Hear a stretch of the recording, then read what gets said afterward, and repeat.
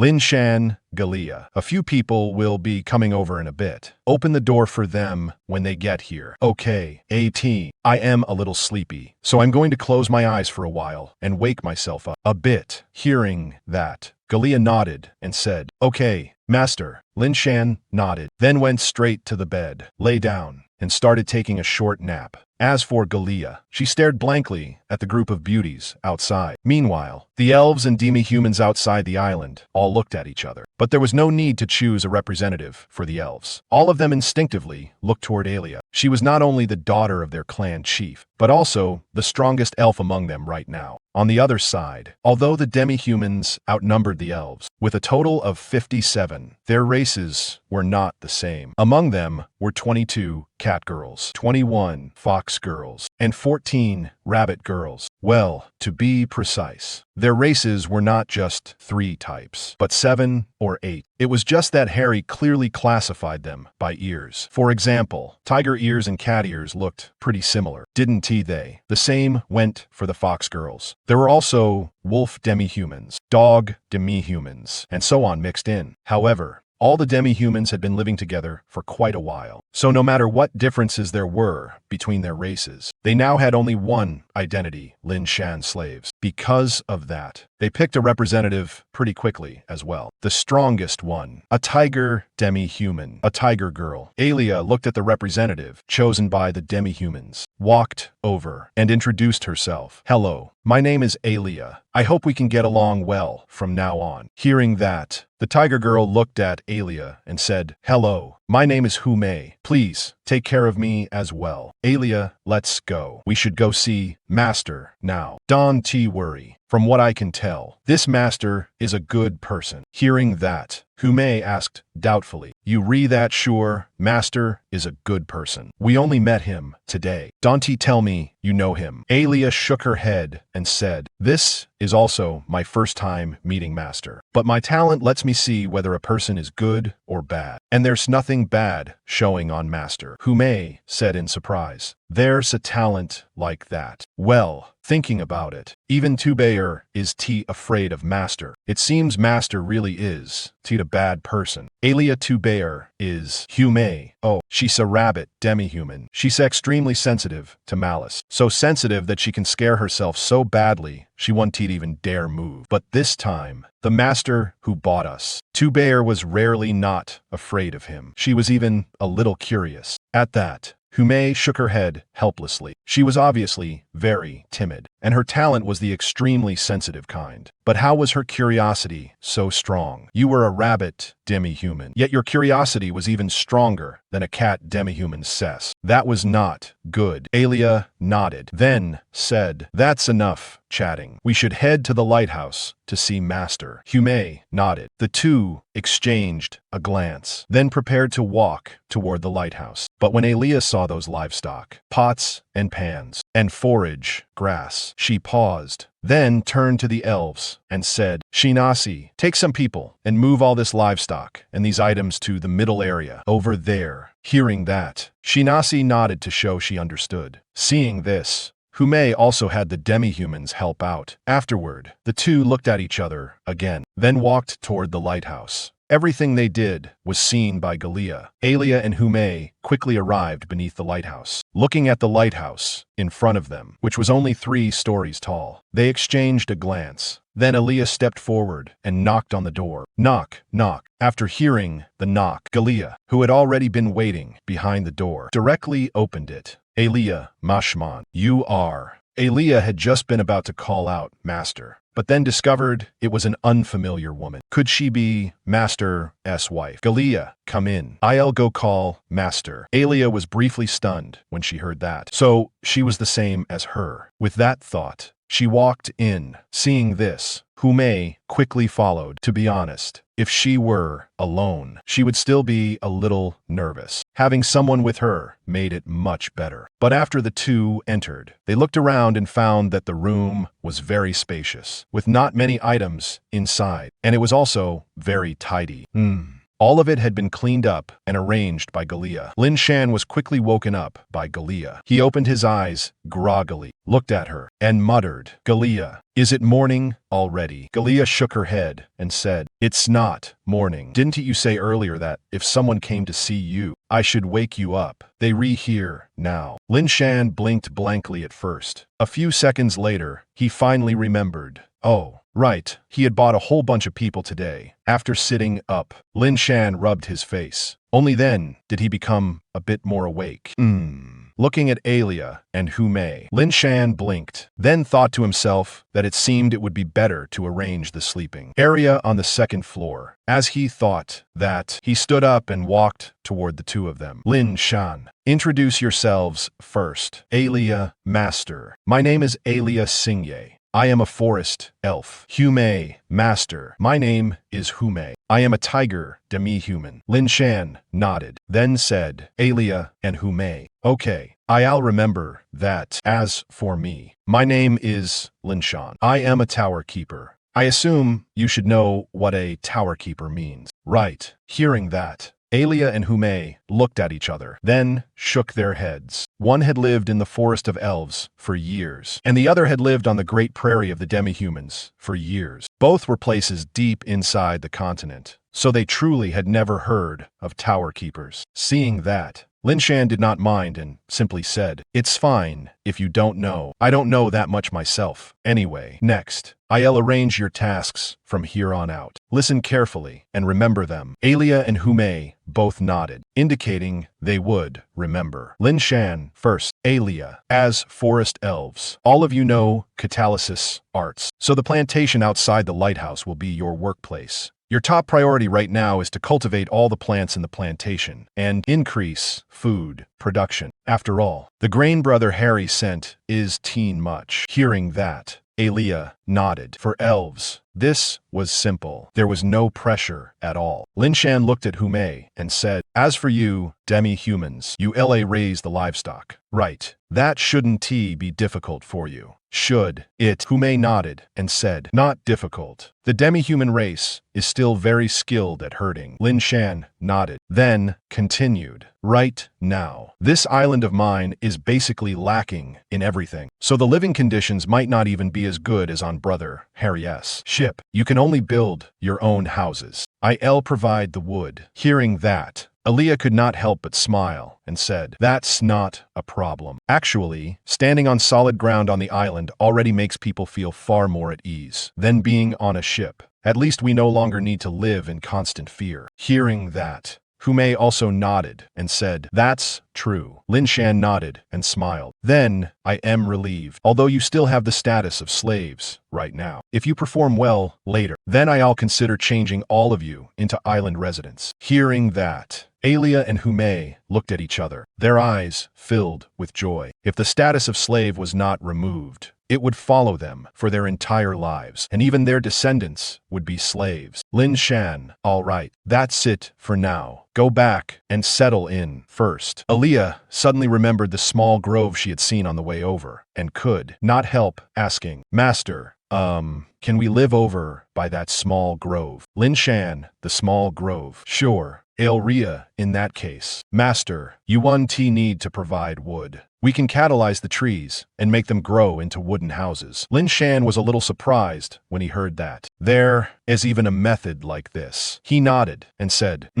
Got it. You can go get busy first." After saying that, he yawned. He had only slept for a short while, but now he felt even sleepier. Elria and Humei looked at the yawning Lin Shan, exchanged glances, and then both left the lighthouse room. After they left, Lin Shan went back to sleep. Right now, he didn't want to think about anything. He just wanted to have a good sleep first. After Gelia closed the door, she came to the bedside and started staring at Lin Shan in a daze. After stepping out, Elria and Humei turned back to look at the lighthouse, then walked toward their clansmen. Humei could help sighing. This master really was exactly what you sensed. He really is a good person. There wasn't even a trace of that disgusting kind of look in Lin Shan's eyes. One had to know. Their demi-human race had spent more than a year on the slave ship. They had originally had more than 200 clansmen. The number of males and females had originally been about half and half. But male demi-humans were cheap and were bought up very quickly, while female demi-humans were much more expensive, and the humans who came to buy female demi-humans, the way most of them looked at them was the disgusting kind. Every time humans came, Tubeir would faint on the spot. Aelria, I told you before. Master is a good person. Now it proves I was wrong. Hume nodded when she heard that, and said, Indeed, a master like this is worth me. Hume, serving him. A slave contract could control a slave's life, death, and actions, but it could not control a slave's thoughts. So if a slave owner went too far, the slaves would slack off whenever they could. But most slave owners did treat slaves as human at all, especially those slaves used for mining, logging, cannon fodder on the battlefield, or cannon fodder for scouting. The way quite a few people died every day. After the two returned to the group, they said a lot of good things about Lin Shan, then started arranging work. Aelria Hume, it's already very late. Now, how about I first take the clansmen to catalyze the tree houses, and you organize these items? Hume nodded and said, Sure, a place to sleep really is important. Otherwise, we'll have to sleep on the ground. Though, as demi-humans, it wasn't as if they could sleep on the ground. But the temperature on this island seemed rather low, and with the sea wind constantly blowing past, even with a demi-human-esque physique, it was still easy to catch a chill. Aelria nodded, then led the clansmen toward the small forest. In this small forest, besides the intact trees,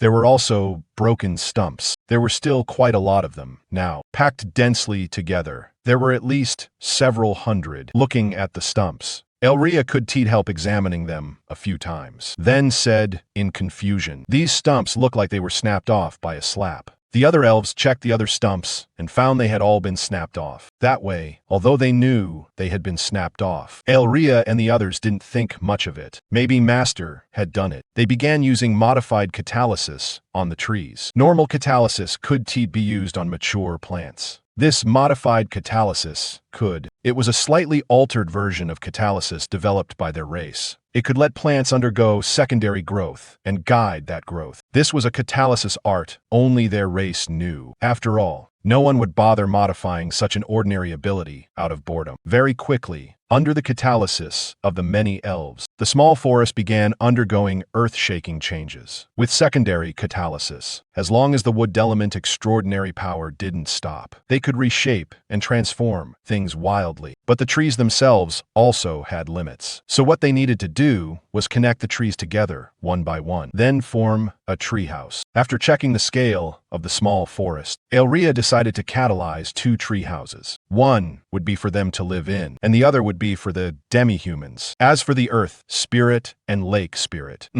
they were already sound asleep. The earth spirit and lake spirit were both dormant inside the lake pit. Though they were elemental spirits, they still needed dormancy. But even while dormant, their abilities were still constantly at work. By now, a shallow layer of lake water had already appeared at the bottom of the lake pit. After all, the water element above the sea was extremely abundant. Under the elves' catalysis, the 2 tree houses gradually took shape. Inside the tree houses were smooth wooden interiors, without bark, and they were very dry, the kind that could be slept in directly. The structure of the tree houses was very simple, and they weren't large. They were just rectangular sealed rooms, with a door opened in each and a few windows. Other than that, there was nothing else. They were completely empty. Fortunately, among the supplies Harry had given, there were quite a few beds and blankets. Aelria had some people bring them over, and after laying them out, the 2 simple tree houses were finished. On the other side, under Hume's lead, the demi-humans quickly got the livestock settled. The demi-humans were all very familiar with livestock, so everything was arranged quickly. After planning out all the livestock separately, they started organizing the items. All of these would have to wait until tomorrow, after asking Master for instructions, before they could be used. Aside from things like bed sheets, where the quantity was huge and it was obvious at a glance they were for them to use. The main thing was, these bed sheets were the ones they had used before. Harry said, making full use of everything. You've used these clothes and blankets and things for more than a year already. So isn't it perfectly reasonable to give them back to you?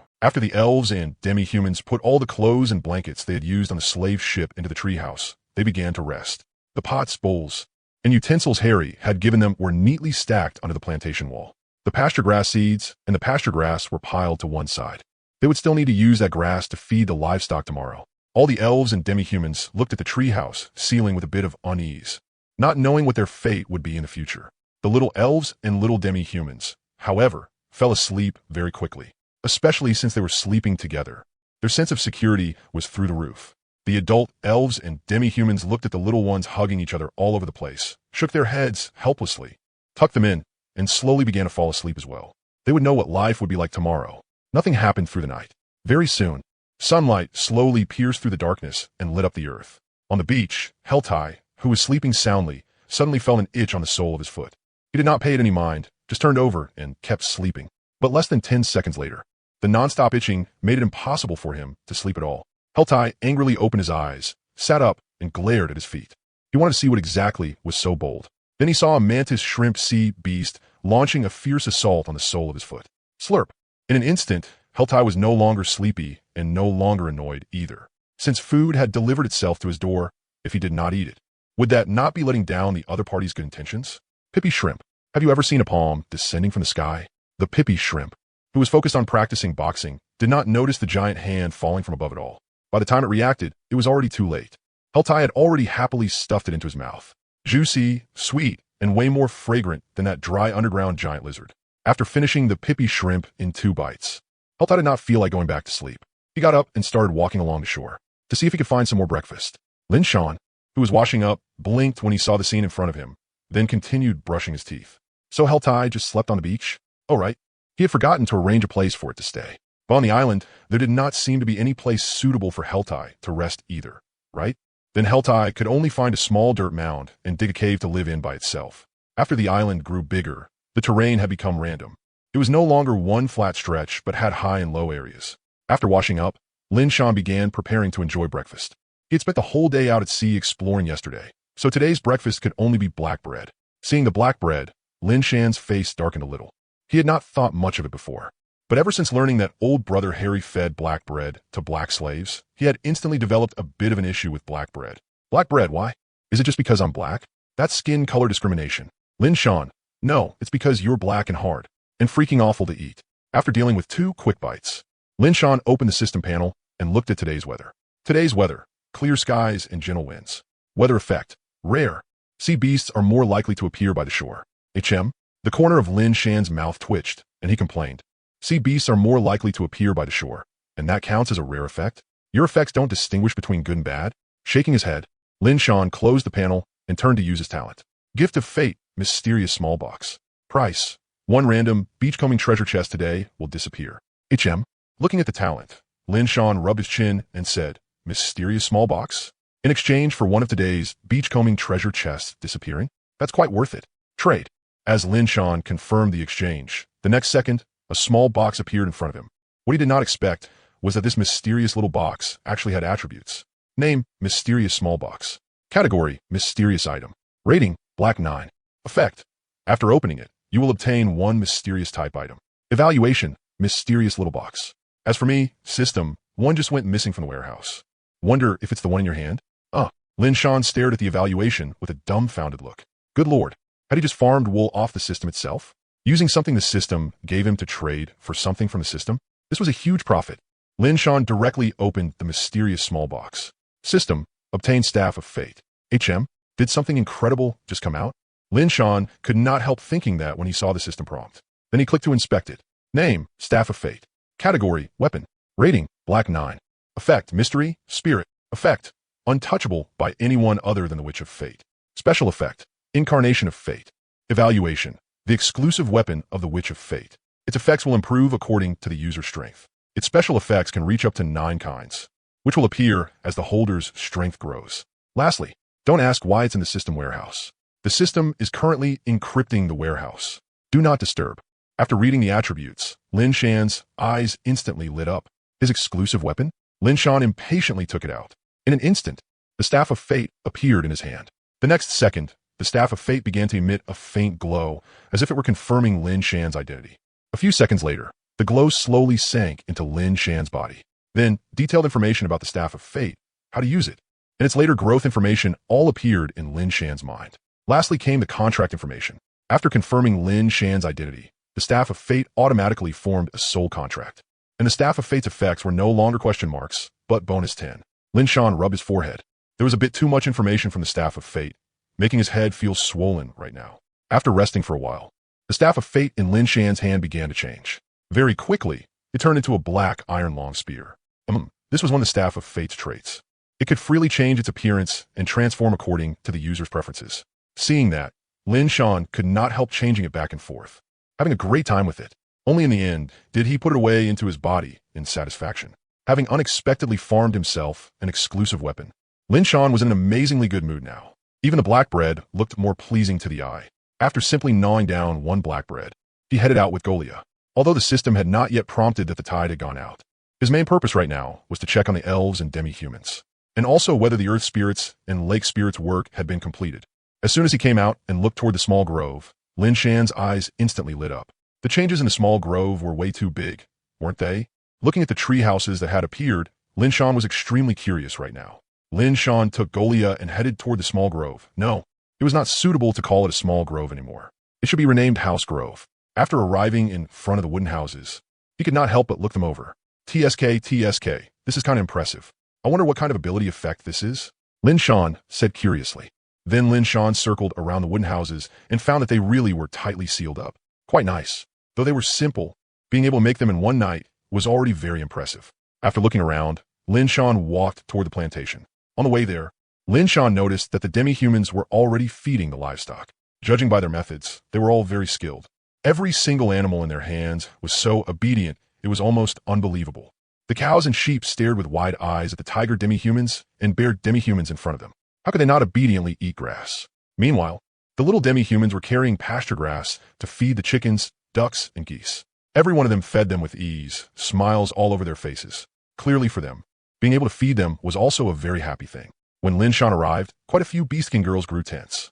Although Lady Hume had already told them last night that their master was a good person, emotions like nervousness wouldn't improve that quickly just because they knew it. And master, hello.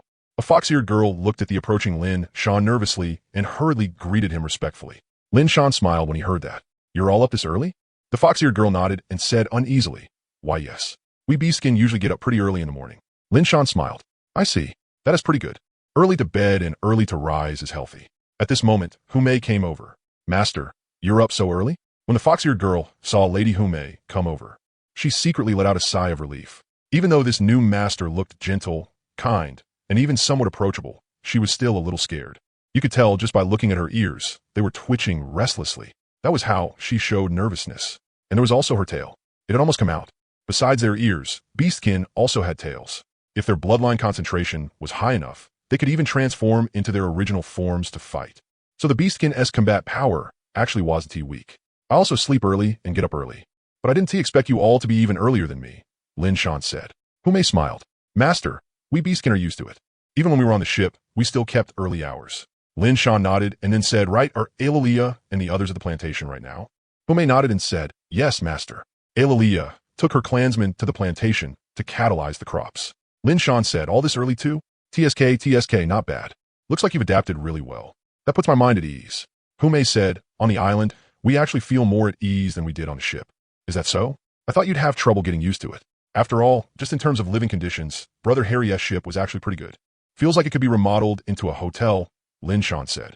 Hearing that, Hume didn't respond. But Master Harry's slave ship really was far better than other slave merchants. They weren't even on the same level.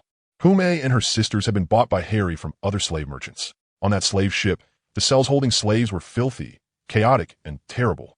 Quite a few slaves got sick or had infected wounds, and no one cared. Only when someone died would anyone come in to drag the corpse out. Hume remembered that when Master Harry bought them, it seemed he had only spent around 30,000 lighthouse gold coins. She wondered how much Master had spent to buy them. After arriving at the plantation, Lin Shan was stunned. because the entire plantation, every crop in it, had already matured. All kinds of fruit trees were loaded with fruit.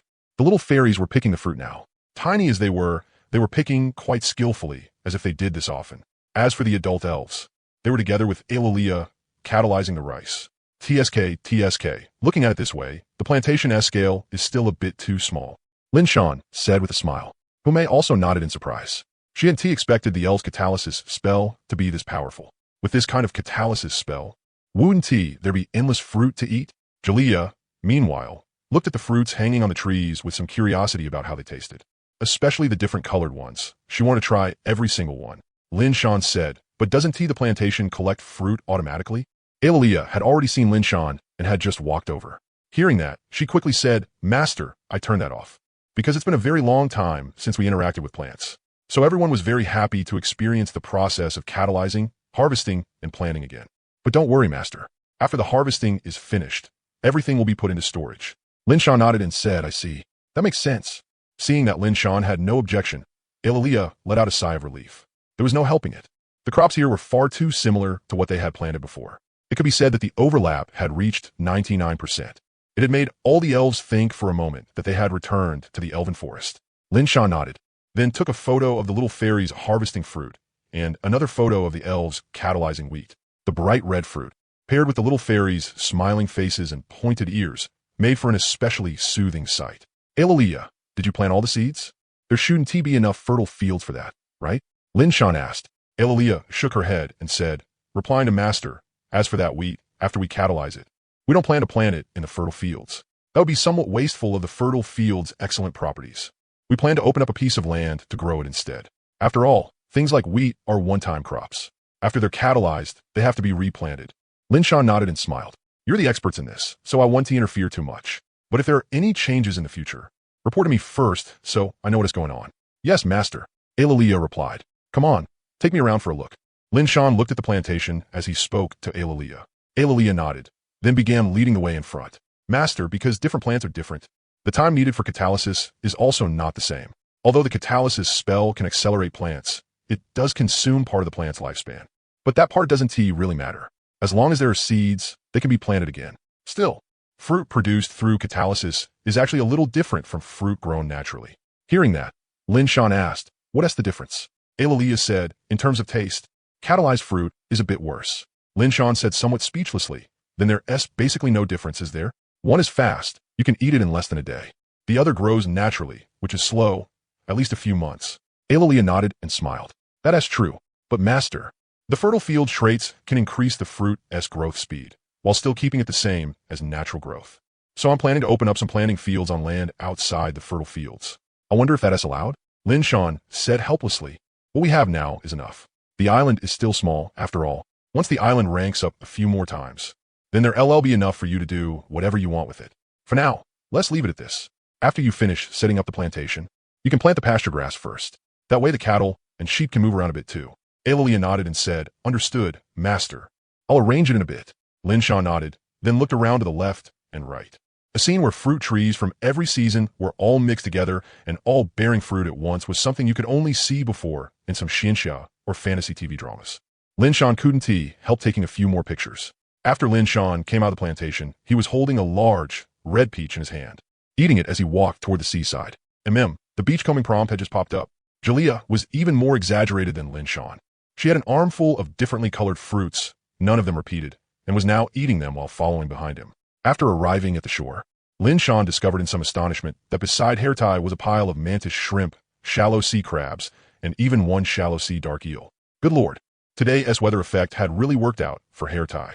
He was going to eat his fill this time. Still, as Lin Shan gnawed on his peach, he quietly wondered whether he should cook something for Hairtie. Although for an island half-giant, there wasn't much difference between raw and cooked food. Cooked food tasted better.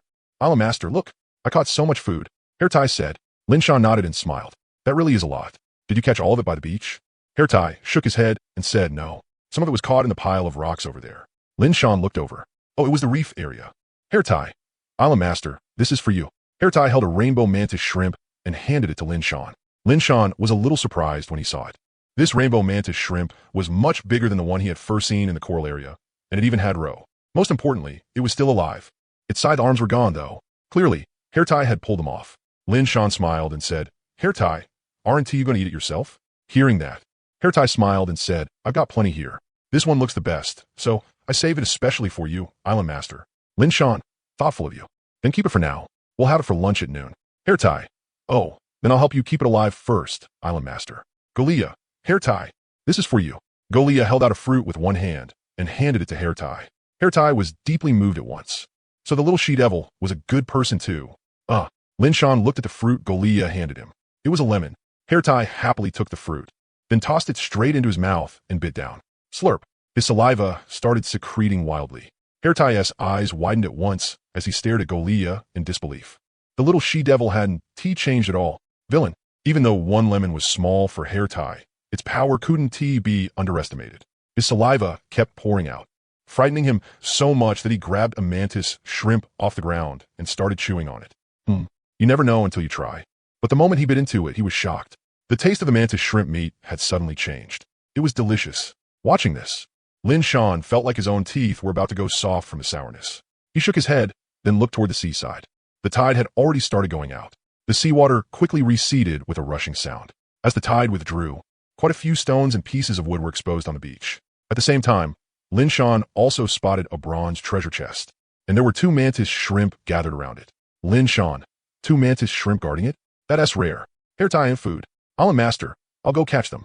After saying that, Hair tie walked over to the mantis shrimp, suppressed them with one hand, then grabbed one in each hand and walked back. Seeing this, Lin Shan nodded in satisfaction. Not having to do it himself really was easy. Then he walked toward the treasure chest. He wanted to see just how many stars this bronze treasure chest guarded by 2 mantis shrimp had. When he arrived in front of it and took a look, he discovered it was an 8-star bronze treasure chest called a bronze treasure chest of blueprints. Lin Shan raised a brow and smiled. Blueprints? Not bad. It can open blueprint rewards. After putting the bronze treasure chest into his backpack, Lin Shan started moving along the beach. Now that the island had gotten much bigger, exploration time had become a bit tighter, but the afternoon low tide would make things easier. Lin Shan planned to grab a few treasure chests first and show them to Eerie, Hume, and the others. Later, when they searched the shore during low tide for treasure chests, they would also join in. At that time, not only would the speed increase greatly, the efficiency would improve a lot too. After all, with nearly 100 people helping, they would definitely search much more thoroughly than just 1 or 2 people. The beach area was explored very quickly. Other than the bronze treasure chest from the start, there were only various stones and pieces of wood, along with some small shells and the like. Next came the coral area. Since the island had grown larger, the coral area had also expanded quite a bit. Was it a golden treasure chest? The moment Lin Shan looked underwater and saw a flash of golden color, he was instantly delighted. Without even thinking, he jumped straight in. Now he could see it clearly. It really was a golden treasure chest. Lin Shan's eyes immediately lit up. He struck it rich, but around the golden treasure chest, there was a sea beast Lin Shan had never seen before guarding it. This sea beast looked hard to deal with. Its whole body was armored, ridged, and lined with sharp teeth. It was around 6 to 7 meters long and looked a bit like a mosasaur. Name: Armored Songlong. Strength: Transcendent. Talents: Overlord Bloodline, Bloodthirsty Frenzy. Abilities: Charge Bite, Great Strength, Water Propulsion, Slam, Thick Hide and Flesh. Transcendent Attributes: Water 24, Constitution 23, Strength 25, Agility 14. Evaluation: A young armored songlong that was born only 1 month ago, having accidentally separated from its mother. It is now very panicked and will attack any creature that tries to approach it. XS Appraisal Evaluation: The armored hide of the armored songlong is extremely rigid and very difficult to break through. Even a young armored songlong that is less than 1 month old is the same. Weak points: eyes, nostrils, anus, and the gaps in the armor on its back. After reading its stats, Lin Shan was a little shocked. It had only been born for 1 month, and its stats were already this outrageous? Impressive. This armored songlong really was worthy of being an overlord creature. Aside from agility being under 20 points, everything else was over 20. Looking at the armored songlong in front of him, Lin Shan couldn't help but praise it. Just as Lin Shan was preparing to catch the little songlong and have a taste of dragon meat, a notification popped up.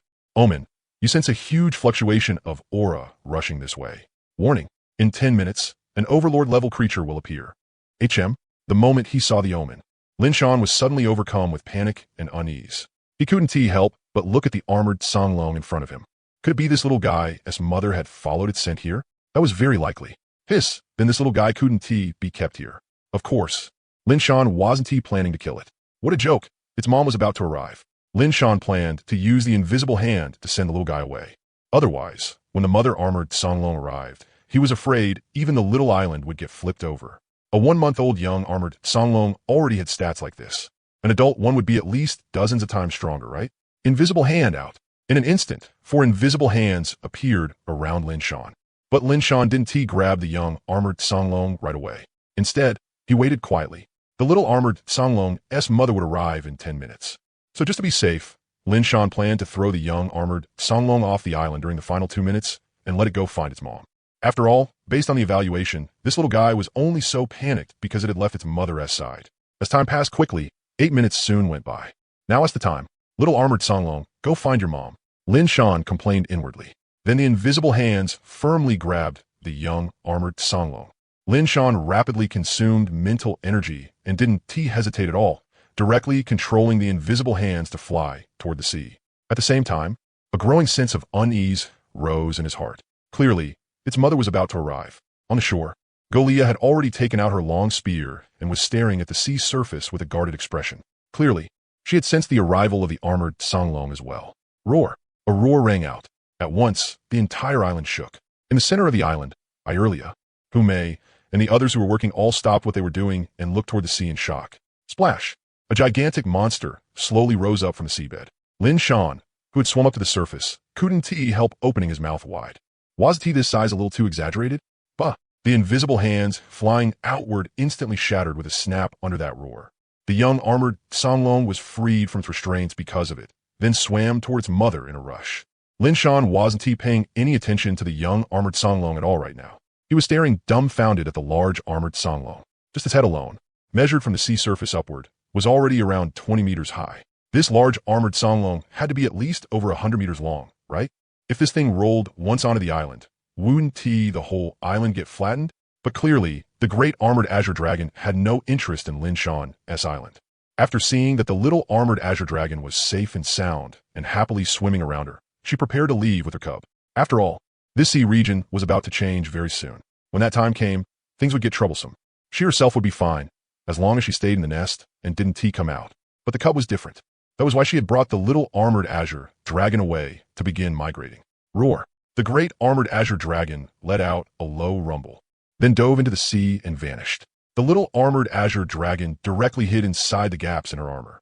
If it hadn't gotten playful and crawled out from those gaps, it wouldn't have gotten separated. At the instant the armored azure dragon dove into the sea, Lin Shan immediately used appraisal. He was really curious about this giant beast's attributes. Name, armored azure dragon. Strength, extraordinary. Talent. Abilities, extraordinary attributes. Evaluation. The mental gap is at least 5 times too great. Appraisal failed. Seeing this, the corner of Lin Shan's mouth twitched. Was it really this insane? Mental attribute was probably its weakest, lowest stat, right? A gap of 5 times mit. Its extraordinary mental attribute was at least 500 points? And judging from the little armored azure dragon, the armored azure dragon probably was even the type that specialized in mental stats. Monstrous. Truly monstrous. Even Golia probably couldn't beat this kind of giant beast, right? Lin Shan couldn't help sighing. Then he dove into the water and swam toward the golden treasure chest. Standing on the shore, Golia blinked, then put away her long spear, bent down, and picked up the fruits one by one. As for Hayert, he pulled his head out of the sand. As an island half-giant, Hayert knew what an armored azure dragon was. That was why he had been scared. An adult armored azure dragon was no weaker than a sea giant, let alone an island half-giant like him. Only after sensing that the armored azure dragon had left did Hayert finally let out a sigh of relief. Lin Shan quickly swam to the golden treasure chest. After witnessing the existence of such a giant beast, Lin Shan now longed for strength even more. And golden treasure chests could produce golden fruits. So as he looked at the treasure chest before him, Lin Shan prayed that Mazu would bless him with another golden fruit. With that thought, Lin Shan reached out, preparing to claim the golden treasure chest. But in the next second, price, completed. What? Lin Shan stared blankly as the golden treasure chest slowly disappeared before his eyes. His eyes widened a little more. The system was basically saying, golden treasure chest. See it? Want it? Too bad. I was just letting you look. Want it? Gone. Lin Shan stared in disbelief at the price prompt before him. Something was wrong. There had to be something fishy here. How could it just happen to be the golden treasure chest? I don't believe it. Lin Shan's raging heart couldn't be cooled even by the icy seawater. Damn it. Damn. Lin Shan still couldn't help cursing. After venting a bit, He continued searching. Who knew? Maybe he could find another golden treasure chest. After all, one had already appeared. Getting another one wouldn't be too much, right? If he had been asked from the start to exchange a golden treasure chest for the mysterious little box, Lin Shan definitely wouldn't have agreed. After all, who knew what was inside a mysterious little box? There were all kinds of mysterious type items. But the problem was the mysterious little box had come first. And the exclusive weapon it opened had value far beyond a golden treasure chest. Even 10 golden treasure chests couldn't compare. So after venting a little, Lin Shan's mood quickly calmed down. Lin Shan felt that the disappearance of the golden treasure chest was definitely the system's doing. Just from the exclusive weapon's evaluation, he could already guess a thing or two. With a dark expression, Lin Shan soon discovered another new treasure chest. There was also a guardian beast around it, a coral octopus. Its body was a bit large, and with its tentacles included, it was around 4 meters long. If he had encountered it before, Lin Shan would still have needed to launch a sneak attack. But now, he directly used the invisible hand. The huge hand grabbed the coral octopus by its soft crown, then yanked. Then with another motion, it tossed it upward, sending it flying out of the sea and toward the island. Golia looked blankly at the coral octopus flying toward her. Was Master telling her to store it away? Probably, right? Golia tilted her head slightly and thought it over. Meanwhile, the coral octopus was already baring its fangs and brandishing its claws as it pounced over. Bah! In the next second, the coral octopus was sent flying with one strike of the spear. Whoosh! Coral octopus. Woo, this octopus is flying again. But this time, the direction it flew was toward Hayert. And what was Hayert doing? Well, he was playing rock, paper, scissors with a shallow sea crab. The loser had to give up one leg. And by now, the shallow sea crab had already lost 4 legs. Haha, you lost again. So which leg are you giving up this time? Hayert raised his fist and laughed at the shallow sea crab, which was foaming at the mouth. The shallow sea crab's eyes were standing straight up. It had never seen such a shameless island half-giant before. He might as well just become a sea dog. But sadly, the shallow sea crab couldn't speak. So it could only watch helplessly as it lost another leg. Hayert cheerfully stuffed the crab leg into his mouth and started eating. Then played another round of rock, paper, scissors with the shallow sea crab. Grabbing one of the crab's big claws, he laughed and said, Come, let us do another round. You don't need to go easy on me. More foam came out of the shallow sea crab's mouth. It was clearly very agitated. Rock, paper, scissors. Haha, I won again. I told you not to go easy on me. As Hayert laughed, he reached out and tore off the shallow sea crab's last leg, then started eating it. This was completely killing the crab and crushing its heart. After finishing the crab leg, Hayert then turned his gaze toward the 2 big claws. Coral octopus, here I come. Bah! The coral octopus landed perfectly on top of Hayert's head, then instinctively sucked itself tight. Hayert scratched his head in confusion, only for his hand to touch something soft. What is this? Hayert grabbed the coral octopus by the head and started pulling. But the coral octopus was suctioned on so tightly that he really couldn't tear it off anytime soon. Seeing the unguarded Hayert, the shallow sea crab raised its big claw and clipped toward him. It couldn't deal any damage, but this was its final stubbornness. After smacking the coral octopus away, Lin Shan swam toward the treasure chest. Only after getting close did he realize it was actually a shiny silver treasure chest. Holy crap, was his luck really this good today? Looking at the silver treasure chest before him, Lin Shan thought in surprise. He checked the star rating. 2 stars. Not bad. He took it.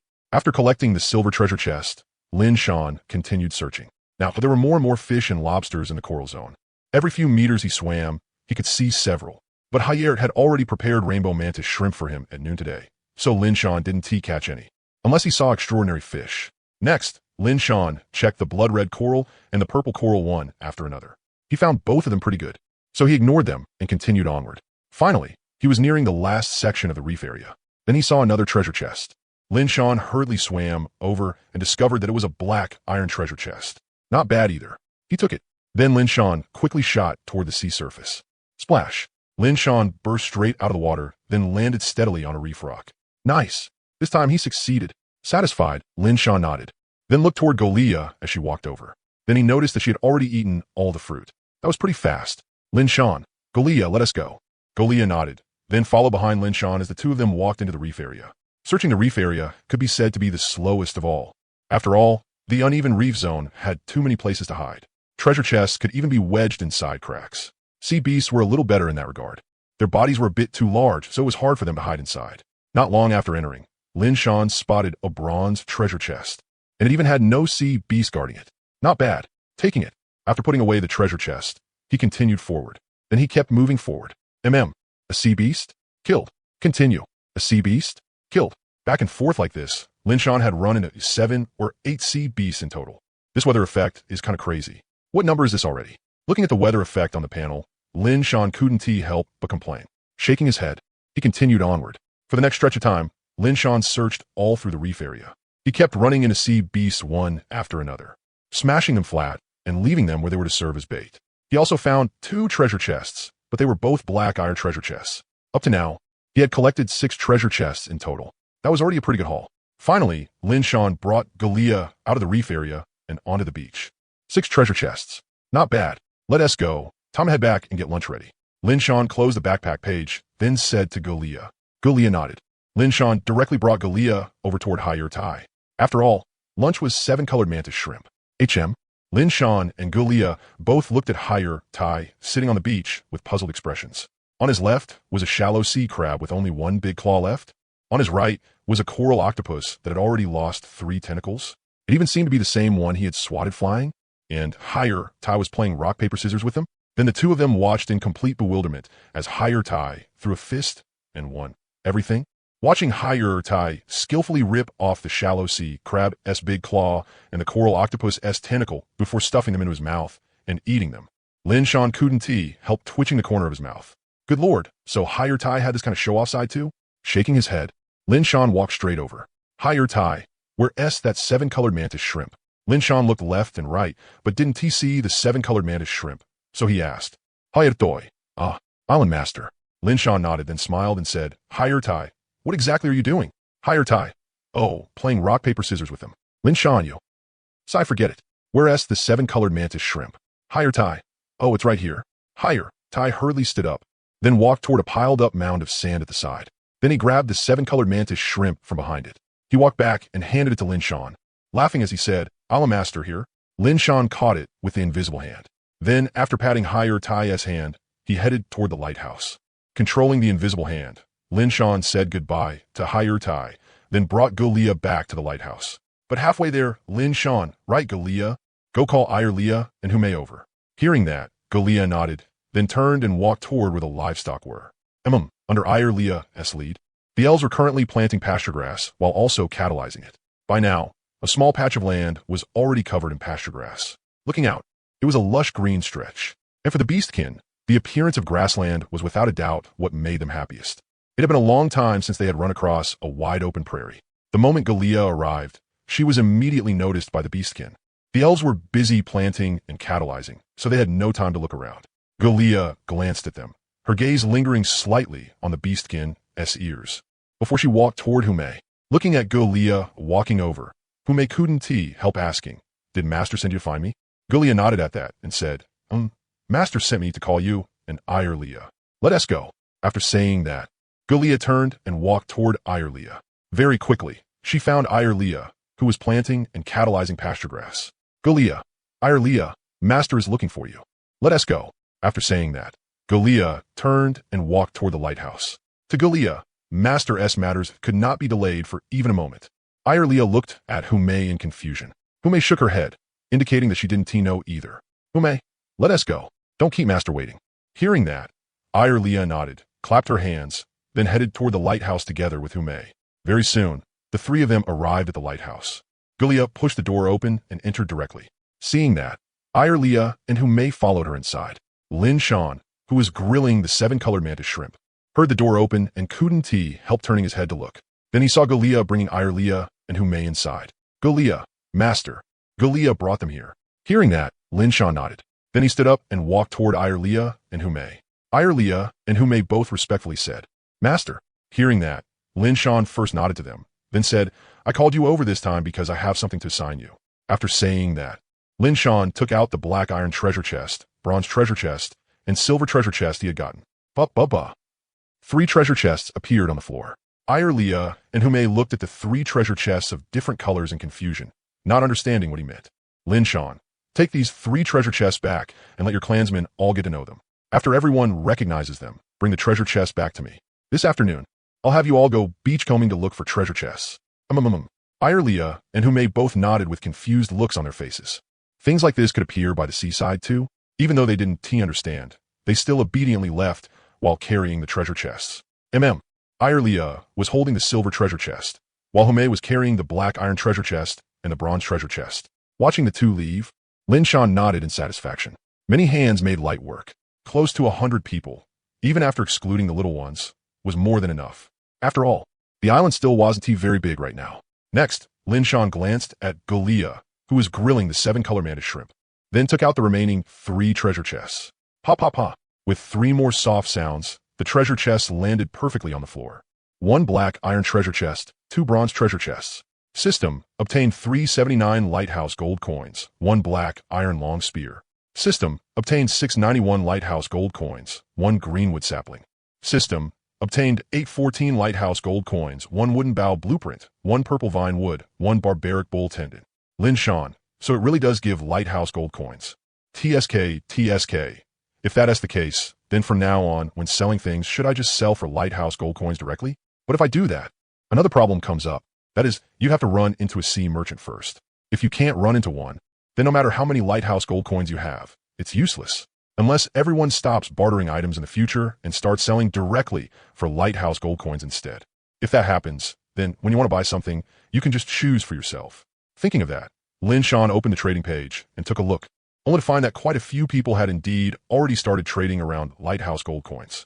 And Lin Shan discovered that when you list an item, the trading system would estimate its approximate price. But as for how much you actually sold it for, that was up to you. The trading system was only giving you a valuation. Then Lin Shan looked at the items. The first one was an old familiar face, the black iron long spear. But the current Lin Shan didn't dislike it anymore. After all, there were more people at home now, and the black iron long spear was already useful. Then he looked at the greenwood sapling. After checking it, he found that it was actually still a transcendent plant. He just didn't know what it was useful for, since it was only a sapling right now. I'll give this greenwood sapling to Irelia later. After saying that, Lin Shan looked at the wooden bough blueprint and the purple vine wood. What surprised Lin Shan a little was that the wooden bough blueprint was actually blue 8-star. That piece of purple vine wood was blue 1-star, and the barbaric bull tendon was also blue 1-star. He went straight to the crafting table and recorded it. Then Lin Shan curiously tapped to check it. Name, wooden bough. Category, weapon. Rating, white 1 to yellow 3. Require materials, any wood X1, any bowstring material X1. Evaluation, the better the wood and bowstring materials, the higher the rating of the wooden bough produced. Lin Shan couldn't help blinking, then said, wood is easy enough, but bowstring material is hard to get. Still, I already have one set, so I'll make one first and see. After saying that, Lin Shan directly tapped craft. The materials were purple vine wood and barbaric bull tendon. Crafting time, 10 minutes. Lin Shan glanced at it, then closed the crafting panel. A few minutes later, Eulalia and Hume came back carrying treasure chests. After Lin Shan had them put the treasure chest down, they could go back and eat. The mantis shrimp was already done roasting, and the aroma had spread everywhere. On a side note, Lin Shan discovered that if you used 2 fireplaces, you could merge them into one large fireplace. His current fireplace was made by combining 2 fireplaces, and the space was much bigger. After eating and drinking his fill, Lin Shan looked at his single bed, then at the stairs. He decided to move his sleeping area to the 2nd floor. After all, with the single bed on the 1st floor, it still looked like it took up quite a bit of space. Not to mention Lin Shan was planning to use a furniture upgrade card to upgrade it, so it would be better to move it upstairs instead. After deciding, Lin Shan directly put away the single bed, then went straight to the 2nd floor and started arranging things. The 2nd floor was more or less the same, just much smaller, and it also had an extra balcony. Lin Shan first took out the single bed, then used the furniture upgrade card on it. In an instant, the furniture upgrade card in his hand turned into a beam of light and fell onto the single bed. Instantly, the whole bed was covered in light. Then, under Lin Shan's gaze, the light began to expand. Very quickly, it became the size of a double bed. Name, exquisite double bed. Category, furniture. Rating, blue 1. Effect, slightly improves sleep quality, slightly increases mental recovery. Evaluation, waking up refreshed and full of energy. This is why a good bed matters. Looking at the new bed stats, Lin Shan nodded. The changes were pretty big. Then Lin Shan looked at the 2nd floor window layout. Aside from the balcony entrance, there are also 2 windows. Very quickly, the double bed was set in place. Then he installed a fireplace as well, not only for lighting, but also for warmth. Golia, who was following behind Lin Shan, blinked slightly, then ran downstairs. She wanted to move the energy replenishment pod upstairs too, but the stairs were obviously not wide enough. But for Golia, it was easy to solve.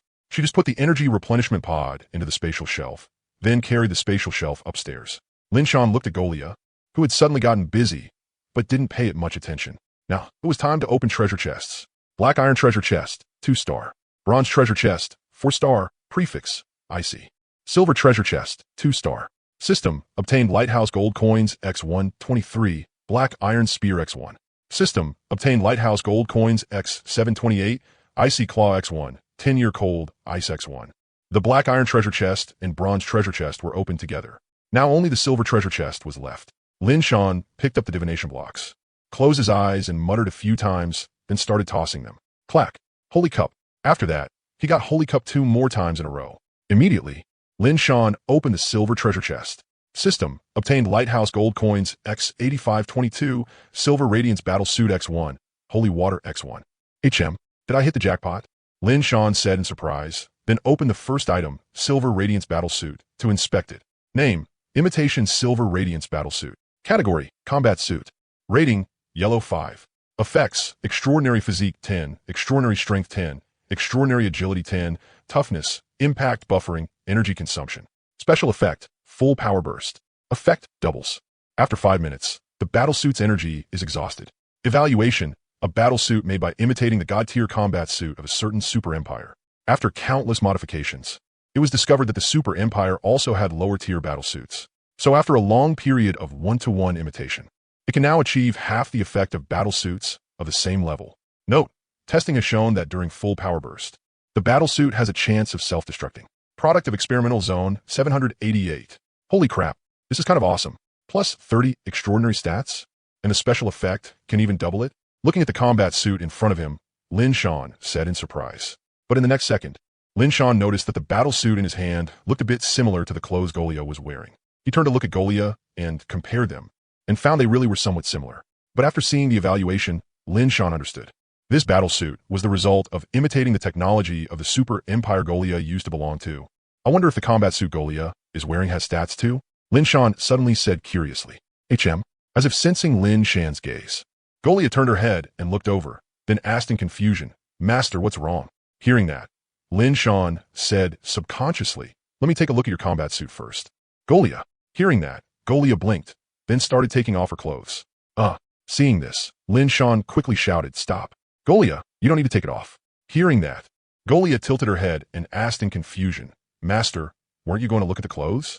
Lin Shan said helplessly, you don't need to take it off for that. Come here, let me have a look. Golia, oh. Then she walked straight over to Lin Shan. Lin Shan grabbed the combat suit on Golia's body, then tried to appraise it. In the next second, the appraisal panel popped up. Name, Golia's exclusive combat suit. Category, combat suit. Rating, black 9. Effects, unknown. Special effects, unknown. Evaluation, Golia, this is a god-tier battle suit daddy, specially made for you. I hope it protects you well. Holy shit, exclusive equipment? Lin Shan couldn't help widening his eyes. Good lord, just what kind of godly figure was Golia's dad? Why did it feel like he could do everything? Golia tugged at her collar and looked at the stunned Lin Shan with a confused expression. Lin Shan waved his hand and said, it's nothing. Golia, go get back to what you were doing. Golia blinked, then nodded and continued tidying up. Lin Shan stroked his chin, then muttered, are ruined treasure chests a little too awesome? Yellow grade opening 3 purple grade items is one thing, but I never expected the clothes on Golia's body to actually be exclusive equipment. Shaking his head, Lin Shan looked at the second item. Name, holy water. Category, item. Rating, yellow 1. Effects, healing, exorcism, mental recovery. Evaluation, holy water. A special potion imbued with light element energy. It can deal massive damage to evil creatures and can also heal injuries, restore the mind, dispel low-level curses, and more. Lin Shan shook the bottle in his hand that was giving off a faint glow. Not bad. Way better than moon healing potion. All right, I'll ask Aelia later and see whether the pile of pasture grass seeds Brother Hallie gave us includes moonlight grass seeds. Lin Shan suddenly remembered the moon healing potion and said so. Putting away the holy water, Lin Shan took the combat suit and started sizing it up. It wasn't that he was worried it wouldn't fit. Items opened from treasure chests all had an auto-fit effect. But this battle suit was a skin-tight suit, and it didn't come with underwear. Wearing this would probably feel really uncomfortable, right? Speaking of underwear, Lin Shan had almost gotten used to the days of not wearing any. At last, Lin Shan Kudenti helped shifting his gaze to the chest filled with silk. Silk could be made into underwear, right? But he didn't seem to have any needle and thread. The needle was really an issue, but the thread, pull it from silk? Thinking about it, that really did seem possible. Still, he should first go check whether there were scissors, needles, thread, and things like that among the items Brother Harry had given him. After all, the stuff Brother Harry gave him seemed pretty complete. With that thought, Lin Shan walked outside. The things Brother Harry had given him were all being sorted by the demi-humans, so asking them would tell him whether those things were there. Lin Shan directly went to find Hu Mei, then asked about it. Hu Mei, among the items Brother Harry gave me, are there any needles and thread? Lin Shan asked after finding her. Hu Mei said, needles and thread? I wasn't the one sorting that. Sister Hu Ling is managing those. Hearing that, Lin Shan said, Hu Ling? Then take me to her. Hu Mei nodded, then led Lin Shan toward the small treehouse. Master, aside from the clothes and quilts we used before, we put all the remaining items Lord Harry gave you into the warehouse treehouse. We're waiting for you to assign them, Hu Mei said while leading the way. Lin Shan nodded and said with a smile, then I'll take a look in a bit. How you may know it. Not long after, they arrived in front of the treehouse. Hu Ling, come out for a moment. Master is here, Hu Mei called out at the door. Master is looking for me? Wait a moment, I'll be right out. A gentle voice came from inside. More than 10 seconds later, Lin Shan saw a fox-eared girl appear at the entrance of the treehouse. She was a little taller than Hu Mei, around 1.68 meters tall. Seeing Lin Shan, Hu Ling respectfully said, Hu Ling greets Master. Lin Shan nodded then said, Hu Ling? Hu Mei said, you're managing the items Brother Harry gave me. Did you see anything like needles and thread? The moment Hu Ling heard that, her pupils shrank, and her ears stood up on their own. Could it be that Master had found out about her taking the needle and thread? Lin Shan looked at Hu Ling's suddenly upright ears with a puzzled expression. She looked really nervous. Indeed, Hu Ling had every reason to be nervous. As a slave, using her master's belongings without permission could get her beaten to death. Yes, slaves also existed among the demi-humans. Hu Ling nervously said, replying to Master, yes. Hu Ling took some. Hearing that, Hu Mei's pupils shrank at once. She and T expected Hu Ling to be so foolish. Weren't T Fox demi-humans supposed to be very smart? How could she make such a low-level mistake? Just as Hu Mei was about to plead for leniency, Lin Shan spoke first. So that means there are some? Great. I just happen to want to make a pair of underwear, and I was worrying about not being able to find needle and thread. Hu Ling, go bring me some. Lin Shan smiled. Both Hu Mei and Hu Ling looked at Lin Shan in surprise. There was no punishment. The next second, both of them couldn't help feeling grateful. Elia and Tu Bei's impression really hadn't been wrong. This master truly was a good person. Lin Shan looked at their expressions in confusion. What was going on? Why did they suddenly get so weird? After recovering a little, Hu Ling spoke up, Master. Hu Ling's fate path is tailor. If you want to make underwear, Hu Ling can do it for you. Hearing that, Lin Shan couldn't help saying in surprise. Tailor? Hu Ling nodded and said, yes, Master. Tailor is considered a life-type fate path. It can make all kinds of clothing. It can even make spatial bags. It also has some attack ability, but very little. After hearing Hu Ling's words, Lin Shan nodded, then said, then I'll leave it to you, Hu Ling. Hearing that, Hu Ling smiled and said, it is Hu Ling's honor, Master. Lin Shan said, right, I still have some silk over there. Come with me and take some. You can also make me a few sets of clothes while you're at it. Hu Ling said, silk? All right, Master. Lin Shan turned to look at Hu Mei and said with a smile, then Hu Mei, you can go get back to work first. Hu Mei said, oh, all right, Master. Then Hu Mei stood there blankly, watching Lin Shan and Hu Ling head toward the lighthouse, scratching her head, even though Master hadn't pursued the matter. Hu Mei still decided she would lecture Hu Ling a little tonight. Lin Shan led Hu Ling toward the lighthouse while casually appraising her attributes. Name, Hu Ling. Strength, extraordinary. Fate path, tailor. Talent, clever hands, craftsman's heart. Heart fox's heart not activated. Abilities, thread launch, thread control, fox charm bewilderment. Extraordinary attributes, wind 37, spirit 126, physique 11, strength 7, agility 21. Evaluation, a fox demi-human whose fate path is tailor. It must be said that her fate path choice is very good. The talent craftsman's heart is something many life-type fate paths dream of. Not to mention that she also has clever hands, a talent with an enormous bonus for tailoring. She is practically born to be a tailor. As long as you nurture her well, you will personally raise a master-level tailor. Lin Shan couldn't help raising his brows. Such great potential. Not bad, not bad. In the future, anything related to tailoring could be handed over to Hu Ling to manage. As he walked toward the lighthouse, Lin Shan thought to himself, if Brother Harry knew about Hu Ling's talent, would he be so mad his big belly would explode? Or would he just chop that intermediate appraiser outright? Both seemed possible, but now, it was a bargain for him instead. Not bad. When he had time, he really should have praised them one by one. Maybe there were other undiscovered talents too? Very quickly, the two of them arrived at the lighthouse. Come in, Lin Shan said. Hu Ling nodded, then followed him inside. Lin Shan said, Golia, where did you put that silk? Hearing that, Golia directly walked over to the current pile and moved them down one by one. Golia said, it's all here. Lin Shan nodded, then turned to Hu Ling and said with a smile, that's all of it. Hu Ling, Call some people over to move it back later. Aside from making a few sets of clothes and underwear for me and Golia, the rest can be used by you demi-humans together with the elves. Hearing that, Hu Ling said in disbelief, hiss, such fine silk? Master, can we really use it? Wouldn't that be inappropriate? There was no logic in slaves wearing clothes of the same quality as their master. Hearing that, Lin Shan waved his hand and said with a smile, that's right. On this island, supplies are already pretty scarce. Since the silk can be used, then use it.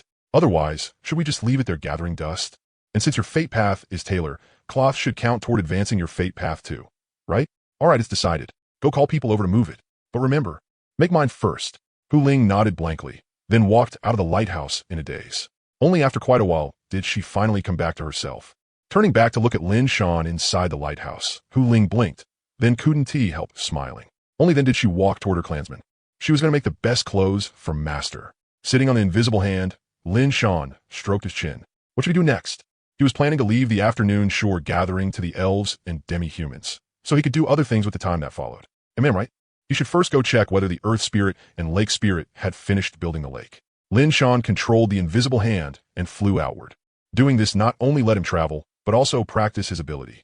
The lake had been built between the lighthouse and the plantation. So Lin Shan quickly arrived at the lakeside. After coming over, Lin Shan didn't see the Earth Spirit, but the Lake Spirit was in the lake. By now, there was already a layer of lake water at the bottom of the lake, with a depth close to 1 meter. Lin Shan, Hu Wang Hubo, you condensed this much lake water already? It's only been one night? No wonder Lin Shan was surprised. The lake pit made by the Earth Spirit was not small. It was a circular lake with a radius of about 5 meters, and from the outermost edge to the center, the depths were 5 meters, 2 meters, and 3 meters respectively. And now, the innermost part had already accumulated 1 meter of lake water. Hu Wang, Master, the water elements here are abundant. This speed is normal. Ubo, Jia. This is only the lake water formed without us actively condensing it. If we do it on purpose, this lake will fill up very quickly. Lin Shan, alright then. That means we won't be lacking freshwater resources. Hu Guang, of course. The lake water we condense is not only exceptionally sweet, it can also slightly dispel negative effects, like fatigue and stuff. Soak in it for a bit, and it'll disappear quickly.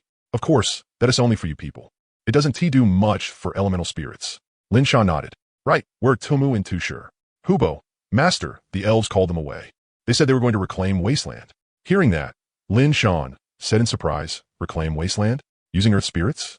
Don't mention it. That's way faster than doing it yourself. After chatting with Hu Wang and Hubo for a while longer, Lin Shan flew toward the direction where the elves were reclaiming land. Very soon, he saw the Earth spirits working the land. Most elves couldn't understand the elemental language of the Earth spirits, but one elf could. So she handled the communication with them the whole time. After all, elves lived long enough and had plenty of time to study whatever interested them. Clearly, this elf was one who liked languages. After watching for a bit, Lin Shan found Irelia, who was planting pasture grass. Irelia, Master. Lin Shan waved his hand, then said, Irelia, among these pasture grass seeds, are there any moonlight grass or moonlight flower seeds? Hearing that, Irelia blinked, then said, Moonlight grass and moonlight flower? There aren't any among these pasture grass seeds, but Lishi does have a pouch of moonlight flower seeds. She carries it with her. Since it wasn't worth much, it was confiscated. Hearing that, Lin Shan was immediately delighted, then said, There really are some? Nice. Irelia, call Lishi over. Irelia nodded, then called out to the elves who were catalyzing the pasture grass. Lin Shan also looked over, but what he didn't expect was that Lishi was actually a little elf. He had thought she was an adult elf. The little elf quickly ran over. After sneaking a careful glance at Lin Shan, she asked, Lishi, Sister Irelia, were you looking for me? Irelia rubbed Lishi's head, then smiled and said, Lishi, where's that pouch of moonlight flower seeds? Lishi, moonlight flower seeds? Irelia nodded. Lishi lowered her head, picked up the little brocade pouch hanging from her chest, and said, Sister Irelia, they're all in here. Irelia, little Lishi, pour some out for big sis. Lishi nodded, then opened the pouch and poured out a little moonlight grass seed into Irelia's hand. After checking them, Irelia said to Lin Shan, Master, these seeds are all still viable. They can all be planted. Hearing that, Lin Shan nodded in satisfaction, then said, Good. Then Irelia, arrange for a few people to specially plant these moonlight flowers. One of my healing medicines needs moonlight flowers. Irelia blinked in surprise, then asked doubtfully, A healing medicine made with moonlight grass? Could it be moon healing medicine? Lin Shan, HM? Irelia, you've heard of it? Irelia nodded slightly, and said, I heard the herb gatherers who entered the elf forest mention it. Moonlight grass and moonlight flowers are both pretty common in the elf forest. In the past, no one picked them. Only us elves would gather some to use as decoration. Later on, we suddenly found that quite a few people had started specifically harvesting moonlight grass and moonlight flowers. So we secretly asked around a bit. And that is how we learned about this moon healing medicine. They say it works a bit better than ordinary healing medicine. Linshan, MMIC. Looks like moon healing medicine really is pretty effective. Then Linshan looked at the little elf beside Irelia and said with a smile, "Then I'll leave the important task of planting moonlight flowers to you. Lishi, all right?" Lishi pointed at her own little nose and said in shock, "Ah, and me?" Linshan nodded and smiled. "So, little Lishi, do you have confidence?" Lishi immediately gripped the little pouch nervously. Then Kuden helped looking at Irelia. Seeing the encouraging expression on her face, Lishi swallowed slightly, then looked at Linshan and said tremblingly, "And Master, Lishi will work hard." Linshan smiled and said, "Good. Lishi is awesome. Then from now on, little Lishi, you'll be the manager of the Moonlight Flower Garden." Lishi nodded with spiraling eyes. She was dizzy from the praise. Seeing that, Linshan Kuden helped sighing inwardly. So cute. Sure enough, most little ones are adorable. Goblins and the like excluded. And elf younglings had a long shelf life too. He really wanted to rub her little cheeks and head, but they still weren't familiar enough yet. Even though Linshan was their master now, the little elves were still very afraid of him. Once they got more familiar later, he could need them however he liked. "Linshan, all right, you can keep busy. I'll head back first. If anything comes up, you can come find me at the lighthouse." Irelia understood, Master. With her dizzy little head, Lishi hurriedly made her mouth obey and said, "Oh, okay, Master." Seeing that, Linshan Kuden helped sighing again at how adorable she was, then used the invisible hand to leave. Watching Linshan's departing figure, Irelia crouched down and looked at Lishi with a smile. "Little Lishi, next. You'll take the other children and go plant the moonlight flowers." Lishi nodded and said seriously, Lishi will." Time passed in a flash. At a little past 2 o'clock in the afternoon, the low tide notification appeared again. Linshan directly informed Irelia and Hume, telling them to bring the elves and beastkin to search around. While they were at it, they could also catch some sea beasts for meat. After all, the livestock still couldn't be touched yet. After receiving Linshan's orders, Irelia and Hume also began gathering their people. The young ones didn't need to go. Anyway, the island still wasn't big. Combining the elves and beastkin, there were already more than 50 adults. That was more than enough for a search, right? Irelia and Hume also instructed them that aside from treasure chests, any creatures or items giving off a faint glow could also be caught or collected. Very quickly, the elves and beastkin set out. Other than the beach, the remaining 2 areas needed to be searched carefully. The reef area was simple enough, so 30 people were sent there to search. The coral area, though, was much more troublesome, since their water affinity wasn't especially strong. And they also had to take off their clothes, since they were a bit short on clothing right now. Looks like they have to get healing to make more clothes. Still, it was fine since they had underwear, so there wasn't much to worry about. Besides, everyone was female, so there wasn't much to be wary of. As for Linshan, as their master, let alone seeing them in underwear. If he gave the order that they weren't allowed to wear clothes, they would have to obey too. But clearly, their master Linshan didn't seem to be that kind of person. Instead, he was a good person. At the lighthouse. Linshan Kuden helped scratching his head. Why did he feel like quite a few people were talking about him? Linshan, good person card 111. Shaking his head, Linshan looked at the underwear Huling had just sent over and Kuden helped raising a brow. He smiled and said, "Isn't this a bit too exquisite?" As expected of the tailor artisan path, and it even has a rating. Name, Master S Underpants. Category, Armor. Rating, Green 6. Effect, Toughness. Appraisal, clothes made from high-quality silk. Smooth, breathable, warm in winter and cool in summer. Maker, Huling. Linshan tugged at it. It was indeed very tough. Then he went up to the second floor and started changing into it. TSK. Sure enough. Wearing underwear really gives you a sense of security. This slightly tight feeling is way too reassuring. Linshan Kuden helped sighing. Then he picked up the imitation silver radiance battle suit and put on. Tight-fitting clothes were actually a hassle to wear, but this combat suit was different. He slipped into it very smoothly, and then it adjusted automatically, becoming an extremely perfect fit in an instant. With the increase from 30 points of transcendent enhancement, Linshan immediately felt full of strength from head to toe. He opened his character panel to take a look. Name, Linshan. Strength, Transcendent. Fate Path, Harbinger. Talent, Gift of Fate, Witch of Fate. Abilities, Ice Crystal Shot, Underwater Breathing, Appraisal Fear. Transcendent Attributes, Water 16, Fire 3, Wood 2, Mystery 84, Constitution 15. Spirit 92, Ice 2, Strength 13, agility 10. Free attribute points, 2. My attributes seem kind of messy. Looking at his stats, Lin Shan muttered. Lin Shan began thinking it over. Fire and wood could be extracted away with an attribute extraction scroll. As for water and ice, he could keep them for now and see. After getting dressed, Lin Shan came down from the second floor. Seeing Lin Shan come down, Golia blinked, then seemed to compare him a little. He looked quite similar, now that both of them were wearing combat suits. Standing together made them look like they came from the same organization. At the same time, Lin Shan realized that wearing the combat suit with his bare ass out was actually possible too. The key defensive parts should be around the joints, so there wouldn't be any mysterious bulges. Lin Shan, Golia, come on. Let us go to the beach and train our combat skills. Hearing that, Golia nodded and quickly followed. At the beach, seeing another shallow sea crab crawl up, Helt subconsciously rubbed his belly. Helt really couldn't eat anymore. That's right. The shallow sea crabs and mantis shrimp that had crawled onto the beach earlier had all been eaten by Helt. He had stuffed himself. Right now, he was lying comfortably on a piled-up mound of sand, leisurely basking in the sun. This life was countless times better than when he had been on that island with nothing but underground giant lizards. After glancing at the shallow sea crab, Helt ignored it. The shallow sea crab looked at the giant in the distance, and its eyes went vertical. For some reason, just seeing this big guy gave its legs and claws a strange phantom pain. It clicked its big claws in confusion. In the end, the shallow sea crab decided not to go over and instead wandered around the beach to see if it could find something to eat. After the shallow sea crab left, a while later, a hermit crab dragging a shell crawled up. Looking at this new species, Helt couldn't help staring at it. Especially when he saw that the shell was giving off a faint glow, Helt blinked. It seemed the island master had said before that glowing things like this were all good stuff to him, right? Under normal circumstances, the glow couldn't be seen. But because Helt had become one of Lin Shan's island residents, he could see this kind of system-marked glow with the system S support. At the same time, the elves and demi-humans were the same, since the contracts they had signed were all system version contracts. As Helt looked at the hermit crab in front of him, wondering whether he should take that shell, Lin Shan and Golia walked over. Helt, Island Master, Lin Shan. Helt, you really look idle. Hearing that, Helt scratched his belly and said, Didn't I eat too much? Resting.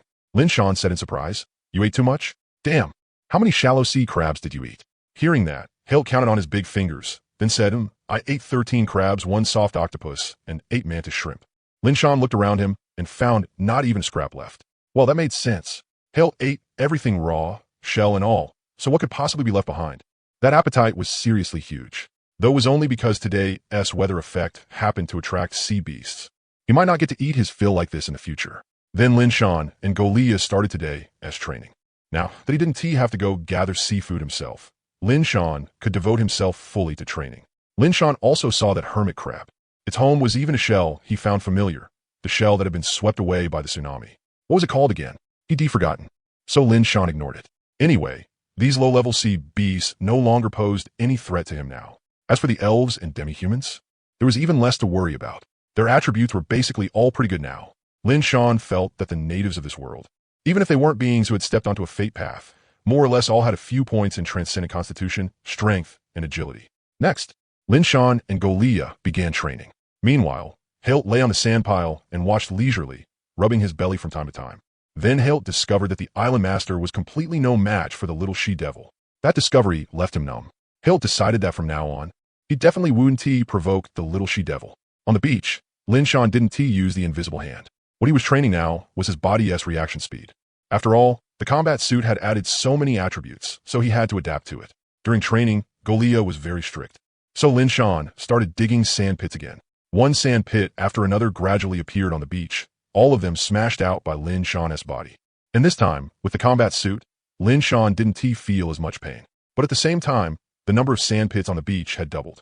Huff, it doesn't hurt as much, but it's still really exhausting. Still, this combat suit is kind of amazing. Its defense and force dispersion are both incredible. Lying on the beach, Lin Shan sighed. Golia, Master, shall we continue? Lin Shan waved his hand and said, We've already been fighting for over an hour. I'm out of strength. Let me rest a bit first, then we'll continue. Hearing that, Golia nodded, then sat down beside Lin Shan, looking at the blue sky. After resting for a while, Lin Shan took a deep breath before sitting up. Lin Shan, Golia, come. Let us continue training. Golia nodded and looked at Lin Shan. Just as Lin Shan was about to attack, a notification popped up. Harbinger, you suddenly stepped on your right foot with your left foot and tripped. This is an ominous sign. A ship reeking of stench will break through the fog and rush into your territory in 2 hours. Seeing the harbinger that had suddenly popped up, Lin Shan froze for a moment. Then, by accident, his left foot stepped on his right foot, and he fell. Seeing this, Golia immediately rushed over and steadily caught Lin Shan. Lin Shan directly buried himself in Golia's embrace, and soft warmth instantly hit him. But Lin Shan had no time to enjoy it right now. After steadying himself, he pulled away from Golia's chest and carefully checked the harbinger message. A ship reeking of stench? What could it be? A pirate ship? Lin Shan said somewhat doubtfully. Golia, master, did something happen? Hearing that, Lin Shan told her about the harbinger. Golia blinked after hearing it, then shook her head. In truth, she knew even less than Lin Shan did. Lin Shan frowned and said, 2 hours later, huh?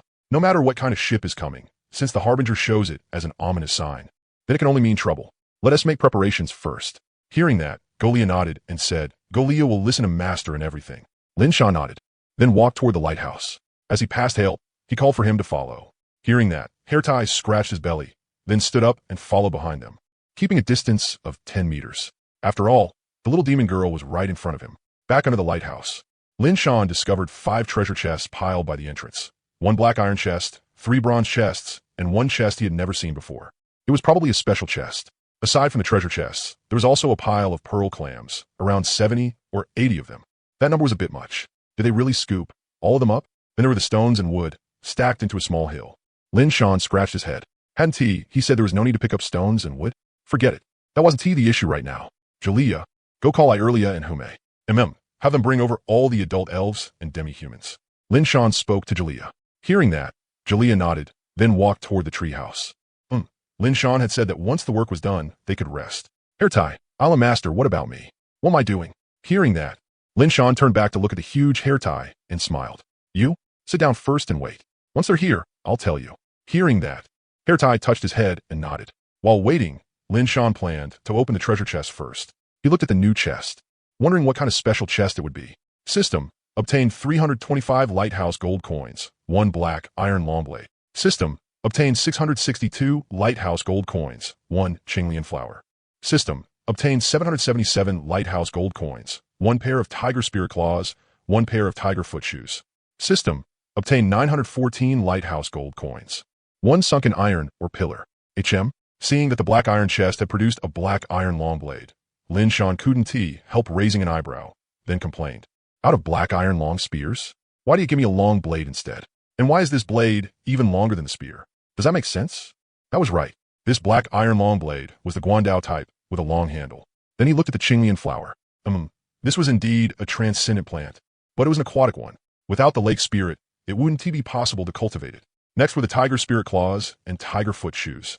Both blue 4-star equipment. Pretty good. The tiger spirit claws had the effects strength 3 and sharpness, while the tiger foot shoes had agility 3 and light wind. These two seem pretty suitable for Hume, don't they? Looking at the attributes of the tiger spirit claws and tiger foot shoes, Lin Shan couldn't help saying that. Name, Hume. Strength, transcendent. Fate path, King S fate. Talent, white tiger spirit unawakened, tiger might, white tiger body activating, cute tiger fangs. Abilities, tiger roar. Tiger strength, tiger claw impact, wind step. Transcendent attributes, wind 411, spirit 95, strength 109, constitution 120, agility 98. Evaluation, a tiger demi-human who has awakened white tiger bloodline. She is a born king. As long as she gets the chance, she can soar into the sky in a single leap. Unfortunately, she has already been seized by fate. These were Hume's raw attributes, extremely powerful. In some ways, she was even stronger than Irelia. Even Hairtie couldn't beat her. Although Hairtie was huge and strong enough, to Hume, he was just a living target. The attribute boosts from the tiger spirit claws and tiger foot shoes actually weren't that high for Hume, but the effects of sharpness and light wind were both pretty good. Besides, having a weapon was better than fighting barehanded, right? Of course. If Hume's white tiger body fully activated, then her body itself would be the best weapon. Then came a last item, a huge sunken iron or pillar. He took it out. Bang. It was pretty long, around 10 meters, right? TSK. How heavy is this thing? Sunken iron, or is already heavy to begin with, let alone one this big. Lin Shan said curiously. The huge iron rod appeared on the ground. Lin Shan didn't notice, but Hairtie behind him immediately lit up. Hairtie hurriedly said, Island Master, did you find this weapon for me? Hearing Hairtie's voice, Lin Shan turned around and saw those sparkling big eyes. Lin Shan, HM? Hair tie. You want this sunken iron or pillar? Hair tie nodded and said, I'll master, this pillar is just right for me. Hearing that, Lin Shan looked at Hair tie's eyes. Indeed, a 10-meter-long sunken iron or pillar was just right for someone 7 or 8 meters tall like Hair tie. Then it's yours. But whether this thing is actually good to use, I have no idea. It's raw or after all. Lin Shan spoke to Hair tie. Hearing that, Hair tie nodded excitedly, then stood up, walked over, and picked up the sunken iron or pillar. Although the surface of the sunken iron or pillar was a bit rough, its overall shape was still that of a round pillar, around 10 meters long and about 30 centimeters wide. Hair tie swung it excitedly a few times. Not gonna lie, this thing suited him well. Lin Shan looked Hair tie up and down, then smiled in satisfaction. Not bad. You actually look the part now. Pretty good. Hearing that, Hair tie couldn't help smiling. Now that he was done checking the items, Lin Shan turned his gaze to the last treasure chest. Name, Cursed Treasure Chest. Category, Special Treasure Chest. Rating, Yellow 8. Effect, after opening, cursed items can be obtained. Evaluation, a treasure chest full of curses. The opener has a chance of being afflicted by a curse for 3 days. A cursed treasure chest? The one opening the chest can also end up cursed? That is kind of bizarre. Looking at the panel of the special treasure chest in front of him, Lin Shan couldn't help complaining. After thinking about it, Lin Shan started considering whether to open it now. There might be a battle later, so should he wait? But then again, maybe it could also open into something good. And the omen hadn't given him any warning, which meant that after opening the chest, he probably wouldn't end up cursed. After all, it was only a chance. Not a guaranteed 100%. After thinking it over, Lin Shan finally decided to open the treasure chest. System obtained 80,000 lighthouse gold coins, 1 voodoo doll, 1 cursed carving knife. 80,000 lighthouse gold coins? That much? Lin Shan said in surprise. Only then did he look at the 2 items. Name, voodoo doll. Category, curse item. Rating, purple 5. Effect, substitute death, damage reflection.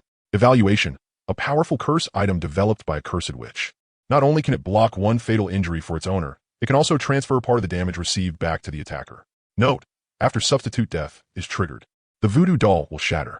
Lin Shan's eyes widened as he exclaimed in shock. Holy crap, a precious substitute death item? This is insanely good. At that moment, Lin Shan instantly felt that the voodoo doll in front of him had become ugly cute. It wasn't ugly at all, although the voodoo doll was a precious life-saving item. After taking it out, the whole doll gave off an evil aura. Clearly, the materials used to make it were also filled with curses. But no matter what, its precious effect was beyond question. Aside from substitute death, damage reflection was also ridiculously strong. But that effect didn't suit him very well. Lin Shan only glanced at damage reflection before ignoring it, because as someone on the mystery path, close combat was fine to play around with at this stage. But later on, he was going to be a noble long-range turret. Then he looked at the second item. Name, Cursed Carving Knife. Category, Curse Item. Rating, purple 1. Effect, Curse Carving. Evaluation, the Cursed Carving Knife can carve a statue of a person, and then any attack made on that statue will be reflected onto that person. A 4th-tier sculptor used his own carving knife to end his life at home. From that moment on, this carving knife began to turn ominous. Every owner of this knife would, for no apparent reason, use it to commit suicide. From that point on, the carving knife became an ominous object and was sealed away. Looking at the blood-stained carving knife in front of him, Lin Shan couldn't help but frown. This thing looked even more evil than a voodoo doll, and judging from the description, its effect was indeed very good. But that last part, could that be the price of using this carving knife? Lin Shan didn't believe the previous owners of this carving knife hadn't known about its effect, so the only possibility was backlash. It's powerful, but I don't really like it. Forget it, I'll keep it for now, Lin Shan said as he looked at the carving knife in his hand. Of course, this was also because Lin Shan didn't know how to carve, and there was no way he would sell this kind of cursed item. If it ended up being used against him instead, that would just be idiotic. After Lin Shan opened all the treasure chests and stored all the stone and wood in his backpack, Jalea came over with Irelia and Humei's group. As soon as Jalea returned, she walked straight behind Lin Shan. Irelia, Master, you called us over. Do you have orders for us? Lin Shan nodded and said, I received a message here. In 1 hour and 48 minutes, a ship reeking of stench will enter the island's vicinity. That's why I called you over. Stay on guard. If that ship docks, then it's most likely here with bad intentions. Irelia looked puzzled when she heard that. A ship reeking of stench? Humei frowned, then said, Slave ships smell terrible. The cells holding slaves don't get clean for months. The stench seeps into the floorboards.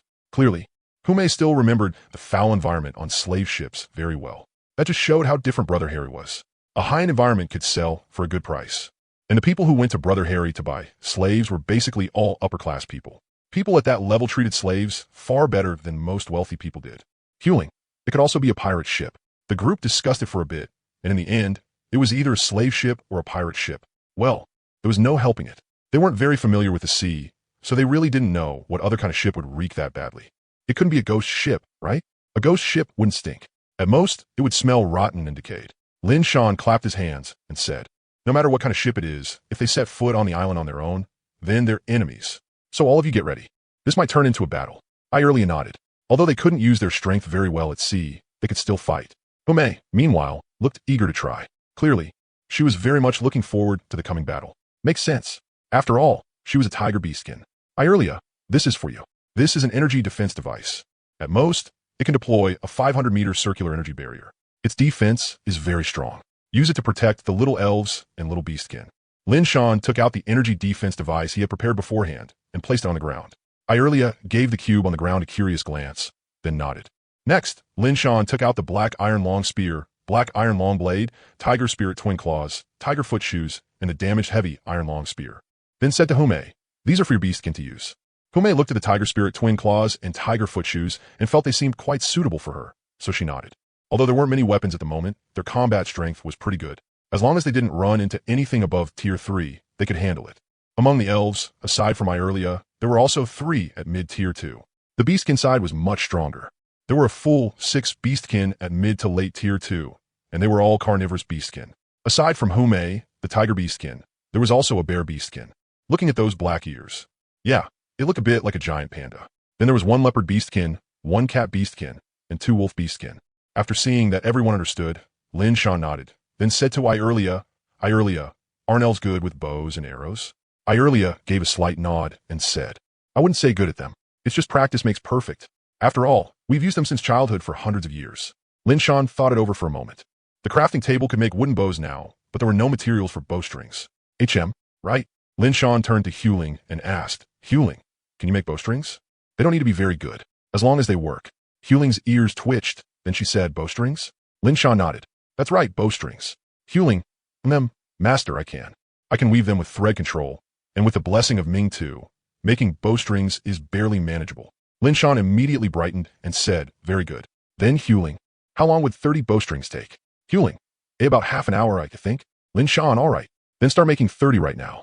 Every time you finish one, have one of the little beastkin bring it over. Huling nodded, then hurried toward the treehouse. As a fox beastkin, she was still very fast, and in a flash, she had run over 100 meters away. Lin Shan then looked at Iearlia. Iearlia, can your people make arrows? Iearlia, yes, master.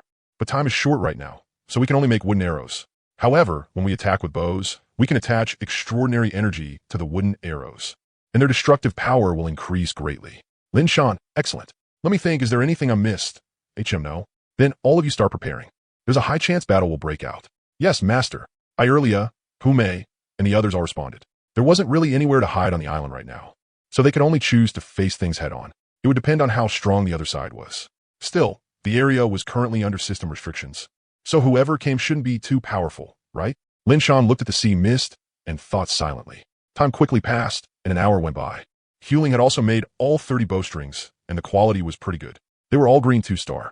A wooden bow took 1 minute to craft. Fortunately, Lin Shan had Hume send each one over as soon as it was finished, or they really might not have made it in time. Out of the 30 wooden bows, only the purple vine wood bow made from purple vine wood and savage bull tendon was blue 4-star. The rest were all green 1-star. The bowstrings had completely raised the upper limit. In the end, Lin Shan handed all the bows and arrows to Iearlia and had her distribute them.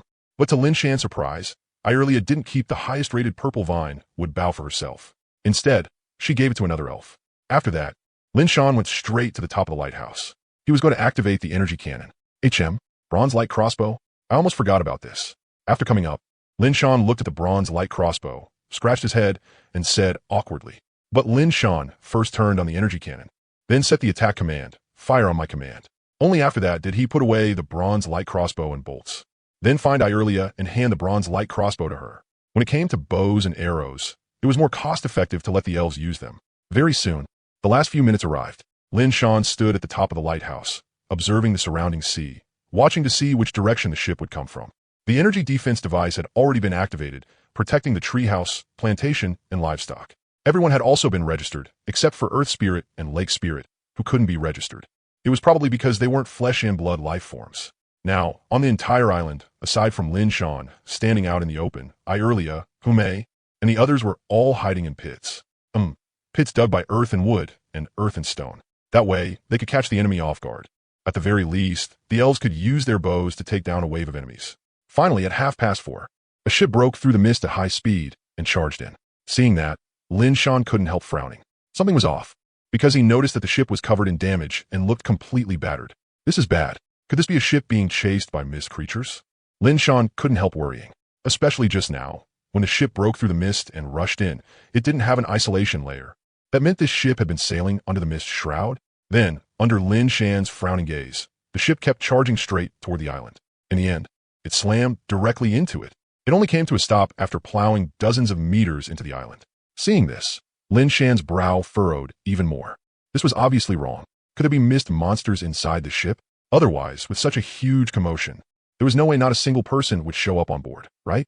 After waiting a few minutes, the ship still remained completely silent. After thinking for a moment, Lin Shan came down from the lighthouse and approached with Golia. Ilea, Hume, and the others who had been crouching in the pit waiting for orders all stood up when they saw Lin Shan appear. Then they saw the ship that had rammed onto the island. No wonder there was such a loud crash just now. One beastkin with round ears, of some unknown animal type, said that. When the group saw Lin Shan walking toward the ship, they all climbed out of the pit and followed one after another. When they got within a dozen meters of the ship, Lin Shan stopped and began observing it. Only after getting closer did they realize just how wrecked this ship was. The hull was heavily damaged. Could anyone really still be alive on this? This ship was quite large, nearly 100 meters long. Its height, from the bottom of the hull to the top, was around 12 meters. Looking at the battered ship in front of him, Lin Shan frowned. Although he didn't think there would still be any survivors, he still didn't let anyone get close. Lin Shan, stay on guard. Yes, Ilea, Hume, and the others all shouted in unison. Lin Shan directly controlled the invisible hand and threw a punch down. Crash! Countless pieces of wood were smashed straight into the ship. One opening was definitely not enough, so Lin Shan continued dismantling it with the invisible hand. Very quickly, more than half the ship's hull was smashed open by the invisible hand, and the layout inside came into view for Lin Shan and the others. At the same time, a sea breeze suddenly blew in from the front. Wow, it stinks. The beastkin all covered their noses and shouted. The elves also covered their noses and frowned. It really did stink. Faced with the foul stench rushing at them, Lin Shan immediately chose to retreat with everyone. He only went over to look again after waiting for the wind to shift. After withdrawing from the foul-smelling area, everyone finally started breathing deeply again. This is way too foul, isn't it? So foul that it feels abnormal. Lin Shan looked at the ship in the distance and said gravely. Hume rubbed her nose, then said to Lin Shan, Master, this smell is countless times worse than the prison hold on those broken slave merchant ships. We beastkin already have very sensitive noses. In an environment this foul, forget fighting. Not passing out from a smell would already be pretty good. Didn't you see? A lot of beastkin even had their tails forced out by the stink. Normally, for convenience, they keep their tails hidden. And just now, not only had many beastkin's ears perked up, even their tails had been made to stand straight by the stench. Lin Shan nodded. Indeed, he had nearly thrown up just now. If they hadn't retreated so quickly, he might have already vomited up lunch. Fortunately, his eyesight wasn't bad now. As his physique increased, Lin Shan noticed that his vision had improved a lot. He wasn't nearsighted to begin with, and now he felt like he could be a sniper. Look at the structure of these decks. Doesn't it look a bit like a slave ship? So many cells, but no people, and not even a single corpse. What exactly is giving off that foul smell? Lin Shan said in confusion, but there was still half the ship left undismantled. Maybe the source of the stench was in that remaining half. Taking a deep breath, Lin Shan released the invisible hand again and sent it flying over. His current control limit for the invisible hand was a little over 200 meters. Roughly speaking, 1 point of spirit gave him around 3 meters. As the invisible hand reached the ship, another round of demolition began. Bang, bang, bang. The invisible hand slapped down again and again. Very soon, aside from the very last bit of hull, everything else had already been exposed. Under the sunlight, there still wasn't a single corpse inside. Ilea, Master, could it be on the other side? Hearing that, Lin Shan nodded and said, possible. Since there's nothing on this side, then it can only be inside the other half of the hull. After all, there are walls inside the ship separating the rooms. After smashing off the last bit and still finding nothing, Lin Shan led everyone around to the other side. Although they hadn't seen any corpses or anything like that, there seemed to be quite a lot of supplies on this ship. The only question was whether they'd been tainted by that foul smell. If they had, then they could only be thrown away. Lin Shan didn't think a stench like this could be harmless, unless it could dissipate. Very quickly, Lin Shan's group moved to the other side of the ship. The damage on this side was even more severe. Lin Shan, damage like this. The creature that attacked this ship was probably about the same size as Mother Songlong, right? Golia turned her head toward a spot near the stern. There was a gap there. Just now, it seemed like a line of sight had looked over from that direction, frowning. Although Golia hadn't sensed any human presence, she still told Lin Shan about what she had just felt. Golia, Master, just now, over there I think I sense a gaze, but it was very brief. Probably less than a second. Hearing that, Lin Shan looked in the direction Golia pointed. It was near the stern, a split open crack. If there really was some creature hiding there and observing them, it would indeed be hard to notice. Right, Ilea, take some people to watch the other side. I'm worried the noise from breaking the hull later will be too loud. If there really are still survivors, they might hide back on the other side. Lin Shan said to Ilea. Hearing Lin Shan's words, Ilea nodded and replied, yes. Master, you all come with me. Ilea pointed at several elves and beastkin, then led them around to the other side. As for Lin Shan, he only began controlling the invisible hand to dismantle the ship after Ilea had gotten into position. Now then, let me see where you can still hide, source of this foul stench. Bang, bang, bang. Very quickly, half the hull was smashed apart by Lin Shan. After all, the invisible hand he controlled was a giant hand a full 5 meters in size. He had invested quite a bit of spirit into it. Smack. Found it? Lin Shan looked at the section of hull in the middle. Just now, when the invisible hand slapped down, not only had the planks not shattered, they had actually bounced back.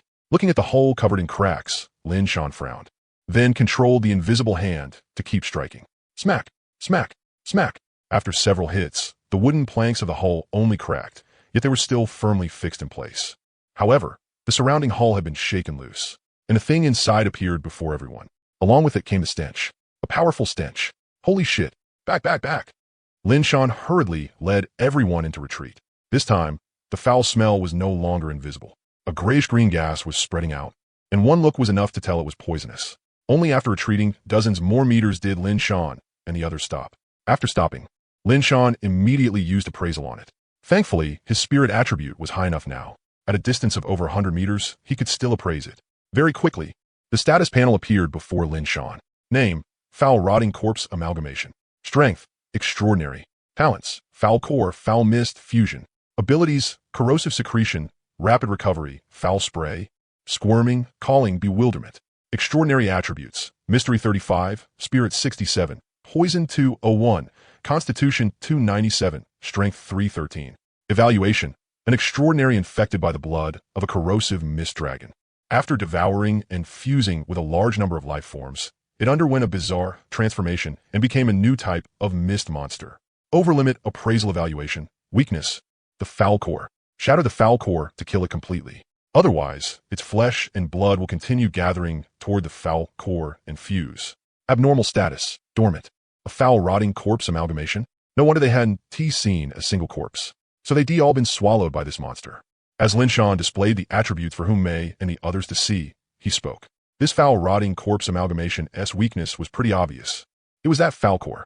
But on such a massive body, finding that disgusting core would still be somewhat difficult. Of course, none of that was the main issue. The main issue was that this thing was way too stinky.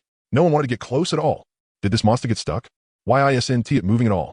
Hume looked at the monster on the ship and asked in confusion. Hearing that, Lin Shan shook his head and said, that monster's extraordinary power isn't low. It's in the several hundreds. How could it possibly be stuck? Most likely, it just doesn't want to move. Indeed, the foul rotting corpse amalgamation was currently in a dormant state. Even when Lin Shan had used the invisible hand to smack it just now, it still hadn't woken up. So Lin Shan guessed that this dormant state probably wasn't something it entered on its own. It had likely been affected by some kind of ability and forced into slumber. That meant the gaze Golia had sensed earlier was probably real. So there were still living people on this ship. Lin Shan directly moved his gaze past the disgusting monster and looked at the ship behind it. If there was anyone, it could only be hiding in the back. And this ship looked a lot like a slave merchant ship. So if anyone had survived, there was a high probability they were slave merchants. After all, the slaves had been locked in cells.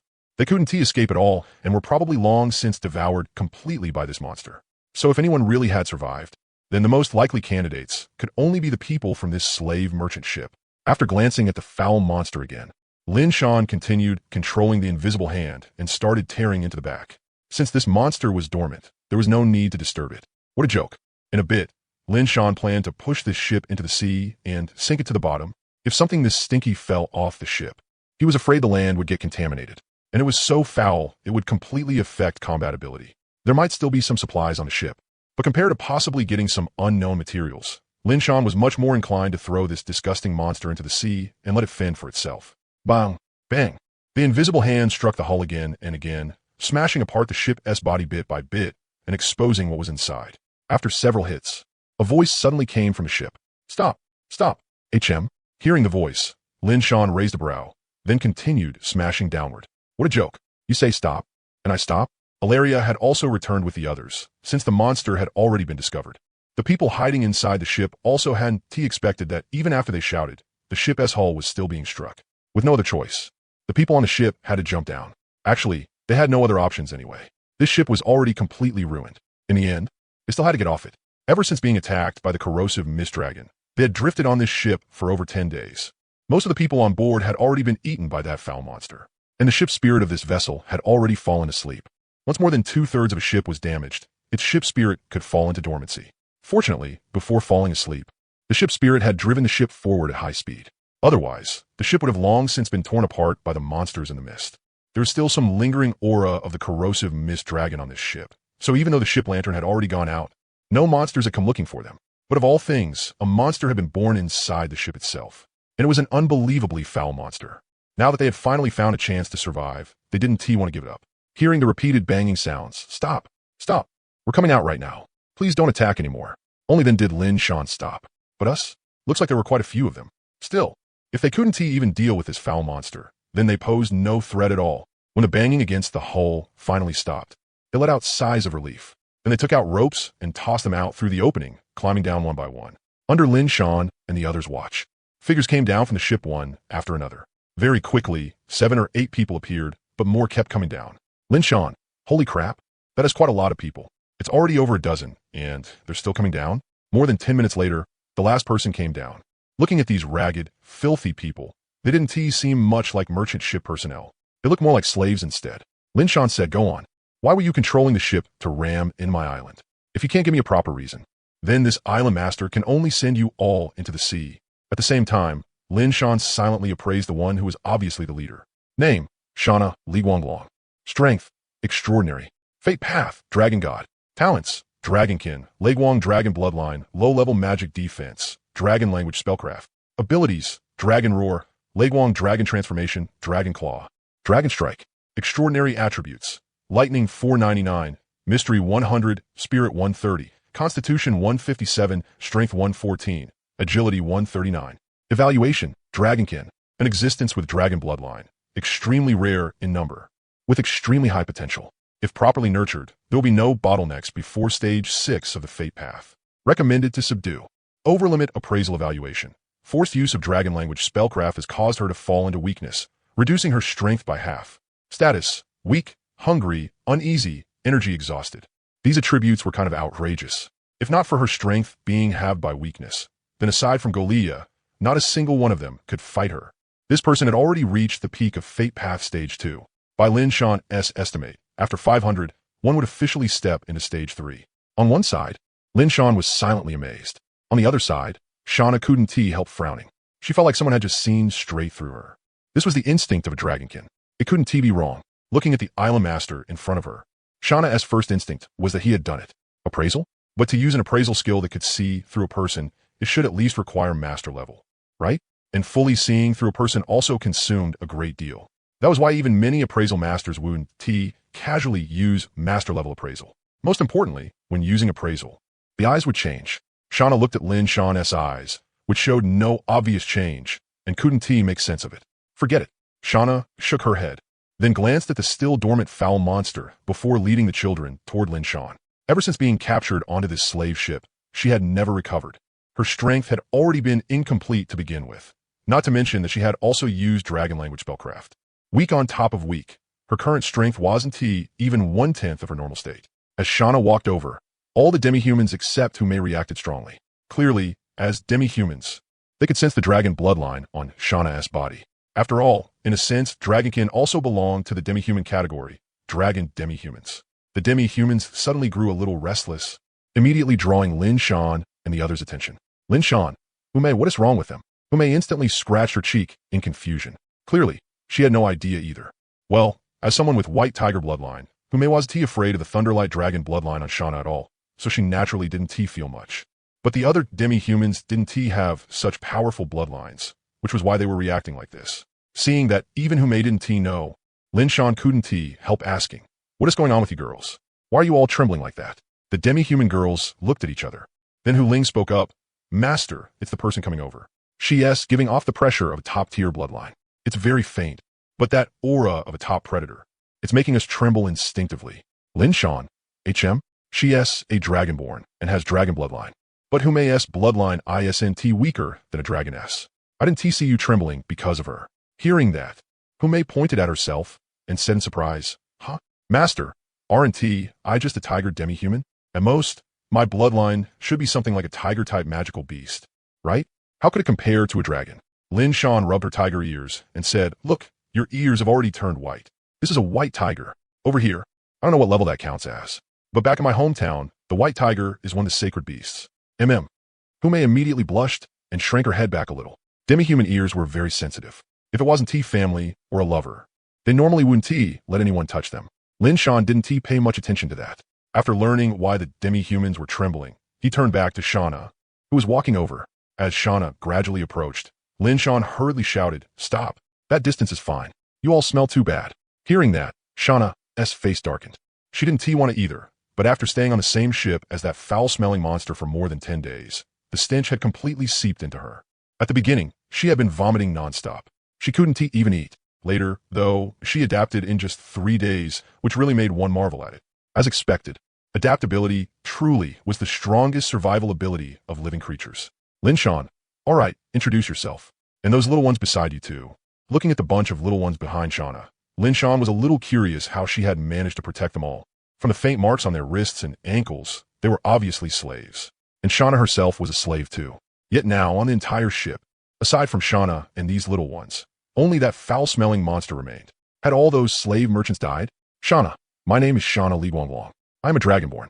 And the children behind me were all kidnapped by those hateful slave traffickers. HM, Lin Shan was a little surprised. He had thought Shauna would hide her identity as a dragonborn. After all, dragonborn were very rare. Not only could they be sold for a high price, but their own potential was also extremely great. Once people found out, there would be endless trouble. How could Shauna not know that herself? But for the sake of the children behind her, she had no choice. At the very least, after exposing her identity, she finally had a little bargaining chip. She knew very well how attractive a dragonborn was, especially a lone one like her, with no background at all, just a wild dragonborn. That made her even more tempting. Who wouldn't want a dragonborn under their command? More than that, as a woman, she could even be treated as a breeding tool. It was impossible for her to bear descendants with dragonborn bloodline. Although children born from a dragonborn didn't necessarily inherit dragonborn status, if enough were born, 1 or 2 eventually would. Lin Shan, dragonborn, huh? You're pretty honest. So, Shauna, right? Let me ask you, what exactly is going on with that foul-smelling monster? Shauna, to be honest, I'm not very clear about this monster either. I only know that more than half a month ago, the lights on this slave ship suddenly went out, and then we were attacked by fog monsters. A lot of people died. Those slave traffickers even released the slaves to resist them. After that, we kept fighting the fog monsters until one day, a huge fog creature rammed the ship, causing massive damage. But it seemed like it was just curious. After clawing at the ship a few times, it left directly. And after that, the ship was luckily no longer attacked by the fog monsters.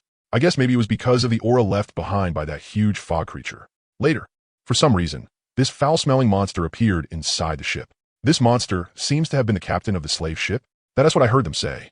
In the end, everyone on the ship was hunted down by this monster, and even their corpses were devoured. And the more it ate, the stronger this kind of monster became. It also couldn't be killed. In the end, I had to use my talent ability to make it fall asleep. As for the slave merchants after that, she had thrown them all off the ship and into the sea. After all, she had also been a slave captured by them. How could she possibly have any favorable impression of them? Hearing this, Lin Shan glanced at Ilaria. Only after seeing her give a slight nod did he finally relax. Ilaria had already explained her ability to Lin Shan. Lin Shan got it. So you accidentally crashed in my island, right? Shauna immediately nodded and said, "That's right. It was an accident. After all, the ship's final command was full speed ahead." Lin Shan, I understand. But you still have to compensate for the losses on my island. You don't have any objections to that, right? Shauna looked at Lin Shan. Although she had expected this, it still made her feel deeply uneasy. Shauna, I have no objections. If for no other reason, just the little ones behind her were enough to make Shauna compromise. Lin Shan nodded in satisfaction, then said, "Very good. I like responsible people.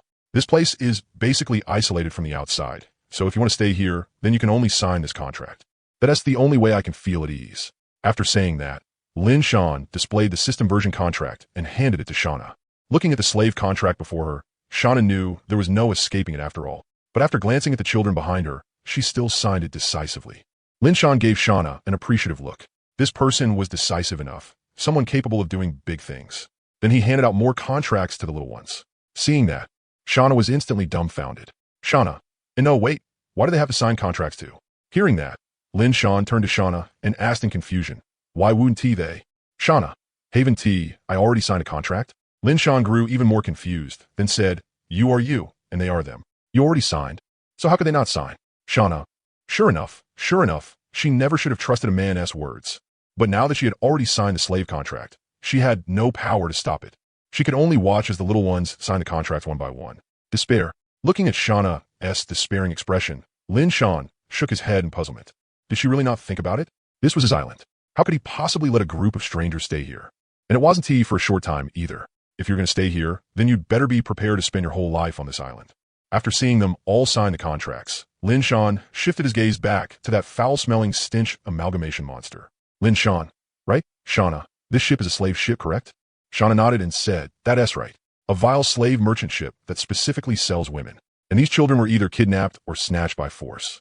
Anyway, they were all an extremely vile bunch." When speaking of those slave merchants, Shauna's expression was full of disgust. Hearing that, Lin Shan couldn't help nodding. That explained why they were all little girls. Then he asked in confusion, "Then Shauna, how did you get captured and brought onto this slave merchant ship? With your strength? I don't think this trash that only knows how to steal and skulk could be caught you." Hearing that, Shauna was startled. It seemed this master really did possess master-level appraisal. Otherwise, there was no way he could know her true strength. As a dragon blood, as long as she didn't unleash dragon power, she basically looked no different from an ordinary person. Suppressing the shock in her heart, Shauna said, "I only pretended to be captured to save the children. I originally wanted to follow them back to their base, but unfortunately, things ended up like this. They really got off easy." Lin Shan nodded. He more or less understood the situation now. That meant only that stinking meat lump remained. He looked at the foul-smelling lump on the ship a few times, then couldn't help shaking his head. Something that stinky shouldn't be left on the island. Better to sink it into the sea. Something so foul. The sea fish would probably like it, right? Lin Shan, Shauna, you've already gathered everything on this ship, right? Shauna nodded, then took out several storage bags from her chest. Since she had already chosen to become his slave, she could only accept it calmly now. What else could she do? Lin Shan glanced at them, but didn't take them. Even though those storage bags had been tucked inside Shauna's underwear, the whole person already smelled thoroughly marinated. What smell do you think those storage bags would have? Lin Shan, Ilaria, take them down to scrub up. Have the lake spirit rinse them properly. If they still stink, then we'll have no choice but to let them blow in the sea breeze and see if it naturally fades away. But the children are still young, so they can't stay in the sea breeze too long. Also, after they finish bathing, cook some porridge for them. Ilaria, yes, master. Then she looked at Shauna and said, "Shauna, right? Bring the children and come with me." Shauna nodded dumbly, then led the children after Ilaria.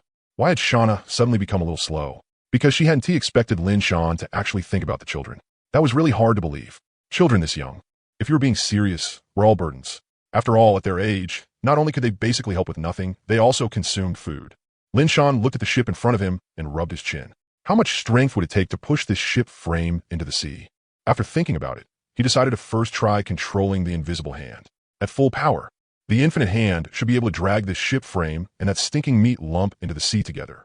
Under Lin Shan's control, the invisible hand began dragging the ship frame.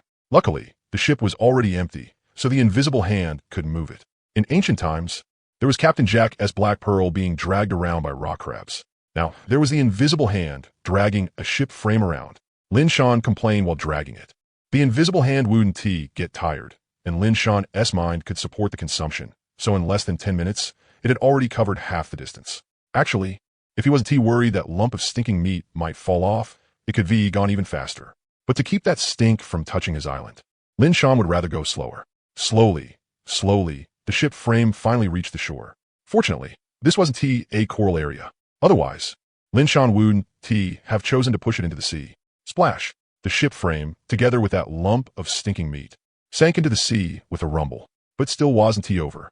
Lin Shan controlled the invisible hand and threw all the wreckage from the ship into the sea as well. What could float? But if a large pile of planks was tied together and soaked up some water, it would slowly sink. Looking at the now clean shoreline, Lin Shan finally clapped his hands. Although there was still quite a bit of foul smell lingering here, with the sea breeze constantly blowing through, it should dissipate soon enough. Suddenly, Ilaria ran over. Lin Shan, HM, why are you in such a hurry? Ilaria looked at the empty shoreline and said somewhat helplessly, Master, Shauna said that foul-smelling monster can't touch water. Otherwise, the dragon curse will erupt, and then that monster won't stay asleep. Lin Shan looked toward the sea. It's already sunk to the bottom. It should be fine, right? It's been several minutes already. At the very least, it should be sunk several thousand meters by now, right? Ilaria, hopefully. A thing that huge probably can't swim, right? Lin Shan, exactly, so there is no need to war. Looking at the seawater, which should have been clear, but was now starting to turn murky again, Lin Shan frowned and muttered, It's not really swimming back up, is it? That meat lump doesn't even have hands or feet. As the seawater grew more and more turbid, Lin Shan wished he could make the island retreat 100 meters. Not long after, lump after lump of foul-smelling meat floated up from the sea surface. And because they had been soaked in water, the smell had become even stronger. But Lin Shan, Ilaria, and the others had already moved far away from the shore, so they weren't hit by the stench. The meat lumps, floating on the sea, suddenly began drifting toward a comparatively larger lump. Seeing this, Lin Shan narrowed his eyes. Judging from the appraisal evaluation, that lump should be hiding the foul stench core. As long as he shattered it, this stinking monster would die too. So for Lin Shan, this monster was actually very easy to kill. If it didn't stink, it would died long ago. Looking at the chunks of meat continuously drifting toward the foul stench core, Lin Shan thought for a moment. Then directly released the invisible hand and scooped up the meat lump containing the foul stench core. I want to see if he can still fly now. Lin Shan let out a chuckle. Sure enough, after the meat lump containing the foul stench core was lifted into the air by the invisible hand, the meat lumps that had been gathering all clustered beneath the invisible hand. But meat lumps without the ability to fly could only stay quietly below. And the meat lumps below were each doing their own thing too. They simply couldn't fuse together. Too trash. But this dragon curse seems kind of awesome.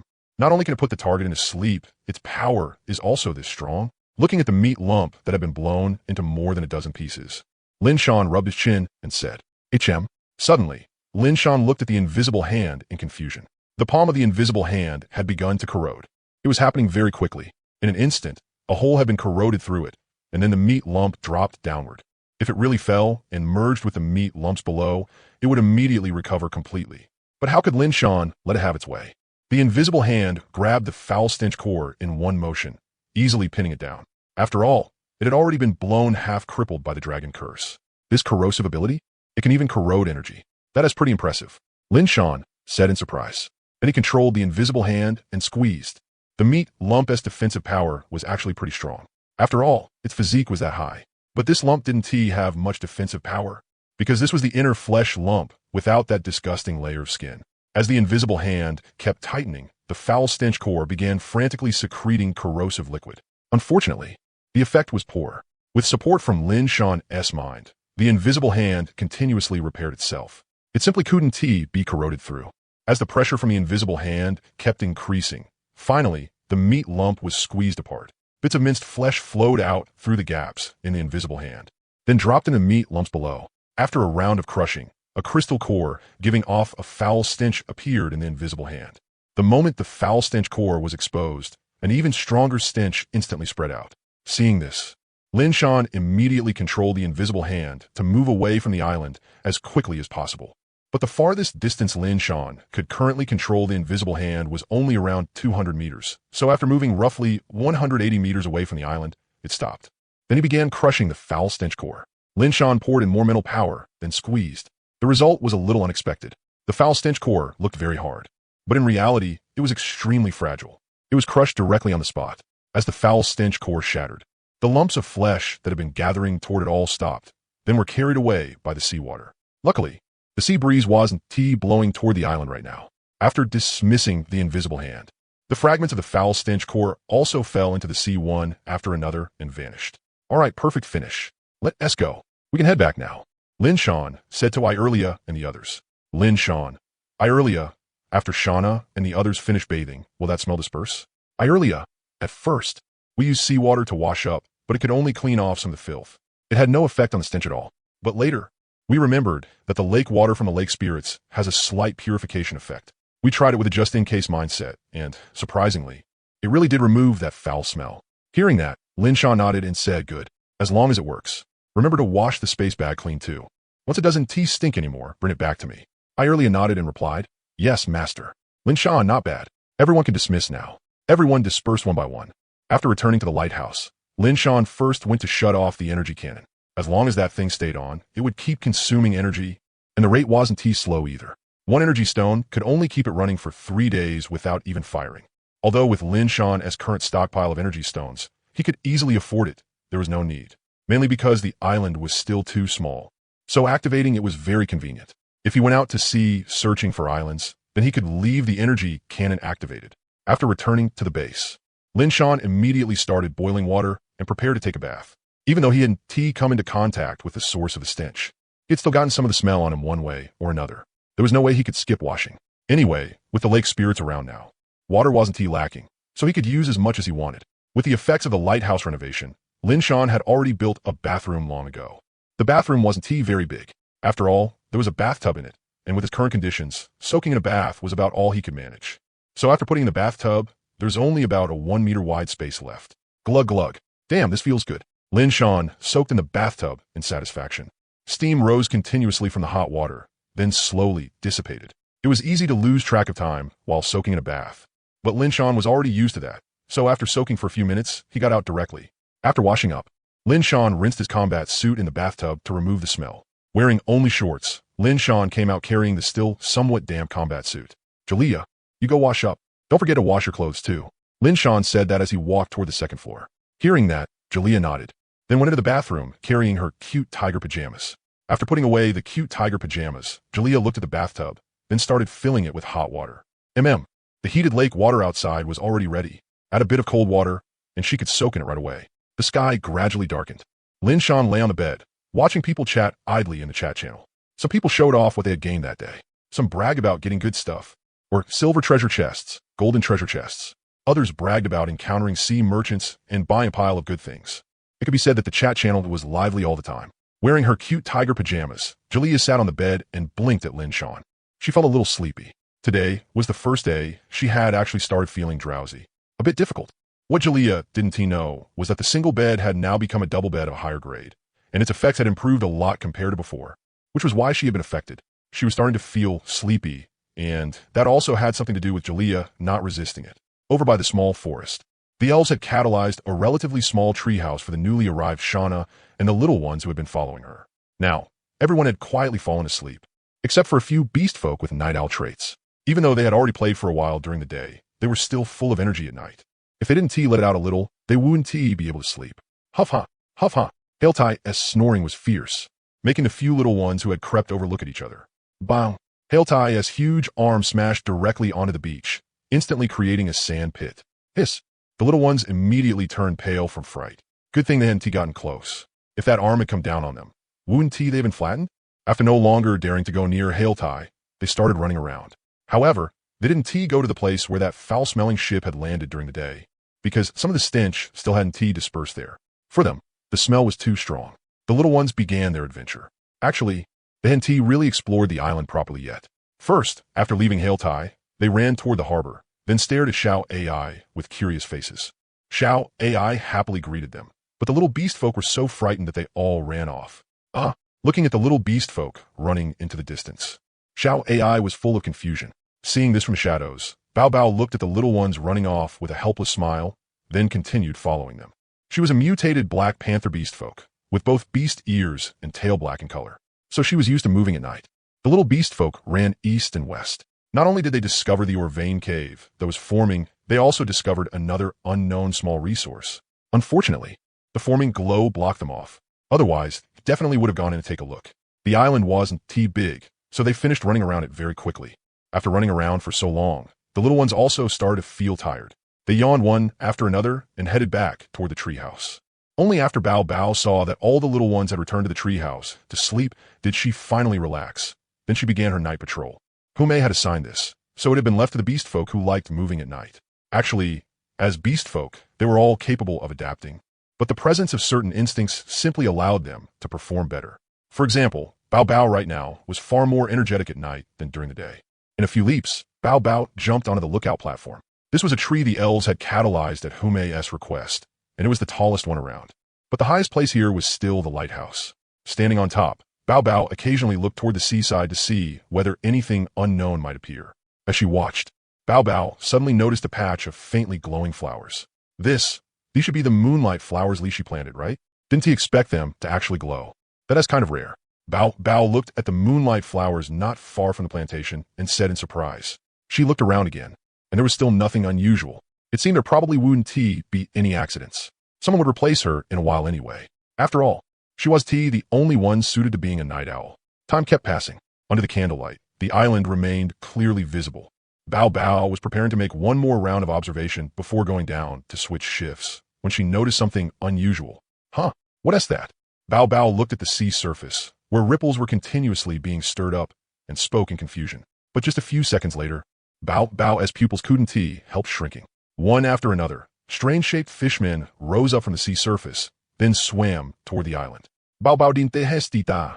She jumped straight down from the lookout platform. She rushed toward the treehouse and shouted, Humei, everyone, get up, something is happening. After shouting that, she rushed toward the elves' treehouse and called out, Iearlia, everyone wake up, something is happening. At Bao Bao's shouting, Humei, Iearlia, and the others woke up immediately. Humei was the first to walk out of the treehouse, then asked Bao Bao, what did you find? Bao Bao, it looks like fishmen, and there are quite a lot of them. Fishmen? Humei couldn't help feeling puzzled. They had never seen fishmen before. But while traveling across the sea on the slave merchant ship, they had still heard about fishmen here and there. It could be said that for fishmen, coastal cities, fishing villages, and the like all hated them to the extreme. Fishmen attacked cities and fishing villages even more often than sea beasts did. And because fishmen had a certain level of intelligence, they were also hard to catch. Some traps worked on sea beasts, but against fishmen, they were basically useless. Worse, the trap materials would even get stolen. Most importantly, fishmen were numerous. If you spotted one, there was definitely a fishman tribe nearby. Eulalia and the other elves also came out one after another. When they heard it was fishmen, they all looked confused. Clearly, they had never seen fishmen before either. Humei, let's go take a look first. Hearing that, Eulalia nodded. Huling, shouldn't we notify Master first? Hearing that, Humei shook her head, then nodded again before saying, Yes, we should, but we can go check first. If they're not that strong, let us just clear them out directly. That way we won't disturb Master's rest. Eulalia, isn't this the spot where that stinking slave ship ran aground at noon today? Everyone also saw the fishmen. Their first reaction was, so ugly.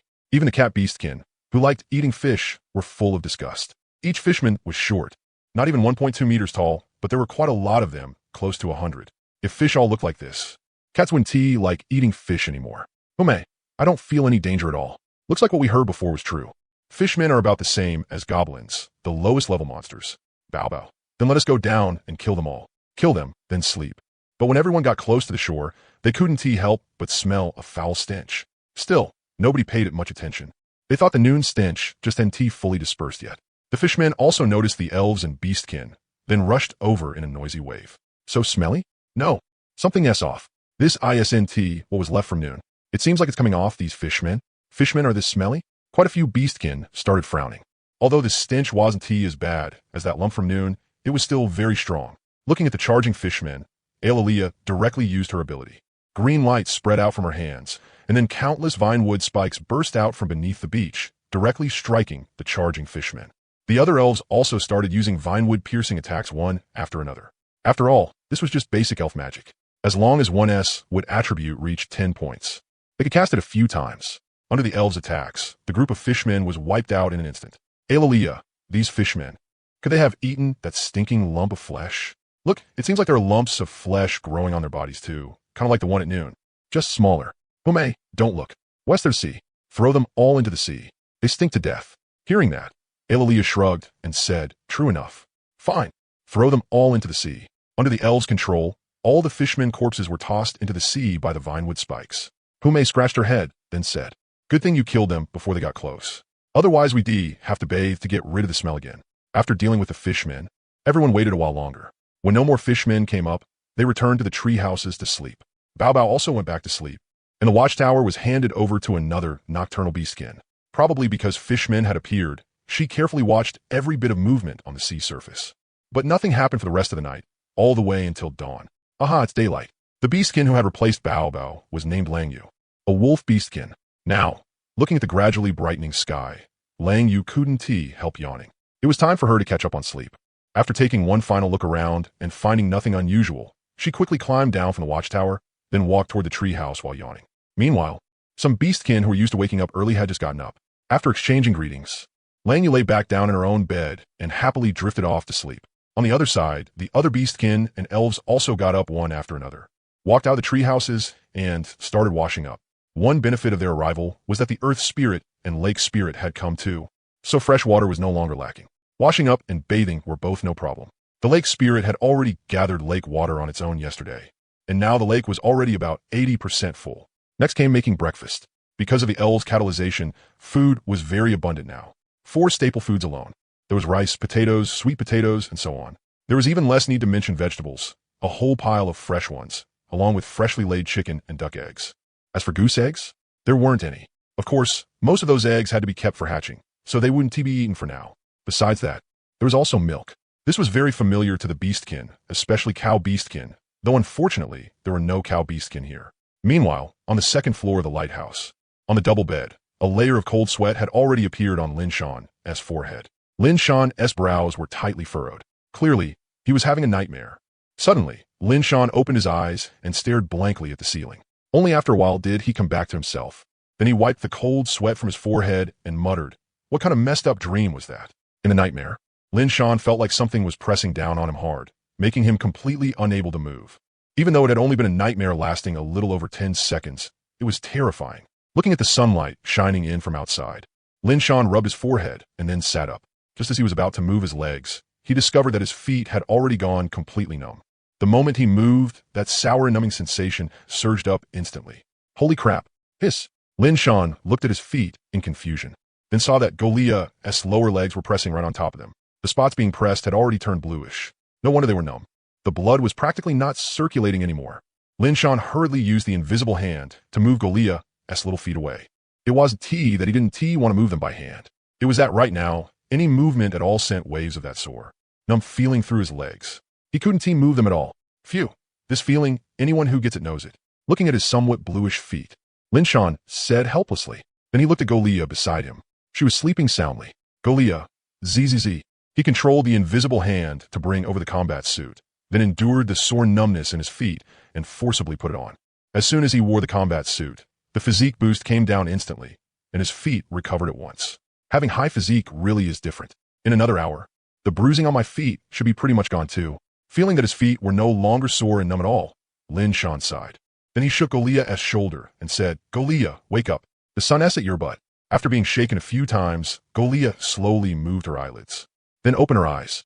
Golia blinked, then sat up. She had actually fallen asleep. She was a little surprised. This was the first time she had slept since waking up.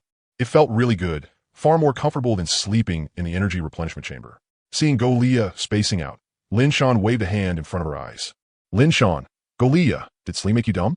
Golia tilted her head slightly toward Lin Shan, then said, "Master, so sleeping is such a comfortable thing?" Hearing Golia's words, Lin Shan smiled and said, "If you're a living being, you sleep. Of course it's comfortable. Sleeping is when the whole body is most relaxed. As long as you sleep enough, once you wake up, you'll be full of energy."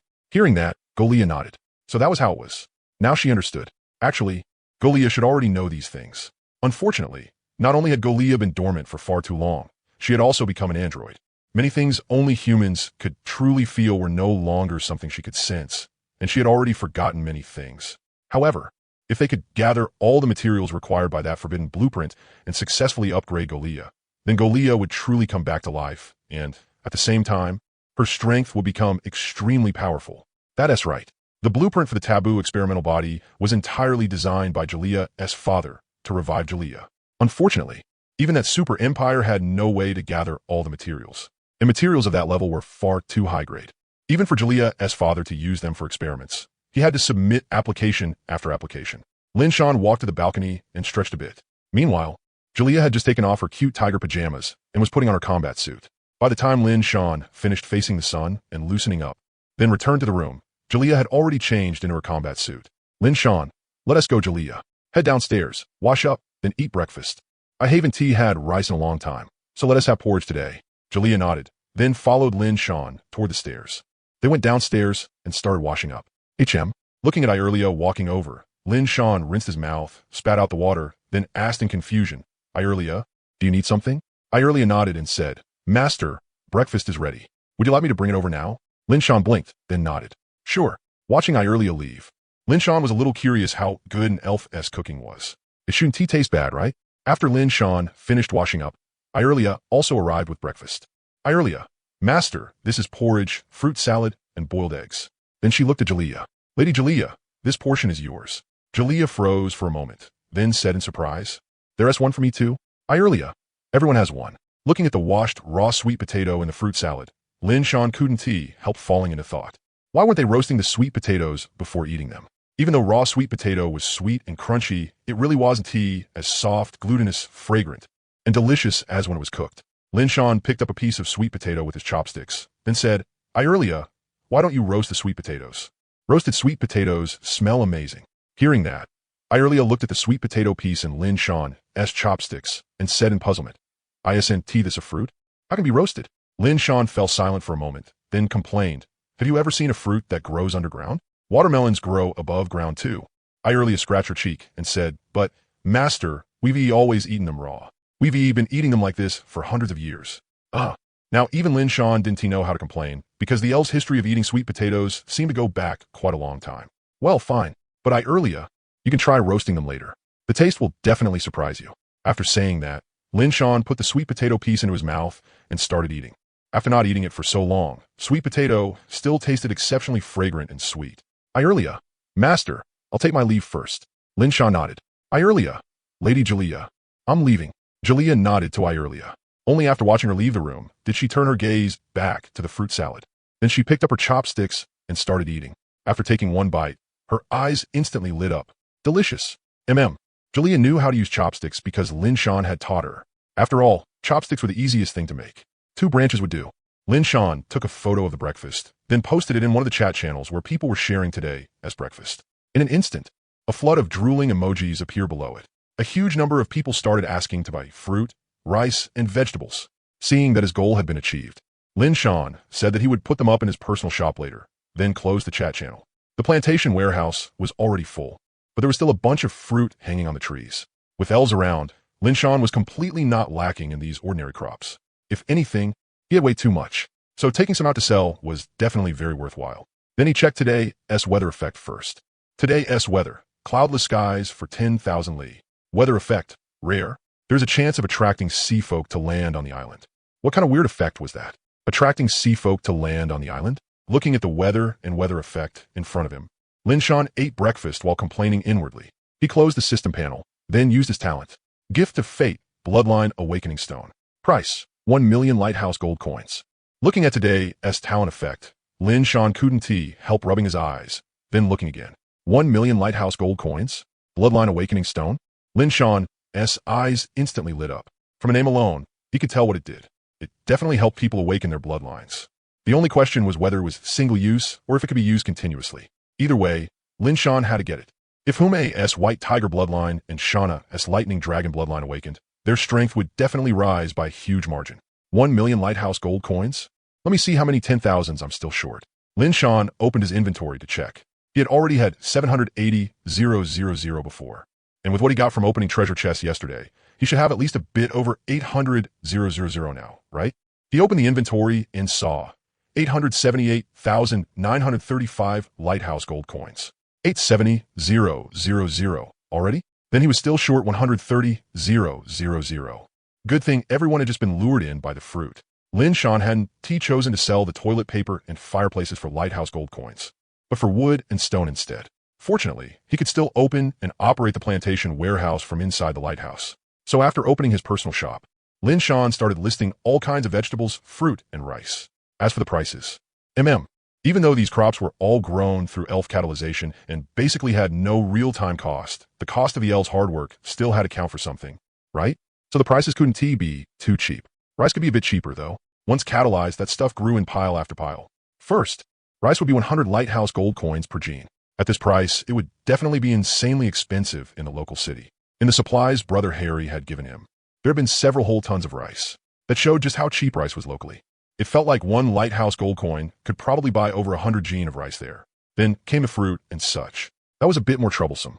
But Lin Shan still had 7 product slots left in his personal shop, so he just had to choose 7 kinds. First, strawberries, suitable for both young and old, and plenty of people like them.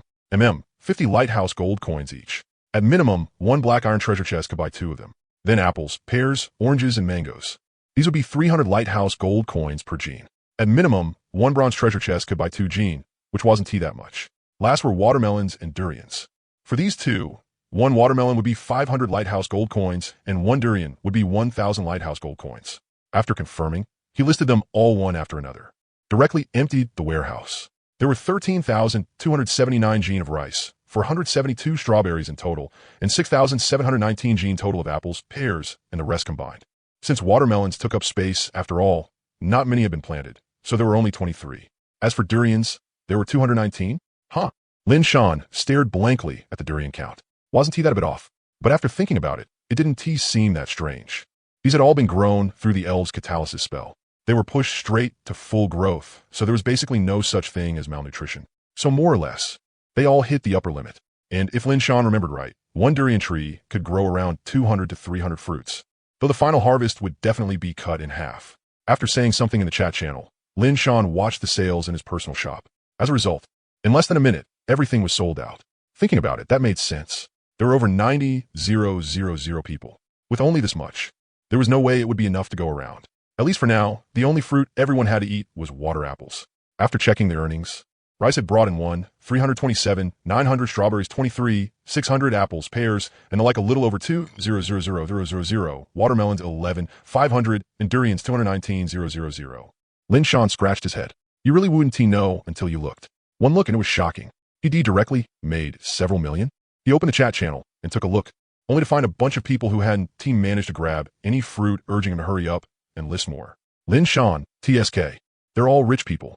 After sending a message saying they were temporarily out of stock, Lin Shan happily withdrew the gold coins, then confirmed the talent exchange. Just 1,000,000 lighthouse gold coins. Small matter. In an instant, a huge blood-red stone appeared inside Lin Shan's backpack. Seeing this, Lin Shan directly clicked to check its attributes. Name, Bloodline Awakening Stone. Category, Special Item. Rating, Purple 6. Effect, stimulates bloodline, awakens bloodline. Evaluation, a Bloodline Awakening Stone is an extremely special kind of stone. It can activate hidden bloodlines within the body and is a treasure many factions use to test special physiques. The larger the Bloodline Awakening Stone, the better the effect. Current market price. For a Bloodline Awakening Stone the size of a fist, the starting bid begins at 10,000,000 lighthouse gold coins. TSK. It could not only awaken a bloodline, it could even stimulate one, and just a fist-sized piece started at 10,000,000. Lin Shan looked at the Bloodline Awakening Stone in his backpack. At this size, it was about 2 meters tall. A gift of fate really lived up to the word gift. It felt like the price was just symbolic. Lin Shan was now extremely satisfied with his talent. Well, he had already been very satisfied when he got his exclusive weapon. When he was in a good mood, even eating felt a few degrees more delicious. After breakfast, the low tide notification popped up as well. Lin Shan glanced at it, then stopped paying attention. After all, he didn't need to personally go gather from the sea now, so he had plenty of time. But morning definitely wasn't suitable for training. So Lin Shan planned to study the faction panel. After getting it, he had only taken one glance and hadn't checked it carefully yet. Lin Shan turned his head to look at Golia beside him. Seeing that she had already finished breakfast, he said, Golia, go call Ierlia and Hume over. Golia, okay. After saying that, Golia picked up the tableware and walked out. The 3 returned very quickly. Master, Ierlia and Hume spoke in unison. Lin Shan, Ierlia, Hume.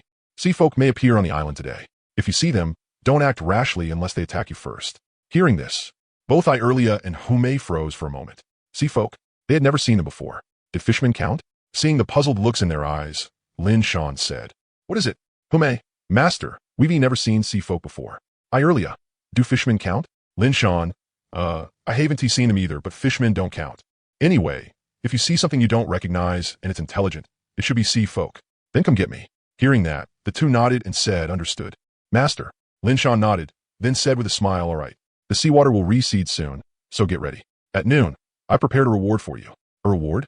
Irelia and Hume exchanged a glance, and both showed a trace of curiosity. Then they took their leave of Lin Shan. After leaving the lighthouse, Hume said curiously, Irelia, what do you think Master S' reward will be? Hearing that, Irelia said, how would I know? Hume, do you think it might be sleeping with Master? Irelia, huh? Is that a reward? Hume, isn't it? Back when I was on slave ships other than old Master Harry, yes. Quite a few people seem to treat that as a very good reward. Irelia, eh? Really? Hume nodded and said yes. Especially those humans with very, very dark skin. Whether male or female, they seem to really like that reward. And after they came back the next day, they were always treated to a feast. Hearing that, Irelia scratched her cheek, then said, isn't it just sleeping together? What is the difference? Don't we sleep together now, anyway? Hearing that, Hume shook her head and said, I'm not sure either. Forget it. Let us complete the taskmaster assigned first. Irelia nodded and said, true. After the two went back, they told everyone about it, mainly about the sea folk, and then started forming teams to wait by the seaside for low tide. After the two went out, Lin Shan directly opened the panel and clicked into the faction panel to check it. Name, unnamed, faction base, title island. Faction leader, Lin Shan. Faction level, 0. Faction members, none. Faction réserve personnelle, ERT, Eria, Ume, Uling, Lixi. Faction buffs, none. Faction warehouse, 1,000 slots. Faction reward system, none. Evaluation, a nameless faction with only a leader. With so many high-quality reserve personnel, you still haven't promoted them? Lin Shan stroked his chin and muttered, whereas Golia, YISNT she included. HM? Hearing her own name. Golia couldn't help looking at Lin Shan. She blinked, her face full of confusion. After staring for more than 10 seconds and not seeing Lin Shan look at her, she became even more confused and kept staring. Lin Shan didn't notice that Golia was staring at him. He was currently studying the faction panel. Everything in front was very clear, so Lin Shan mainly checked the detailed information for faction buffs, faction warehouse, and faction reward system. First was faction buffs. To obtain a faction buff effect, the faction first had to have one. Once it did, all members could receive the buff. For example, if the faction effect was Extraordinary Strength 10, then all faction members could gain that effect buff. The leader would receive 100% of it, while the rest of the distribution depended on the leader's own settings. Then there was the faction warehouse. This was also simple and straightforward, but the warehouse was shared by the whole faction. In other words, as long as someone belonged to the faction, they could use it. Of course, the leader could set conditions. For example, depositing items might have no restrictions, but withdrawing items could require the leader's approval. Lastly was the faction reward system. Lin Shan looked through it and found that he needed to set it himself. For example, he could establish a reward system where turning in 10 white grade items could be exchanged for 1 green grade item. It had a high degree of flexibility and could also be changed. However, after changing the reward system once, he would need to wait 10 days before changing it again. After reading through the general information about factions, Lin Shan couldn't help pondering. Then he decided that anyone who wanted to join the faction first had to sign a slave contract or a master-servant contract. That way, he would have to worry about being stabbed in the back. Also, it would be best not to recruit humans.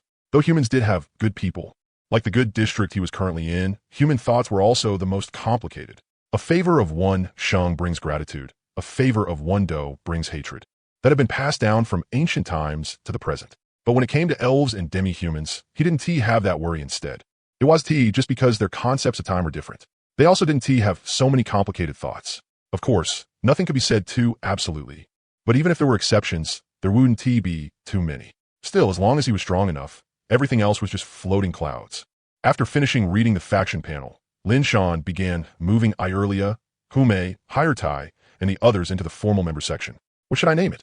Lin Shan pondered as he moved people over. Very quickly, everyone had been moved into the formal member section.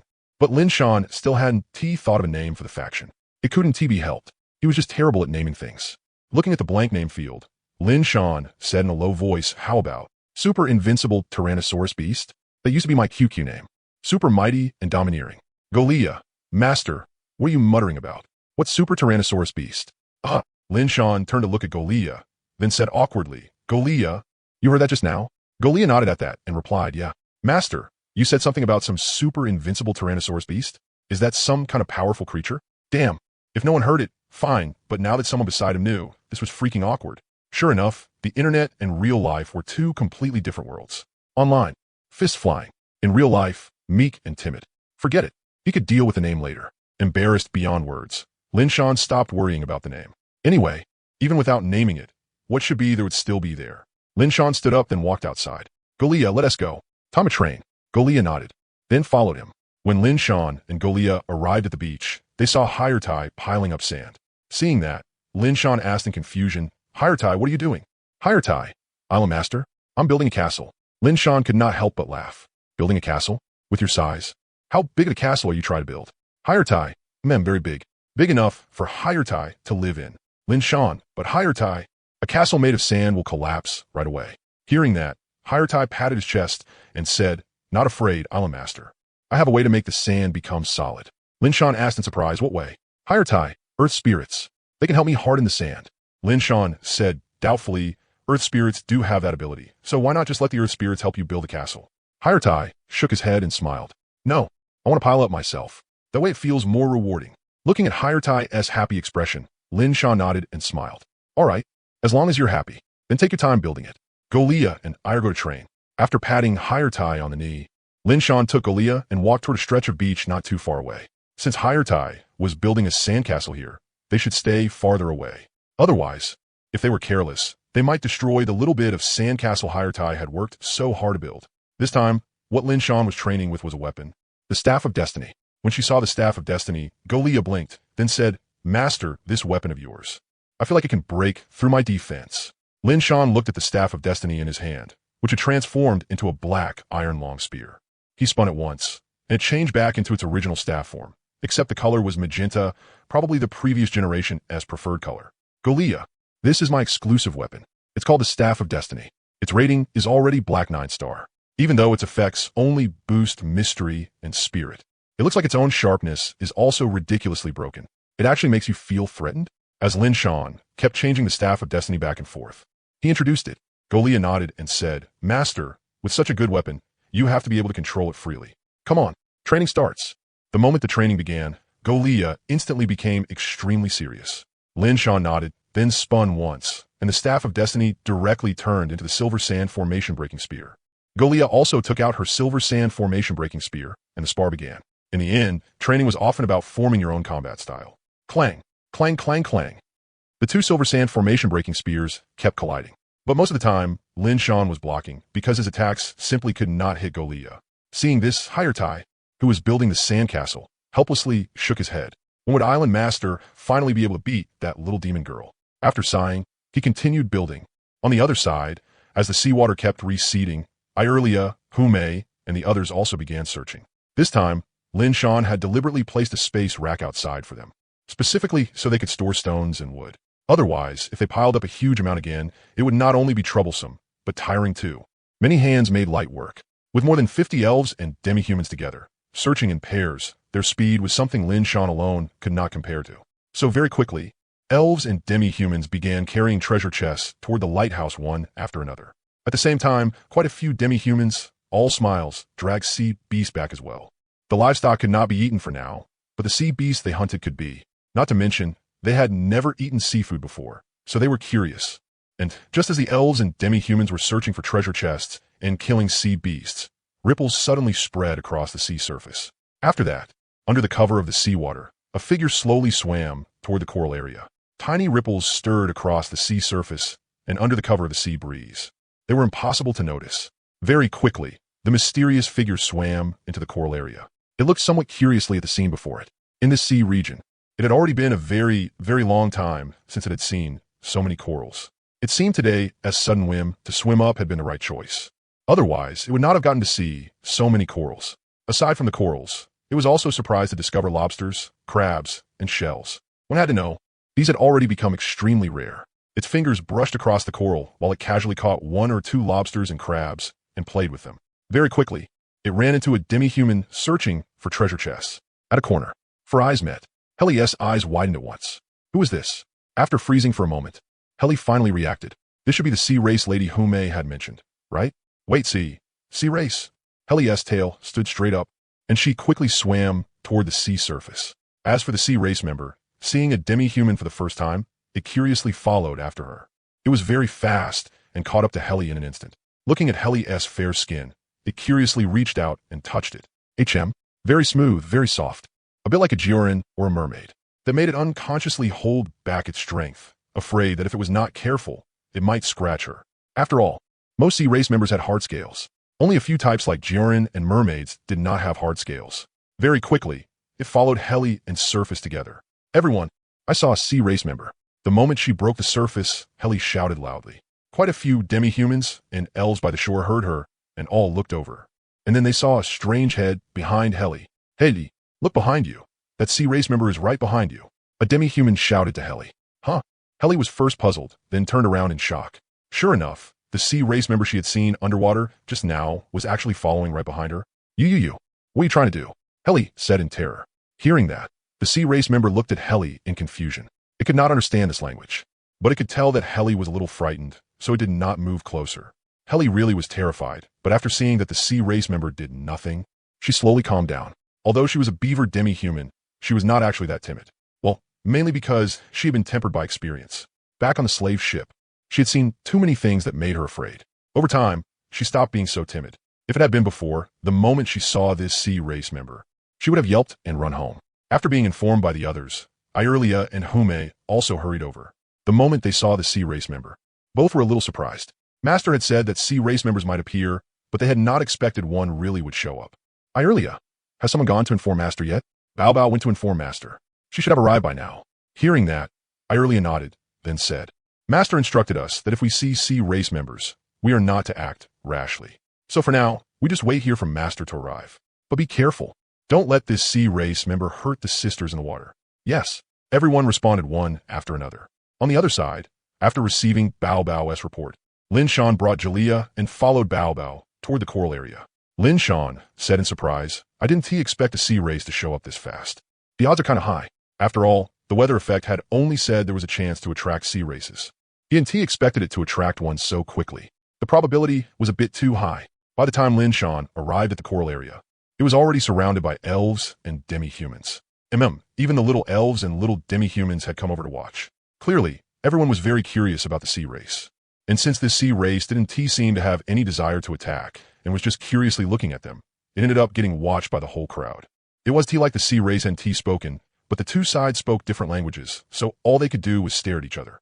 Both sides were trying to communicate with their eyes, seeing if they could somehow make contact that way. Bao Bao Master is here.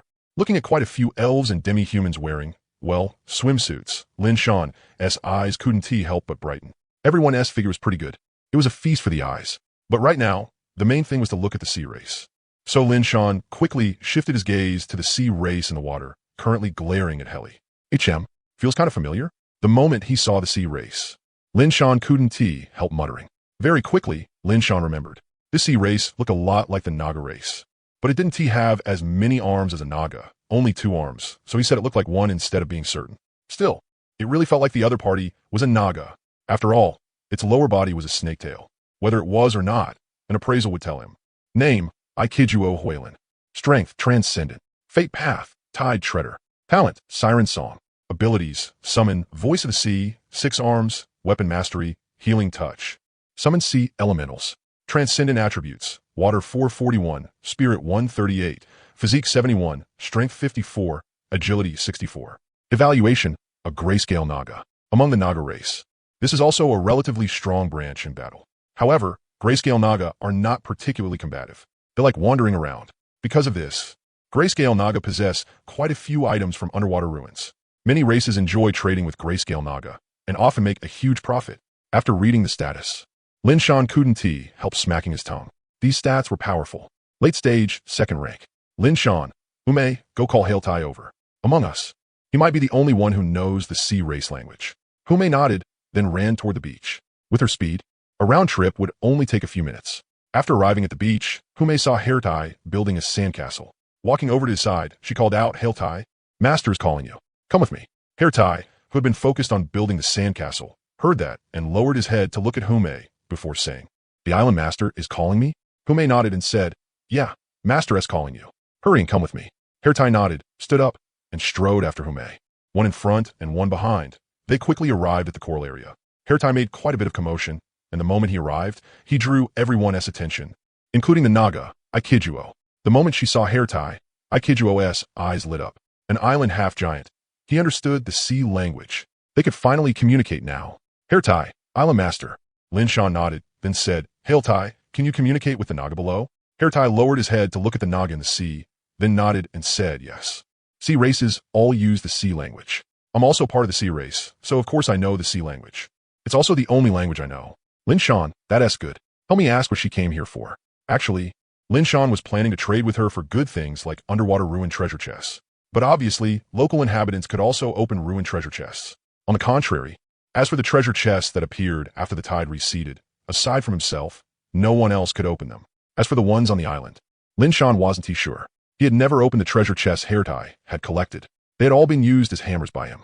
Hearing Lin Shan's words, Hairtie nodded, then began asking the Naga. Lin Shan could understand what Hairtie was saying, but he couldn't understand the Naga. Without the convenience given by the system, Ikijuo's speech was indeed troublesome. Clearly they were both speaking the sea language, but when Hairtie spoke, by the time it reached his ears, it became his native language. Hairtie, Naga, the island master asked me to ask you, what are you doing here? Ikijuo, big guy, I came here by accident. This place is very nice. Hairtie grinned and said, of course it is, hee. Ikijuo, big guy, that man is the master of this island? Why would he come here at a time like this? The blood tide is about to erupt. Looking at Lin Shan, Ikijuo felt a strange sense of closeness, so she asked in confusion. Hearing Ikijuo's words, Hairtie's eyes widened, and he said in shock, blood tide? A blood tide is coming here? Hearing Hairtie's words, Lin Shan froze. Blood tide? What was that? Ikijuo nodded and said, that's right. A blood tide. In about a month, a blood tide will rise in this sea region. So I don't understand why your island master would come here now. Even though this blood tide, 1T be very large. The harm it brings still 1T be small. Hairtie, wait a moment. Let me ask the island master first. Lin Shan, Hairtie, what is a blood tide? Hairtie scratched his head, then said, blood tide. Actually, I'm not too clear either because I've never encountered one before. But I've heard of it. It's terrifying. A blood tide affects the creatures in the sea, making them abnormally violent and causing them to slaughter each other. Even creatures that are usually very gentle will become incomparably bloodthirsty and frenzied.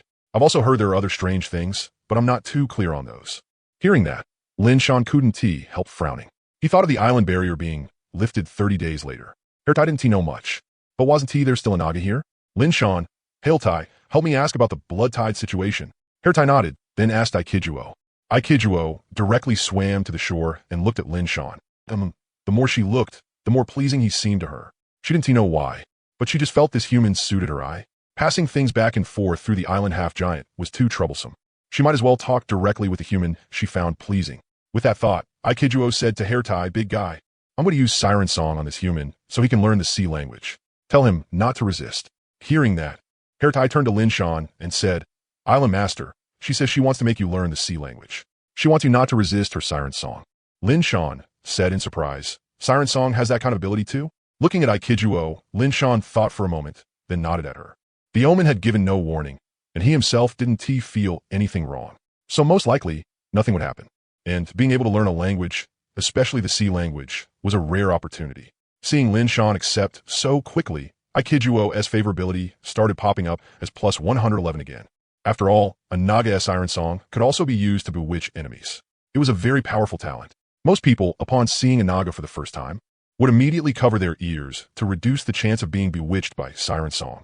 Ikijuo, then I'm starting. After saying that, Ikijuo began to sing. Siren song activated. Instantly, a beautiful singing voice appeared. Everyone present couldn't help narrowing their eyes. The singing really was pleasant. Jalea blinked. At first, she was also quite captivated by it. But the next second, the mechanism triggered, record, analyze, then load and learn. As the crystallization of the Super Empire's wisdom, Jalea's value was impossible to estimate. Not to mention that her father was also the Empire's strongest scientist, and Jalea herself had been modified and enhanced by him personally. Other artificial humans all had various restrictions, but Jalea not only had no restrictions at all, she had instead gained a whole pile of powerful abilities. After all, Jalea had originally been prepared for resurrection, so of course there could not be any restrictions. And that so-called blueprint for the forbidden experimental body was actually just the materials needed to revive Jalea. Every single one of them was far too rare and precious. Until the Super Empire was destroyed, Jalea's father had not even gathered half of them. What had been triggered now was precisely the learning template. It could record unknown abilities useful to the body, then analyze them. Once the analysis was complete, they would be loaded into Jalea's ability vault. Ikijuo had used Siren Song from start to finish once, and Jalea had fully recorded it. It was now being analyzed, though Jalea herself did not know this. Because it was a hidden function. System ding. Naga, Aikijuo Grayscale has taught you sea speech. Obtain sea speech mastery. Lin Shan was stunned. He had not expected the system to even give a prompt. Hello, human. Can you understand what I'm saying now or not? Aikijuo waved her hand and spoke. Actually, it was not just Lin Shan. Elria, Hume, and the other elves and demi-humans had all learned sea speech as long as they had listened to the complete Siren-S song. But because they were not the main target, they could only be counted as beginners. They could understand it, but when they spoke, they were somewhat halting. Lin Shan was different. Mastery meant it was on the same level as his native tongue. Hearing Aikijuo's words, Lin Shan nodded, then said in sea speech, I understand. This is really amazing. Hearing Lin Shan's amazement, Aikijuo smiled and said, this is a usage I developed myself. Other people with the Siren-S song talent don't know it. Pretty amazing, right? Lin Shan, amazing. Right, my name is Lin Shan. What about you? Aikijuo, Lin Shan? Hello, my name is Aikijuo. Lin Shan. Aikijuo, can you give me a detailed introduction to the blood tide? Hearing this, Aikijuo nodded and said, huh? Lin Shan, you don't know anything at all, and you still came to be an island lord? Lin Shan said helplessly, can't be helped. I had no choice. I used to live inland, so I really didn't know much about things at sea. Then suddenly I got thrown here. Aikijuo, I get it. Lin Shan, you're so pitiful. You were definitely tricked into coming here. A being like you is called. Called?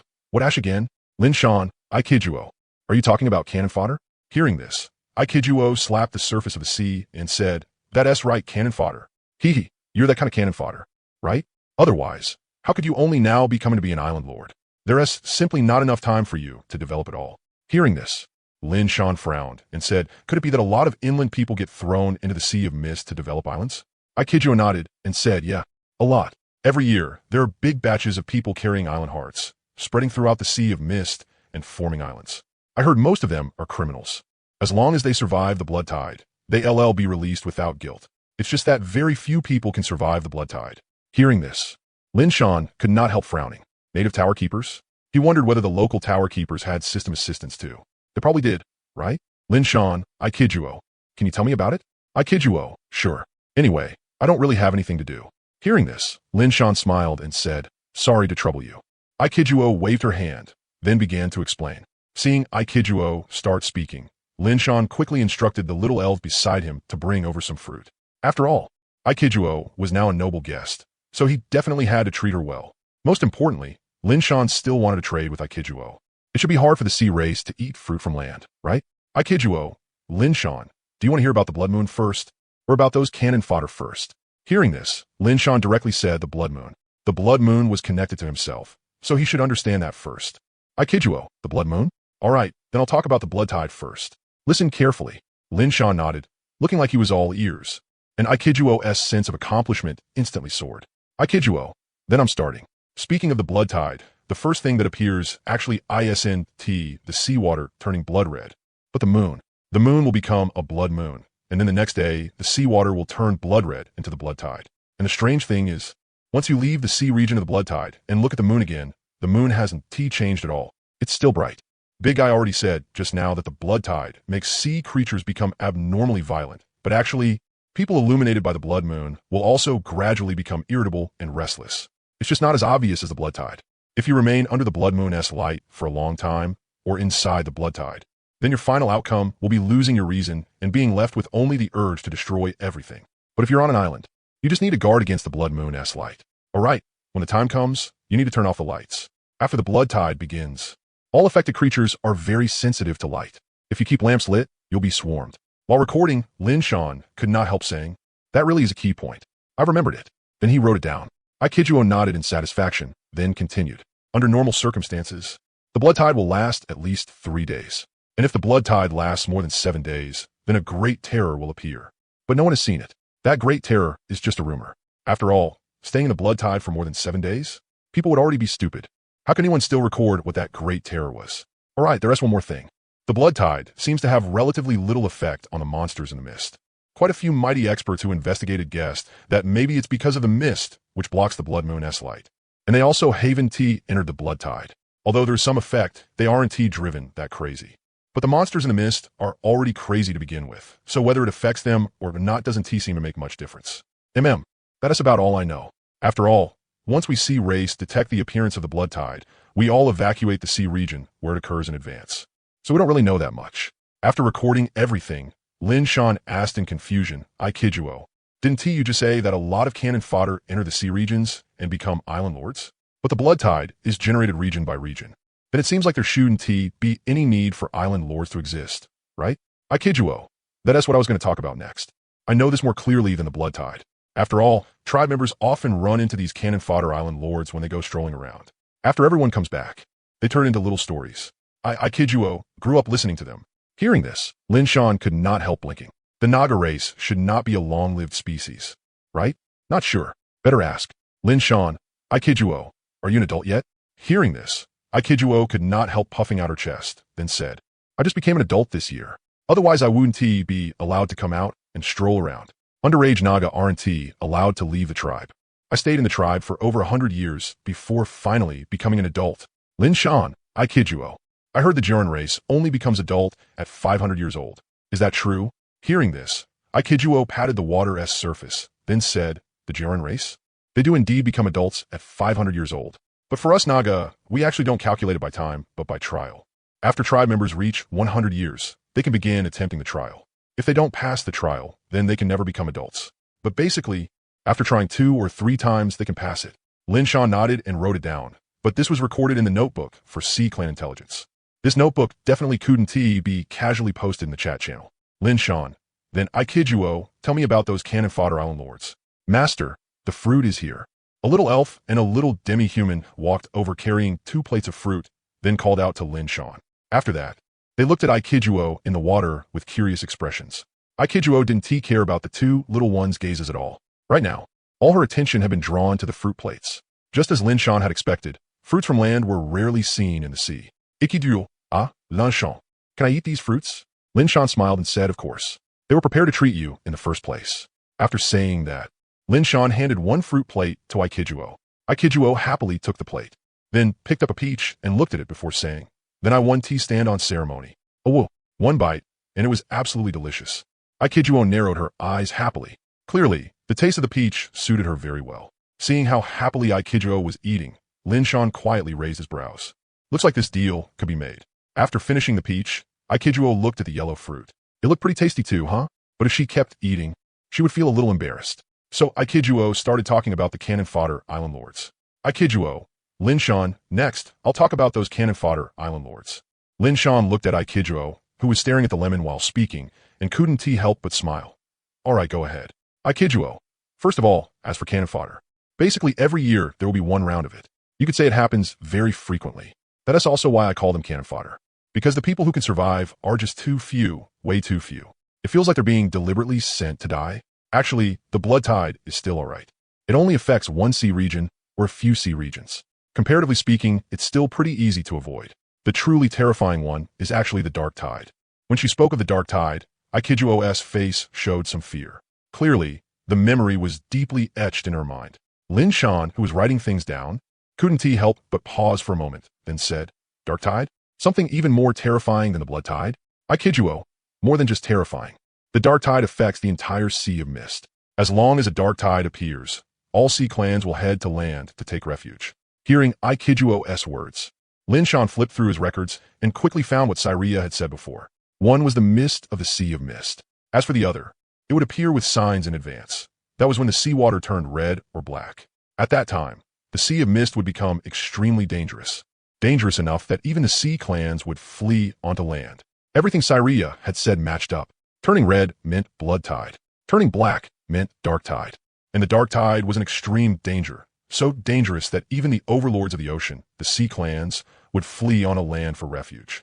Lin Shan couldn't help but think to himself that 1 month later, it would most likely be the blood tide. And also the first major trial for them tower defenders. If they couldn't light the candle flame, then the mist would spread onto the islands. If that happened, looks like it really is a huge crisis. If things go badly, more than half could die or be injured. Both the island and the lighthouse had to be upgraded with all their might.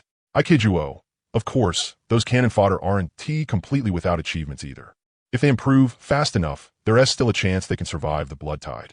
As for the dark tide, I'm not sure. Most likely, they probably can't survive it, right?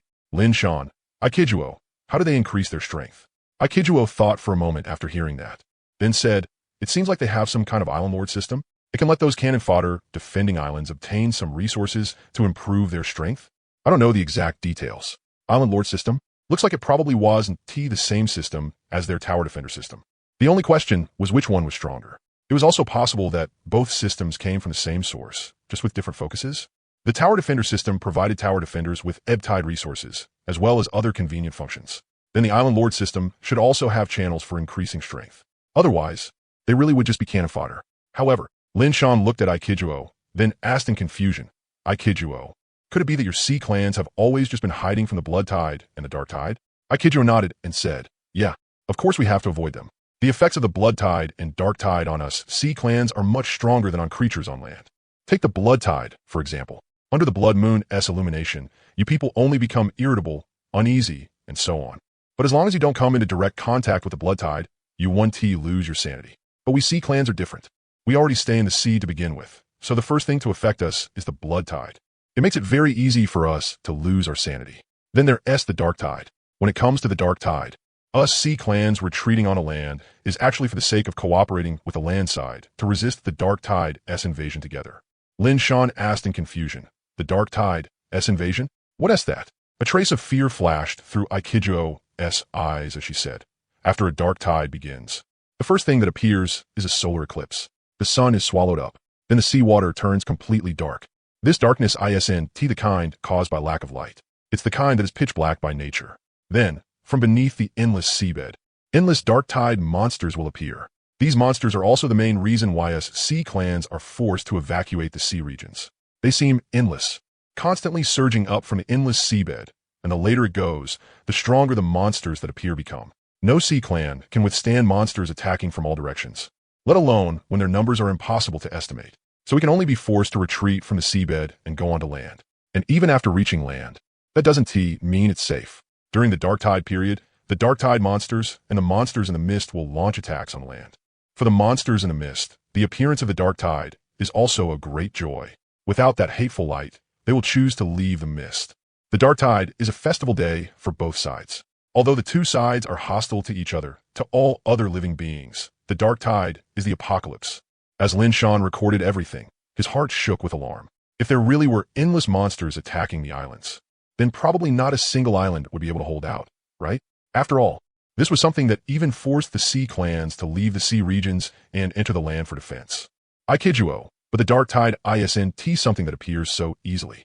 At least from my childhood until now, I only experienced it once when I was little. It's been almost 100 years since the last dark tide, but the blood tide happens quite often instead. Lin Shan nodded while writing everything down. Then he said, Aikijuo, is there anything else? Aikijuo had just picked up the lemon and put it into her mouth. Hearing Lin Shan's words, she shook her head and said, that's about it. I don't know anything more than that. Lin Shan nodded, then looked at the notes and started thinking. He casually posted them into the chat channel so everyone else could discuss it too. After all, there were quite a few analysis big shots in the chat channel. But right now everyone was out scavenging shore, so not many people were looking. Even so, thousands of people still started discussing it heatedly in the chat channel. Hiss. Slurp. Aikijuo looked blankly at the fruit in her hand that she had bitten in half. Was this something a naga could eat? Why was it so sour? Her saliva started secreting uncontrollably, and even her teeth felt a little soft. It felt like nothing she ate next would taste good anymore. Aikijuo hurriedly rinsed her mouth with seawater. After the seawater washed through it, she finally felt much better. Disgusted, she threw away the half lemon in her hand. Then Kudenti helped looking toward the other kind of yellow fruit on the fruit plate. The mango. After picking it up, she cautiously sniffed it. It smelled kind of fragrant. Since it smelled this good, it probably wouldn't be sour, right? Oh, whoa. With one bite, his eyes lit up at once. This is good. Lin Shan thought about it for a long time, but in the end, he realized that thinking about all this right now was completely useless.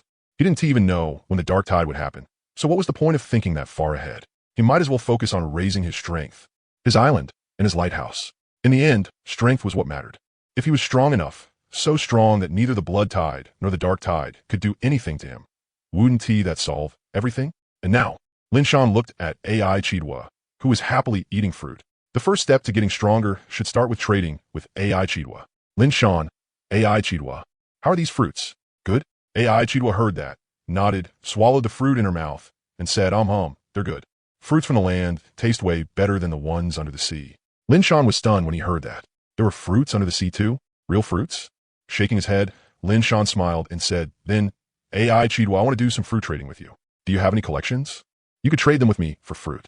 AI Chidwa blinked and then said, collections? I do have some. I found them in some shipwrecks or underwater ruins. Lin Shan's eyes immediately lit up, and he said, then do you want to trade some fruit with me? AI Chidwa looked at the mango in her hand and sank into thought. She was about to head back to her clan. If she brought some fruit back with her, that actually seemed pretty good. After all, quite a few of her clansmen had never eaten fruits from the land before. The more she thought about it, the brighter her eyes became. Seeing this, the corners of Lin Shan's mouth curled up. It wasn't tea on the level of the Dragon King, but it still counted as a crooked mouth smile. AI Chidwa, sure, Lin Shan, how we trade? Lin Shan smiled and said, I need to see what you have on you first. Okay, but I only came out from the clan to wander around for a little over 10 years. So I actually don't have that many things in my collection. As she spoke, AI Chidwa took out her collection from shell. Looking at the shell in her hand, Lin Shan asked in confusion, AI Chidwa, is that shell in your hand a spatial tool? AI Chidwa nodded and said, that's right, a space shell. It's a relatively rare type of shell that naturally nurtures space. The longer a space shell lives, the bigger the space inside it becomes. It's a spatial tool commonly used by our Sea clan. Lin Shan nodded. It was similar to a storage bag, except one was natural and the other was man-made. Very quickly, a whole pile of AI Chidwa's collection was placed beside Lin Shan. What surprised him was that there were actually treasure chests, and they were even the kind he recognized. The first special treasure chest he had ever opened. A deep-sea treasure chest.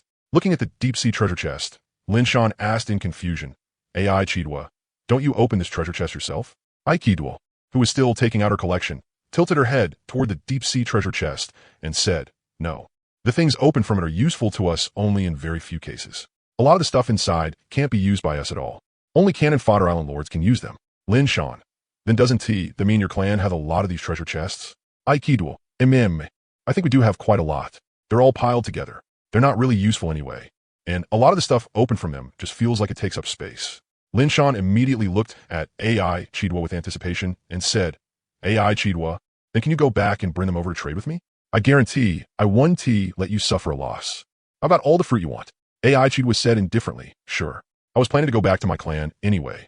But going from your place back to the clan and then returning would take about a few months. Lin Shan smiled and said, a few months? No problem. I'll wait for you. AI Chidwa. All right then. Once I get back, I'll pack up all the treasure chests in the clan and bring them over to you. Lin Shan, hiss, then I really have to thank you for that. AI Chidwa waved her hand and smiled.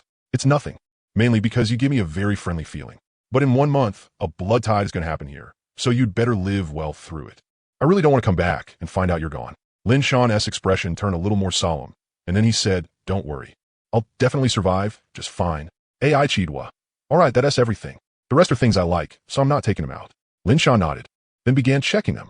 There were quite a lot of things. Among them were 7 or 8 treasure chests. There was 1 silver treasure chest, 1 deep-sea treasure chest, and 1 ruins treasure chest. When he saw the ruins treasure chest, Lin Shan was a little surprised. He expected AI Chidwa to have explored ruins too. As for the remaining treasure chests, there were treasure chests containing lighthouse gold coins. Aside from the treasure chests, there were also quite a few underwater materials, such as blood coral, purple coral, and some extraordinary underwater plants and materials. Their ratings were all very good, basically between blue and yellow. Lin Shan even saw 2 purple-rated items. He picked them up and appraised them. Name, Armored Azure Dragon Fawn. Category, Material. Rating, Purple 1. Effects, Sharpness, Sturdiness. Pressure, Penetration. Description, when an Armored Azure Dragon reaches adulthood, it will go through 1 tooth replacement. This fang is one of the old fangs it shed. Even so, it is still an extremely good material. If traded to a master smith to be forged into a weapon, it will at least gain 2 or more of the above effects. Seeing this, Lin Shan clicked his tongue a little. Even a fang shed during adulthood was purple rated. Then just what level of existence was an adult Armored Azure Dragon? Good thing he returned the little Armored Azure Dragon to its mother back then. Otherwise, his island probably would have been blown away, right? Then Lin Shan looked at the second item. Name, Glazed Water Tree. Category, Extraordinary Plant. Rating, Purple 3. Effect, Glazed Crystal. Description, the glazed water tree is an extraordinary plant that grows in seas rich in energy. The glazed water tree condenses glazed crystals. After being consumed, they can greatly increase extraordinary attributes. The glazed crystals condensed by the glazed water tree will form into different attributes according to the elemental attributes of the surrounding environment. Looking at the underwater glazed water tree, Lin Shan said in surprise, AI Chidwa, this is an extraordinary plant, and you still don't want it? AI Chidwa turned to look at the glazed water tree beside her, then said, "No need. There's already a super big glazed water tree in the clan. This kind of extraordinary plant has territorial awareness. It doesn't allow another glazed water tree of the same kind to exist nearby. So this one is useless to me." Lin Shan said, "So that is how it is. I understand. AI Chidwa, these things are very precious to me, and I don't really have many good things right now to trade with you. AI Chidwa, just give me fruit. I don't really need these things, but I do want fruit. Lin Shan, just give me more fruit." Lin Shan looked at the smiling AI Chidwa, fell silent for a moment, then said, "Then I'll give you all the fruit." After saying that, Lin Shan said to the little fairy and little demi-human at the side, "Go tell Irelia to pick all the fruit from the warehouse and the trees, put them into storage bags, and bring them over." The two little ones nodded when they heard that, then dashed toward the treehouse. But halfway there, they realized that Lady Irelia was over at the beach. So they turned and ran toward the beach instead. AI Chidwa, all of it for me? Then, once you have no fruit left to eat? Lin Shan smiled and said, "Fruit will grow again soon enough. The things you are giving me are worth far more than that bit of fruit." AI Chidwa said, "Really? Our Sea Clan always trades item for item. There is no such thing as whether it's expensive or not." Lin Shan, item for item? If the value is too high, wouldn't you feel like you lost out? I kid you, it's all right, I guess. As long as both sides are satisfied. There is nothing to say about loss or no loss. As long as you're happy, I'm happy, and everyone is happy. Isn't that great? Hearing that, Lin Shan nodded. Indeed, if your thoughts were simple, it really could work. For the Sea Clan, it was feasible. For humans, it was hard. When they were little, there have been times when they swapped toys to play with, but that only happened in childhood and only if they met open-minded parents. Very quickly, Irelia came over with 3 spatial bags. They were filled with all the fruits from every plantation warehouse and every fruit tree. It could be said they had been cleared out in one go. Irelia, Master, all the fruits have been packed away. There are 3 spatial bags in total. Lin Shan nodded, took the 3 spatial bags, and then said, "Irelia, you can go get busy now." Hearing that, Irelia nodded, glanced at Aikijuo, and then left. Lin Shan handed all 3 spatial bags to Aikijuo and said, "Aikijuo, this is everything I currently have in stock. See if it's enough." After taking the spatial bags from Lin Shan, Aikijuo checked them. Wow, so many, and they're all really fresh too. Lin Shan, you have no idea. When the elders in our clan traded with other humans, those fruits were nowhere near as good-looking as yours. Some are even all shriveled up. And we looked for a lot of merchants, but they were all the same. It felt like they had colluded beforehand, so later on we stopped trading with humans altogether. Aikijuo said happily. Clearly, she was very satisfied with these 3 bags of fruit. Hearing that, Lin Shan asked curiously, "After you stopped trading, did those merchants come looking for you afterward?" Aikijuo laughed. Yeah, they did. But they couldn't find us. If we don't show ourselves, how could humans possibly find us? Lin Shan nodded. True enough. The Sea of Mist was full of fog. Finding an island was already difficult, let alone the Sea Clan living in the ocean. With so much fruit, Aikijuo could hardly wait to go back and share it with her clansmen. Aikijuo, Lin Shan, is there anything else? If not, then I'm heading back to the clan. I can't wait to share the fruit with everyone. And such plump fruit too. Hee. When I go back this time, I'll be bringing honor to my ancestors. Hearing that, Lin Shan asked doubtfully, Aikijuo, when you come next time, will you still remember the way? Aikijuo, that's easy. Here, this is for you. Lin Shan took the light gray scale and asked with a puzzled look, "A scale?" Aikijuo, a scale for my body. With this scale here, I want to get lost. But the scale can't be put into a spatial tool. If you put it into a spatial tool, then I want to be able to sense it. Lin Shan nodded and said, "All right, got it. Then there is really nothing else now." Aikijuo, then I'm heading back. Bye. Lin Shan, bye. Be careful on the way. Aikijuo nodded. After diving back into the sea, she quickly swam out beyond the island. She was extremely fast, disappearing into the coral zone in an instant, then diving into the deep seabed and vanishing without a trace. Looking at the now vanished Aikijuo, Lin Shan closed the record panel and sighed. Today's unexpected gains were pretty great. Not only did I get a detailed understanding of the Blood Tide and the Dark Tide, I also learned that aside from the several hundred billion Tower Guardians like us, there are also local island lords. To be honest, Lin Shan was a little curious about the locals' island lord system. He wondered what the difference was compared to the Tower Guardian system. If he could obtain the island lord system, maybe the two could support each other? Shaking his head, he put the thought aside. There was no point thinking about that now. It was better to first prepare properly for the Blood Tide at the end of the month. With that thought, Lin Shan turned his head to look at the item Aikijuo had given him. Looking at the glazed water tree in the coral zone, Lin Shan rubbed his chin. This thing definitely couldn't be placed in the coral zone. After all, it was a purple-rated extraordinary plant. Looks like I'll have to get the earth spirits to dig a big pit near the lighthouse. Then dig a water channel connecting it to the coral zone to bring in seawater and form an inland sea on the island. As Lin Shan planned, he muttered to himself. When the blood tide came, they could block off the water channel. After deciding, Lin Shan looked at the items around him, then said to the little elves and little demi-humans still gathered nearby watching the excitement. Little ones, help me carry all these items beneath the lighthouse.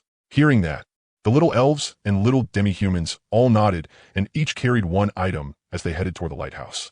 As for the treasure chests, the glazed water tree, and the armored azure dragon S. Fong, Lin Shan put them into his backpack.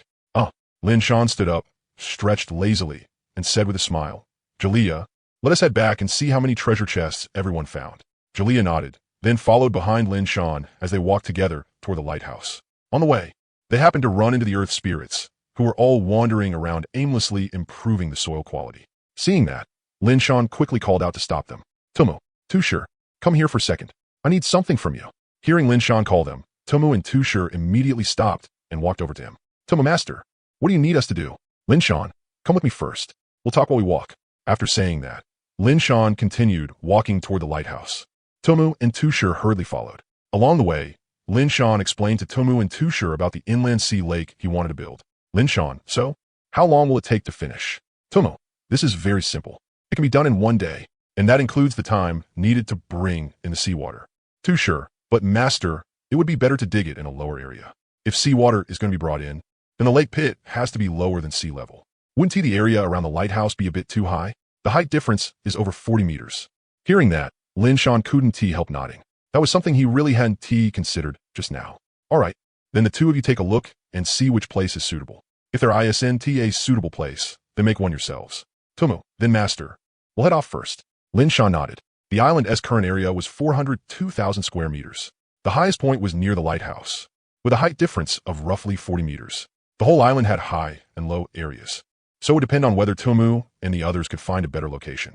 After returning to the lighthouse, Lin Shan looked at the treasure chests on the ground and couldn't help feeling a little surprised. Today's number of treasure chests was a bit low, but the quality was pretty good. 1 silver treasure chest and 3 bronze treasure chests. Besides the 3 treasure chests, there were also some materials, not many, about 7 or 8 pieces. Lin Shan took a look. They were all white and green materials, not even as good as the materials Aikijuo had given him.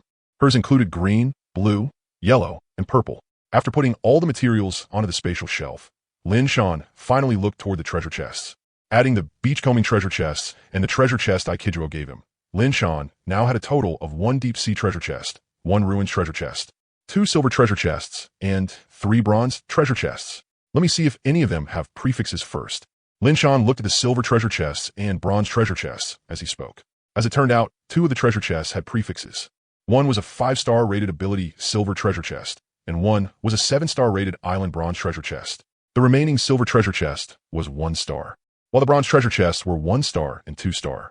Finally, there were the deep sea treasure chest and the ruins treasure chest. The rating of the deep sea treasure chest was different from the one Lin Shan had picked up the first time. This one was purple 1 star. The ruins treasure chest was even more exaggerated. It was purple 8 star.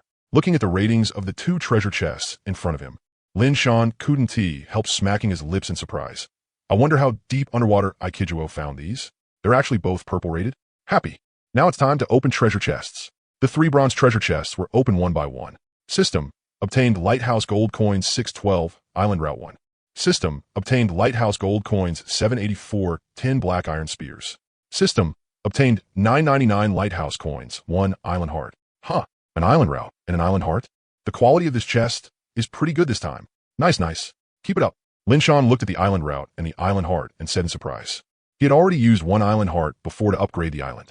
If he used this one too, the island would reach blue 3 star, and its area would go from 403,000 to 503,000.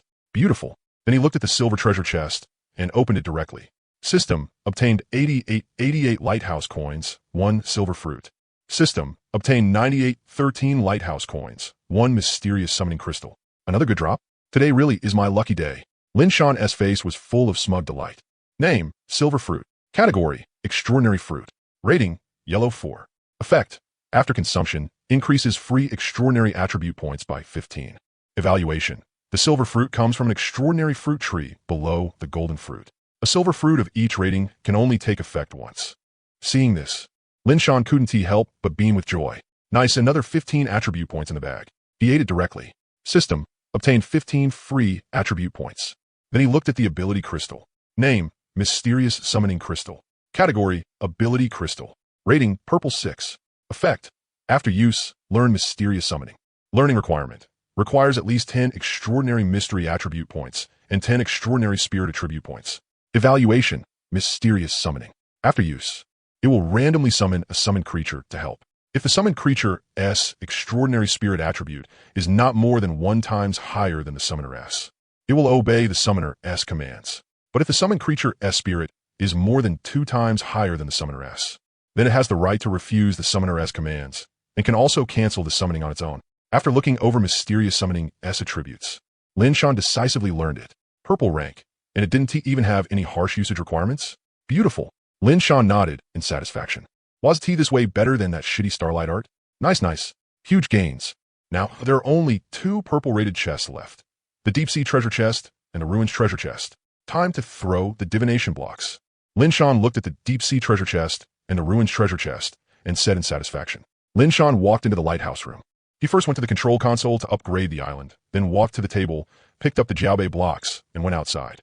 Come on, Mazu, bless me. I don't even know what good stuff is in there. Even Jalia's upgrade materials will be fine. Lin Shan muttered a few times, then tossed them. Bah! Holy cup. Good. Again. Bah! Holy cup. Bah! Ho, a laughing cup. Looking at the last laughing cup, Lin Shan couldn't help scratching his head. Was Mazu messing with him? Again. Holy cup. Holy cup. Laughing cup. Good lord. Again. Holy cup. Laughing cup. Laughing cup. Lin Shan fell silent. The next one wouldn't be 3 laughing cups in a row, right? Ha. 3 in a row, but not laughing cups. They were holy cups. Mazu Nyang was messing with me just now, Lin Shan said gloomily, then directly opened the Ruins Treasure Chest. System: obtain 66666 lighthouse coins, 1 Mysterious Immortal Body. Name: Mysterious Immortal Body. Category: Unknown. Rating: Black 9. Effect: Unknown. Evaluation: a fresh corpse. Other than witches, no one can preserve their own immortality. Note: best not to take it out casually. Looking at the attribute panel in front of him, Lin Shan blinked. The Forbidden Experimental Body Blueprint had indeed mentioned that it needed a powerful corpse, but it never said it had to be a witchess. So it really did give him a corpse? After being silent for a long while, Lin Shan quietly closed his inventory. He'd put this thing in the lighthouse warehouse later. Then he looked at the deep-sea treasure chest. He threw the Jiaobei blocks again. Pa. After 3 throws, there was 1 holy cup, 1 laughing cup, and 1 crying cup. Looks like Mazu didn't watch this one. She left. Lin Shan scratched his head, then directly opened the deep-sea treasure chest. System: obtain 5 lighthouse coins, 1 seal breaker. What is this? A seal breaker? Lin Shan said in surprise. Name: Seal Breaker. Category: Special Item. Rating: Purple 1. Effect: breaks seals. Evaluation: can break any seal on items rated purple and below. Simple and easy to understand, but I don't seem to have anything sealed, right? Does the deep-sea nurturing clam count? Lin Shan looked at the item in front of him, then looked at the deep-sea nurturing clam in his inventory. There was definitely life inside this clam. Otherwise, the spatial shelf and lighthouse warehouse couldn't possibly fail to store it. After thinking it over, Lin Shan took out the deep-sea nurturing clam, then picked up the seal breaker and used it on it. System: ding. Do you want to remove the protective seal on the deep-sea nurturing clam? Looking at the system prompt that popped up, Lin Shan raised his brows. So there really was a seal? No wonder it never opened. After thinking for a moment, Lin Shan decided to break it. After all, he didn't have any other sealed items right now. Yes, in an instant, the seal breaker in his hand turned directly into a ray of light and shot into the deep-sea nurturing clam. The next second, a transparent glow appeared on the clam's surface. Then, cracking sound started. Very quickly, cracks spread all over it. Then with a bang, it shattered and vanished. As the seal was broken, the huge deep-sea nurturing clam finally showed some movement. The clam slowly began to open. Lin Shan watched curiously. He had no idea what it looked like inside, but based on the evaluation, it was meant for a baby merfolk. So the environment inside the shell should be very suitable for a baby, right? But when the deep-sea nurturing clam fully opened, the scene inside left Lin Shan completely stunned. The inside of the shell was actually filled with golden liquid. Judging from the marks inside the shell, this golden liquid had probably originally filled it to the brim. Looking at the golden liquid inside the shell, Lin Shan reached out and touched it, then identified it. Name: Dragon Whisker Treasure Liquid. Category: Special Item. Rating: Red 1. White, green, blue, yellow, purple, red. Effect: increases potential increases attributes, increases talent. Evaluation, a nutrient liquid specially prepared by the deep-sea merfolk for merfolk babies. It requires hunting a dragon whisker whale with strength at the peak of tier 6, refining its essence blood, then combining it with the merfolk's unique techniques and various heavenly materials and earthly treasures. Note, this dragon whisker treasure liquid was specially researched by the deep-sea merfolk for merfolk babies, so it can display its greatest effect on merfolk babies. For other races, the effect is only 1/10 to 1/5. Lin Shan's eyes widened. A re-red-rated item? So damn extravagant. Lin Shan exclaimed. Then he said in shock, "Where's the merfolk baby?" The next second, a figure suddenly jumped out from the golden dragon whisker treasure liquid and flew toward Lin Shan. Lin Shan instinctively caught it in his arms. HM. He lowered his head and looked, their eyes meeting. No, a little merfolk had directly jumped into Lin Shan's arms. A clean, fair, tender little merfolk. Staring at the little merfolk, Lin Shan froze. What kind of situation was this? Was this little merfolk really that bold? Was she afraid he was a bad person? But right after that, the little merfolk's words completely stunned Lin Shan. Mama. Hee. The little merfolk called out to Lin Shan with a silly smile. Huh. A dumbfounded man under a dumbfounded tree. Lin Shan was completely dumbstruck. Mama. Looking at the little mermaid in his arms. Even though she was very cute, Lin Shan still said with a face full of disbelief, "What did you just call me?" The little mermaid happily called out again, Mama. Hearing that, Golia behind him blinked, looked at Lin Shan, and silently thought, "Male Mama?" Only then was Lin Shan sure he hadn't misheard. Looking at the little mermaid's delighted face, Lin Shan placed her into the dragon whisker precious liquid and watched her happily slap her tail inside it. He couldn't help but sigh. "You really are adorable." The little mermaid blinked. Mama praised her. Happy. She smiled even more joyfully, and even her tail started moving a little faster. Lin Shan, little one, why are you calling me Mama? The little mermaid happily said. Mama is Mama. Lin Shan. All right then. Looks like you wouldn't get any real answer out of her. Better just appraise her directly. Name, Little Mermaid Baby, unnamed. Strength, transcendent. Fate path, none. Talent, beloved of the ocean, deep sea mermaid inheritance. Abilities, none. Transcendent attributes, water, 233. Mystery, 123. Spirit, 123. Constitution, 33. Strength, 33. Agility, 33. Evaluation, a Little Mermaid Baby with powerful potential. As the ocean's beloved, she is destined to become the future mermaid queen. However, sadly, her mama is a human. And damn it, a male one at that. Note, when the deep-sea mermaids want a little mermaid baby, they go to the deep-sea nursery and pick a deep-sea nurturing shell, then use blood to undo the seal on it. That way, they can get a soft and squishy little mermaid baby. Therefore, little mermaid babies will treat the first person they see as their mama. Because only the blood of the deep-sea mermaid race can break the seal on a deep-sea nurturing shell, and it also requires wholehearted essence blood. After reading the Little Mermaid Baby's stats, Lin Shan fell silent. Poking the Little Mermaid's soft cheek, Lin Shan thought to himself, she's this cute. So I'm raising her. Mama it is then. Besides, male mamas in kindergarten are pretty popular too. Before I came here, weren't there already a lot more male nanny jobs? Suddenly, Lin Shan noticed a piece of information appear in his mind. Lin Shan, who had been teasing the Little Mermaid, couldn't help but pause. Then he checked it, only to find that it was information about the Deep-Sea Mermaid Pearl. Name, Deep-Sea Mermaid Pearl. Category, Special Item. Rating, Red 9. Effect, Underwater Breathing, Water Transcendent Attribute 100, Mystery Attribute 100, Spirit Attribute 100, Constitution 50, Strength 50, Agility 50. Special Effects, easily attracts the attention of mermaids, transforms into a deep-sea mermaid. Evaluation, gained 100% favorability and trust from mermaid. The Deep-Sea Mermaid Pearl's self-seal has been lifted.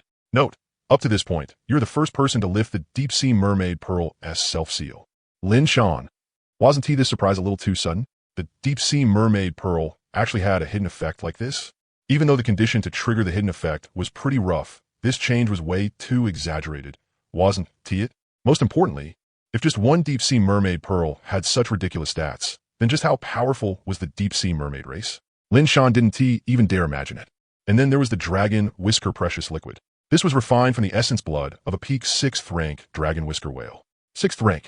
As far as Lin Shan knew now, once a single transcendent attribute exceeded 500 points, that meant 3rd rank. He didn't even know how many transcendent attributes were needed for 4th rank. With such massive attribute boosts, Lin Shan felt like he could punch a tiger to death with one fist. Literally, he really could punch a tiger to death. Silently digesting this sudden surprise, Lin Shan finally calmed down and looked at the Little Mermaid. He picked her up and kissed her little head several times. Lin Shanhua. After kissing her a few times, Lin Shan smiled and said, "Baby, you really are my good baby." The little mermaid blinked, looked at Lin Shan's smiling face, and started smiling along with him. Though to be fair, her smile had never stopped in the first place. The little mermaid really was his lucky star. He was definitely raising this child. Even if Jesus came to talk him out of it, not only would it be useless, he'd get a big slap too.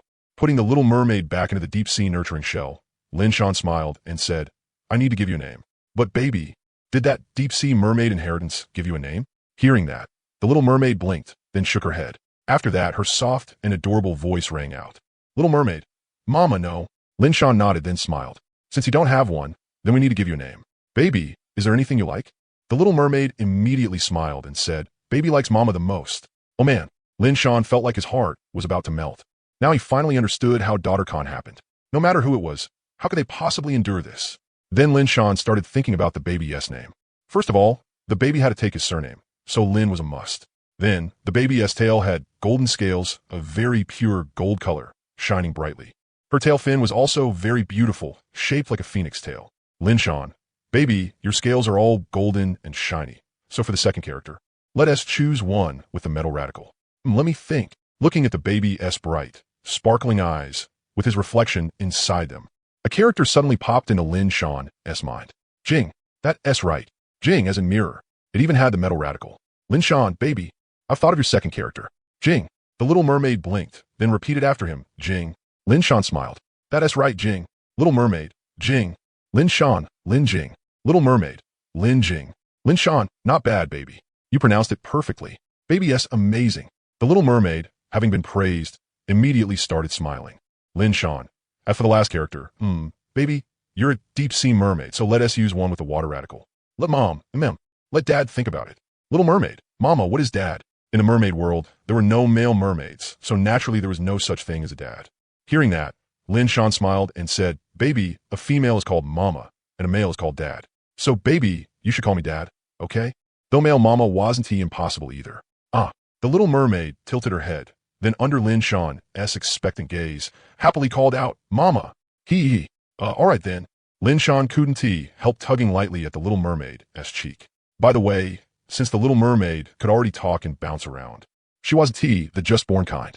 Right now, she was about 1 meter tall. If you counted the tail, then she was about 3 meters.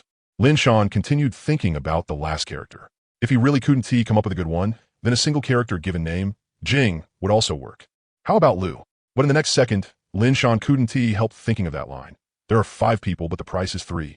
Still, Jing Lu was incredibly powerful. Giving the baby that name didn't seem impossible. If the baby could reach Jing Lu's level one day, then just how powerful would she be? One sword strike splitting the moon. Lin Shan, baby, decided. The last character, Lu. Lin Jing Lu. Lin Shan, baby, from now on, your full name is Lin Jing Lu. Lin Jing Lu.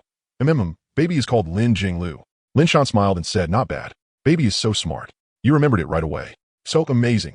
Hearing that, little Jing Lu immediately beamed with joy. Lin Shan turned to look at Golia, then smiled and said, "Golia, go call everyone over. Let me introduce our new member to everyone." Golia, "Yes, master." After saying that, Golia headed toward the treehouse. Little Jing Lu watched Golia leave, blinked her big eyes, then turned back to Lin Shan again. Just as Lin Shan was teasing little Jing Lu, a system notification suddenly popped up. World system announcement. Ding. Congratulations to Lin Shan from Tower Defender number 88888888 for being the first to raise his own strength to Tier 2. Reward for all Tower Defenders in area number 88888888. 1 golden treasure chest, 1 extraordinary attribute treasure chest.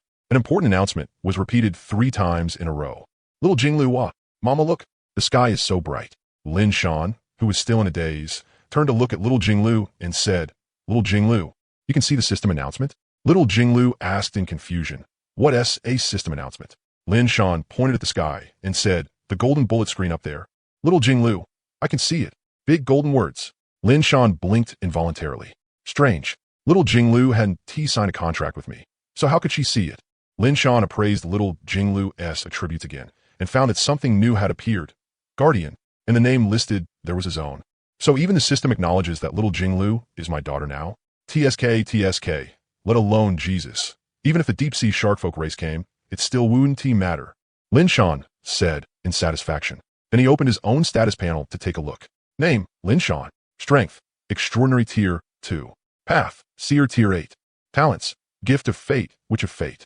Abilities, Ice Crystal Shot, Underwater Breathing, Appraisal, Fear Spell, Mysterious Summoning.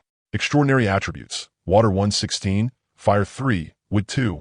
Mystery 228, Constitution 65, Spirit 235, Ice 2, Strength 63, Agility 60. Free Attribute Points 17. Looking at how both his mystery and spirit had broken 200, Lin Shan was extremely satisfied. Now he finally had enough to learn Starlight Spell. At the same time, Lin Shan also noticed that his path had advanced. He clicked on Path to check. Name, Seer Tier 8. Category, Fate Pathway. Rating, Unknown. Tier 9 Path Abilities, Mysterious Perception, Mysterious Veil, Mysterious Affinity. Tier 8 Path Ability, Mysterious Foresight. Path Bonus, Mystery 50, Spirit 50. Evaluation, Seer, the name of the 8th stage of the Fate Pathway. HM, the attribute bonus went from 30 points to 50 points. Not bad.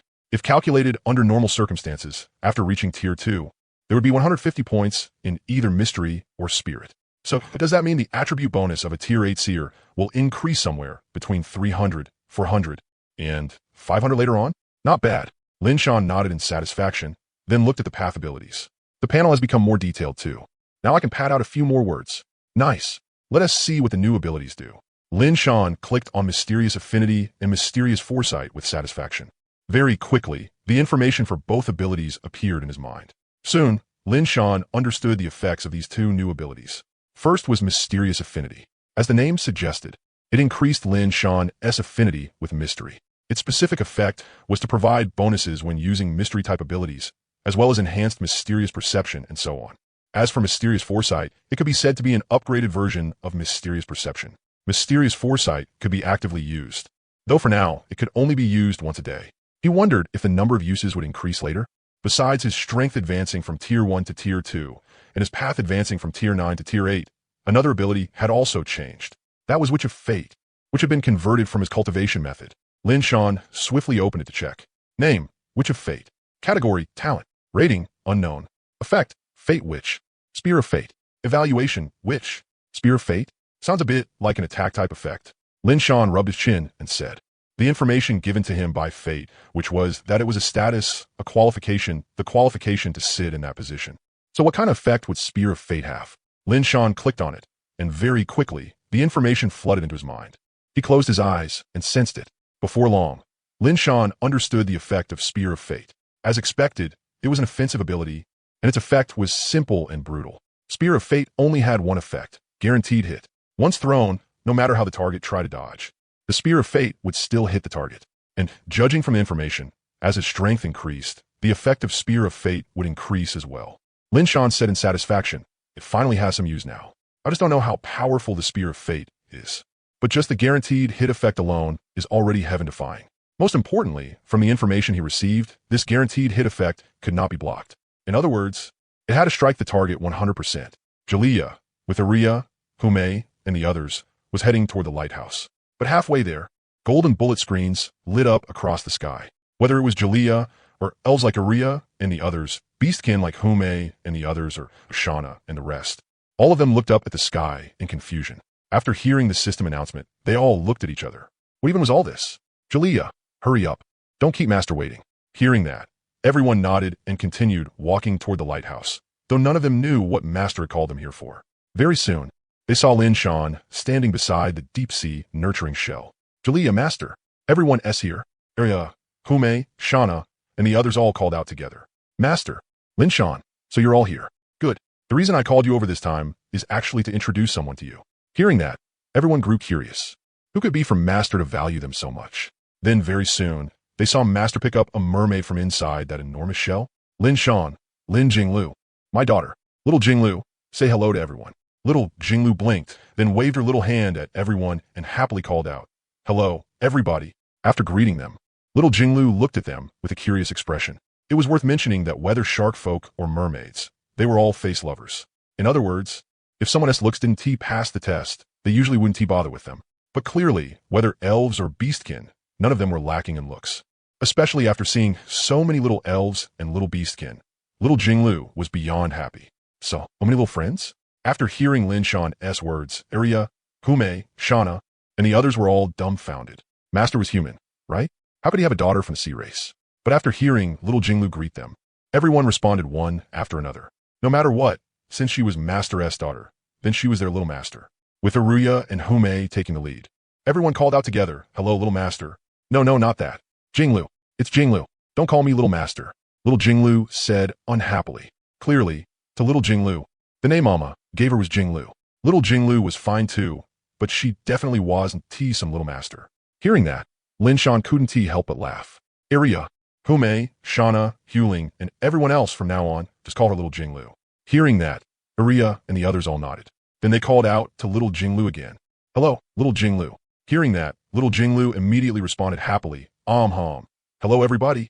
Lin Shan, Huling, make a few sets of clothes for little Jinglu later. Hearing that, Huling nodded and said, "Yes, master." Then Lin Shan turned to look at Li Shi and said with a smile, "Li Shi, you all should play with little Jinglu more often." Hearing that, Li Shi nodded her little head. To the little elves and little beastkin, little Jinglu's appearance meant they had gained another little friend. Little Jinglu also looked at them curiously. After all, everyone was about the same height. The little Jinglu was still the shortest for now. Lin Shan, since everyone has gotten a basic introduction, let us disperse for now. Eerie, Hume, Shauna, and the others nodded, then led everyone toward the treehouse. Lin Shan carried little Jinglu and used the invisible hand to move the deep-sea nurturing clam to the second floor, placing it beside his double bed. On one side was Jalia's energy replenishment pod, and on the other was little Jinglu's clam bed. That's right. The deep-sea nurturing clam would also be the little merfolk's bed in the future. After all, this thing could recognize a master. And no matter how you looked at it, it was still a purple-rated item. Little Jinglu suddenly yawned, then murmured, "Mama, little Jinglu is sleepy." Hearing that, Lin Shan placed little Jinglu into the deep-sea speech clam. Little Jinglu rubbed her eyes, then kissed Lin Shan on the cheek and said, "Mama, little Jinglu is going to sleep first." After saying that, she dove into the dragon whisker precious liquid. Seeing this, Lin Shan shook his head helplessly. Little Jinglu still hadn't adapted to being awake. After getting excited, she would easily become sleepy. It would be fine after a few days. Lin Shan, Jalia, tidy up everything downstairs and sort properly. Hearing that, Jalia nodded and walked toward the stairs. As for Lin Shan, he looked at the system rewards. The personal rewards. System ding. Congratulations to the Tower Guardian for obtaining personal rewards. 1 random special treasure chest, 2 extraordinary attribute treasure chests, 1 random mystery type ability crystal, 10 attribute stripping scrolls. Adding the golden treasure chest and extraordinary attribute treasure chest from the regional reward, Lin Shan suddenly had 5 more treasure chests. Looking at the personal rewards, Lin Shan said in surprise, "Other than the random special treasure chest, the rest are all rewards that increase strength. Claim all." In an instant, 5 treasure chests appeared in his backpack, along with 1 ability crystal and 10 attribute stripping scrolls. Looking at the treasure chests in front of him, Lin Shan thought for a moment and decided not to disturb Mazu. After all, the things opened from the deep-sea treasure chests and ruins treasure chests had already troubled Mazu enough. Being too greedy would be good. Since there was no need to toss moon blocks, Lin Shan directly opened the treasure chests. Right now, there was 1 golden treasure chest, 1 random special treasure chest, and 3 extraordinary attribute treasure chests. Looking at the 5 treasure chests in front of him, Lin Shan thought for a bit, then finally turned his gaze to the golden treasure chest. Let us start with the golden treasure chest. After all, judging from the difficulty of obtaining them, the golden treasure chest was undoubtedly the easiest one to get among these chests. System obtained 1 frost spirit sword. Treasure chest from system rewards couldn't open lighthouse coins. Lin Shan was surprised by that, but the golden treasure chest only gave 1 item? That felt a bit scammy. Could it be that he had already used up all his luck just now? Then should he leave the remaining treasure chests until tomorrow before opening them? Lin Shan muttered while opening the Frost Spirit Sword S attributes. Name, Frost Spirit Sword. Category, Weapon. Rating, Purple 6. Effect, Ice 100, Frost with 1 sword, Ice Enhancement, recognizes a master. Evaluation, a spirit sword filled with frost chi. If it has not recognized a master, it is not recommended to use it. Looking at the attribute panel in front of him, Lin Shan thought about it. It seemed he didn't have anyone with the ice element, right? The elves were basically wood element, and although the demi-humans' attributes were rather mixed, there wasn't a single ice element one among them. So this weapon felt like it was going to gather dust.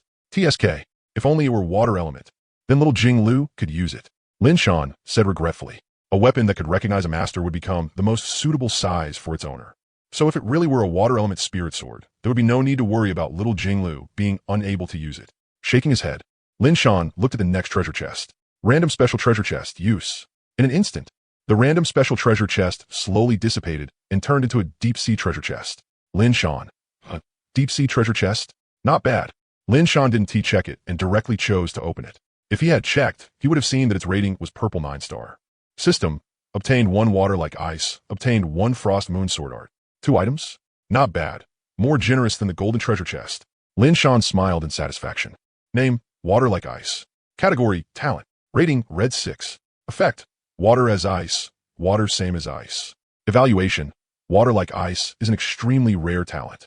A person with this talent will gain a special energy, water ice. At the same time, water element extraordinary attributes will be equal to ice element extraordinary attributes. In other words, however many points of water element extraordinary attributes you have, you'll have the same number of points in ice element extraordinary attributes. Looking at the talent in front of him, Lin Shan couldn't help being a little surprised. If this talent were given to little Jinglu, wouldn't that mean little Jinglu would gain ice element extraordinary attributes? And there would even be ice element extraordinary attributes that grew in sync. Then Lin Shan looked at the frost moon sword art. At a glance, this thing was clearly related to the ice element. Name, frost moon sword art. Category, cultivation art. Rating, red 1.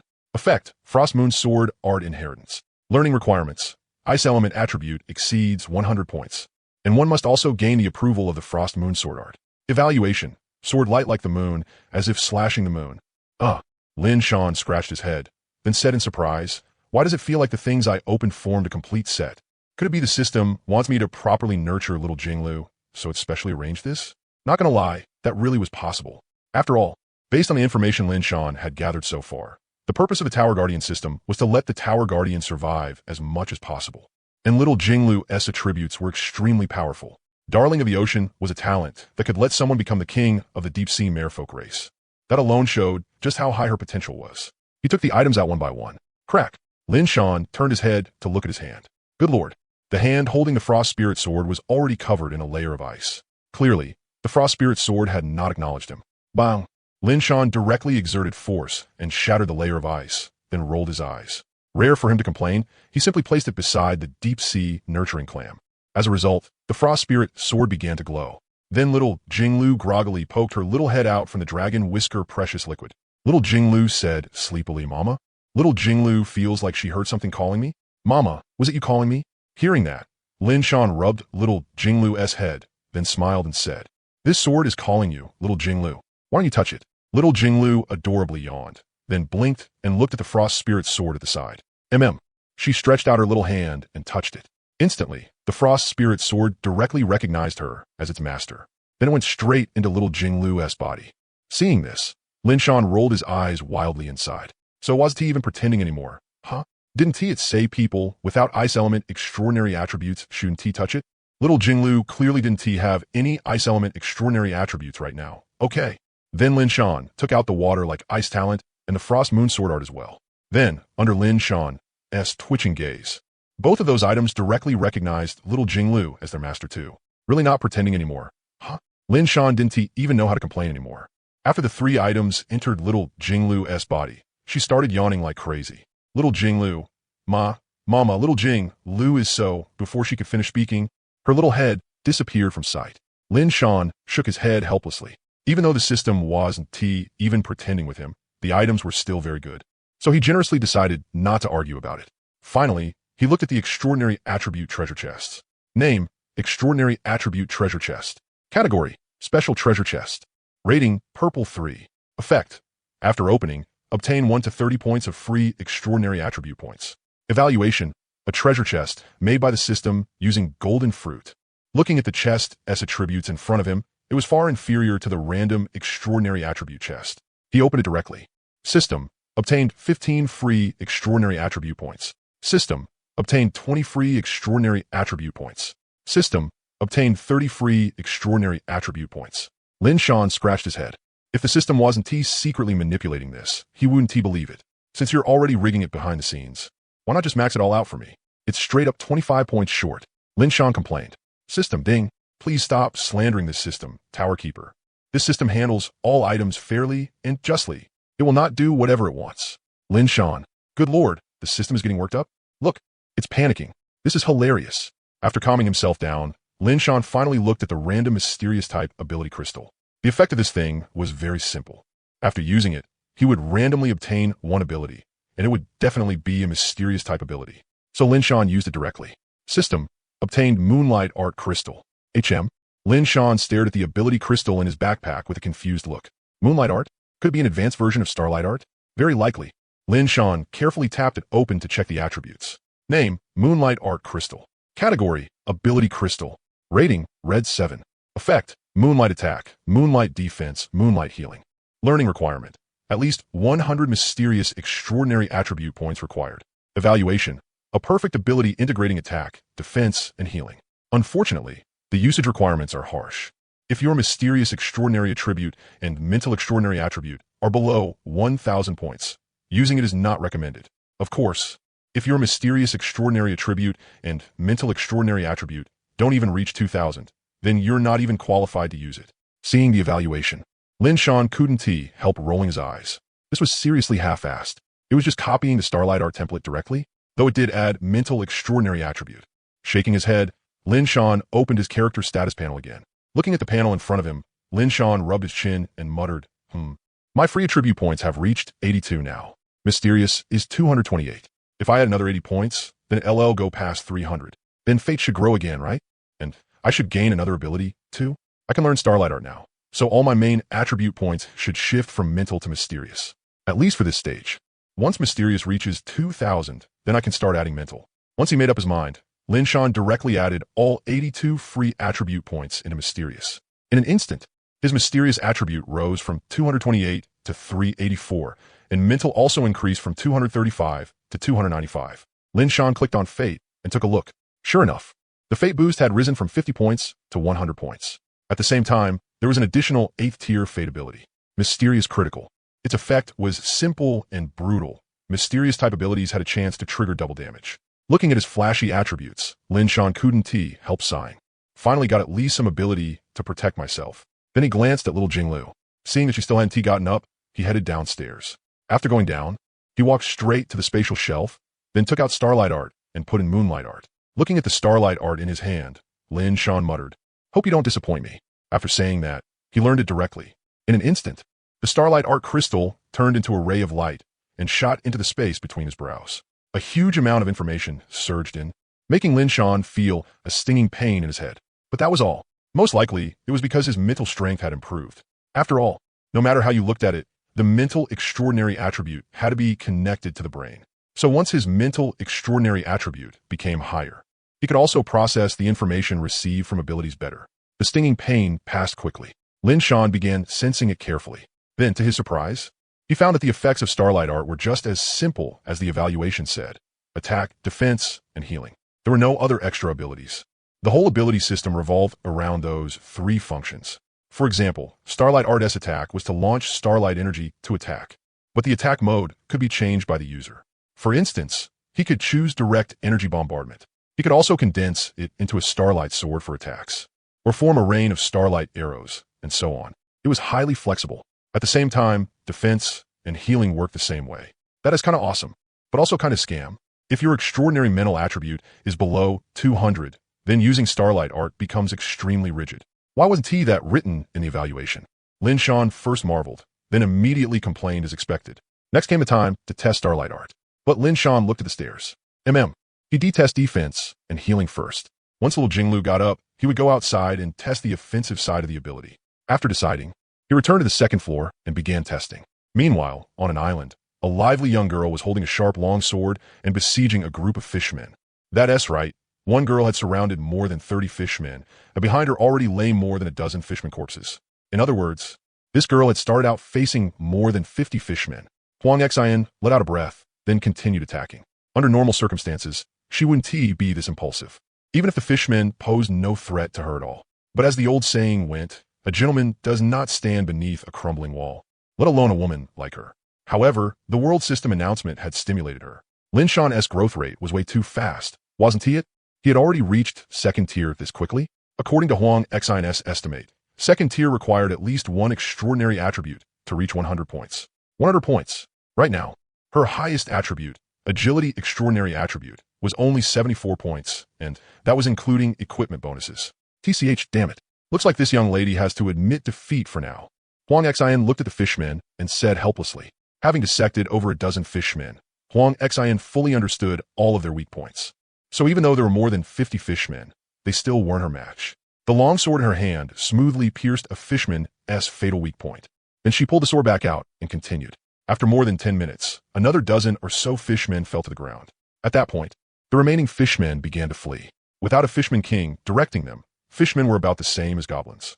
Huang Xian did not choose to chase after them. Instead, she walked toward the treasure chest. The island's bronze chest. Nice. Huang Xian smiled in satisfaction, then opened it directly. System, obtained Island Heart 1, spiked sword 1. Opening an Island Heart made Huang Xian reveal a smile. As for the spiked sword, although it was a bit worse than the one in her hand, its piercing attack was very strong. If she had used this piercing sword in the battle against the fishmen just now, the speed would have been even faster. After putting away the spoils, Huang Xian looked toward the lighthouse in the middle of the island. After thinking for a while, she shook her head helplessly and then walked toward the ship. That kind of monster beneath the lighthouse was still not something she could defeat right now. The gap in extraordinary power was too great. Although its extraordinary agility was over 20 points lower than hers, its margin for error was much higher. She, on the other hand, had almost no margin for error. One slap from it might leave her half crippled. So Huang Xian walked straight toward the ship. It was time to head back and rest. The afternoon low tide should be coming soon. Huang Xian, Xiao AI home. Xiao AI, yes, Captain. The ship slowly moved away from the island, charged into the mist, and vanished from sight.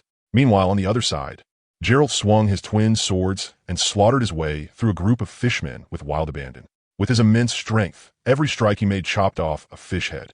A small group of around 30 fishmen was wiped out in just a few minutes. Looking at the ground full of fish heads, Gerald put away his weapons and walked toward the treasure chest. Not just the two of them. Every tower guardian started pushing themselves harder. Clearly, the announcement of Lin Shan breaking through to Tier 2 had deeply stimulated them. On the second floor, Lin Shan stood in the middle of the room. From time to time, a streak of light flashed around him. He was currently developing applications for the Starlight Defense Art. By now, he had already developed full-body defense, localized defense, defense shield, and defense barrier. What he was developing now was automatic defense. This one didn't need especially strong defensive power. It just needed to block something at a critical moment. But clearly, the development of automatic defense was not going very smoothly. The starlight on Lin Shan's body flashed a few times again, but soon vanished. This automatic defense is kind of hard to work out. Looks like I can't comprehend it alone. I need someone to help. After giving up on the experiment, Lin Shan spoke thoughtfully. The principle was actually very simple. It was about forming an instinctive reaction. So he needed someone to attack him. And right before the attack hit him, he would condense starlight to defend.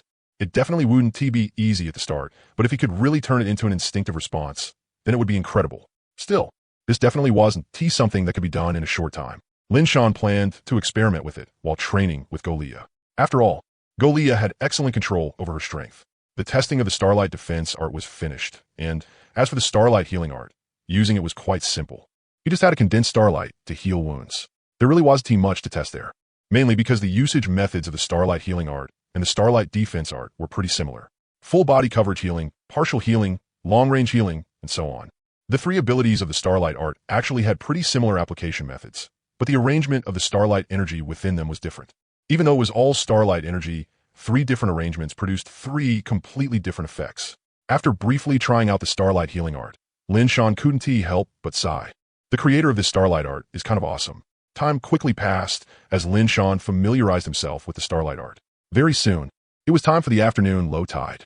A system prompt popped up and snapped Lin Shan out of his immersion in experimenting with the Starlight Art. Looking at the low tide notice, Lin Shan said in surprise, "It's already low tide again, so soon?" He opened the panel to check the time and found that it was already 3:30. Not only that, the weather had changed too. Today's weather, light rain. Weather effect, rare. High probability of turning into heavy rain, low probability of turning into a rainstorm, extremely low probability of forming a storm. Seeing the weather, Lin Shan looked outside. Sure enough, the sky had dimmed and light raindrops kept falling. Looking at the weather effect, Lin Shan frowned. Rain at sea was not something to underestimate. A light rain turning into heavy rain and then into a rainstorm might happen in just a few seconds. If it kept stacking like that, a storm would definitely appear. After all, the climate at sea was ever-changing, especially when it started raining. Lin Shan walked to the balcony and felt it out for a moment, then let out a sigh of relief. Although the light rain had gotten a little heavier, the wind wasn't strong, which meant the chance of it really turning into a storm was very low. The possibility of a rainstorm was actually pretty high. If the light rain turned into heavy rain, then a rainstorm would definitely appear. Stacking effect. Golia, go let Irelia and the others know. After the tide goes out, they only need to look for treasure chests. Forget everything else for now. Tell them to finish exploring quickly and come back. Hearing that, Golia nodded, then flew down from the balcony and ran toward the treehouse. Watching Golia run off through the rain to deliver the message, Lin Shan stroked his chin. He suddenly wanted to build a hot spring pool, and it would actually be easy to do. He could have Tomu and Tushir dig out a hot spring pit, the kind with 2 layers, put water in the upper layer, and leave the lower layer hollow for burning firewood. But that would consume wood too quickly, so forget it. It was just a random thought anyway. Just because he thought of it didn't mean he had to make it happen. Splash, splash, splash. The raindrops gradually started getting bigger. By the time Golia reached the treehouse, the rain was already heavier than when she had left the lighthouse. Irelia, Hume, Shauna, and the others had been chatting idly. When they saw Golia arriving through the rain, they all froze for a moment. Why had Lady Golia come over in this weather? Lady Golia, coming quickly. It's raining. Why did you come over? Irelia asked. Hearing that, Golia shook her head and said, I want to go in. I did just get the floor wet. I came because Master asked me to inform you that after the tide goes out, you only need to look for treasure chests. There is no need to bother with anything else. In this rainy weather, it could easily turn into a rainstorm. Irelia nodded at once. I see. We understand. Hume and Shauna also nodded. Shauna had blended in quite quickly. After all, she was a fairly kind person to begin with. Otherwise, she wouldn't have pretended to be captured and boarded a slave ship to save people. Seeing that everyone understood, Golia nodded and smiled. Then I'll head back and report to Master. Be careful when you go scavenging by the sea. Also, since it's raining, don't let the little ones run around. Keep them all inside the treehouse. Don't worry, Lady Golia. I'll have people keep watch, Irelia said. Golia nodded, then turned and walked back. Watching Golia disappear from sight, Shauna looked at Irelia and asked, Irelia, was Lady Golia also bought by Master? Irelia shook her head. No. When Master bought us from old Master Harry's ship, Lady Golia was already here. Shauna nodded. What is up? Hume asked. Why are you asking that? Nothing much. It's just that Lady Golia gives me the feeling that she is very powerful. I feel like I probably couldn't withstand even one strike from her. Hume blinked, then laughed. So that's what this is about. I was wondering. But Lady Golia really is very powerful. We just haven't seen her take action much. Other than when she trains Master, she usually just stays behind him and protects him. That is because there hasn't been anything worthy of Lady Golia making a move. Irelia said, when that giant sea beast appeared before, we all felt some fear in our hearts. But didn't you notice? Lady Golia wasn't afraid at all. Her eyes were fixed straight on it. Clearly, Lady Golia wasn't scared of that giant beast. Hume scratched her head and said, that. I really didn't notice. You know, us demi-humans are more sensitive to that kind of danger. So back then I didn't have the spare attention to notice anything else. My tail was standing straight up. Shauna looked confused. What giant sea beast?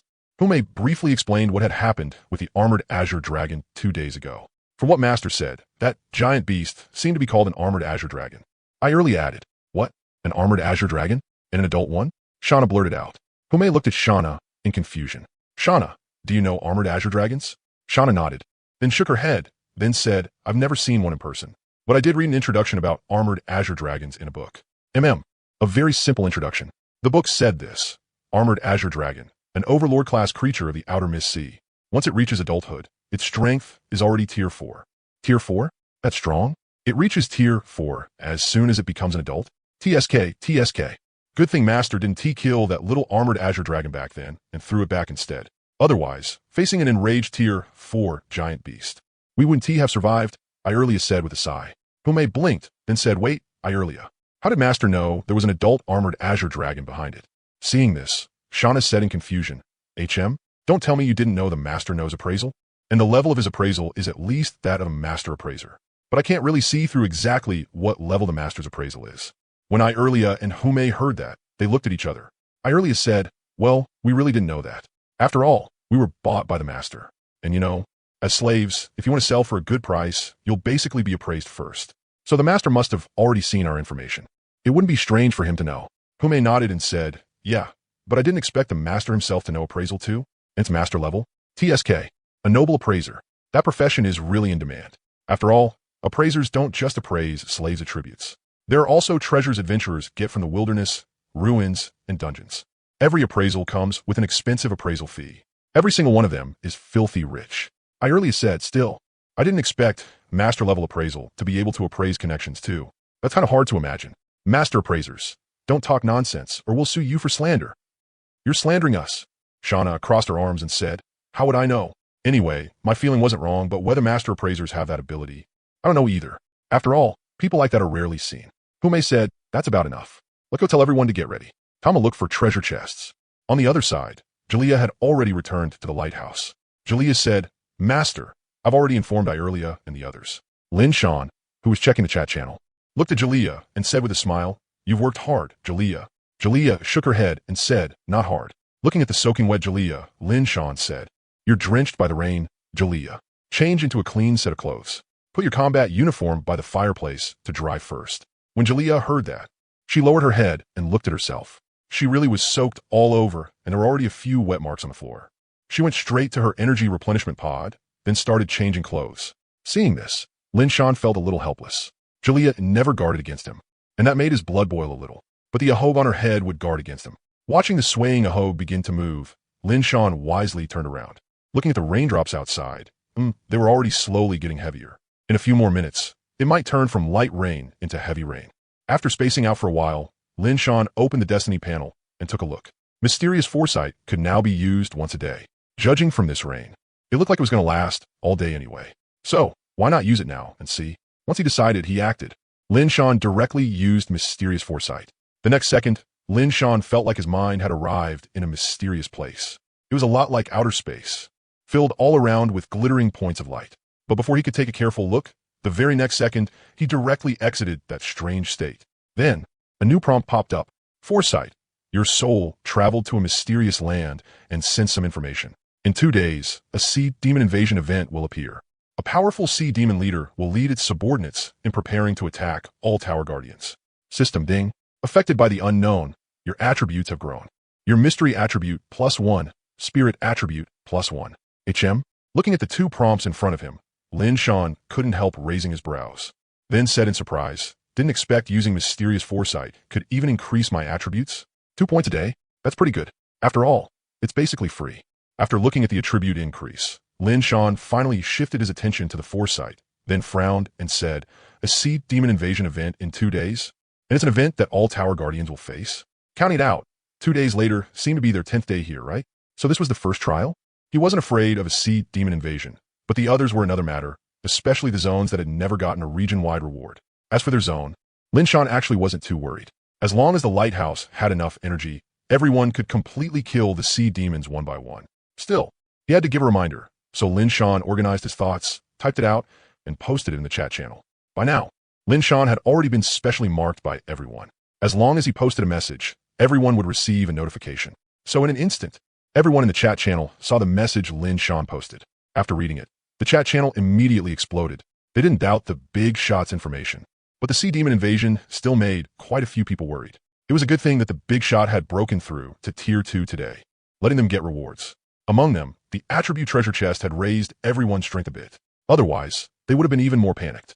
But then the analysis experts in the chat channel started making their move, analyzing one thing after another. The first conclusion to appear was that there might be an invasion event every 10 days. Then came the analysis that the sea demons probably wouldn't be too strong. After all, they were still in a newcomer stage, so there was a high chance it would be groups of fishmen or maybe mixed with some other sea demons. It was also possible they would appear as sea beasts. Under the analysis of one expert after another, everyone's hearts slowly settled down. Lin Shan clicked his tongue in amazement as he watched. So this is what intellectuals are like. Impressive. How was he like them? He was just a rough guy. Tap, tap, tap. Looking at the raindrops outside the treehouse, Irelia calculated it in her heart. More than 20 minutes had already passed. And based on the previous shore scavenging schedule, the tide would start receding after about half an hour, so the seawater should already be starting to go down now. Irelia said, Hume Shauna, let's go. Tama looked for treasure chests. Huh?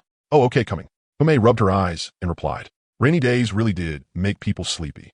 Looking at the rain outside gradually getting heavier, Shauna said, at this rate, the rain might keep getting stronger. We'd better find them quickly. Hume said, so this time, we only need to look for treasure chests. We can ignore everything else. Shauna said, true. Irelia said, all right, stop chatting. The earlier we leave, the earlier we get back. I'll take people to the reef area. You two go to the coral area. After seeing the two nod, Irelia set out with her group. The people behind her included not only elves, but also demi-humans. After Irelia and her group disappeared into the rain curtain, Hume and Shauna also set out with their people. running toward the coral area. On rainy days, visibility was blocked by the rain. You couldn't see very far, and everything was rather blurry. So more people headed to the reef area, while the coral area, being underwater, was actually not very affected. As for the beach area, basically, 2 or 3 people walking through it once was enough. By the way, Hayert's sandcastle had almost been washed apart by the rain. Fortunately, while Tomu and Tushar were checking the terrain, they had also helped solidify the sandcastle Hayert had built. Even though only half of it had been completed, it was enough to keep out the rain. So now Hayert was sitting inside the sandcastle, happily watching the heavy rain outside. At the same time, because of the rain, some crabs would occasionally run in to shelter from it. The result went without saying. They directly became Hayert's self-serve snacks. Unfortunately, the crabs outside didn't know this place was a bottomless pit, so every now and then, 1 or 2 crabs would crawl into the sandcastle. Then a merciless iron hand would grab them and toss them straight into his mouth. Crunchy, not much flavor. As for the parasites inside the crabs, to Hayert, that was no issue at all. After all, he'd even eaten subterranean giant lizards before. The parasites on subterranean giant lizards were far more numerous than those in crabs. Inside the lighthouse, Lin Shan was organizing items. Some items he hadn't used before because his strength had been insufficient could now all be used. For example, the silver Dharma conch and the golden Dharma conch. After using these 2, they would summon a ship over. It could be a sea merchant, or it could be a pirate ship. Lin Shan felt that if he didn't use them now, then in a few days, no outsiders would be entering the sea region anymore. After all, the blood tide was about to happen.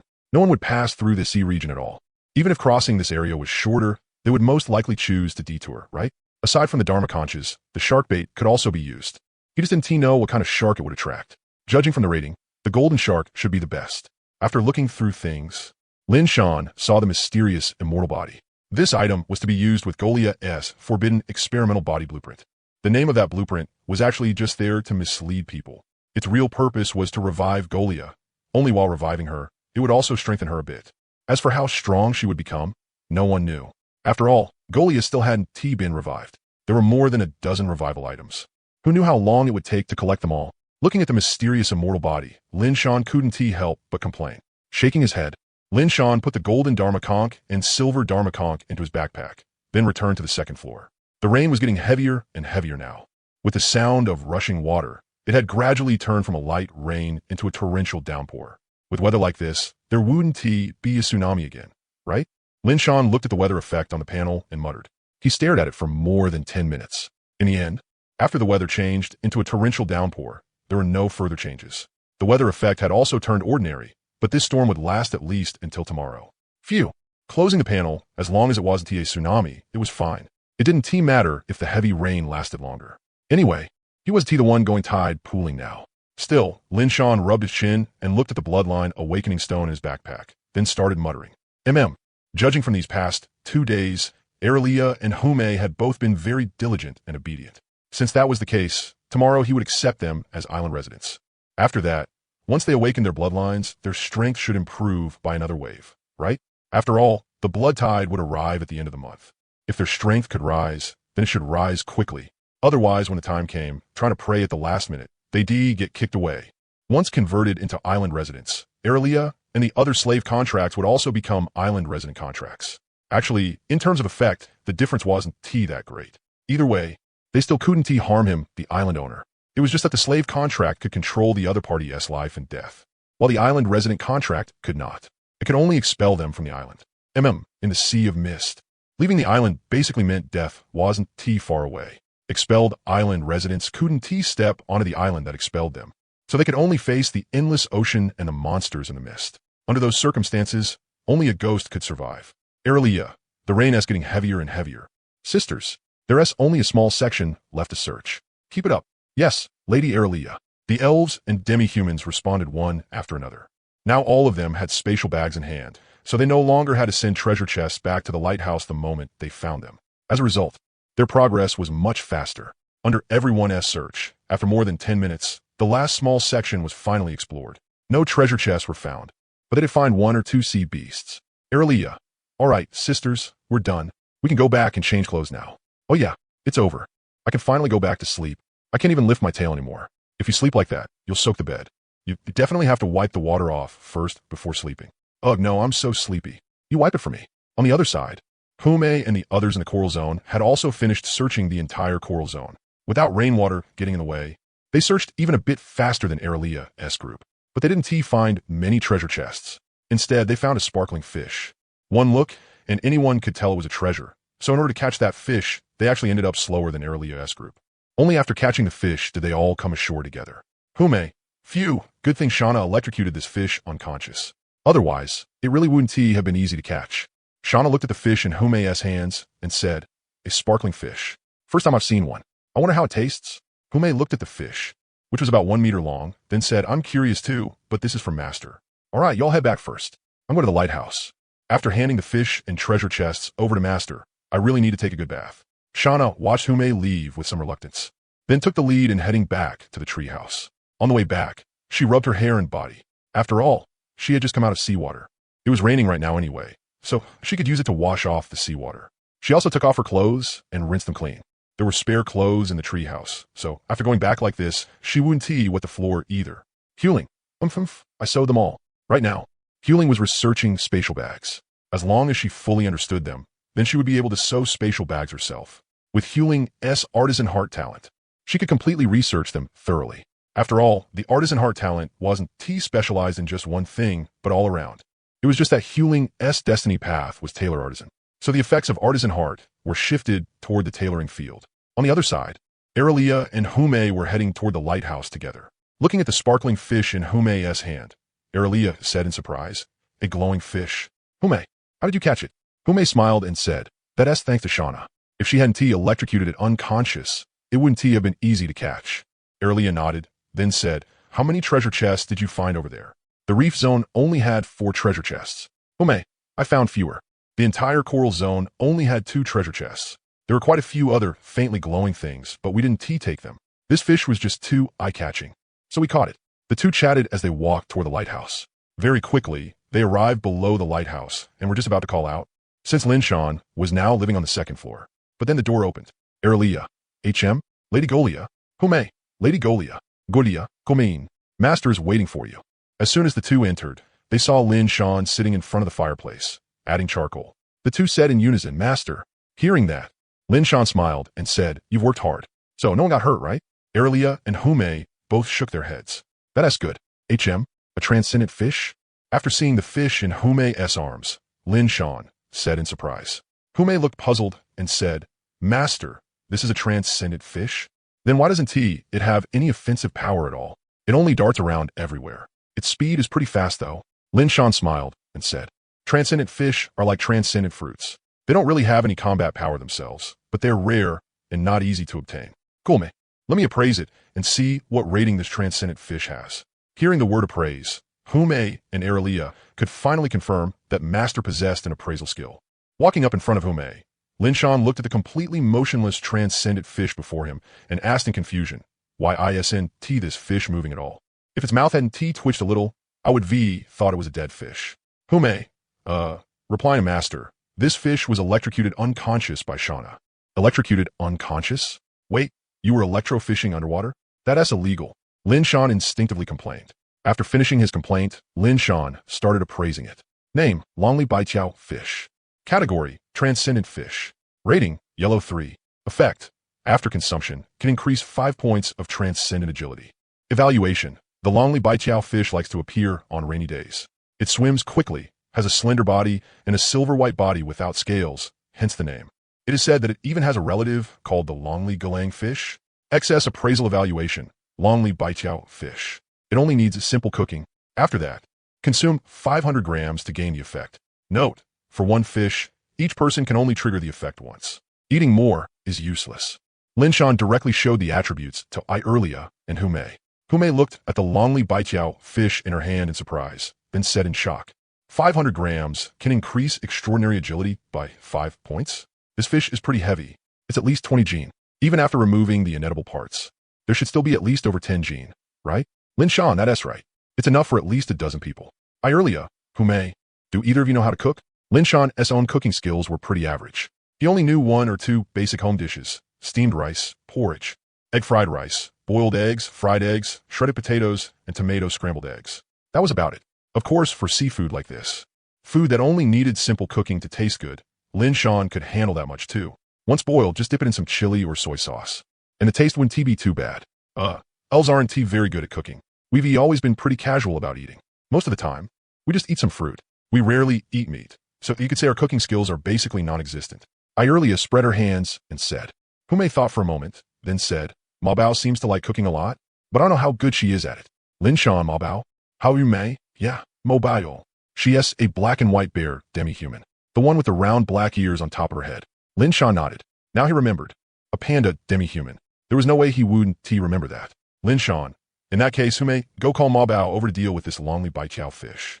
After it's cooked, have her divided into 500-gram portions. That way we can maximize the benefits. How you may nodded. After handing the longly baijiao over to Irelia, she headed out to the treehouse. Jalea pushed a wooden box over and said, Irelia, put the fish here. Irelia nodded, then put the fish inside. Fortunately, the longly baijiao fish was still paralyzed. Otherwise, it definitely would have struggled. Lin Shan, Irelia, how many treasure chests did you find this time? Irelia, replied a master. We found 4 treasure chests in the reef area and 2 in the coral area, for a total of 6 treasure chests. 6 treasure chests? That is a pretty good haul. Take them out first, Lin Shan said with a smile.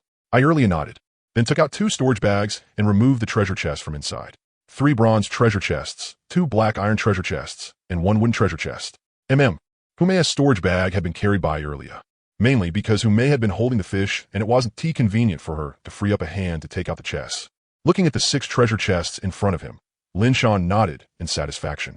Although there wasn't a silver treasure chest, there were a lot of them. Besides, he had already obtained too many good things this morning. Getting a few more ordinary treasure chests now could count as balancing his luck a little, right?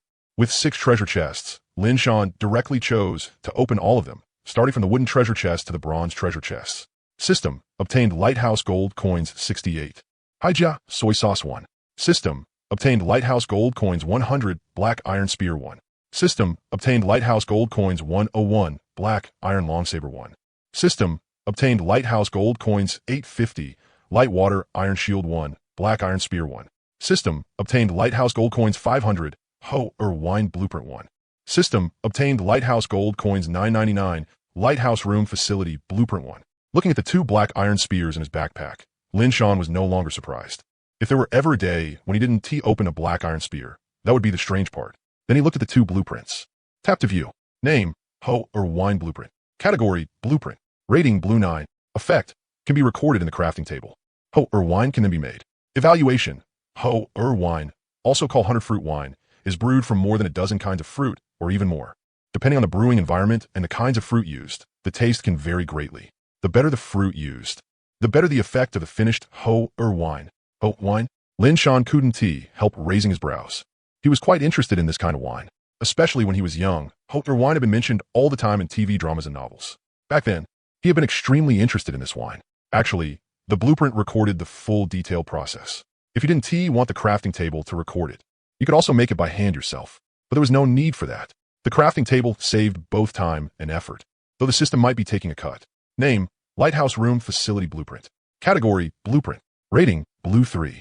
Effect, after use, obtain 1 complete room facility. Evaluation, System, give me a bathroom. No, maybe a kitchen? A warehouse works too. A forge room is acceptable too. Looking at the evaluation, Lin Shan raised his brows again. Judging from this, there were a lot of functional rooms inside. That explained why there had been several completely empty rooms on the first floor of that abandoned lighthouse. They were probably functional rooms. Lin Shan happily tapped to use it. System ding. Congratulations. You have obtained a kitchen. Install it. A kitchen? Not bad. I just wonder how big it is. Looking at the system prompt, Lin Shan nodded and said. Then Lin Shan looked around the first floor. Since all the beds had been moved to the second floor, the place was much more spacious now, mainly because there wasn't much furniture.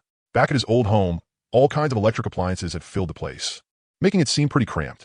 After all, refrigerators, TVs, sterilization cabinets, and all sorts of miscellaneous furniture had taken up more than half the space at once.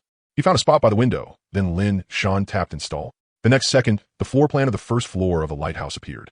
Lin Shan took a look and found that the kitchen's size could be adjusted, and it could even be torn down and rebuilt later, though that would require material costs. The first time was free. He confirmed the position and installed it. System, please choose a kitchen style. Looking at the several kitchen styles before him, Lin Shan couldn't help raising his brows. There were all kinds of kitchens, even a modern-style kitchen, though the equipment inside looked even more high-end. Lin Shan looked through them, then finally chose a hybrid kitchen. As Lin Shan confirmed the construction, The spot where the kitchen was being installed instantly began to glow brightly, and in the end formed a wall of light. At the same time, a 10-minute countdown appeared on the light wall. Knock, knock. The sound of knocking came from the door. Hearing it, Irelia quickly went over and opened it. Hume brought Ma Bao inside. Phew, the rain outside seems to have gotten even heavier. If the wind gets any stronger, it'll turn into a storm. Hume wiped the rainwater off her face and complained. Ma Bao also wiped the rainwater from her face, then carefully observed her surroundings. Hume directly pulled Ma Bao over to Lin Shan. Master, this is Ma Bao, Hume introduced. Ma Bao blinked her big eyes and said nervously, Master, hello, I am Ma Bao. Hi, my name is Ma Bao. Seeing this, Lin Shan couldn't help smiling. That nervous? Hey, relax. Take a few deep breaths and you'll feel better. Hearing that, Ma Bao hurriedly did as told, and it really did seem to help a little. Lin Shan directly looked at Ma Bao as attributes. Name, Ma Bao. Strength, extraordinary. Fate, Azure Dragon Constellation. Talent, Gourmet Affinity, Tao of Taiji, Mysterious Affinity. Abilities, Swift Stride, Ease, Tenacity, Azure Dragon Touch, Azure Dragon Blessing. Extraordinary attributes with element 391, mysticism 179, spirit 161, physique 61, strength 62, agility 72. Evaluation. The Azure Dragon is watching over you. It is said that on a distant continent, there is a land called Pandaria where many Pandaren live. Yes, real Pandaren, not Panda Beast folk. XS appraisal evaluation. Extremely high potential. Recommended for focused cultivation. Looking at the attributes before him, Lin Shan's attention was all on the evaluation. Pandaria? Pandaren? Good lord, that looked a little familiar. Lin Shan, Ma Bao, right? Ma Bao nodded, then blinked at Lin Shan. The more she looked at her master, the more pleasing he seemed. She suddenly wasn't that scared anymore. The deep breathing her master taught her was really useful. Affinity? Lin Shan, Ma Bao, I called you here this time because I want you to handle this fish. Take a look. These are its attributes. See what kind of cooking method would be best.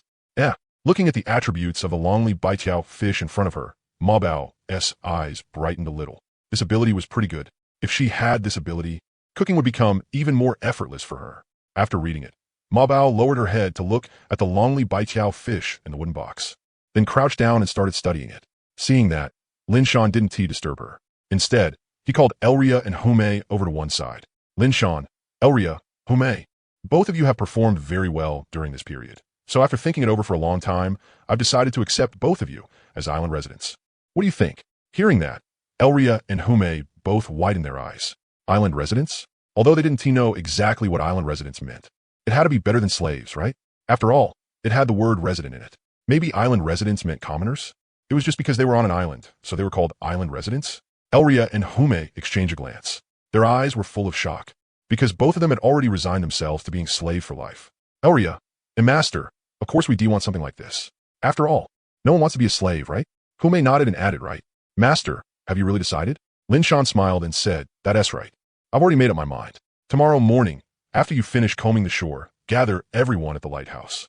I will change your identities. At the same time, there's also a gift waiting for you. Congratulations on breaking free from your status as slaves. Elria and Hume immediately beamed with joy. One had to know, a slave's identity made it impossible to move an inch outside, because there was a kind of device that could detect those marked with a slave contract. And slaves outside had no human rights. A slave without a master was someone anyone could seize. Once caught, whether they kept the slave for themselves, sold them off, or waited for the original slave owner to come back and redeem them, it would all be a considerable extra income. So as long as you were a slave for life, and a slave as children were also slaves. After all, slave owners would never let go of their property. A slave as children were also their property, weren't they? Lin Shan, all right, stop grinning. Go help Ma Bao. If she doesn't need help, you can also go back and tell the others this good news. Elria and Hume nodded, then excitedly walked toward Ma Bao. Ma Bao, who had been thinking about how to cook it this whole time, hadn't heard their conversation at all. In her mind, several ways of preparing the Longli Baijiao fish had already appeared.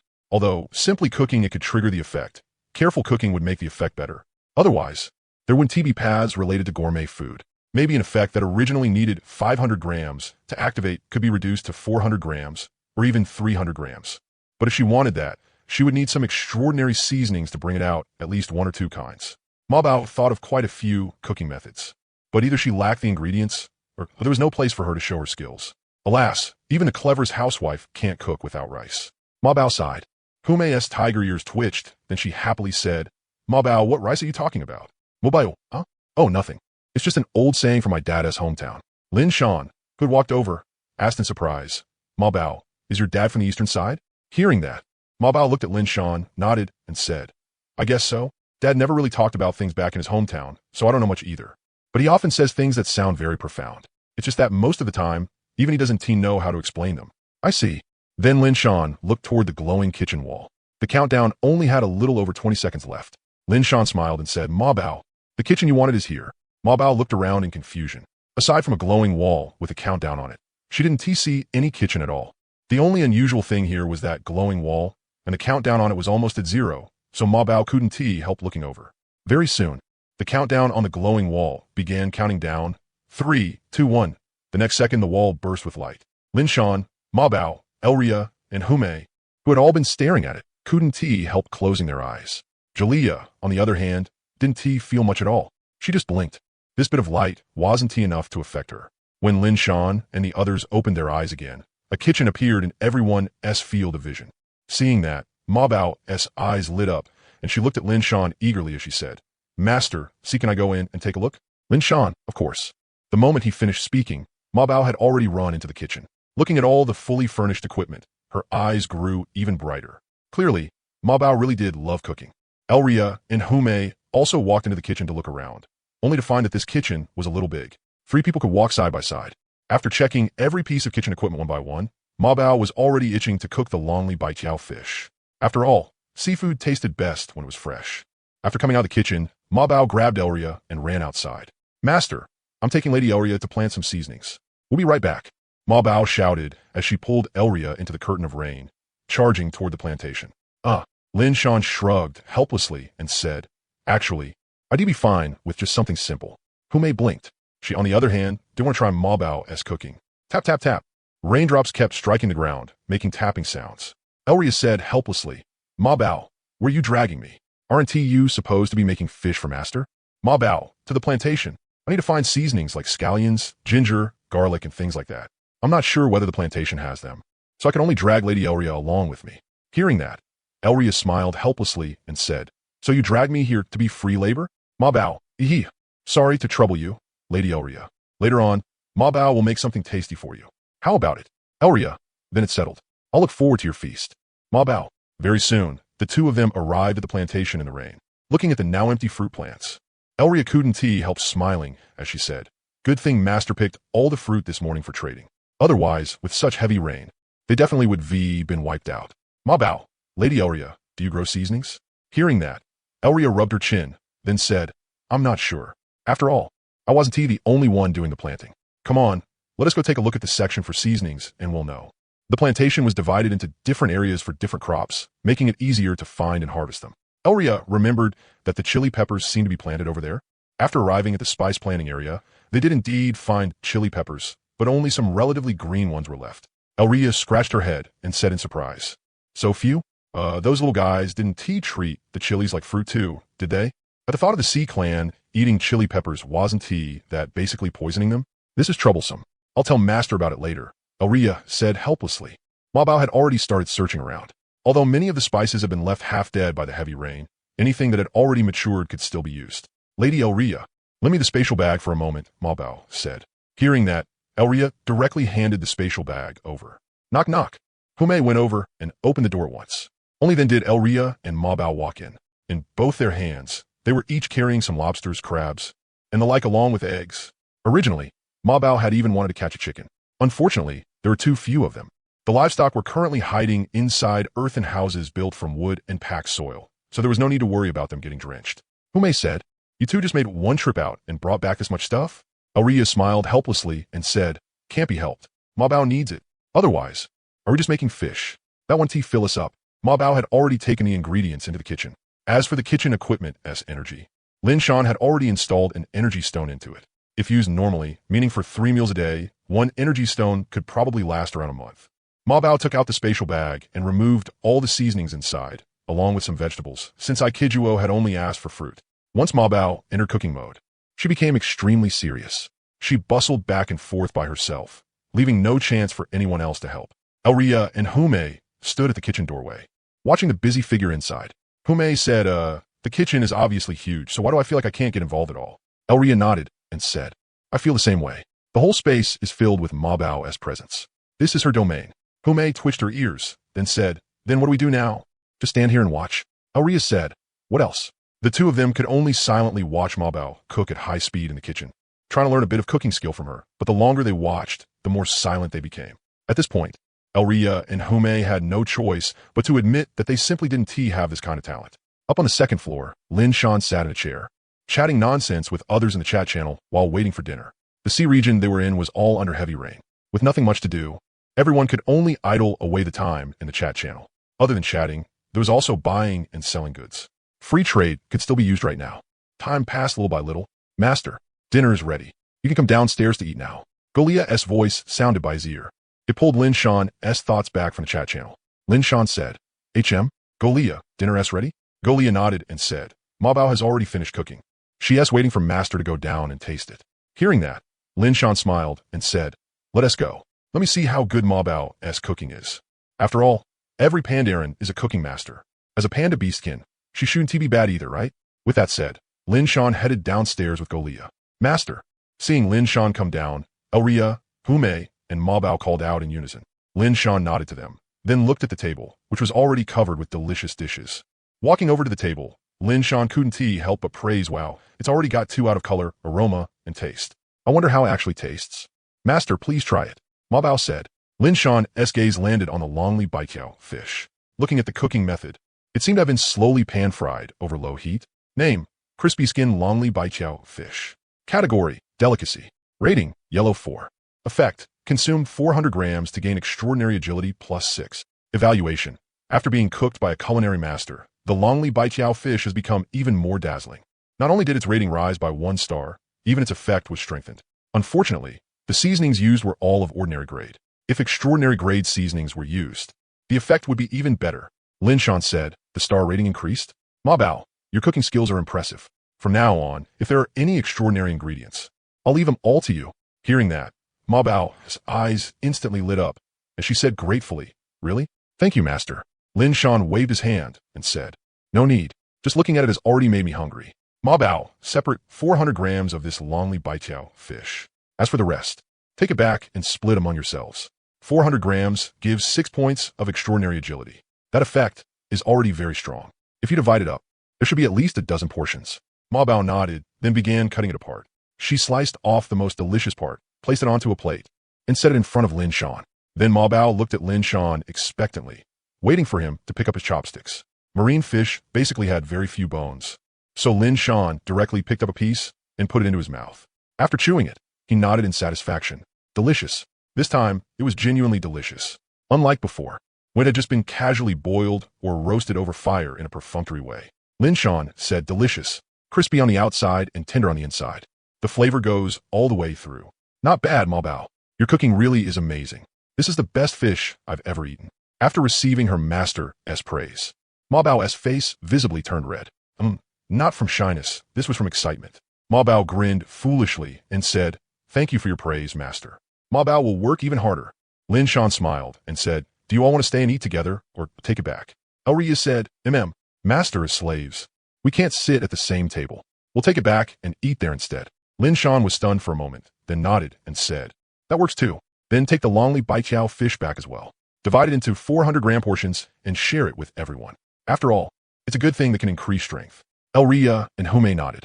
Hume said, "Hume thanks Master on everyone's behalf for the reward." Lin Shan said, "No need to go that far. The stronger you are, the better you can serve me, right? All right, hurry back. Once this fish gets cold, maybe its effect will decrease." "Yes. Then Master, we'll take our leave first." After putting away the longly baijiao fish, Elria, Hume, and Ma Bao went to the kitchen to collect some other food, then left the lighthouse and braved the rain back to the treehouse. Lin Shan said, "Golia, sit down and eat with me." Hearing that, Golia nodded. As he ate, Lin Shan sighed with emotion. Sure enough, having a chef is absolutely necessary. Especially a chef who can cook extraordinary ingredients. It's even more necessary. After trying a bite, Golia's eyes immediately lit up. Delicious. It really was delicious. More than 10 minutes later, an entire table full of dishes had gone into the 2 of their stomachs. Lin Shan said with satisfaction, "Delicious. Just thinking I'll be able to eat food this tasty every day from now on, happiness." Golia also nodded. Lin Shan stretched, then said, "Now that I'm full and satisfied after sitting a while, it'll be time to sleep. On rainy days like this, Sleeping is the most comfortable. On the other side, inside the treehouse, they had also started enjoying the feast. The crispy-skinned Longli Baikiao fish had been divided into a total of 16 portions. Aside from Lin Shan's one portion, the remaining 15 portions were all given to those with relatively higher agility. Crash, crash, crash. Lin Shan lay on the bed, listening to the sound of rain, and quickly drifted off to sleep. After seeing that Lin Shan had fallen asleep, Golia also lay down in the energy replenishment pod, then closed it and prepared to sleep. More than 10 minutes later, Golia moved from the energy replenishment pod to the double bed. She simply couldn't fall asleep inside the energy replenishment pod. Time passed quickly.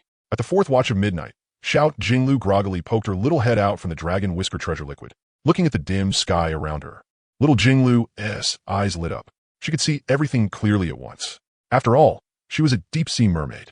There was basically no light in the deep sea, so having night vision was perfectly normal. She looked around and very quickly found Lin Shan and Golia sleeping on the double bed. Seeing Golia resting her foot on Mama's foot, little Jinglu blinked, then directly flew up, wobbling as she flew toward the double bed, before slowly landing on Lin Shan. A satisfied smile appeared on little Jinglu's face. Then she closed her eyes and began to sleep. Lin Shan frowned instead. He was having another nightmare again. This time, not only were his feet bound, even his chest had 2 iron chains locked around it. Cluck, cluck, cluck. The rooster started groaning. On the second floor of the lighthouse, Lin Shan slowly opened his eyes and stared blankly at the ceiling. He had another nightmare today. His feet had been bound. That familiar numb soreness came again. Sure enough, Golia had pinned him down again. But now his physique was 55 points, so it didn't feel as intense as yesterday. Though it was still all tingly and numb. Just as Lin Shan was about to sit up, the corner of his eye caught a small head entering his view. Little Jinglu? Looking at little Jinglu sleeping on his chest, Lin Shan smiled helplessly. No wonder the nightmare had suddenly added chains midway through. So was little Jinglu. After adjusting little Jinglu properly, Lin Shan finally sat up, then moved Golia's foot aside. In an instant, his whole body relaxed. Looking at the two on the bed, Lin Shan then turned to look at the energy replenishment pod and the deep-sea nurturing shell. Helpless. Not sleeping in your own beds. Why do you all like running over to mine? Lin Shan couldn't help muttering. Looks like I need to buy a higher-rated furniture upgrade card. Just don't know if anyone has one yet. Then, out of habit, Lin Shan opened the panel to check today's weather. Today's weather. Day of Tianhua. Weather effect. Special. On the day of Tianhua, the appearance rate of low-grade treasure chests will decrease, and there is a chance for Tianhua treasure chests to appear. Looking at the weather in front of him, Lin Shan raised his brows and said in surprise, Day of Tianhua? Is this special weather? Didn't he expect their DB weather like this? Wonder if their LLB slime rain? It'd be best if they drop gel after getting killed. Then Lin Shan directly used his talent. Gift of Fate, Bisui Dragon Scale Fruit. Cost none. Lin Shan, Finally, freeloading again. Nice, I like it. Name, Bisui Dragon Scale Fruit. Category, Extraordinary Fruit. Rating, Red 1. Effect, after consumption, increases extraordinary attributes. Water 50, Physique 50, and there is an extremely low chance of obtaining the ability Bisui Dragon Scale. Description, the Bisui Dragon Scale fruit grows in the nest of a Bisui dragon. It is an extraordinary fruit that grows from dragon scales shed by the Bisui dragon, and is extremely rare. Note, if consumed by someone with water affinity, the chance of obtaining the ability Bisui Dragon Scale will greatly increase. Holy crap! Looking at the fruit's attributes, Lin Shan was so shocked his jaw nearly dropped. Red 1 star? Not only did it give 100 extraordinary attribute points, it even had a chance to grant an ability, Bisui Dragon Scale? Today's gift was this generous? Lin Shan said in disbelief. This gift was only a little worse than the exclusive weapon he got from the mysterious small box. Looking at the Bisui Dragon Scale fruit in front of him, judging from the description, it was best for someone with water affinity to eat it, but giving it to little Jinglu wasn't impossible either. But after thinking for a bit, Lin Shan put the Bisui Dragon Scale fruit away. He planned to see whether anyone awakened a water affinity talent during today's bloodline awakening for everyone. If so, he could consider letting that person eat it. Although 100 tribute points was a lot, the value of the Bisui Dragon Scale ability was definitely even higher. If no one with water affinity appeared, then he'd give it to little Jinglu. Although Lin Shan himself also had over 100 water extraordinary attribute points, it was his main attribute after all, and his ability was only Ice Crystal Shot. If he ate it himself, those 50 points of water extraordinary attribute would be a bit wasted. Hint, the tide is receded. Looking at the prompt that suddenly popped up, Lin Shan was a little surprised. Today's low tide had come somewhat early. Golia, time to get up. Lin Shan lightly nudged Golia's, but with his foot and called out. Meh, Manga. Good morning. Golia still hadn't fully woken up. But little Jinglu had already been roused first. Then Golia opened her eyes too. Seeing this, Lin Shan couldn't help laughing. One wakes up, and the other follows right after? You two really are in sync. All right, get up and wash up, then call I earlier, and who made a go collect from shore. Today as low tide came a lot earlier. Holding little Jinglu, Lin Shan started strolling around the island. Very soon, he saw Tomu and Tushur. Seeing the two earth spirits, Lin Shan asked, Tomu, Tushur, have you finished digging the sea lake in the middle of the island? Tomu, master, it's done, but it's filled with rainwater right now. The lake spirit is pumping the water out. Once it's empty, we can dig through the channel connecting to the coral area and let seawater flow in. Lin Shan, take me over to have a look. Tomu, oh, okay. Master, come with me. After saying that, Tomu led Lin Shan along the water channel. Very soon, they arrived at the sea lake Tomu had dug. But right now, it was full of rainwater and the lake spirit was inside pumping it out. Lin Shan looked around, then smiled. Not bad. It's big enough. The lily water tree can fit in there. Lin Shan, you two work hard. Hearing that, Tomu said honestly, not hard at all. It was super easy. Too sure. Yeah. Back in the elemental realm, we mined every day. Stuff bigger and deeper than this too. Hearing that, Lin Shan looked at the two spirits speechlessly. Were you two born workhorses or something? Tomu, master, if there's nothing else, the two of us will go dig the channel now. Seeing this, Lin Shan stayed speechless, but still nodded. Tomu and Tushur immediately ran back eagerly. Lin Shan then looked at the lake spirit pumping water in the lake and thought to himself, could it be that all creatures from the elemental realm are this much of a workhorse? Little Jinglu looked below curiously at the lake spirit pumping water. Water, mama. The water can move. Wow, it even has eyes. Little Jinglu said in delight. Hearing that, Lin Shan smiled. Curious about the lake spirit? Then why weren't you surprised by the earth spirits just now?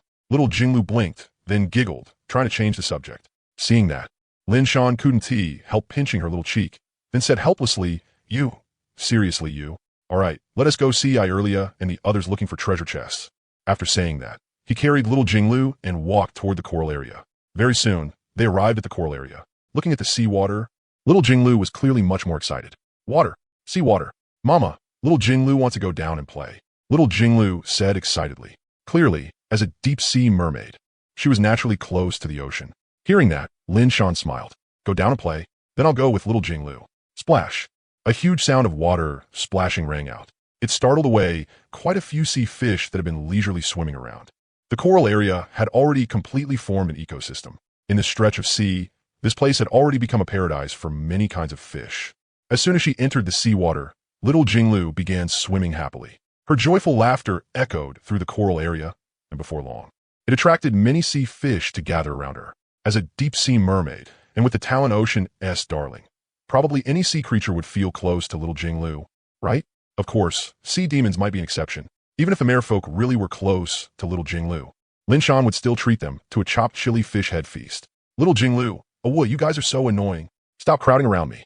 Little Jinglu can't see Mama anymore. The sea fish sensed little Jinglu's unhappy mood. Not only did they not scatter, they moved even closer and rubbed against her, as if comforting her. Huff, huff, huff. Little Jinglu puffed up her cheeks in anger and widened her eyes as she glared at the sea fish around her, as if trying to scare them away. In the end, the sea fish thought she wanted to play a staring game with them, so they started staring back. But, as everyone knew, fish didn't need to close their eyes, so, little Jinglu, stare. School of fish, stare. Little Jinglu, ugh. No good, I can't hold on anymore. I really want to blink. Little Jinglu finally couldn't endure it anymore and started blinking. Ooh, you guys win, you hateful fishies. Get lost. Little Jinglu isn't playing with you anymore. Little Jinglu said unhappily, then pushed through the school of fish and swam toward Lin Shan. When the fish saw that, they all followed after her. Lin Shan, little Jinglu, why aren't you playing with the fish anymore? Hearing that, little Jinglu puffed out her lips and muttered, it's not fun. The fishies bullied me.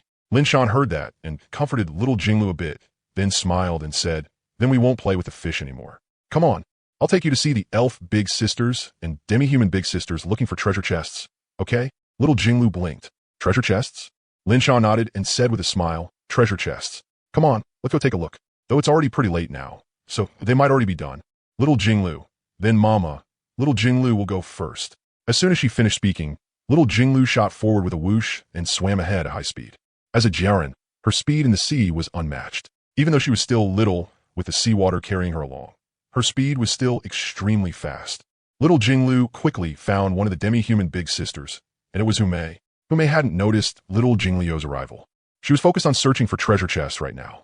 Only after little Jinglu started circling around beside her did Humei finally notice her arrival. Looking at little Jinglu, Humei was a little surprised, but underwater she couldn't speak, so she could only point upward and then swim up. Seeing that, little Jinglu hurriedly followed her. Splash. Humei, huh? Little Jinglu, why are you here? Where's Master? Little Jinglu happily said, Mama's behind me. Little Jinglu came first by herself. Humei finally let out a sigh of relief. She had been afraid little Jinglu had snuck out by herself. After all, kids all love sneaking out to play. She had been the same when she was little, so it wasn't strange for her to worry. After all, this place wasn't like elsewhere. Once outside the island's range, there was endless ocean out there. If something happened then, there wouldn't even be anywhere to look. Humei, so that's how it is. That's good then. But little Jinglu, what are you doing here? Little Jinglu, Mama said to look for treasure chests with you big sisters. Humei, I see. We've searched the coral area almost completely, so we might disappoint you. Little Jinglu blinked and said, there aren't any treasure chests left? Humei, not exactly. The treasure chests are all in the spatial bag. As she spoke, Humei even took out a treasure chest. Seeing that, little Jinglu circled around the treasure chest a few times, then tapped it with her little hand and asked in confusion, this is a treasure chest? Why does little Jinglu feel like there's nothing special about it? Huh, big sister, why can't this be opened? Humei smiled and said, without Master's permission, you can't open it. Little Jinglu, is that so? Then I'll go find Mama. As soon as she said that, little Jinglu dove straight back into the water. With a flick of her tail, she vanished from Humei's sight. Seeing that, Humei couldn't help but sigh, so fast, as expected of Master's daughter. Then she put away the treasure chest and followed after her. As for what Lin Shan was doing, he had originally been following behind little Jinglu, but halfway there, a sea turtle caught his attention. Of course, what drew his attention wasn't the sea turtle itself. It was the golden treasure chest on the turtle's back. Looking at the sea turtle that was gnawing on a jellyfish, Lin Shan couldn't help moving closer. So big, the length of its shell was at least 7 or 8 meters. Lin Shan appraised it. It was a kind of sea turtle called a slow walker turtle. Judging from the evaluation, their swimming speed was very slow, and they were gentle creatures with extremely strong defense. So they didn't reject other creatures approaching them. Because of that, Lin Shan went straight behind the slow walker turtle and looked at the treasure chest in front of him. Lin Shan couldn't help sighing, a free golden treasure chest. Where did this turtle find it? Looking at the blood-colored traces around the treasure chest, it was obvious this golden treasure chest had been sitting on its back for quite some time. After sighing in admiration, Lin Shan took out the Staff of Destiny, then stabbed it straight into the golden treasure chest keyhole. Take this starlight spell. Primistérieux Sirens. A mere mimic chest? You think you could trick me? That's right. The golden treasure chest in front of him was a golden mimic chest, because a normal treasure chest wouldn't have a keyhole. That was the mimic chest's eye. Clatter, clatter, clatter. The golden mimic chest immediately began struggling, but unfortunately, it was useless. Starlight spell plus mysterious crit. The doubled attack damage was already very high. Not to mention the spot it hit was the golden mimic chest's weak point, its eye. After struggling for a while, the golden mimic chest directly kicked the bucket.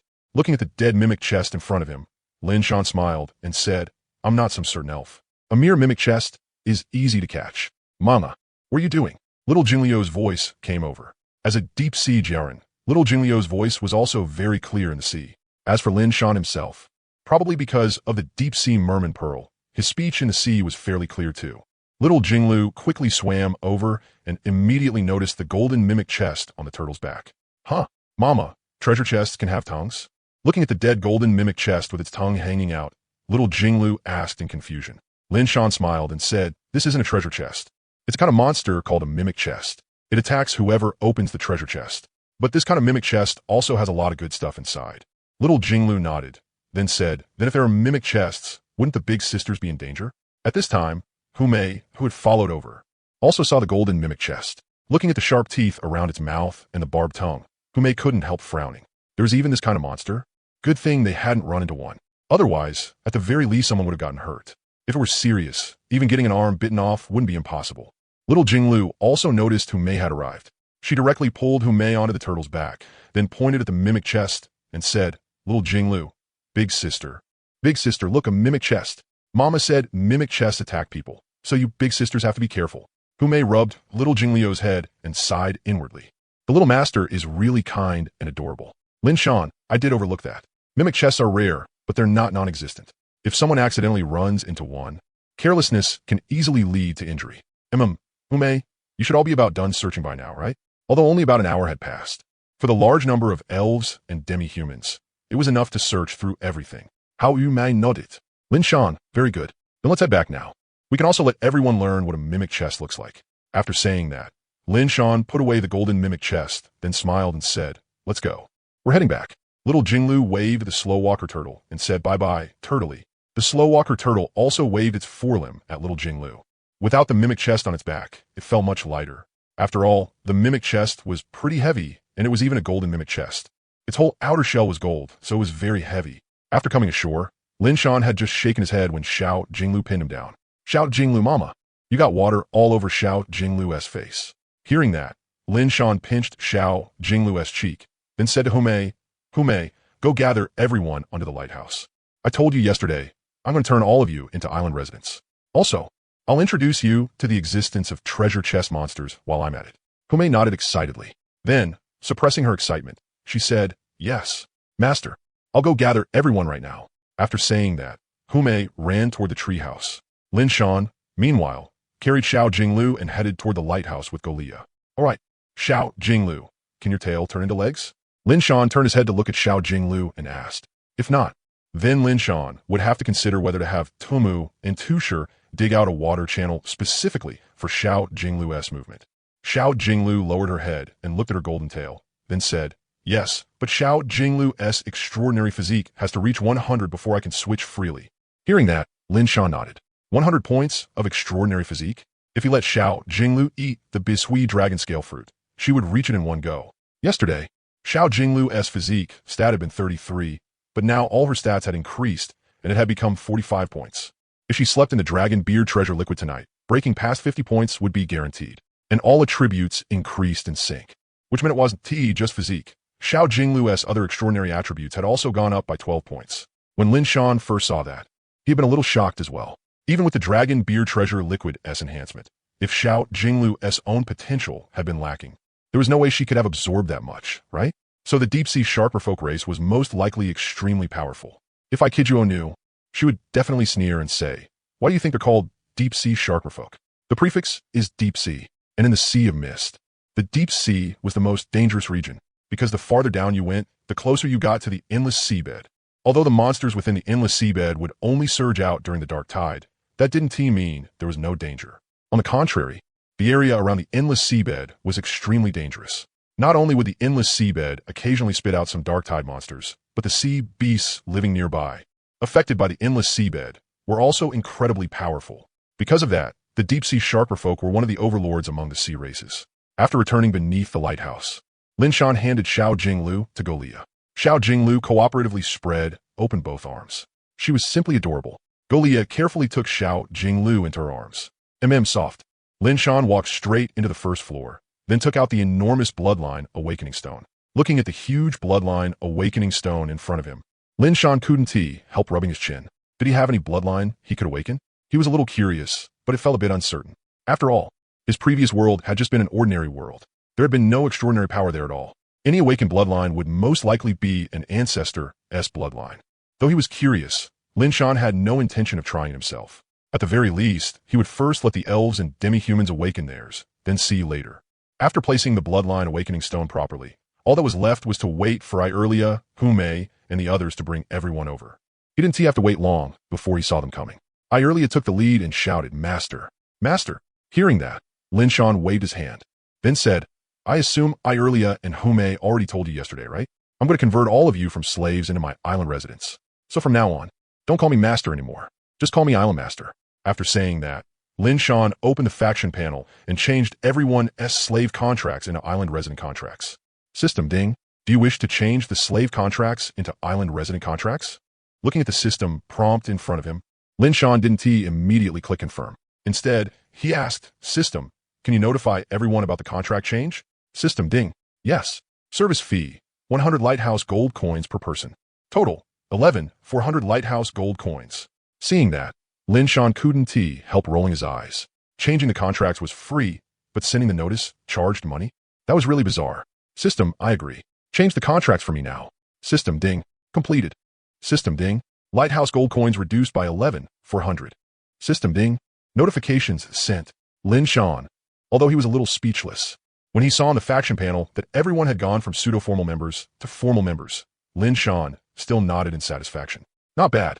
Why did Lin Shan want to change Irelia and the others from slave contracts into island resident contracts? Because slaves were not recognized by the system as formal faction members, which was why they all had the word pseudo attached behind them. And if they weren't formal members, then once the faction gained effect bonuses later on, they wouldn't be able to enjoy them either. It was like being a temp worker. You got wages, but no benefits at all. So this was one of the main reasons Lin Shan wanted to convert the slave contracts into island resident contracts. On top of that, after observing them over this period of time, Lin Shan had found that both the elves and demi-humans were deeply grateful to him. After all, they had originally been slaves sold off one by one. Lin Shan had bought all of them in one go, so they didn't have to be separated anymore. On that point alone, they already regarded Lin Shan as their benefactor. Not to mention that their life here wasn't bad, which made them even more loyal to him. And besides, the faction panel could show the other party's loyalty. At least right now, all of them were at max value. He really didn't know how the system calculated that. Looking at the delighted gazes of Irelia, Hume, and the others, Lin Shan smiled and said, "Everyone should have received notice of the contract change, right?" Everyone nodded in unison. "We got it, Master. We're not slaves anymore." "Yeah, this feels kind of dreamlike. It's so unbelievable, right? I don't think I've ever heard of slave contracts being replaced before. Have you?" "MHM. I heard they all got sent off to pick cotton." "Huh. I think Lord Harry mentioned that before. A lot of people buy black-skinned people to pick cotton." Yep. Lin Shan. "All right, everyone quiet down. From now on, you don't need to call me Master anymore. Change it to Island Master, got it?" "Irelia." "Yes. Mus, Island Master." "Island Master." Hearing that, Lin Shan couldn't help smiling. That really did sound a lot louder than Master. Lin Shan. "All right, everyone. Now, your Island Master has a gift for you to celebrate you becoming this Island Master's first batch of island residents." On the beach, Heltai, who was lazily sleeping, scratched his belly, then turned over. Crash! The sandcastle was knocked flat on the spot. With his thick skin and rough flesh, Heltai showed no concern at all. He pulled a blanket of sand over himself and slept even more soundly. Lin Shan. "All right, line up into 2 rows. Elves in 1 row, demi-humans in the other." By the way, the people Shauna brought were not actually human. At first, Lin Shan had thought those little girls were human, but after signing contracts with them, he discovered that they weren't. They were demi-humans. To put it simply, things like half-elves, half-demi-humans, and half-dwarves. So up to now, Lin Shan was the only human on the entire island. Everyone else was non-human. Shauna scratched her head, then went to stand on the demi-human side. After all, she could be classified as a dragon demi-human too. As for the little ones, they just stood wherever. Lin Shan, not bad. Irelia, you come in first to receive the gift. Come with me. The others watched curiously as Irelia and the Island Master walked inside. Irelia, do you recognize this? Lin Shan pointed at the enormous bloodline awakening stone in the hall and asked with a smile. Irelia looked at the red stone in front of her, then turned to Lin Shan in disbelief and said in shock, "Lo Lord Island Master, this is a bloodline awakening stone? Isn't way too big?" Lin Shan, it's fine. Barely acceptable. Since you recognize it, I'll 1T waste words. Irelia, go awaken and take a look. Irelia nodded nervously. Bloodline awakening. This was not treatment just anyone could enjoy. At the very least, in Elf Forest, her tribe did not have such treatment. Watching Irelia place her hand on the bloodline awakening stone, Lin Shan felt a bit expectant about what changes she would undergo. After all, Irelia was someone chosen by the guardian god of the forest. Maybe she was not the only one, but there had to be something special about her. As Irelia placed her hand on the bloodline awakening stone, the stone quickly began to emit a faint glow. Then, the red light spread across Irealia's whole body. As time passed, the density of the light grew thicker and thicker. Very soon, Irealia's figure could no longer be seen, and only a silhouette remained. Finally, 10 minutes later, the light of the bloodline awakening stone slowly began to fade. Irelia also reappeared. Looking at the greatly changed Irelia, Lin Shan could not help blinking. Then he looked again. Wasn't this change a little too big? Name, Irelia Xingya. Strength, transcendent. Fate, guardian god of the forest. Talent, nature perception. Tree speech with affinity, forest guardian form.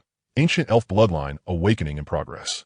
Abilities, Vinewood Pierce, growth, forest barrier. Transcendent attributes, with 644, wind 165, spirit 173, mystery 163, constitution 57, strength 39, agility 76. Evaluation, an elf who has awakened the ancient elf bloodline. It is recommended to trigger the bloodline awakening stone once every 10 days until the ancient elf bloodline is fully awakened. Looking at Irealia's attributes, Lin Shan could not help clicking his tongue. The changes in her transcendent attributes were huge, especially wood, which had directly increased by 200 points. Ancient elf bloodline? And it was not even fully awakened yet, but it had already changed so much. If it fully awakened, wouldn't that mean taking off? Aaliyah's appearance had also undergone huge changes.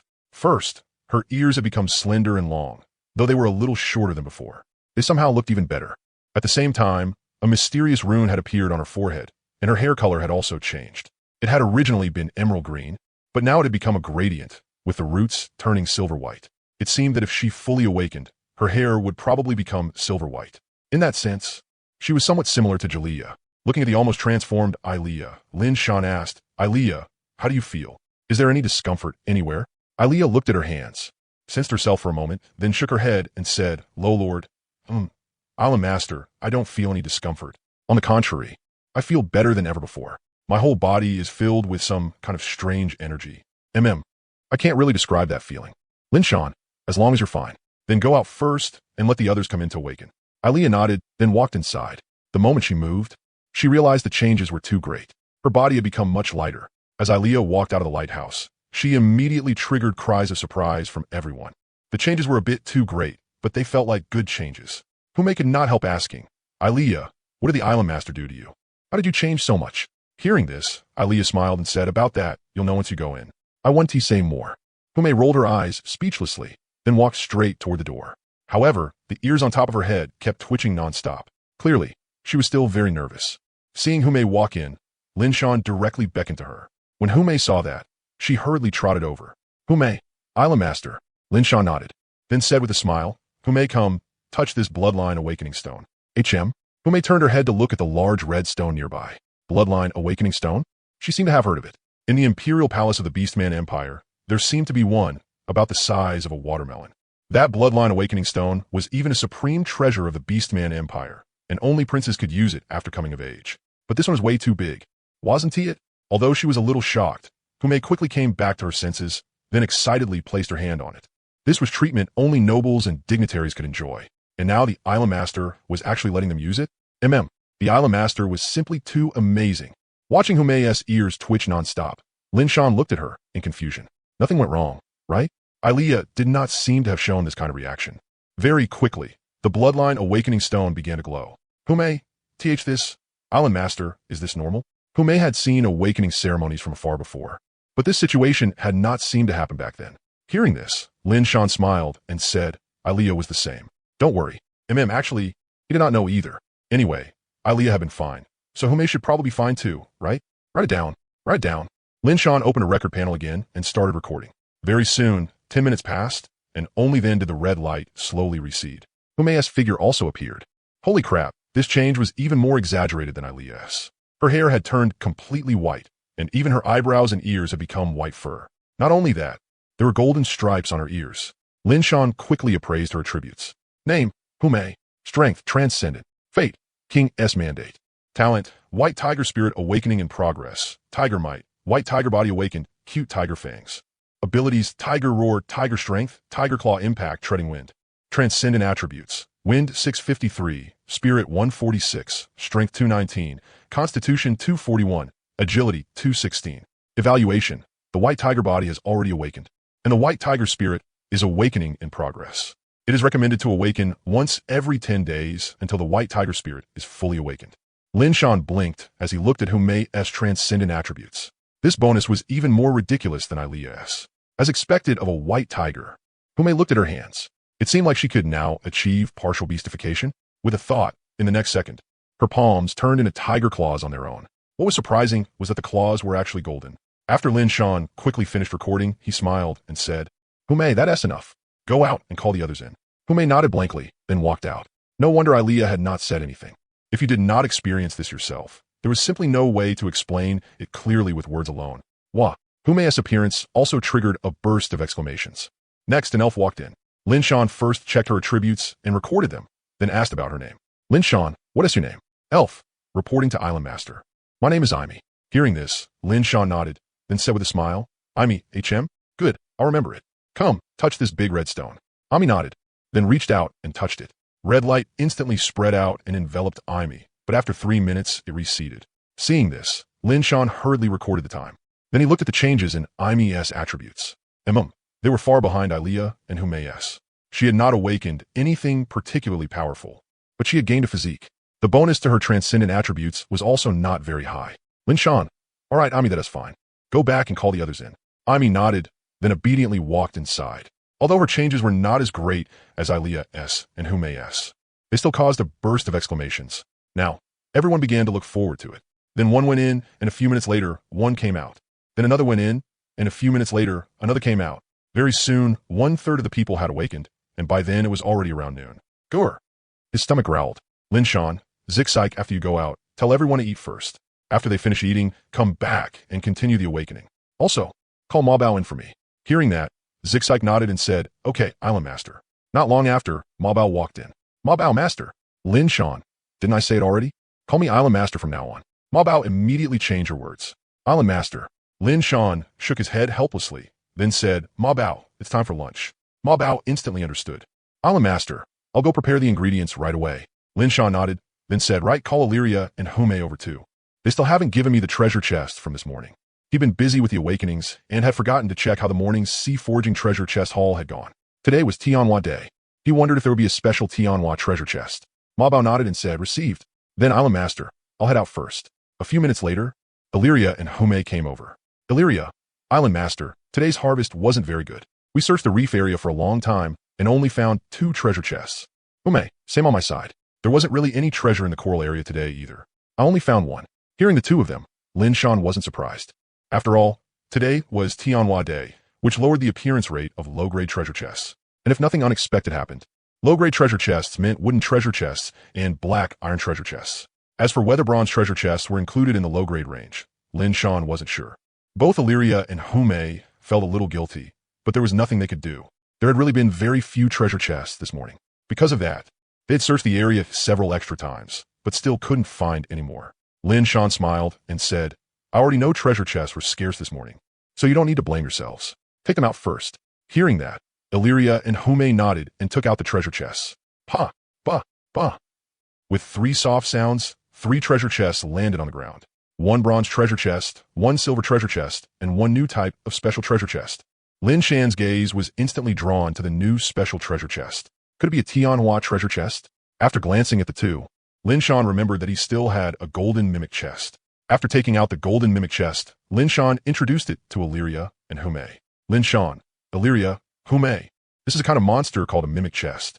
It disguises itself as a treasure chest to launch sneak attacks. This one is a golden mimic chest. Besides this, I also killed a bronze mimic chest before. So take this mimic chest back and give everyone a science lesson. In the future, when you see this kind of treasure chest with holes, slash it first and test it out. After you're done explaining it, send it back to me. The items inside a mimic chest are much better than those from a normal chest of the same grade. Illyria and Hume looked at the mimic chest on the ground in surprise. They had heard of this kind of monster before. It was common in dungeons, but they had never actually seen one. Also, the mimic chests in dungeons didn't have treasure inside them. Bones, on the other hand, came in piles. Those were all from ambushed adventurers. Illyria, understood, Island Master. Hume, after we're done explaining it to everyone, we'll send it back right away. Lin Shan nodded and said with a smile, then you can go back first. Hearing that, Illyria and Hume said their goodbyes to Lin Chi, then put away the golden mimic chest and left. Looking at the 3 treasure chests in front of him, Lin Shan directly opened the bronze treasure chest. System, obtain lighthouse gold coins 852, black iron long spears 3, black iron long spear blueprint 1. A black iron long spear blueprint? Good grief. You don't want to give me the finished item? You're making me forge it myself? Lin Shan said in surprise. Scratching his head, Lin Shan couldn't help complaining. If you gave me the finished product, that'd be fine. But a blueprint? Do you really think I know how to forge a green-grade weapon? He shook his head in disdain, then looked toward the silver treasure chest. After thinking for a moment, he decided not to trouble Mazu and opened it directly. System, obtain lighthouse gold coins 1234, kinetic running shoes 1, silver shark bait 1. Name, kinetic running shoes. Category, equipment. Grade, yellow 3. Effect, lightness. Increased running speed, extraordinary agility 5. Evaluation, as everyone knows, when running for your life, you don't need to run the fastest. You just need to be faster than someone else. And these kinetic running shoes can give you that one-step advantage when escaping. Looking at the evaluation, Lin Shan couldn't help rubbing his chin. Why did this look so much like an ad? Shaking his head, he looked at the second item. Name, silver shark bait. Category, item. Grade, yellow 1. Effect, attracts silver sharks. Evaluation, silver shark bait. This is bait made specifically to attract one of the prized species among sharks, the silver shark. put into the sea, and it can easily draw silver sharks over. Oh, Lin Shan blinked, then looked at the other shark bait. An advanced version of shark bait? Not bad. After the awakenings are done, he could try using it. Looking at the two shark baits, Lin Shan smiled. Knock knock. Master, open the door. Ma Bao's voice came from outside. Lin Shan, Jalea, go open the door. Holding little Jinglu, Jalea nodded, then went to the door and opened it. Seeing that, Ma Bao quickly greeted them. Lady Jalea, little Jinglu, hello. Jalea nodded as a response. Little Jinglu, hello big sis. Hearing that, Ma Bao couldn't help smiling. Little Jinglu is so good. Big sis will make Tongholu for you later. Little Jinglu, Tongholu? What's that? Ma Bao, something tasty. Little Jinglu should like it. Oh, having no idea what Tongholu was, little Jinglu could only nod and look forward to it. Ma Bao rubbed little Jingliu's head, then walked toward the kitchen. As the cook, Ma Bao had also gotten a spatial bag. After entering the kitchen, Ma Bao started taking out ingredients and began cooking. Lin Shan now looked at the last treasure chest and tapped to inspect it. Name, Tianhua treasure chest. Category, special treasure chest. Grade, purple 7. Effect, can open Tianhua series items. Evaluation, Tianhua treasure chest, a special type of treasure chest that only appears on Tianhua Day. It is a special treasure chest among special treasure chests. Looking at the evaluation in front of him, Lin Shan couldn't help falling into thought. Should he ask Ma Zhu about this? But it looked like it was guaranteed to produce Tianhua series items. If that was the case, then maybe there was no need to trouble Elder Ma Zhu. After thinking it over, Lin Shan gave up on the idea of tossing divination blocks to ask. He'd wait until opening the golden mimic chest before asking. After all, whether the Tianhua series items from a Tianhua treasure chest were useful or not was still unknown. In that case, it was better to ask for a golden fruit instead. System, obtained lighthouse gold coins at 77777, Tianhua sword 1, Tianhua flow strike crystal 1. Name, Tianhua sword. Category, weapon. Grade, purple 7. Effect, Tianhua sword chi, Tianhua 1 sword, extreme sharpness. Evaluation, Tianhua sword. A Tianhua series weapon obtained from a Tianhua treasure chest. Its minimum grade is purple 7 star. Its attacks carry Tianhua sword chi, making it a weapon with extremely powerful destructive force. A purple 7-star weapon? Lin Shan was a little surprised, then directly gave it to Jalea. This was much better than the yellow-grade silver sand formation-breaking spear. Name, Tianhua flow strike crystal. Category, ability crystal. Grade, red 1. Effect, Tianhua flow strike. Learning requirements, extraordinary physique 500, extraordinary strength 500, extraordinary agility 500. Evaluation, Tianhua flow strike, a burst-type ability that can unleash triple attack power, but after use, the user will fall into an exhausted state. Lin Shan blinked involuntarily. This ability was pretty good, but the requirements were a bit high, and, judging from the learning requirements, it didn't seem like a style either. Looking at Tianhua flow strike, Lin Shan felt that giving it to Hu Mei would be a good choice. The White Tiger was already focused on slaughter, and this kind of burst-type ability, if given to her, it would be making the most of it. Mainly because Hu Mei currently had the highest of the 3 extraordinary attributes, and Tianhua flow strike was also a melee-type ability. The compatibility was extremely high. Lin Shan had decided to become a noble mage. He didn't want to turn into a soup bone. Alright, that is everything. The value of this Tianhua treasure chest is really high. It dropped red right away. Not bad. Hope I can find another one this afternoon. Lin Shan sighed with a smile. Wow, it smells so good. Little Jinglu's voice suddenly rang out. Hearing that, Lin Shan turned his head and saw Golia holding little Jinglu, standing at the kitchen door and watching Mo Bao cook inside. The fragrance of the food was drifting out from within. Lin Shan sniffed, and it really was fragrant. No wonder little Jinglu had cried out like that. It feels even better than yesterday, probably because yesterday happened so suddenly, so she was able to fully show her skill. Possible. Then, there was one more person at the kitchen door. Half an hour later, looking at the dishes on the table, Lin Shan's appetite was instantly stirred. It really smelled much better than yesterday. Mo Bao. I'll master because there are still too few livestock. I could only make plant-based meat. But don't worry. The taste and texture are almost the same as real meat. This is one of my proudest works. Hearing that, Lin Shan nodded and said with a smile, not bad. You've worked hard. Mo Bao smiled and said, this is what I should do. Then I'll master. I'll head back first. Lin Shan, go ahead. Mo Bao first went back into the kitchen to clean up. Only after finishing did she leave. Looking at the delicacies in front of him, Lin Shan became even more curious about what kind of food Mo Bao would make once she had real meat to work with. So good. As expected of a panda beast skin. Is cooking really carved into their bones? Lin Shan sighed. Little Jinglu didn't have that many thoughts. She was eating happily now, together with Golia, one bite for you, one bite for me, enjoying themselves to the fullest. Since there weren't any meat dishes, there was naturally no need to spit out bones. There was seafood, though, and that was the one thing they lacked least. But Lin Shan noticed that the sea fish had already had the bones removed, while the crabs and mantis shrimp had already been shelled. Probably because she was worried little Jinglu might accidentally eat a fish bone or something like that. So thoughtful. After eating and drinking her fill, little Jinglu started thinking about her Tonghulu again. Seeing this, Lin Shan couldn't help but shake his head. After lunch, Elia came back once and, after putting down the golden treasure chest mimic, said, "Island Master, I've already explained the existence of treasure chest mimics to everyone." Hearing that, Lin Shan nodded, then smiled and said, "Very good. Rest for 10 minutes, then have everyone come over to continue awakening." Elia nodded at his words, responded, then went back to notify everyone. Tomorrow would be day 10, and the sea demon invasion event would happen tomorrow. Or maybe it might even start at midnight tonight. But most likely, it would be around 7 or 8 in the morning. So today, Lin Shan had to awaken everyone without fail. Only by increasing their strength could he feel at ease. Lin Shan couldn't help but look at little Jinglu. He wondered what she would awaken, and there was himself as well. But Lin Shan still couldn't figure out what he himself would awaken. It couldn't really be the bloodline of his ancestors, right? Based on the awakening records of the elves and beastkin, an awakening would definitely result in either some kind of constitution or an ancient bloodline like Elia's. Of course, among the elves right now, only Elia had awakened an ancient elf bloodline. The bloodlines awakened by the other elves seemed much more ordinary. As for the beastkin, what they awakened was far more varied, from bloodlines to constitutions. They had everything. But beastkin themselves already carried magical beast bloodlines, so that was normal. But because of that, the awakening records of the beastkin weren't very useful as reference. Lin Shan scratched his head involuntarily. Damn it, he was the only human. It really was hard to compare. Helplessly shaking his head, forget it. No point thinking too much about it now. Wouldn't he know after awakening? Time flew by in a flash. Outside, the elves and beastkin had already lined up. Lin Shan opened the door and began awakening again. Each time, Lin Shan would record the changes before and after. Fortunately, he had appraisal. Otherwise, recording the changes would take a lot of time. One after another, Lin Shan kept recording. What could be confirmed was that the longer the duration lasted, the greater the potential.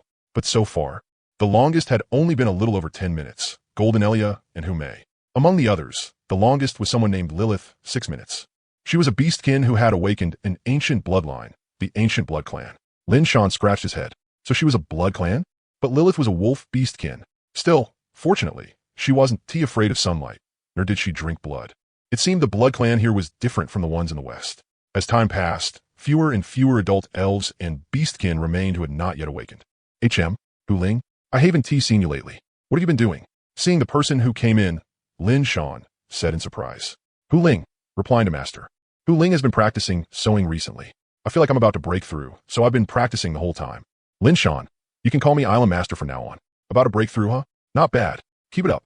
Hearing that, Hu Ling smiled and said, Many thanks for Master S. Many thanks for Island Master S blessing. Lin Shan, all right, hurry and awaken too. I'm a bit curious what you'll get this time.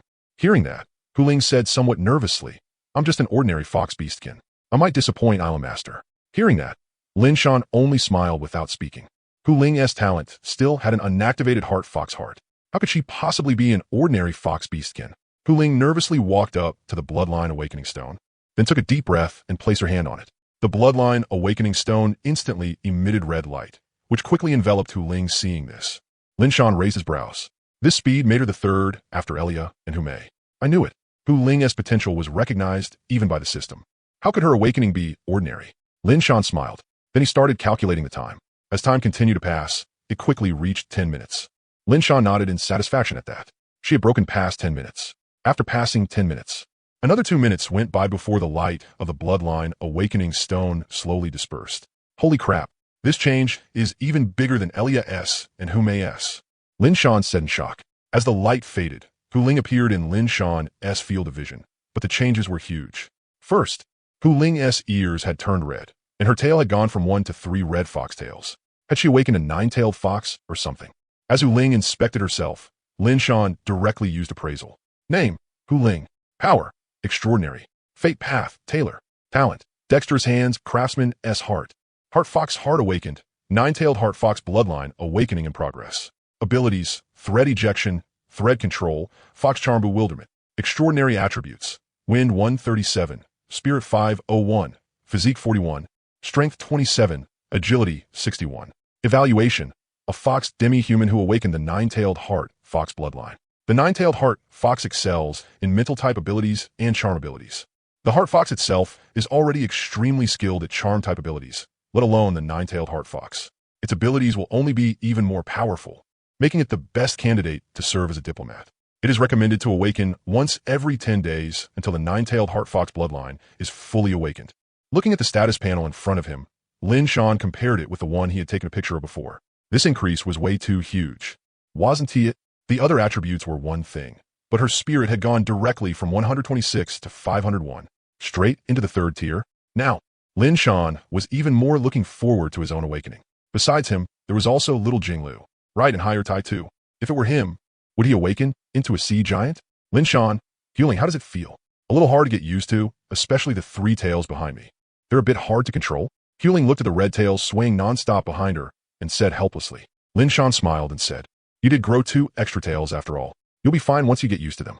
Huling, go call the next one in." Huling nodded, then walked outside. It was just that her 3 tails kept swaying back and forth, messing up her balance from time to time while she walked. It was really hard not to laugh.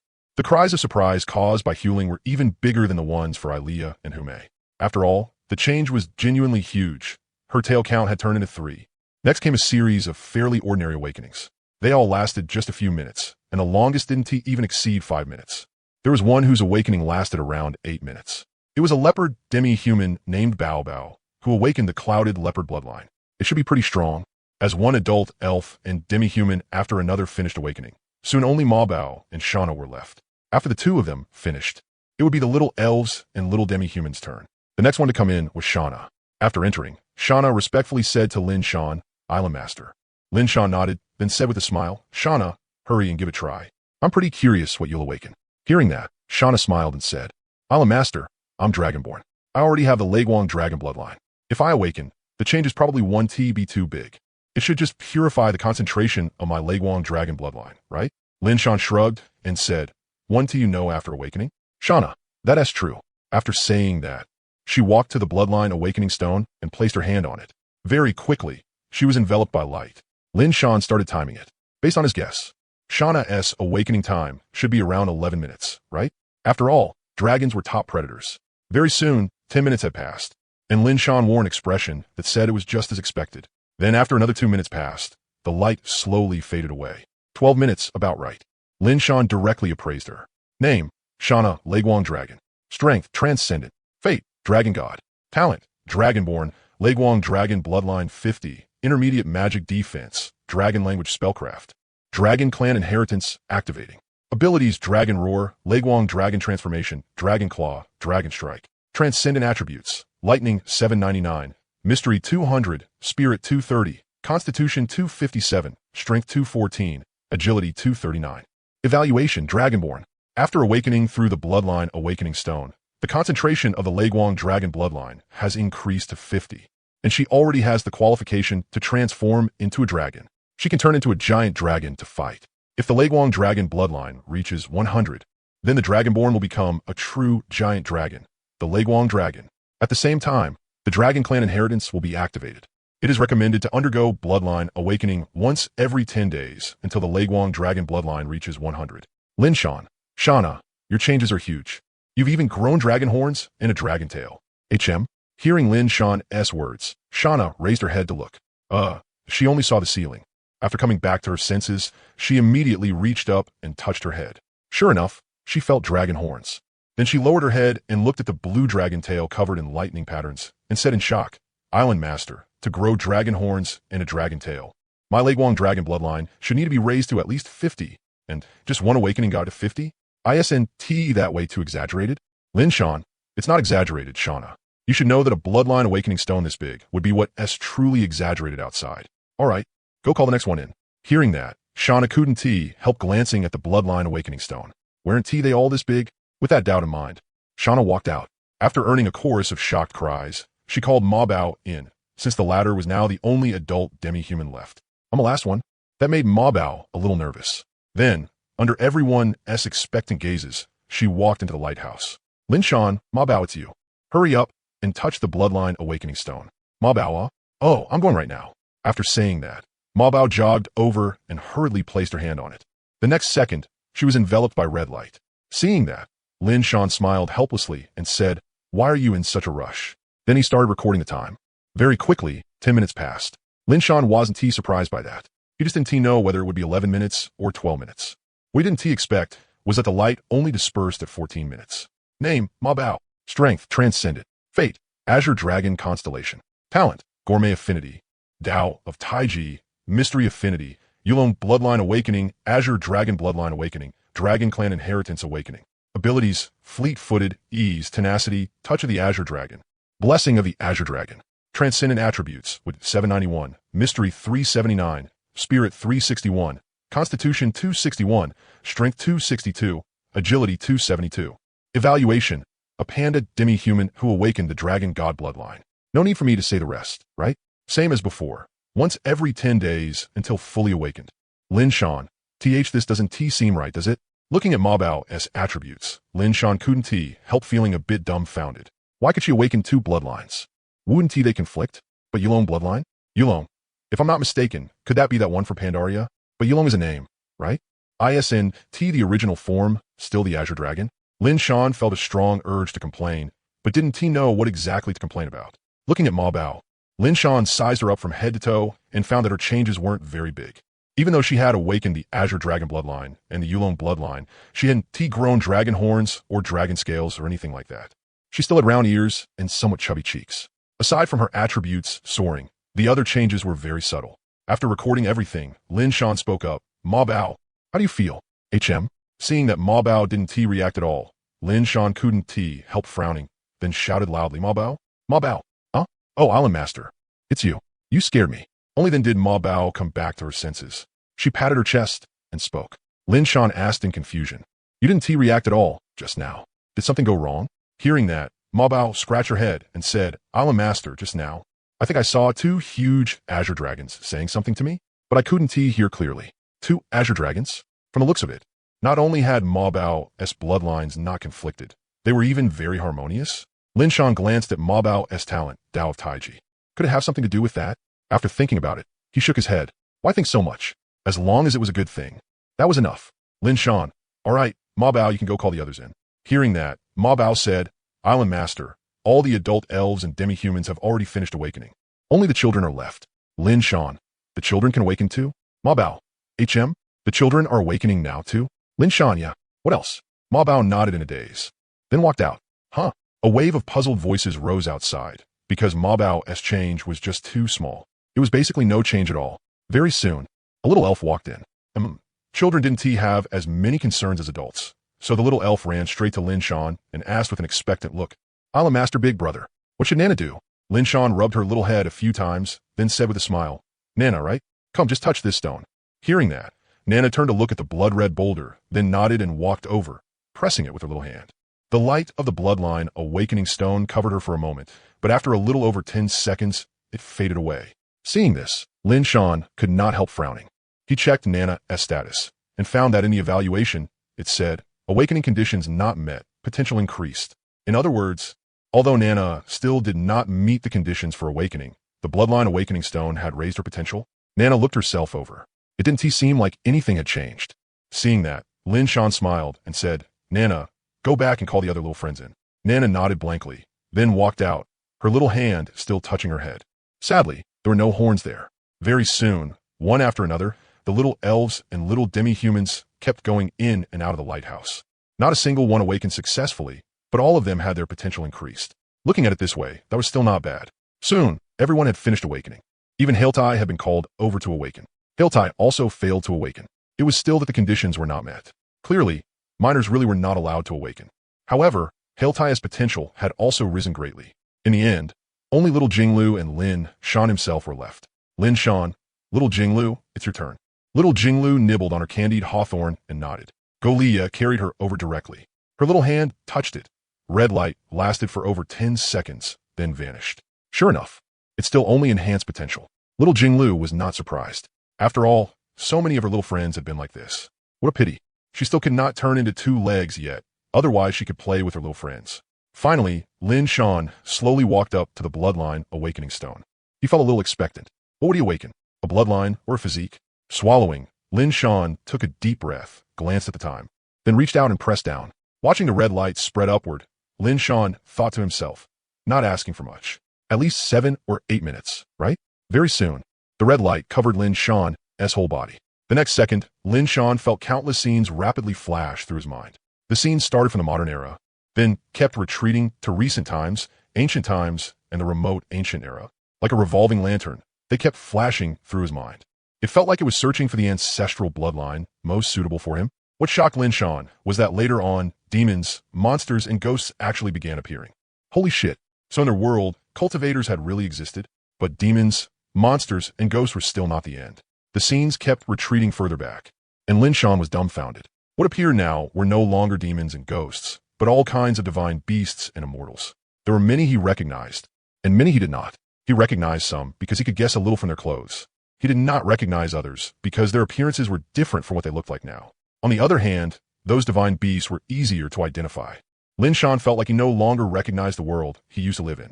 The bloodline awakening stone could not possibly be fake, which meant these existences really were in his bloodline. Then how had they been transported here? Things felt a little chaotic. Where had all those immortals gone? Could it be that something like the severing of heaven and earth had really happened? But the scenes were still retreating continuously, and the speed was getting faster and faster. So fast that Lin Shan could no longer see clearly. At last, it finally stopped. Looking at the scene before him, Lin Shan could not help opening his mouth wide. The next second, red light burst out brilliantly, and Lin Shan lost consciousness. He only felt very comfortable, as if he were in his mother's embrace. Little Jinglu, still nibbling on her candied hawthorn, looked at the red light in front of her and said, "Big sister Golia, Mama is taking so long." Golia nodded. Indeed, 20 minutes had already passed. Time slowly flowed by.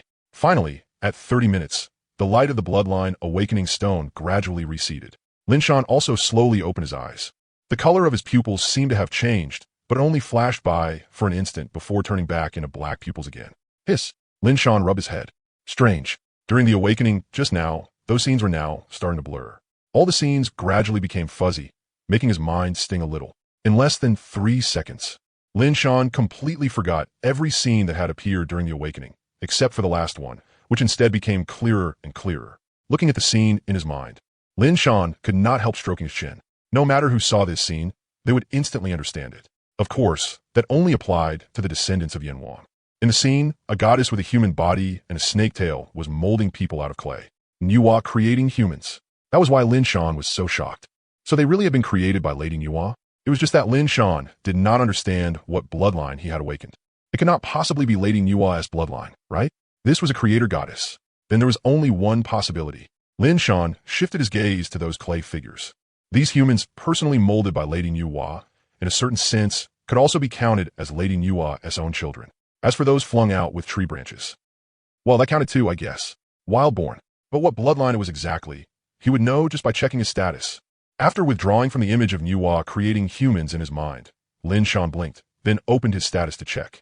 Name, Lin Shan. Strength, Tier 3, Transcendent. Fate Path, Tier 7, Harbinger. Talent, Gift of Fate, Witch of Fate, Innate Human Race Awakening in Progress. Innate Tao Body, Awakening in Progress. Abilities, Ice Crystal Shot, Underwater Breathing, Appraisal, Fear Spell, Invisible Hand, Mysterious Summon, Starlight Spell. Transcendent Attributes, All Elements 500, Mystery 508, Spirit 415, Constitution 165, Strength 163.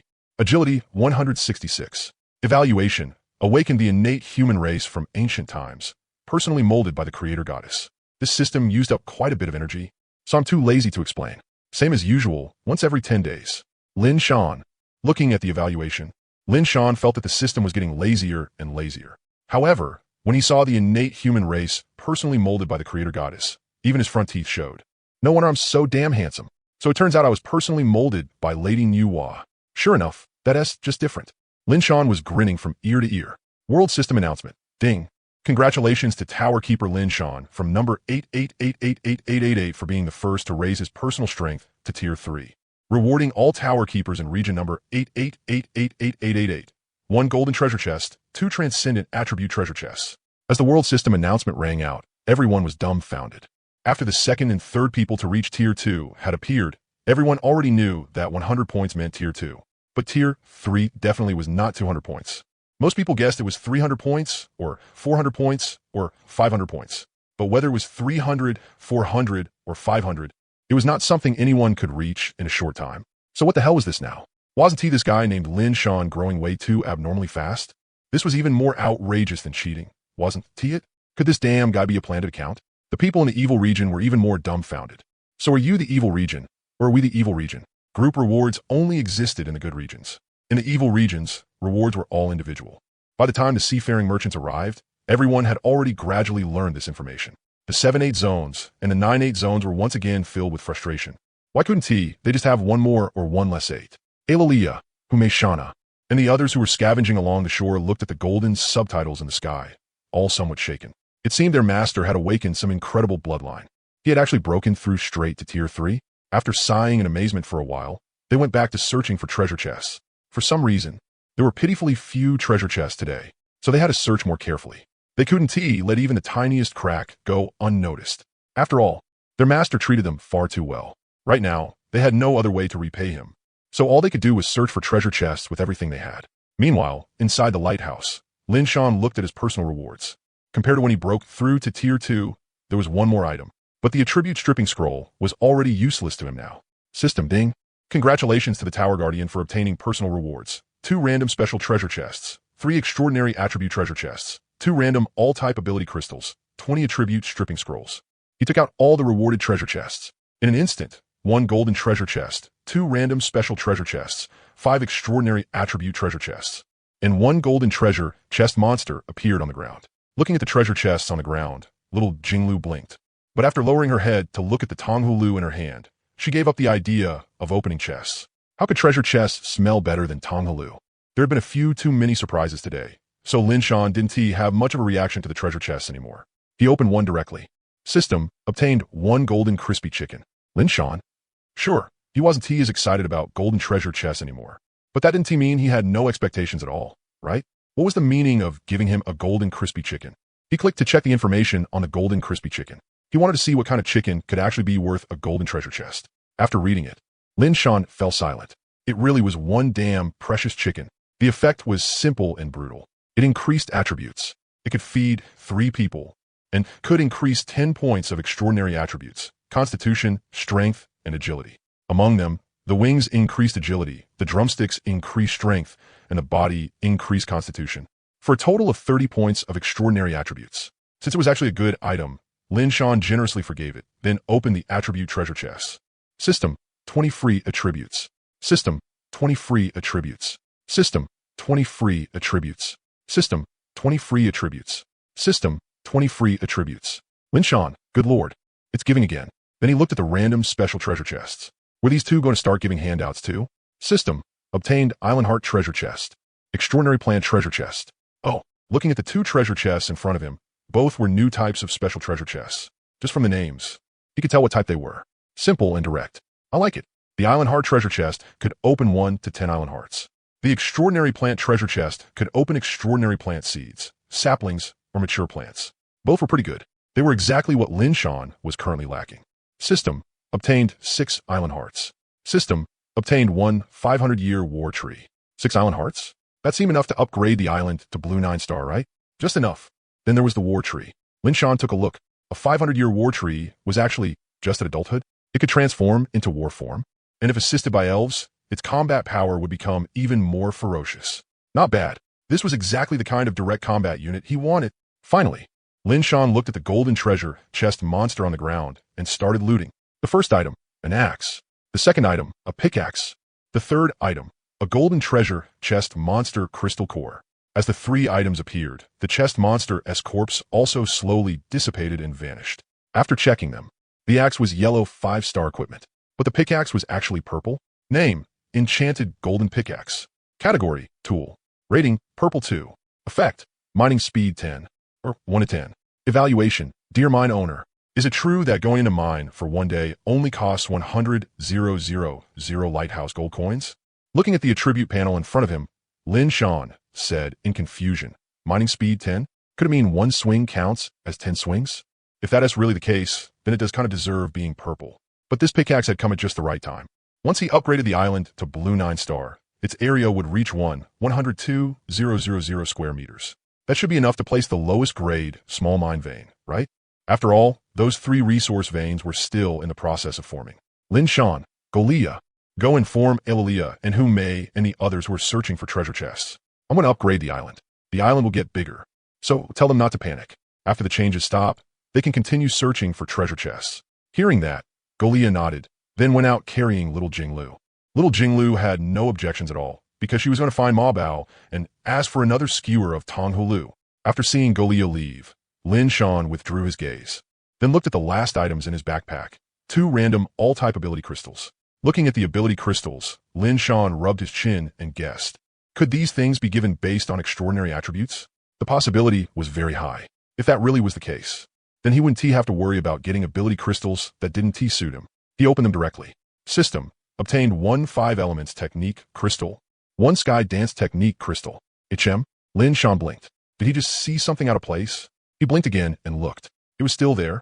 So he hadn't seen it wrong. Now his curiosity was stirred. He hurried to check. Name, Sky Dance Technique Crystal. Category, Ability Crystal. Rating, Purple 9. Effect, Free Flight.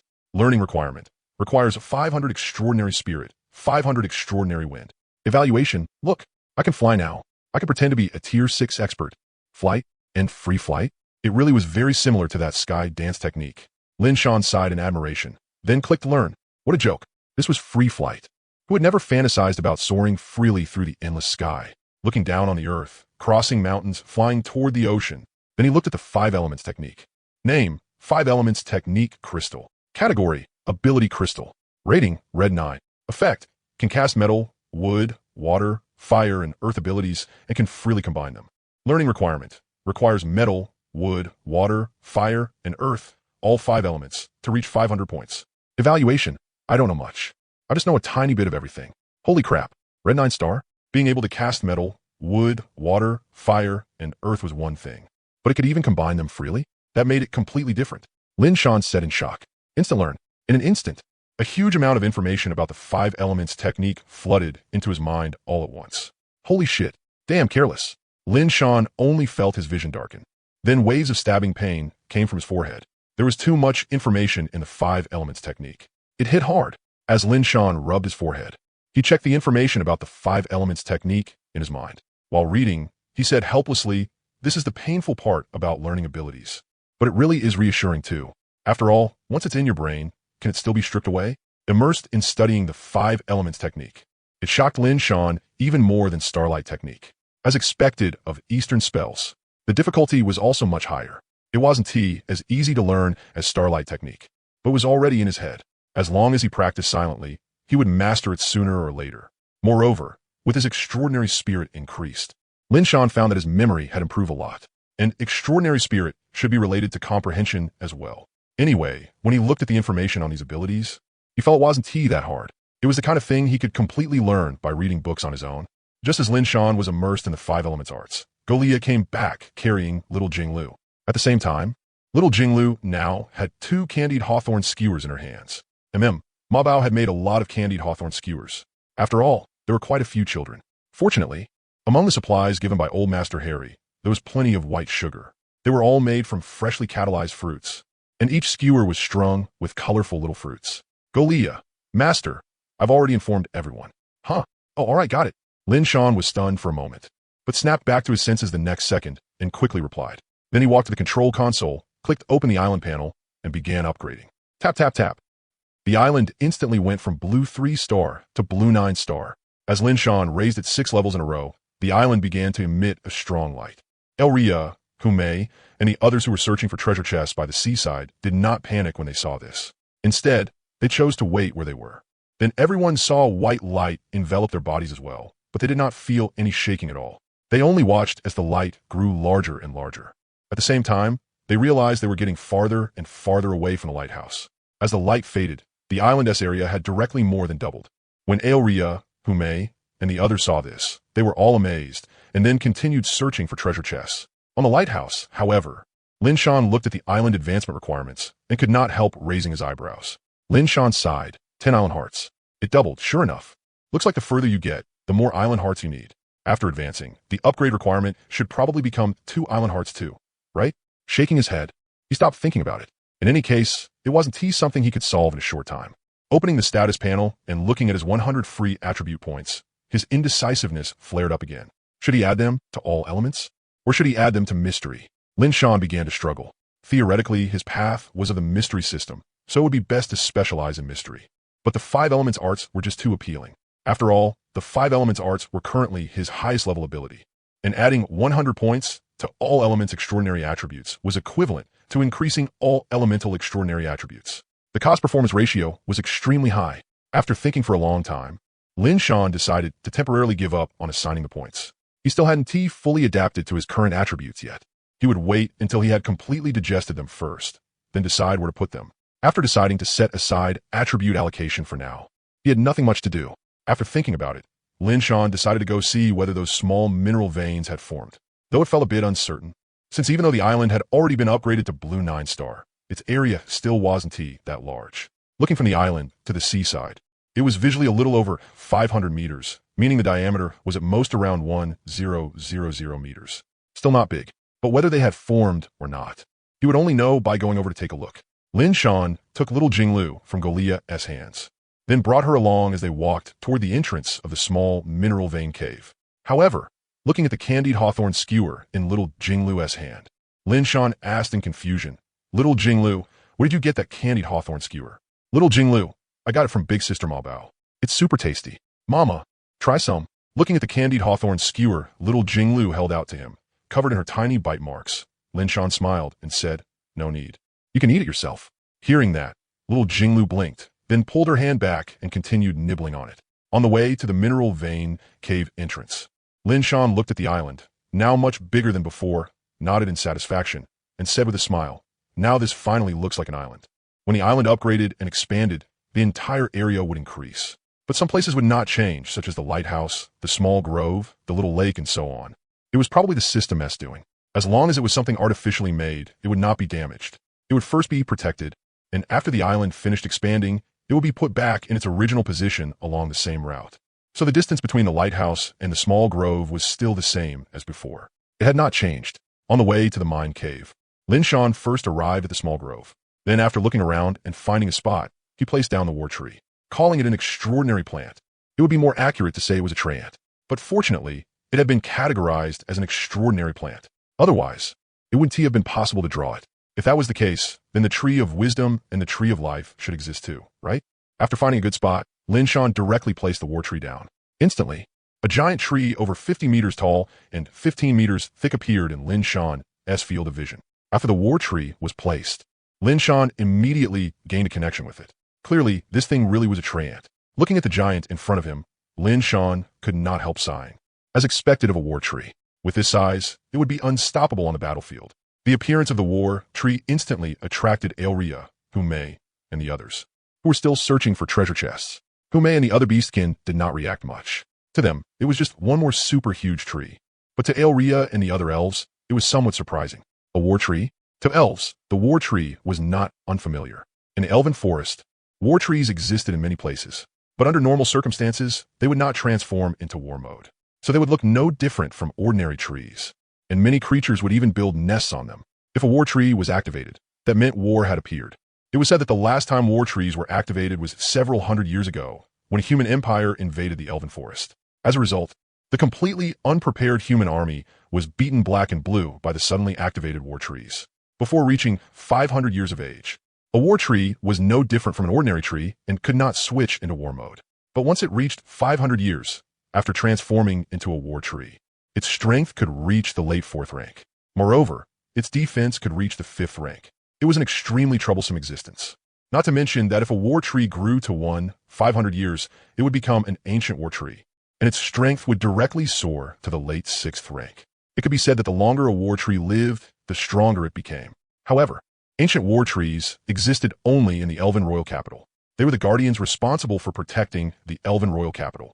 After placing the war tree, Lin Shan headed toward the mine cave. Looking at the glowing mine cave in front of him, Lin Shan walked straight over. The moment he touched the light screen, a prompt popped up. System, mineral vein forming. Estimated time, 3 days. Oh, it had finally started forming. 3 days later? Not bad. Lin Shan nodded in satisfaction, then went to check the formation of the other 2 mineral veins. One showed 3 days later, while the other showed insufficient space. Looks like right now, it could only accommodate 2 small mineral veins. For the rest of the time, After handing little Jinglu back to Golia, Lin Shan began training. But this time, what he trained were the sky dance art and the 5 elements arts. The sky dance art was unexpectedly simple. Lin Shan learned it very quickly. Floating in the air, Lin Shan said in surprise, "This is really a bit too unbelievable." "Isn't it?" Lin Shan kept flipping in the air and even flew straight upward. Very quickly, his altitude passed 100 meters. As he looked at the beautiful scenery in the sky, before he could admire it for long, he saw something in the distant mist. A massive limb emerged from the mist, then sank back into it. It seemed to be a wing, but it was huge, at least over 100 meters long. And after flying up, Lin Shan discovered that the sea mist was extremely high. After watching for a few moments, Lin Shan hurriedly flew back down, afraid that the powerful existence inside the mist would notice him. Moreover, Lin Shan could tell that the consumption of the sky dance technique was enormous. With his current strength, he could keep it up for 10 minutes at most. After coming down, Lin Shan looked toward the mist again. The height had gotten lower? What the hell? What kind of principle was that? Unable to figure out, Lin Shan shook his head and stopped thinking about it. There was no use thinking about it now anyway. He was just a tiny nobody, now that he had learned the sky dance technique. Next up was the 5 elements art. Lin Shan watched while practicing. The 5 elements art was not 5 different abilities, but a method of using 5 elements energy. It taught you how to better use the 5 types of energy to form attacks, defenses, and other methods. It could be said to have all kinds of variations, depending entirely on one's comprehension and imagination. And the use of energy was not something simple at all. It involved fine commands like control, arrangement, and so on. Only now did Lin Shan finally understand why there were things like magic chants and Taoist hand seals. This was basically deploying the energies like troops in formation. Time passed quickly as Lin Shan studied and cultivated the 5 elements art. Very soon, the sky darkened, and Lin Shan was still by the sea, researching how to quickly issue commands to energy. In the end, it was only after Golia reminded him that Lin Shan snapped out of cultivation. It's this dark already?" Lin Shan said with a confused look. "Golia, Master, you've been cultivating for over 6 hours already." Hearing that, Lin Shan said in surprise, "That long? Why didn't I feel anything?" "Golia, I don't know either." Hearing that, Lin Shan twisted his neck. After a few soft cracks, he said, "Forget it, let's head back. Tomorrow is the Sea Demon Invasion event." Taking the already sleeping little Jinglu into his arms, Lin Shan said to Golia, "Golia, go call Eerie, Hume Shana, Huling, and Ma Bao over to the lighthouse." Golia nodded, then walked toward the little tree house. Meanwhile, Lin Shan carried little Jinglu and flew toward the lighthouse. Yes, using the sky dance technique. Even though the sky dance technique consumed a lot, its flying speed was still very fast. After returning to the second floor of the lighthouse and placing little Jinglu back into the deep-sea nurturing shell, Lin Shan finally headed downstairs. He still hadn't eaten dinner, and his stomach was starting to feel a little hungry. After arriving on the first floor, Lin Shan casually picked up a water apple and started eating it. This kind of water apple was the fruit he was most puzzled by. It had an extreme amount of juice but no seeds. He had no idea how it reproduced. Water apple tree. You wouldn't want to know, huh? Before he even finished eating, Golia brought everyone back. "Golia, Master, I brought them." Eerie and the others all called out together, "Island Master." Lin Shan nodded, then smiled and said, "How are the gains this afternoon?" "Eerie, still not ideal. Although the island has grown bigger, we searched the entire reef area and only found 2 bronze treasure chests. Hume, same on my side. The coral area got bigger too, but there were still very few treasure chests. I only found 1 bronze treasure chest and 1 silver treasure chest. No Tianhua treasure chest. That was a little disappointing. Lin Shan and them got it. I didn't call you over mainly for that." Then he turned to look at Ma Bao and said with a smile, "Ma Bao, I still haven't eaten dinner." The absent-minded Ma Bao blinked, then nodded and walked toward the kitchen. With her space bag, Ma Bao now carried some ingredients with her at all times. For example, seafood like lobsters, crabs, and shellfish caught from the sea, as well as eggs secretly taken from the chicken coop. If livestock weren't still so scarce, maybe Ma Bao's space bag would even have a few animals in it too. Lin Shan looked at Eerie, Hume, and Shana, then said, "Tomorrow, the island will suffer a sea demon invasion. The number is unknown, their strength is unknown, and even the time of invasion is unknown. So after 12 o'clock, you need to send people to constantly monitor the movement along the shore." "Eerie, a sea demon invasion? Like Aikijuo?" Lin Shan shook his head and said no. Aikijuo is a sea clan member, not a sea demon. There's a fundamental difference between the two. At the very least, one can communicate and the other can't. Eerie nodded. Good that it wasn't. If they were like Aikijuo, that would be troublesome. After all, Aikijuo's strength was not weak. "Hume, Island Master, other than knowing there'll be a sea demon invasion tomorrow, we don't have any other information at all?" Lin Shan, regrettably, "No, I only foresaw even this much by using my ability. Otherwise, I wouldn't even know there was going to be a sea demon invasion tomorrow. But based on my speculation, the sea demons shouldn't be very strong. As for the numbers, I don't know. Maybe there'll be a lot, maybe only a few hundred. Hume nodded. Her eyes were shining, and it was obvious she was still a little excited for tomorrow's sea demon invasion. Shauna, since we don't know when the invasion will start, let's arrange more people to patrol in shifts. Eerie nodded and said, leave that to me. I'll arrange it properly. Hearing that, Lin Shan nodded in satisfaction, then smiled and said, that's all. Go back and make the arrangements. Watching the three leave, Lin Shan sighed inwardly. This was the advantage of having people under him. He only needed to give orders and didn't have to worry too much himself. Of course, if it were Hayert, Lin Shan would be a little worried. Speaking of Hayert, Lin Shan only then remembered that it lived by the sea. Then if the sea demons invaded, wouldn't it be the first one to get surrounded and attacked? That wouldn't do. Lin Shan turned to look at Golia and said, Golia, go call Hayert over. Don't let it sleep on the beach tonight. Let it sleep together with Tumu and the others. Golia nodded, then walked out the door toward the beach. As for Xiao Ai, unmanned ships would not be attacked. At least, they would not be attacked by sea demons or sea beasts. An hour later, Lin Shan lay in bed early and began to sleep. In his mind, he was still editing the arrangement of energy.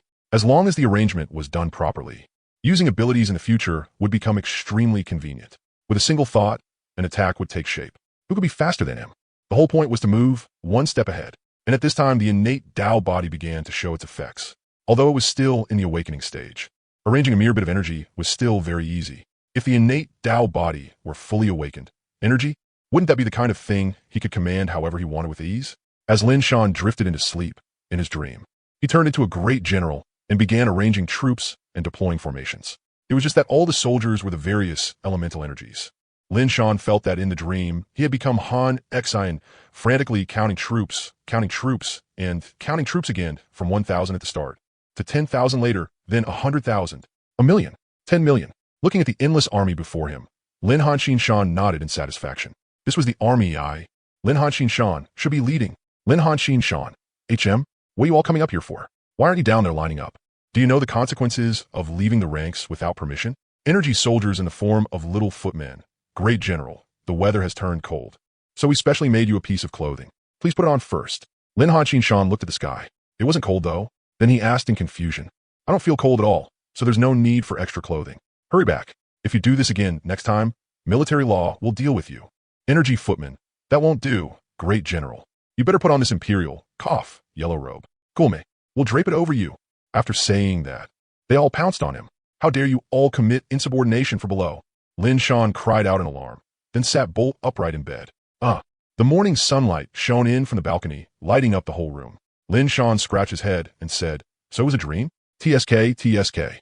Turning into Han Xian, I really dare to imagine things. But why did those few foot soldiers try to make me wear a yellow robe at the end? It obviously wasn't cold at all. After moving Golia, who was pressing down on his foot, aside, Lin Shan got straight out of bed and went directly to the balcony to take a look toward the seaside. Then he opened the panel and checked the time. It was 6:30 in the morning. Looks like the sirens hadn't started invading yet. Could it be 8 o'clock? Outside, under Erlia and Hume's arrangements, the elves and demi-humans had already formed 4-person squads and spread out around the island on patrol. The energy defense device had also been brought out. The moment the sirens started invading, they would activate it directly and protect the children. Erlia was in charge of activating the energy defense device. At the same time, she was also responsible for assisting the war tree. Hume, Shauna, Ma Bao, and Huling, the few who had reached Tier 3, each guarded one direction. While fighting, they also had to provide support. They had started preparing at 6 o'clock. Lin Shan looked at the patrolling elves and demi-humans and nodded in satisfaction. Then he opened the panel and checked today's weather. He had a feeling that a special kind of weather would appear when the sirens invaded. Today's weather, cloudy. Weather effect, special, water fluctuation. The air is filled with water element energy. Lin Shan looked at the sunlight shining down from the sky. And you're telling me this is cloudy? Could it be that it would only start turning cloudy after the sirens began invading? That was possible. After all, sirens probably couldn't stay under the blazing sun for too long, right? Looking at it that way, the moment the sky turned overcast would be the start of the siren invasion. But would there still be low tide today? Lin Shan first sighed, then asked in confusion. Smack, what time is it already? And you're still thinking about beachcombing? Seriously. Lin Shan smacked his forehead and said speechlessly. Then he used his talent. Gift of Fate, Lord of the Territory. Cost. Among the sirens attacking today, an additional powerful Tier 3 Lord Siren will appear. Lin Shan looked at the cost in surprise. so it exposed the strength of the invading sirens. Judging from the cost, under normal circumstances, there would be a Tier 3 Lord Siren. There probably wouldn't even be any Tier 3 sirens at all. Looking at the cost in front of him, Lin Shan did some calculations. Right now, aside from himself, his Tier 3 combat power included Erlia, Hume, Shana, Ma Bao, and Huling. That made 6 people. So if the other side was at Tier 3 peak, they should still be able to fight it, right? If not, he could only let Golia take the field. As for Golia's current strength, it was at least Tier 4 at minimum, since she had never fought with her full power. And besides Golia, he also had a war tree, so no matter how he thought about it, there was no way they could lose. Accepted. Let me see what this Lord of the Territory thing is. It actually cost a Tier 3 Lord Siren this early on, Lin Shan said as he tapped to check it. Name, Lord of the Territory. Category, Faction Effect. Rating, Red 3. Effect, Territory. Evaluation. The existence of the Lord of the Territory greatly inspires the people, raising their fighting spirit. Main attributes increase by an additional 20. Calculated separately and does not benefit from other percentage boosts. Note, it can only display its maximum effect within your own territory. If outside the territory, the bonus will be reduced to 2. Holy crap. Faction Effect. A 20-point boost to main attributes. And even outside, there is still a 2-point bonus. TSK. This is kind of insane. Lin Shan was a little dumbfounded. Right now, Lin Shan even felt that a Tier 3 Lord Siren simply wasn't T-worthy of this effect. But a Siren Lord should also have buffs, right? Lin Shan directly loaded it into the faction panel. Erlia and the others were already official faction members, so they could all enjoy this bonus. Erlia, Hume, and the others who were patrolling outside all received a notification for the faction effect bonus. Looking at the direct 20-point increase to their main attributes, disbelief appeared in their eyes. There was actually such an effect. Wasn't he this way too overpowered? Lin Shan looked at his own mystery and spirit, both of which had gone up by 20, in surprise. So if there were multiple main attributes, they could all be increased, but judging by how it looked, this so-called main attribute seemed to be calculated based on 1S pathway, right? After thinking it over for a bit, Lin Shan stopped bothering with it. Anyway, it was a good thing. Time to go down and wash up, then welcome the siren's arrival. As he spoke, Lin Shan walked toward the deep-sea nurturing clam. Jinglu should be awake by now. He picked up little Jinglu and, together with Golia, went downstairs to wash up. After washing up, it was time for breakfast. Morning meals should definitely be light. So Lin Shan took out the golden crispy chicken. Just casually deal with breakfast. 1 chicken will do, Lin Shan said with a grin, then tore off a drumstick and started gnawing on it. Little Jinglu drooled as she watched. Unfortunately, just as she was about to reach for a drumstick, Lin Shan stuffed a blue water dragon scale fruit into her little hand. Lin Shan, Jinglu, this is your breakfast. Little Jinglu. She looked at the fruit in her hand, then at the fragrant chicken leg in Lin Shan's hand, and unhappily puffed out her little cheeks. Lin Shan, what? You want to eat it? Hearing that, little Jinglu nodded. Lin Shan, that one tea do. It's early in the morning. That is too greasy for you. Fruit is better. After you finish this fruit, your physique will reach 100 points, and then you can play with the other little friends. HM, hearing Lin Shan's words, little Jinglu's attention was immediately drawn to the fruit in her hand. After blinking, she started biting into it. It's kind of hard.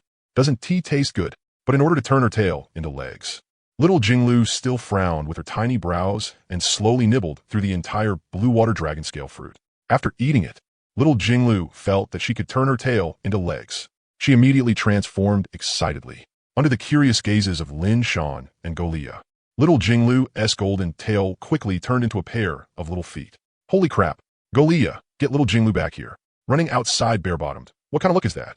Seeing little Jinglu excitedly running out, Lin Shan hurriedly said to Golia. Golia nodded at his words, then directly appeared behind little Jinglu and lifted, turned, and held her in one smooth motion. Little Jinglu was dumbfounded. She had no idea what had just happened. She only felt the world spin for a moment. And then she was back in Sister Golia's arms. Lin Shan shook his head helplessly, then said, Golia, take her upstairs and find a pair of pants for little Jinglu. Then go find Huling and have some underwear made. Golia nodded, then carried the still dazed little Jinglu upstairs to the second floor. Looking at the last chicken head and chicken butt on the table, Lin Shan couldn't help but burp. Sure enough, fried chicken really wasn't tea for early mornings. It was a bit too greasy. After cleaning up, Lin Shan checked the time. There was still half an hour left before 8 o'clock.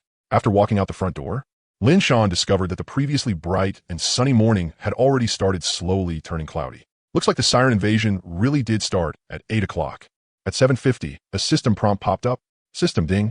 In order to let all tower defenders adapt in advance, at 8 o'clock sharp, All tower defenders will suffer a siren invasion. Please prepare your defenses. System ding. Please note the following information. 1. During the siren invasion, the attacking sirens are endless. They will keep attacking until night falls. Note, the sirens will launch one attack every 10 minutes. The number of sirens sent each time is random, but will not be fewer than 20. 2. Sirens need to eat too. So from 12 o'clock noon to 2 o'clock, it is rest time. 3. Note, during the final hour before nightfall, all sirens will launch a full assault, swarming madly onto the island. 4. When the siren invasion begins, tower defenders may choose from 3 difficulty levels. 1. Weakened siren invasion. All attacking sirens will uniformly be fishmen, plus a small number of sea beasts. 2. Reduced siren invasion.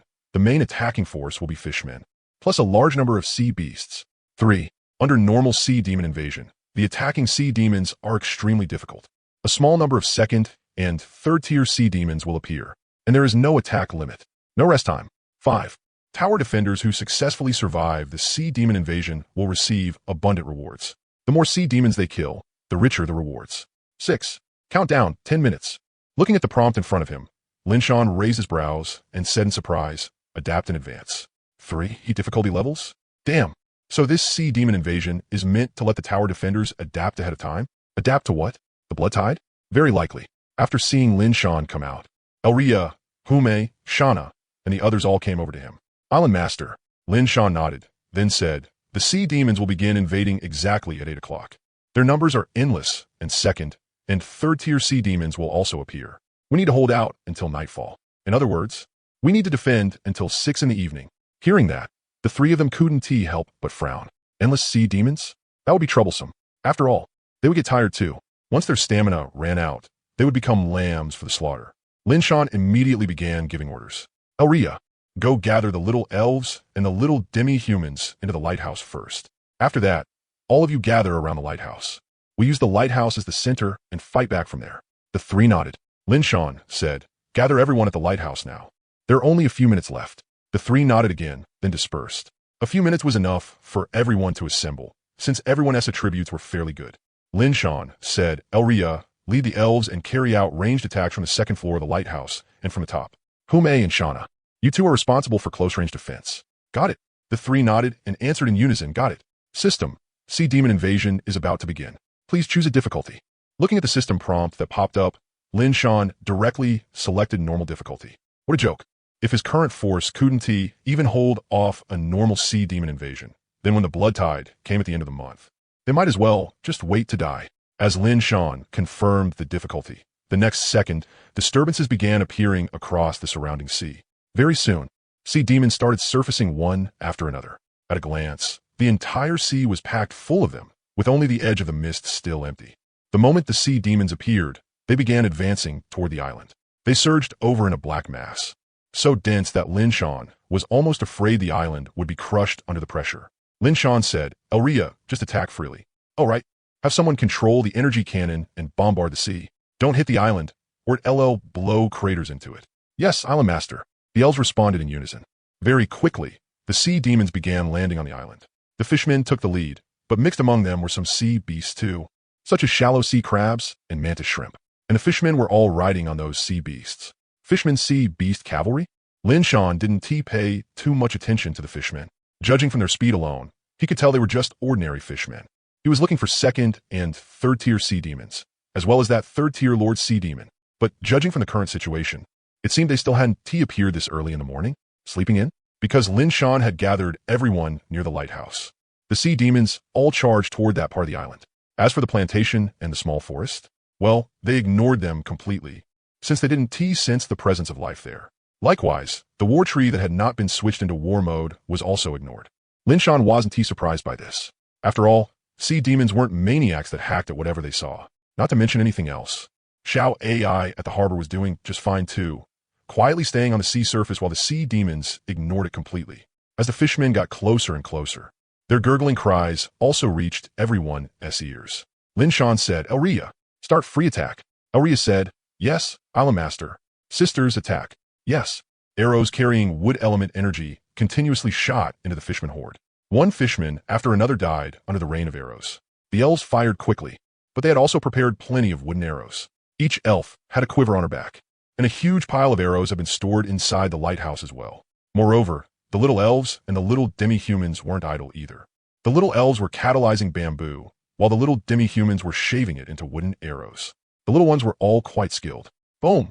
The energy cannon fired, and under Elria's control, blasted toward the seaside. One shot killed at least dozens of fishmen, and that was just on the surface. Who knew how many died underneath the water? Possibly over 100, because the sea demons were truly packed together that densely, like a school of fish, jammed together in a massive cluster. Although the elves had begun attacking, they still couldn't stop the fishmen's advance. Very soon, they were within 100 meters of the lighthouse. No one knew how many had already been shot to death by wooden arrows along the way.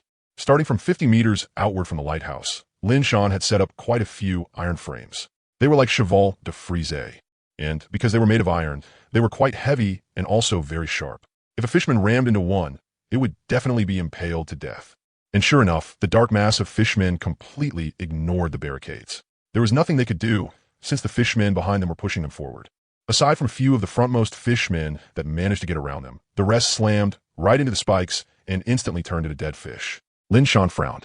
The corpses of the dead fishmen were still there. Cleaning them up later was going to be a nightmare, wasn't it? And at last, the fishmen began clashing with the melee demi-humans. The demi-humans, wielding black iron long spears, killed fishmen one after another with no effort at all, or at least for now, since they still had plenty of stamina. Looking at the fishmen packed and shoving against each other, Lin Shan couldn't help but complain. There is no way there need to be this many, right? Feels like we haven't even killed as many fishmen as you guys have trampled to death yourselves. Still, complaint aside, this kind of overwhelmingly massive assault really could catch people off guard. The main issue was that they couldn't be driven back. Any fishman that retreated would immediately be shoved forward again by the fishmen behind it.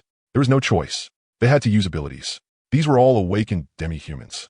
Their attributes had all been boosted to some extent, and with the Lord of the Territory buff on top of that, their stats far surpassed those of the fishmen. So the moment they used their abilities, they cleared out an area more than 10 meters wide at once. The fishmen were blown straight into bits. Lin Shan said, Hume, Shana, Ma Bao, Huling, you four each take one direction and watch over everyone. Act when you think the time is right. Yes. The four answered in unison. Then they dispersed. Watching the fishmen in the sea continue charging toward the island without end, Lin Shan couldn't help frowning, especially at the fishermen riders. Just because they had giant crabs under them, they started rampaging all over the place. Along the way up, who knew how many fishmen they had rammed to death? There were also the mantis shrimp riders. Any fishman blocking their way was sent flying by the mantis shrimp and died on the spot. More than half an hour had already passed. So far, the only sea demons that had appeared were fishmen and low-level sea beasts. Not a single other type of sea demon had shown up. But even just these endless fishmen alone were already a huge problem. If Hume and the other three hadn't stepped in from time to clear out sections, the fishmen would have already squeezed their way in. That's right, squeezed their way in, not fought their way in. They were relying completely on their numerical advantage. Even by sheer crowding alone, they could force their way in. After watching for a long time and still failing to find any sea demons other than fishmen, Lin Shan gave up searching and instead used Mysterious Summon. He wondered what kind of creature it would summon. As the mysterious summoning array appeared, a mysterious creature slowly emerged within the summoning formation. Roar! Before the light of the summoning array had even faded, the summoned creature had already started roaring. Hearing it, Lin Shan said in surprise, "A bear's roar? Don't tell me I summoned a bear?" As the light of the summoning array faded away, a giant bear with a shoulder height of 3 meters appeared in Lin Shan's sight. Lin Shan appraised it. It was a late second-rank jungle giant bear. Its highest extraordinary attribute was Constitution, reaching 379 points, followed by Strength at 352 points. Pretty strong. Then get in there. Lin Shan smiled in satisfaction. Roar! The jungle giant bear leaped straight into the fishman crowd and began a full-on massacre. From time to time, it even took a bite. Fish, after all, was stored energy for hibernation, wasn't it? It just so happened that it was about to hibernate, so now that it had a chance to eat its fill, how could it not take a few extra bites? Watching the jungle giant bear slaughter its way through the battlefield, Lin Shan was extremely satisfied. Then he checked the summon duration, 30 minutes. After 30 minutes, it would have to be summoned again, and every summon was different. The whole point was mystery, with mysterious summoning. The whole point was luck. If you were lucky enough, you could summon powerful creatures every time. If your luck was bad enough, then summoning a caterpillar was also possible. Not only were the summoned creatures random, even their duration of existence was random. At first rank, one summon was possible, and Lin Shan's current strength was 3rd rank, which meant he could use mysterious summoning up to 3 times. So, Lin Shan used mysterious summoning again. The mysterious summoning array appeared once more. When the light faded, a yellow dog appeared inside the summoning array. Lin Shan took a look and found that it was just an utterly ordinary yellow dog. It did have a few extraordinary attributes, but Lin Shan could only shrug helplessly. And the summon duration was actually as long as 2 hours? In other words, this yellow dog would occupy the slot for 2 whole hours. Rubbing the yellow dog that ran over to act spoiled, Lin Shan shrugged, then summoned again. Then, to Lin Shan's mixed laughter and tears, the yellow dog actually started barking at the fishmen. Pretty gutsy, but no matter how trash the fishmen were, their attributes were still higher than this yellow dog's. Not to mention these invading fishmen. Their attributes were a bit higher than normal fishmen's, and quite a few of them had attributes above 10 points. Still, even a yellow dog had extraordinary attributes. Looking at it that way, the natives of this world probably all had at least a few extraordinary attributes, more or less. That was way better than them. After all, at the very beginning, they hadn't even had a single point of extraordinary attributes. The light of the third mysterious summoning array quickly disappeared, and then a summoned creature stood within it.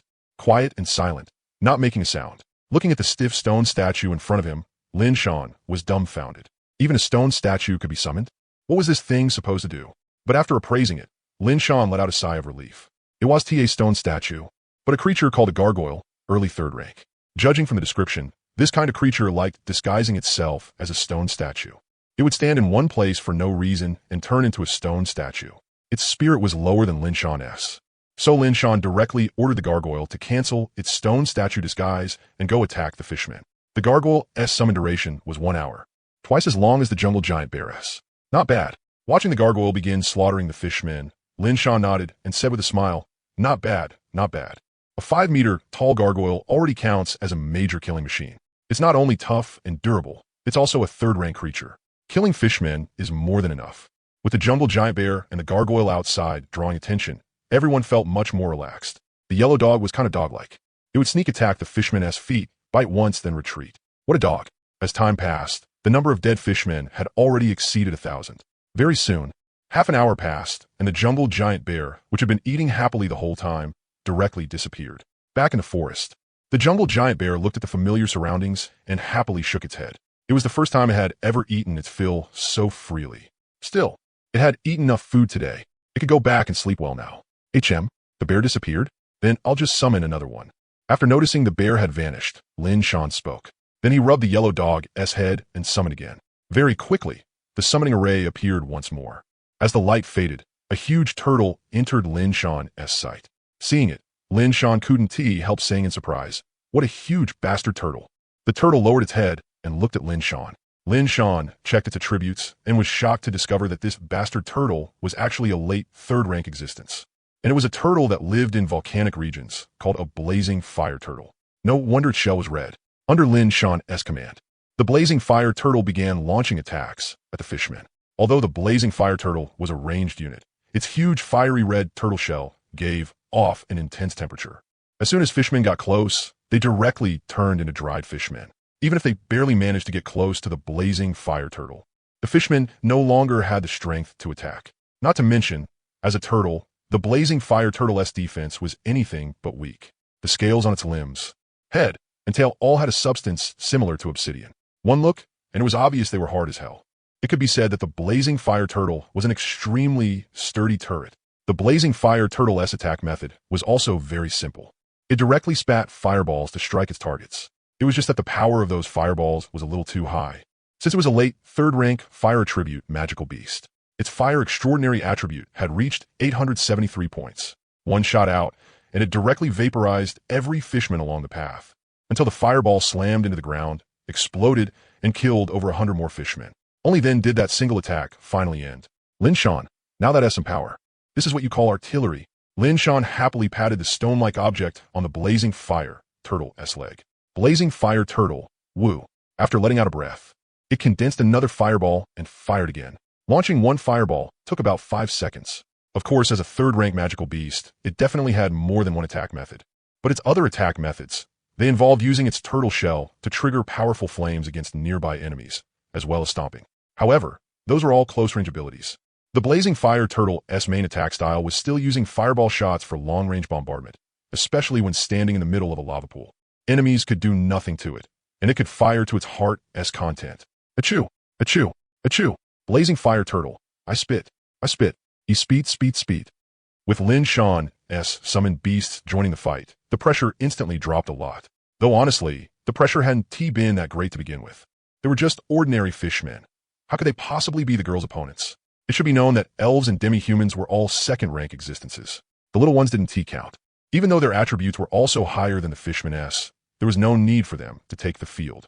Watching the power of the blazing fire turtle turret, Lin Shan couldn't help feeling eager to try for himself. After all, he also aspired to become a humanoid cannon. No, he wanted to become a humanoid bomber. With flight technique in hand, that was totally possible, wasn't it? Itchy for action, Lin Shan also picked a direction and began attacking. First, let us see the power of starlight art. I still haven't tested its offensive effect. Looking at the fishmen below, Lin Shan smiled. Then, starlight energy began condensing above his palm. Very quickly, he hurled it straight at the fishman crowd. Light cannon attack. A light cannon about the size of a basketball directly fell into the advancing fishman crowd. The next second, boom, centered on the light cannon. Everything within a 5-meter radius was directly wiped clean. Not bad, not bad. This power works. Lin Shan smiled in satisfaction. Then Lin Shan started using the fishmen as test subjects. Starlight art was highly versatile. Aside from light cannons, Lin Shan had also developed beam attacks. The advantage was long range and strong penetration. A single shot pierced straight through a whole group of fishmen and plunged directly into the sea. The drawback was the small attack area. Then there was the light point attack, also known as the starlight gatling. Its advantage was dense firepower and extreme speed. The drawback was that its power was fairly average, but against trash mobs like fishmen, the effect was excellent. One burst of starlight gatling could clear out a whole area. Besides that, Lin Shan could also knead starlight energy into crescent shapes, then launch them flying out directly. The effect was pretty good. The fishmen were cut in half at the waist on the spot. Starlight art had far too much room for creativity. Lin Shan felt like he could come up with a lot of interesting attack methods. After testing starlight art, Lin Shan prepared to test 5 elements art. The upper limit of this thing was even higher than starlight art. Lin Shan rubbed his chin and said, "Let me think. How should I start with 5 elements art?" Looking at the fishmen below, Lin Shan thought for a moment and directly summoned giant water swords. In an instant, dozens of enormous water swords, each 5 meters long, appeared above him. This energy feels way smoother. A lot better than yesterday. Looking at the water swords forming in the sky, Lin Shan said in confusion. After thinking about it, a thought flashed through Lin Shan's mind, and instantly, around the giant water swords, giant fire swords of roughly the same number appeared. Confirmed. These energies are seriously obedient. Could this be the effect of the innate Tao body? Lin Shan guessed. After pondering it for a bit, he gave up on the thought. Same as before, as long as it benefited him, that was enough. Then, under Lin Shan's command, the water swords and fire swords charged toward the fishmen one after another. Killing fishmen was very smooth. Whether it was the giant water swords or the giant fire swords, both could easily kill fishmen and sea beasts. But Lin Shan's main purpose was not that, but the reaction produced when water and fire collided.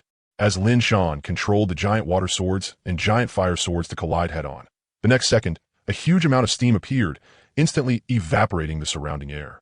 At the same time, the existence of the steam directly made the nearby fishmen roll all over the ground. Unfortunately, it was useless. On top of that, with the lack of oxygen, it did not take long before the fishmen shrouded in steam either died from suffocation or were scalded unconscious by the steam, then died. Looking at the destruction caused, Lin Shan shook his head and said, "Looks like the steam from water and fire clashing isn't all that effective in an open area. Let us change the approach."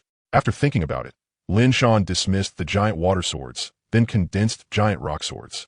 After that, the giant fire swords fused with the giant rock swords. Instantly, burning stone swords appeared in the air one after another. Even the blazing fire turtle had its attention drawn. After looking a few times, it expressed strong approval. It wanted to learn it. Blazing fire turtle. Coach, this one, I want to learn this. But just this alone was still far from Lin Shan's requirement. Under Lin Shan's control, the flame temperature rose rapidly. Very soon, the giant earth element swords began to melt, turning into giant magma swords one after another. There's actually an extra gain?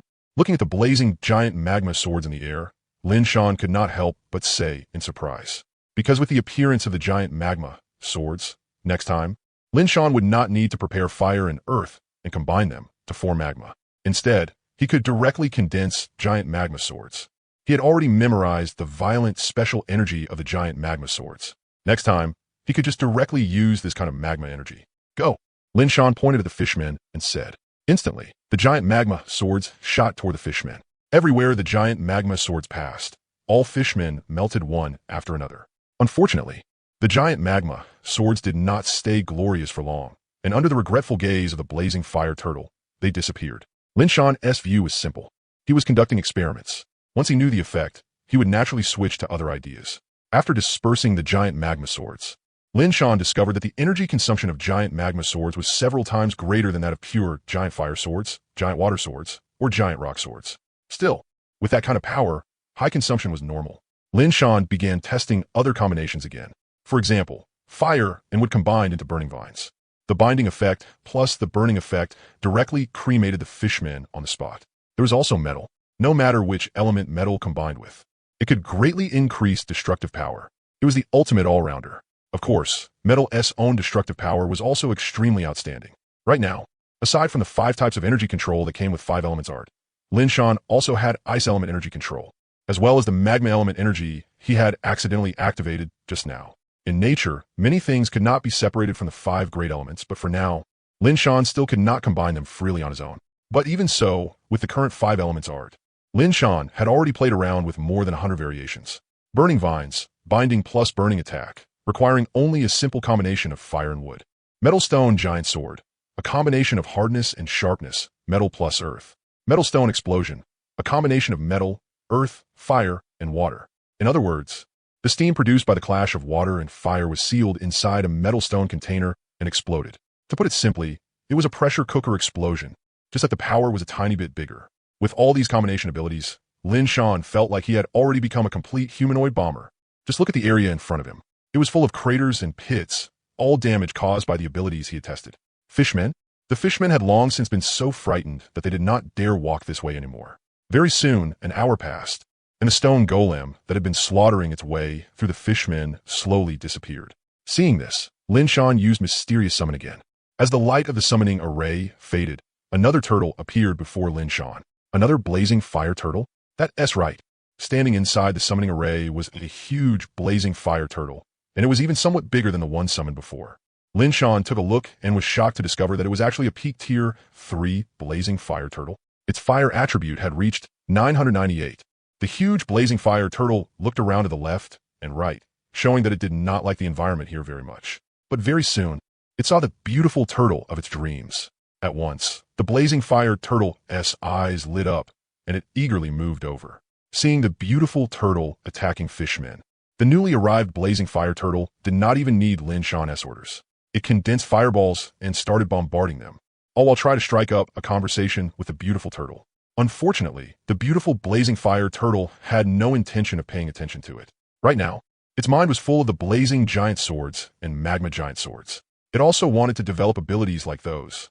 But sadly, it did not have the earth attribute, so that would be hard to pull off. Achoo! Thinking while firing fireballs. As for the stupid turtle running over beside it, it could not be bothered to care at all.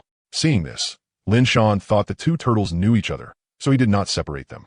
Letting them guard one side was fine too. After all, the turret's attack range had no blind spots. Next, Lin Shan stopped practicing 5 elements art. A whole hour had already passed, yet there were still only fishmen and fishman knights. Those tier 2 and tier 3 sea demons still had not appeared. Forget tier 2 and tier 3. Even mid to late tier 1 ones had not appeared either.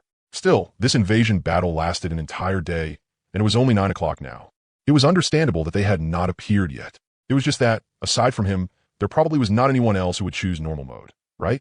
Lin Shan stopped testing abilities. Aside from occasionally using his powers to clear out large swathes of fishmen, he did not make any extra moves. He could just leave it to the elves and demi-humans. But probably because of the innate Tao body, Lin Shan discovered that his extraordinary energy recovery speed was insanely fast. 1 second, he had just fired off a big move, and a few seconds later, the energy for that big move had already fully recovered. Time kept passing, and soon, another 3 hours had gone by. The blazing fire turtle had already gone back, and so had the yellow dog.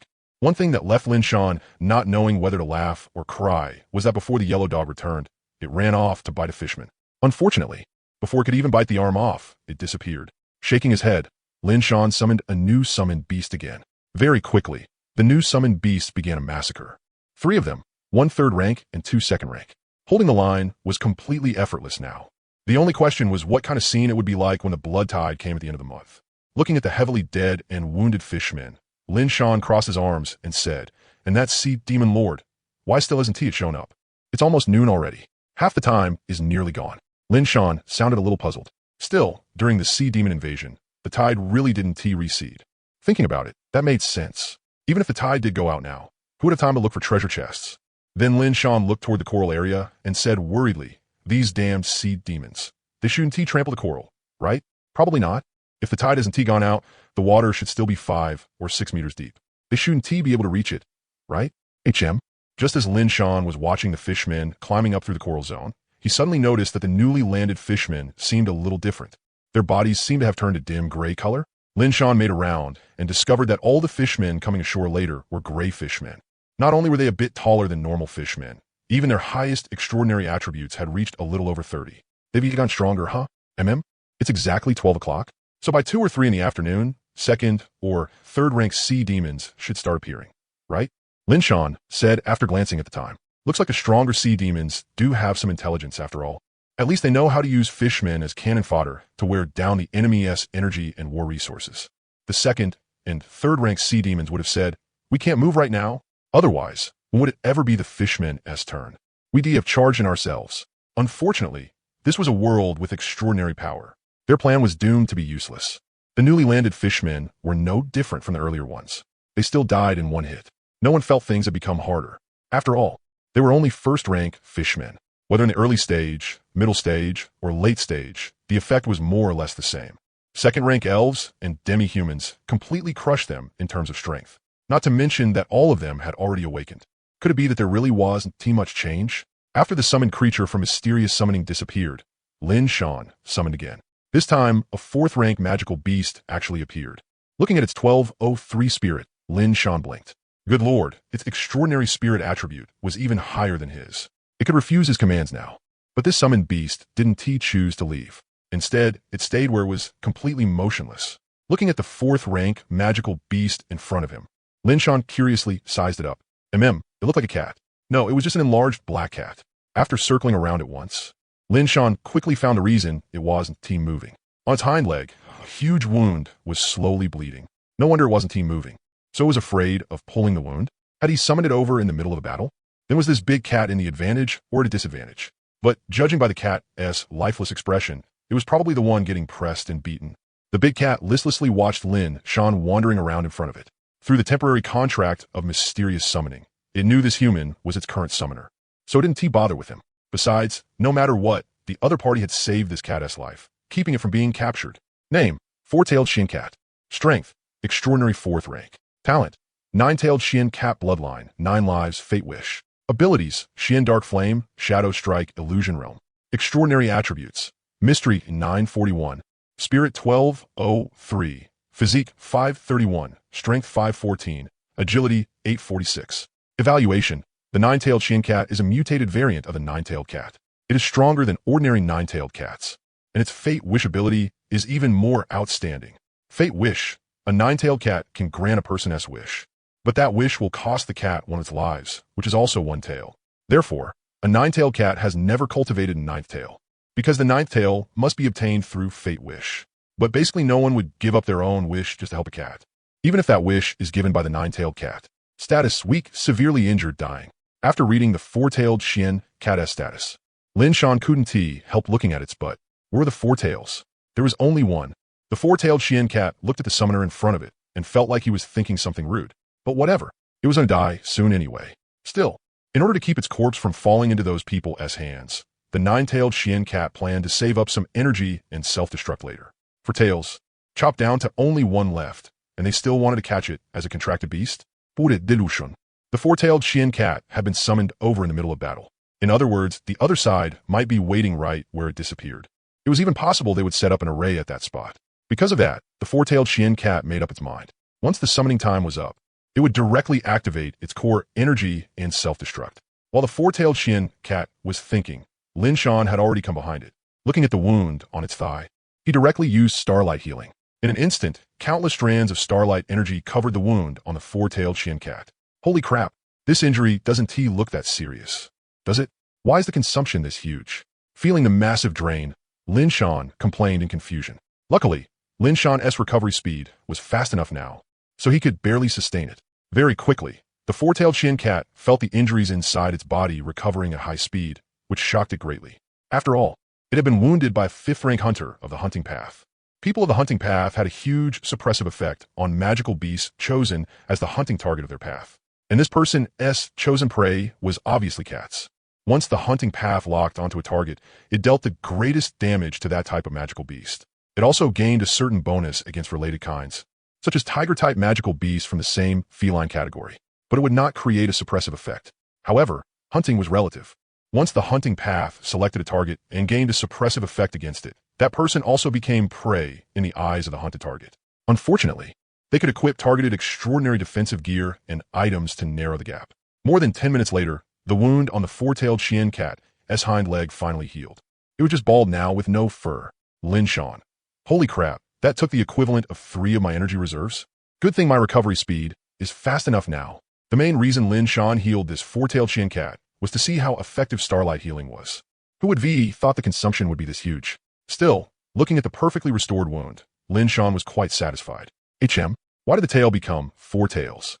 Could be they were folded together just now, so it looked like only one to me? Looking at the 4 tails swishing back and forth, Lin Shan said in surprise. Meow. The 4-tailed Chien cat carefully stood up, then moved around a little. It had actually recovered completely? Unbelievable. And the 4-tailed Chien cat also sensed that the 3 tails it had used to offset lethal attacks had recovered as well. That was a bit too ridiculous. Curious. The 4-tailed Chien cat turned around and looked at Lin Shan. Its big eyes were full of confusion. Humans were really damn strange. Some were horrifyingly monstrous. Some were very kind, strange, and also so fickle. Looking at the cat head in front of him, Lin Shan couldn't help petting it. Damn, so smooth. This fur was way too good. Wasn't it? Lin Shan really liked petting cats. Unfortunately, his financial situation used to be bad. So when he wanted to pet cats, he could only buy some cat treats and go to the park to pet stray cats. Of course, he only liked petting tabby cats. It wasn't that other cats were bad, but among stray cats, tabbies were the cleanest and also the fattest. They were the best to pet. Nice and chubby. When you rubbed them, their bellies would jiggle. They were ridiculously cute. Sadly, this 4-tailed black cat wasn't fat at all, and it was a bit too big, so it wasn't that easy to pet. Kitty, look, I already healed you. So helping me eat some fish shouldn't be too much to ask, right? Lin Shan pointed at the fisherman outside and said with a smile. The 4-tailed black cat glanced at the fisherman, then turned its head away in disgust. This is fish. It looks kind of appetite-killing. Seeing that, Lin Shan couldn't help but laugh. What, you dislike them? No ruse. Your summon duration is 8 hours. Later on, 2nd and 3rd-tier sea demons will show up. You should be satisfied then. Sea demons are fish too, aren't they? Meow. The 4-tailed black cat cried out, flicked its tail, and sat up. Quite a few demi-humans, especially cat demi-humans, had their eyes light up the moment they saw the 4-tailed black cat. To cat demi-humans, the 9-tailed cat was a sacred beast. Who would have thought they'd get to witness a sacred beast with their own eyes today? This was way too blissful, meow. Meanwhile, beneath the sea, the 2nd and 3rd-tier sea demons suddenly realized they could move again. At once, they swam excitedly and burst out of the water, shouting loudly. We're freaking here, meow. The excited sea demons all looked toward the island. That was the target they had to take today. Sea demons, charge. Yura. As the 2nd and 3rd-tier sea demons appeared, the fisherman sea demons seemed to be encouraged too, and their attacks became fiercer and more savage. Unfortunately, it was useless. Strength decided everything. Fishmen were still cannon fodder. The 2nd and 3rd-tier sea demons were also fish-type creatures, but obviously, they were different from fishmen. Not only were they bigger, they were also stronger and more vicious. Their height had all reached 2 meters. The 2nd and 3rd-tier sea demons were from the same race. Clearly, the fishmen were just their cannon fodder. And Lin Shan noticed that among the 2nd and 3rd-tier fish-type monsters, there were actually humanoid sea demons. Shouldn't that count as the sea race instead? Aside from humanoid ones, the rest were sea demons that looked more or less like sea beasts. Their defining trait was their massive size and obvious fish-like features. Other than that, they had limbs too, as few as 2, as many as 6 or 8. Looking at the sea demons in front of him, the real difficulty was only starting now. He checked the time. It was 2 o'clock. There were only 4 or 5 hours left until dark. But what Lin Shan couldn't figure out was, where was that 3rd-tier Lord Sea Demon? Where had it gone? He looked left and right, but just couldn't spot it. None of the sea demons stood out much. They all looked pretty much the same. Lin Shan realized he was face-blind. He simply couldn't tell one sea demon from another. It felt like he had seen them all before, yet also not. Did I already look at this one? staring at a third-tier sea demon charging wildly around. Lin Shan scratched his cheek and muttered in confusion. He looked at this one, then that one. Damn. Lin Shan rubbed his eyes and complained, forget it. I'm done looking. If I keep this up, I'm seriously going to go sea demon blind. Meow. The four-tailed black cat let out a cry, then tugged at Lin Shan with its head. Ha! Wait, no. Your whiskers are kind of long. They're tickling me. Lin Shan suddenly burst out laughing. After pulling the whiskers away from behind him, Lin Shan finally let out a breath of relief. Then he patted the cat's head and smiled. What are you doing? Meow, meow, meow. HM. Lin Shan instantly looked completely lost. Good lord. I can't understand cat language. Four-tailed black cat. Meow, meow, meow. Meow. Lin Shan patted the four-tailed black cat on the head and said, stop, stop, stop. Wait a second. I'll find a translator. Then Lin Shan looked around and quickly found a cat demi-human. Their ears were pretty easy to identify. After all, Lin Shan, if I remember right, your name is Mao Tuanchuan, right? Mao Tuanchuan nodded and said excitedly yes. I'm a master. Then she looked blissfully at the four-tailed black cat beside her, while screaming wildly in her heart like a gopher on a dirt mound. Time to eat. Lin Shan, good. Mao Tuanchuan, translate for me. What is big cat saying? Hearing that, Mao Tuanchuan nodded frantically. Okay, I'll a master. Tuanchuan will do her best. Lin Shan nodded, then patted Big Cat and smiled. Tuanchuan, help me ask what Big Cat was saying just now. As soon as Mao Tuanchuan heard that, she immediately turned to the four-tailed black cat in excitement and went, meow, meow, meow, meow, meow. The four-tailed black cat glanced at Mao Tuanchuan, then meowed. Meow, meow, meow. Lin Shan, what did it say? Mao Tuanchuan, Island Master, Lord Sacred Cat says, do you need its help right now? Hearing that, Lin Shan couldn't help rubbing Big Cat's head. Mao Tuanchuan watched with a face full of envy. She wanted to touch it too, but sadly, she didn't dare. Looking at Big Cat, Lin Shan smiled and said, it's not your time to take the stage yet. When everyone can't hold on anymore, it won't be too late for you to act then. Mao Tuanchuan quickly translated. After hearing Mao Tuanchuan's translation, the four-tailed black cat nodded, then lay down and started dozing. Looking at the resting four-tailed black cat, Lin Shan carefully checked the information on Mysterious Summon. He wanted to keep this big cat around. Not only was it powerful and with enough potential, but its looks were also top tier. Most importantly, it was a cat. In a sense, wasn't he that basically a natural nemesis of sea demons? After carefully checking the information on Mysterious Summon, Lin Shan finally found a way to keep Big Cat. That was to sign it as a mysterious contract beast. But this came with one drawback. It would occupy one summon slot. And right now, Lin Shan could only summon 3 creatures. If he contracted the four-tailed black cat, then he would only be able to summon 2 mysterious summon beasts.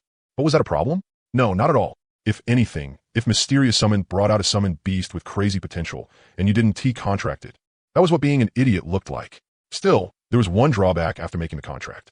A contracted beast would permanently occupy the slot, even if it died. If it wasn't contracted, then the summoned beast would have a time limit instead, but it could do a lot of things, charging into battle, acting as bait, and so on. Very convenient. Between the two, it was hard to say which was better or worse. Each had its own advantages. One was unstable. One was stable. Lin Shan glanced at the resting four-tailed black cat, stroked his chin, then said to Mao Tuanchuan, Mao Tuanchuan, tell me, how can I contract Big Cat? Hearing that, Mao Tuanchuan's eyes widened. The four-tailed black cat also quietly opened its eyes. Although it couldn't understand Lin Shan's words, the 2 words contract sounded a little familiar to it. Right, contract, wasn't it? This temporary summoner wanted to form a contract with it? Its four tails couldn't help swishing a few times. It wasn't impossible. After all, once it waited for the summon time to end and got teleported back, the result would still be self-destruction. If it could live, why not? Besides, this temporary summoner seemed very easy for a cat to feel close to, so the four-tailed black cat didn't really resist contracting with him. After thinking that over, the four-tailed black cat nudged Mao Tuanchuan and let out a meow. Huh? Mao Tuanchuan had only just come back to her senses, and now she was dumbfounded again. Lord Sacred Beast actually agreed?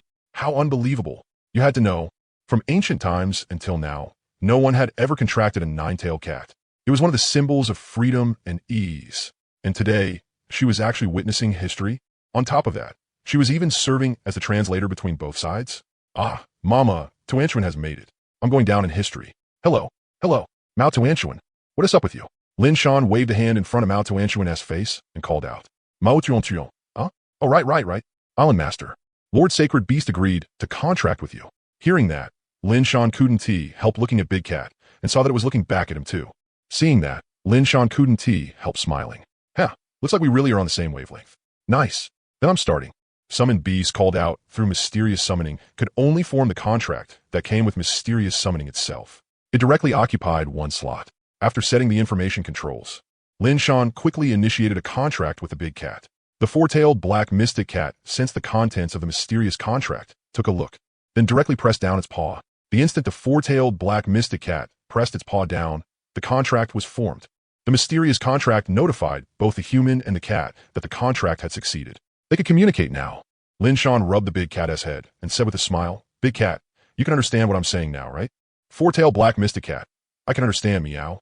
Hearing that, Lin Shan smiled and said, "I can understand your meows too now. Not bad. Very convenient." Cat Tuanshan expressed, "Woo, I'm unemployed now, mama." HM. Seeing Cat Tuanshan's dejected face, Lin Shan thought she wanted head pats too. So he rubbed her head as well and said with a smile, "You get some too." Cat Tuanshan's cat ears instantly stood straight up, but in the next second, they drooped back down. "So comfy, meow." Cat Tuanshan silently thought with narrowed eyes in comfort. Suddenly, a huge roar interrupted Lin Shan's cat petting. Lin Shan immediately looked toward the source of the sound. Huh? A third-rank Lord Sea Demon? Didn't he expect it to be wearing a crown too? Seeing the sea demon that made the sound, Lin Shan said in surprise. Lin Shan directly appraised it. With his current spirit, he could appraise from over 1,000 meters away. Name, Dark Scale, Sea Demon King. Strength, Extraordinary Rank 3. Talents, Commander, Lord of Territory Inactive, Low-Level Energy Resistance. Abilities, Inspire, Water Current Impact, Roar. Extraordinary Attributes, Water, 329, Physique 617, Strength 433, Agility 246.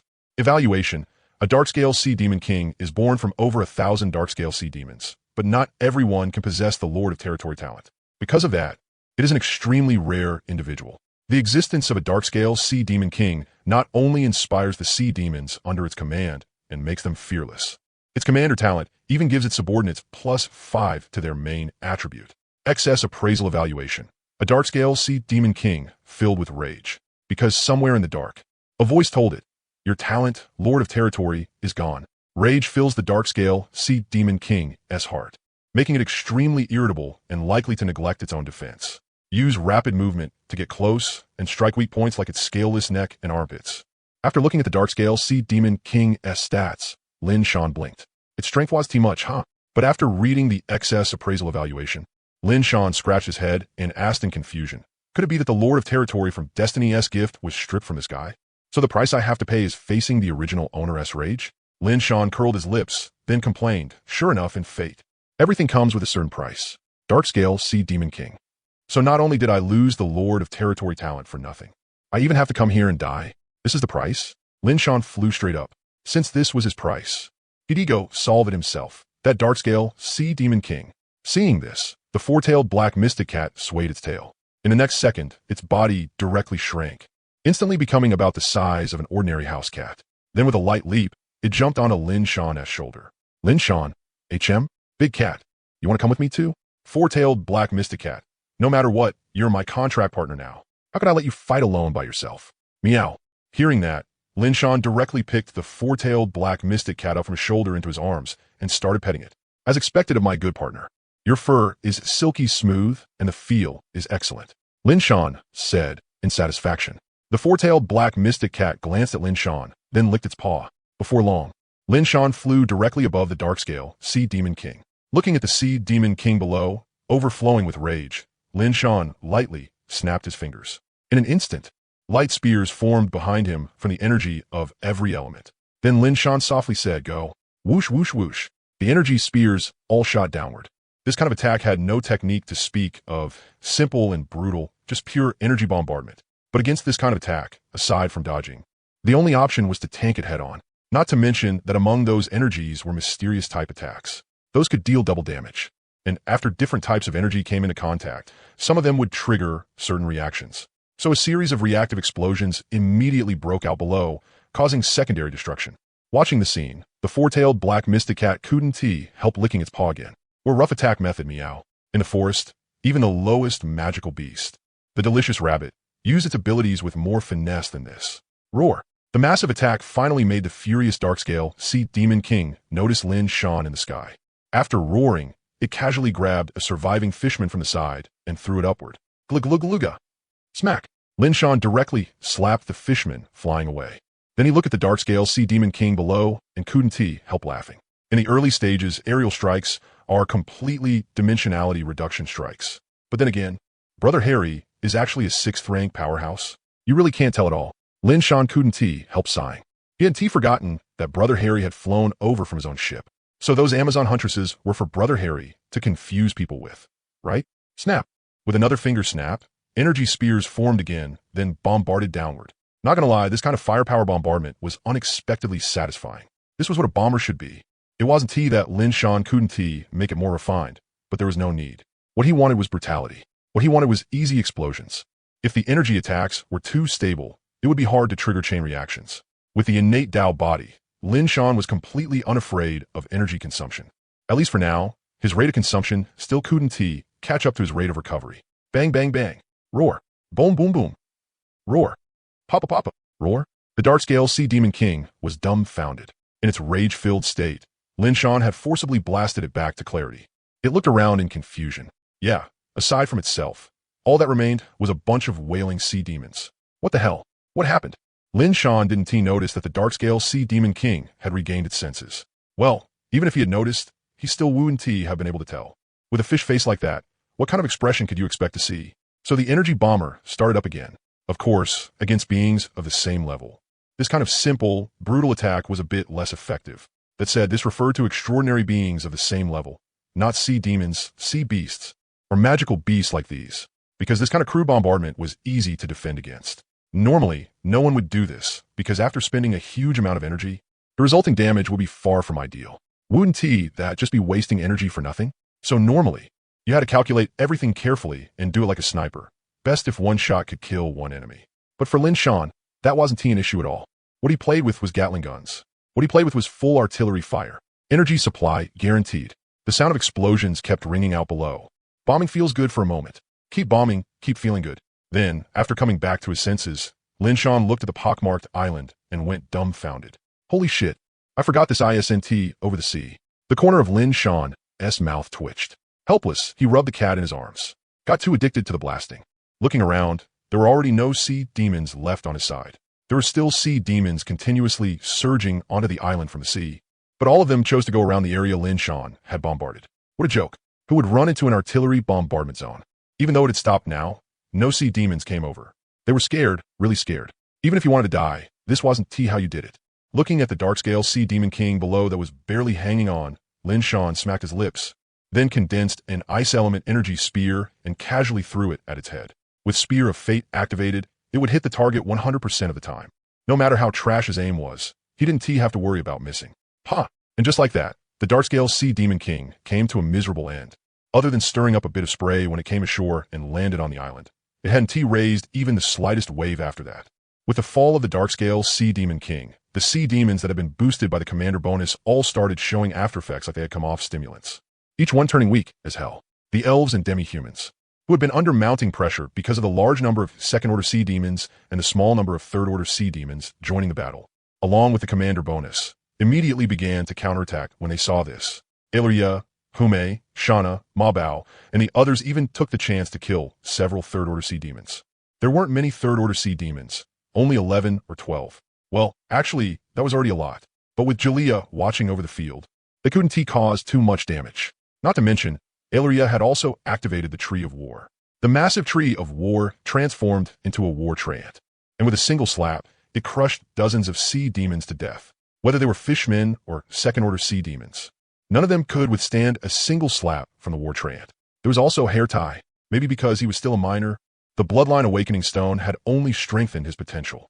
But after that increase in potential, Hairtai's physique and strength had both reached over 150. Wielding his sunken iron pillar, he smashed around while roaring, and no sea demon could get close at all. Even second-order sea demons were powerless against Hairtai. Among those of the same rank, unless the gap in attributes was obvious, then when attributes were about the same, it came down to race. And island half-giants were clearly a higher race than sea demons. And now, the time had already passed 5 o'clock. The sky was starting to dim as well. Clearly, 6 o'clock was when the sea demon invasion would end. Lin Shan glanced at the darkening sky, then rubbed Big Cat, and said with a smile, "Big Cat, it's your turn. Kill all those third-order sea demons." Hearing that, the four-tailed black mystic cat stood up from Lin Shan's arms. After stretching lazily, it nodded.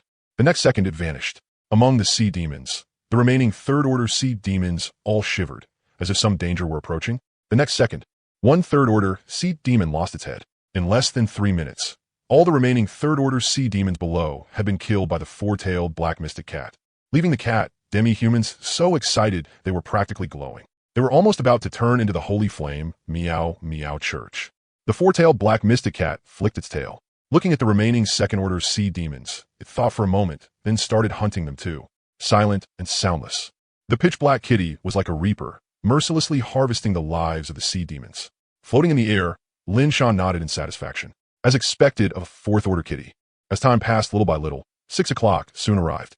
The moment it struck 6 o'clock, the sea demons that were still attacking all stopped at once, then crazily retreated toward the shore, each one wishing it could grow a few extra legs. Seeing this, Lin Shan didn't make another move. Anyway, he had already killed more than enough. He opened the chat channel and took a look, only to find that the number of people had dropped by more than 10. What was going on? If they had chosen the first difficulty, then judging from how many regional rewards he had gotten, there shouldn't have been any casualties at all, right? After scrolling through the chat logs, Lin Shan rolled his eyes speechlessly.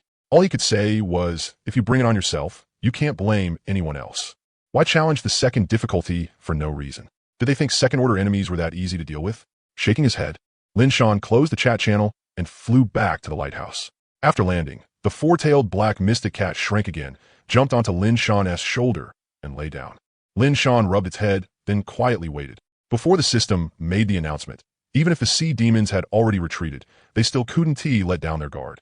So Lin Shan didn't let the elves and demi-humans relax their vigilance. The sky gradually dimmed. Boom! The candle flame on top of the lighthouse suddenly lit up, startling the elf standing guard there.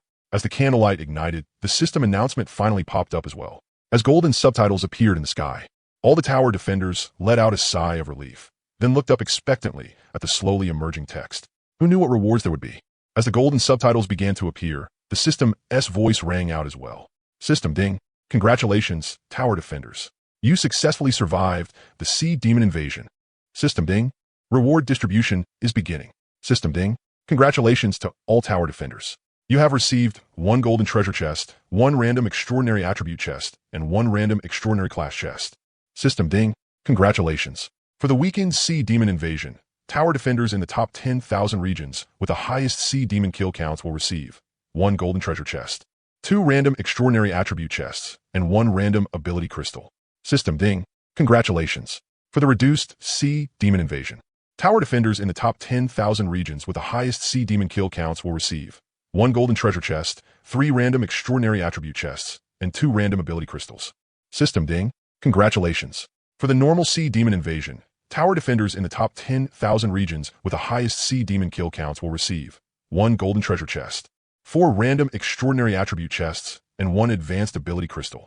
System ding. The above are the unified rewards, meaning the rewards for tower defenders in the top 10,000 regions. Next, the top 3 rewards will be distributed. System ding. Weekend sea demon invasion, 3rd place, number of people, 2841-72604. Reward, 1 random special chest, 1 free extraordinary attribute chest, 1 random cultivation method chest. System ding. Weekend sea demon invasion, 2nd place, number of people, 61363978. Reward, 2 random special chests, 2 free extraordinary attribute chests, 1 random cultivation method chest. System ding. Weekend sea demon invasion, 1st place, number of people, 5371681. Reward, 3 random special chests, 3 free extraordinary attribute chests, 1 random cultivation method chest, 1 random path chest. System ding. Now, beginning distribution of the top 3 rewards for the reduced sea demon invasion. System ding. Reduced sea demon invasion, 3rd place, number of people, 395417.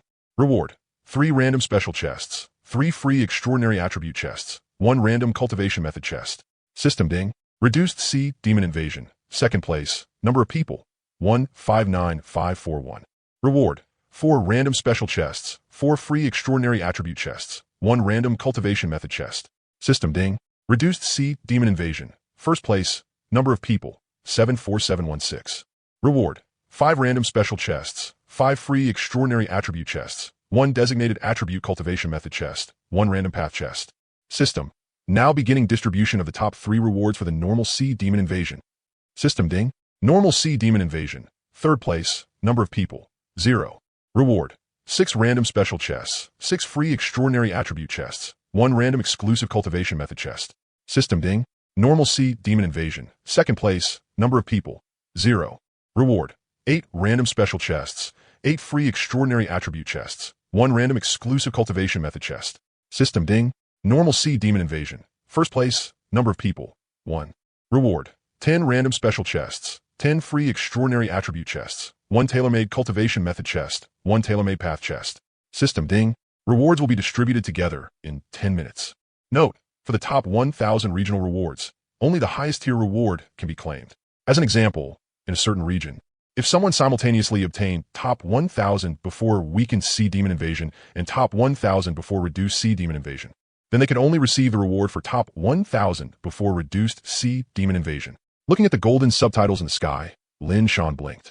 He hadn't expected that quite a few people had made it to the second difficulty. After all, in his region, only about 1,000 people had chosen the second difficulty, and more than a dozen had already died. Lin Shan guessed that they were most likely from the evil region, right? After that, Lin Shan stopped paying attention to it and instead shouted loudly, "It's over. Thanks for your hard work, everyone. You can all go back and get some proper rest now." "Yes, I'm a master."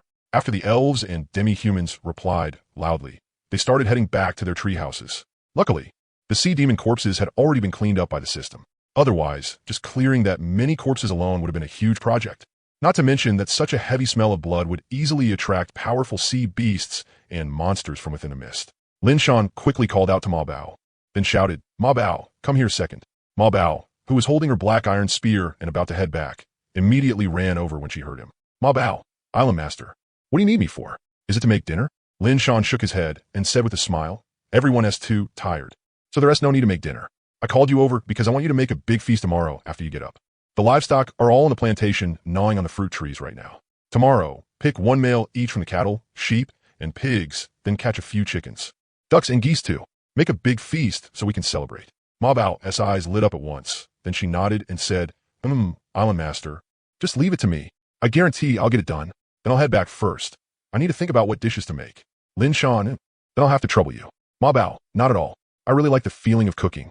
After saying that, Ma Bao happily ran back to the treehouse with a black iron spear in her arms. Meow. The 4-tailed black mystic cat let out a cry. Lin Shan, "HM? Big cat. What did you say?" Meow. The 4-tailed black mystic cat cried again, then licked its paw. All right. So it had just meowed for no particular reason. Lin Shan headed straight toward the lighthouse. Today's sea demon invasion had looked very easy, and in truth, it had indeed been easy, but that was because the strongest enemy had only been tier 3. If even one tier 4 sea demon had come, it definitely wouldn't have been this simple. At the very least, if Golia hadn't acted, then relying on the war tree alone would have made it very difficult to hold them off. But the mysterious summon had made a huge contribution too. Other than the yellow dog, all the summoned beasts it had called out were powerful existences.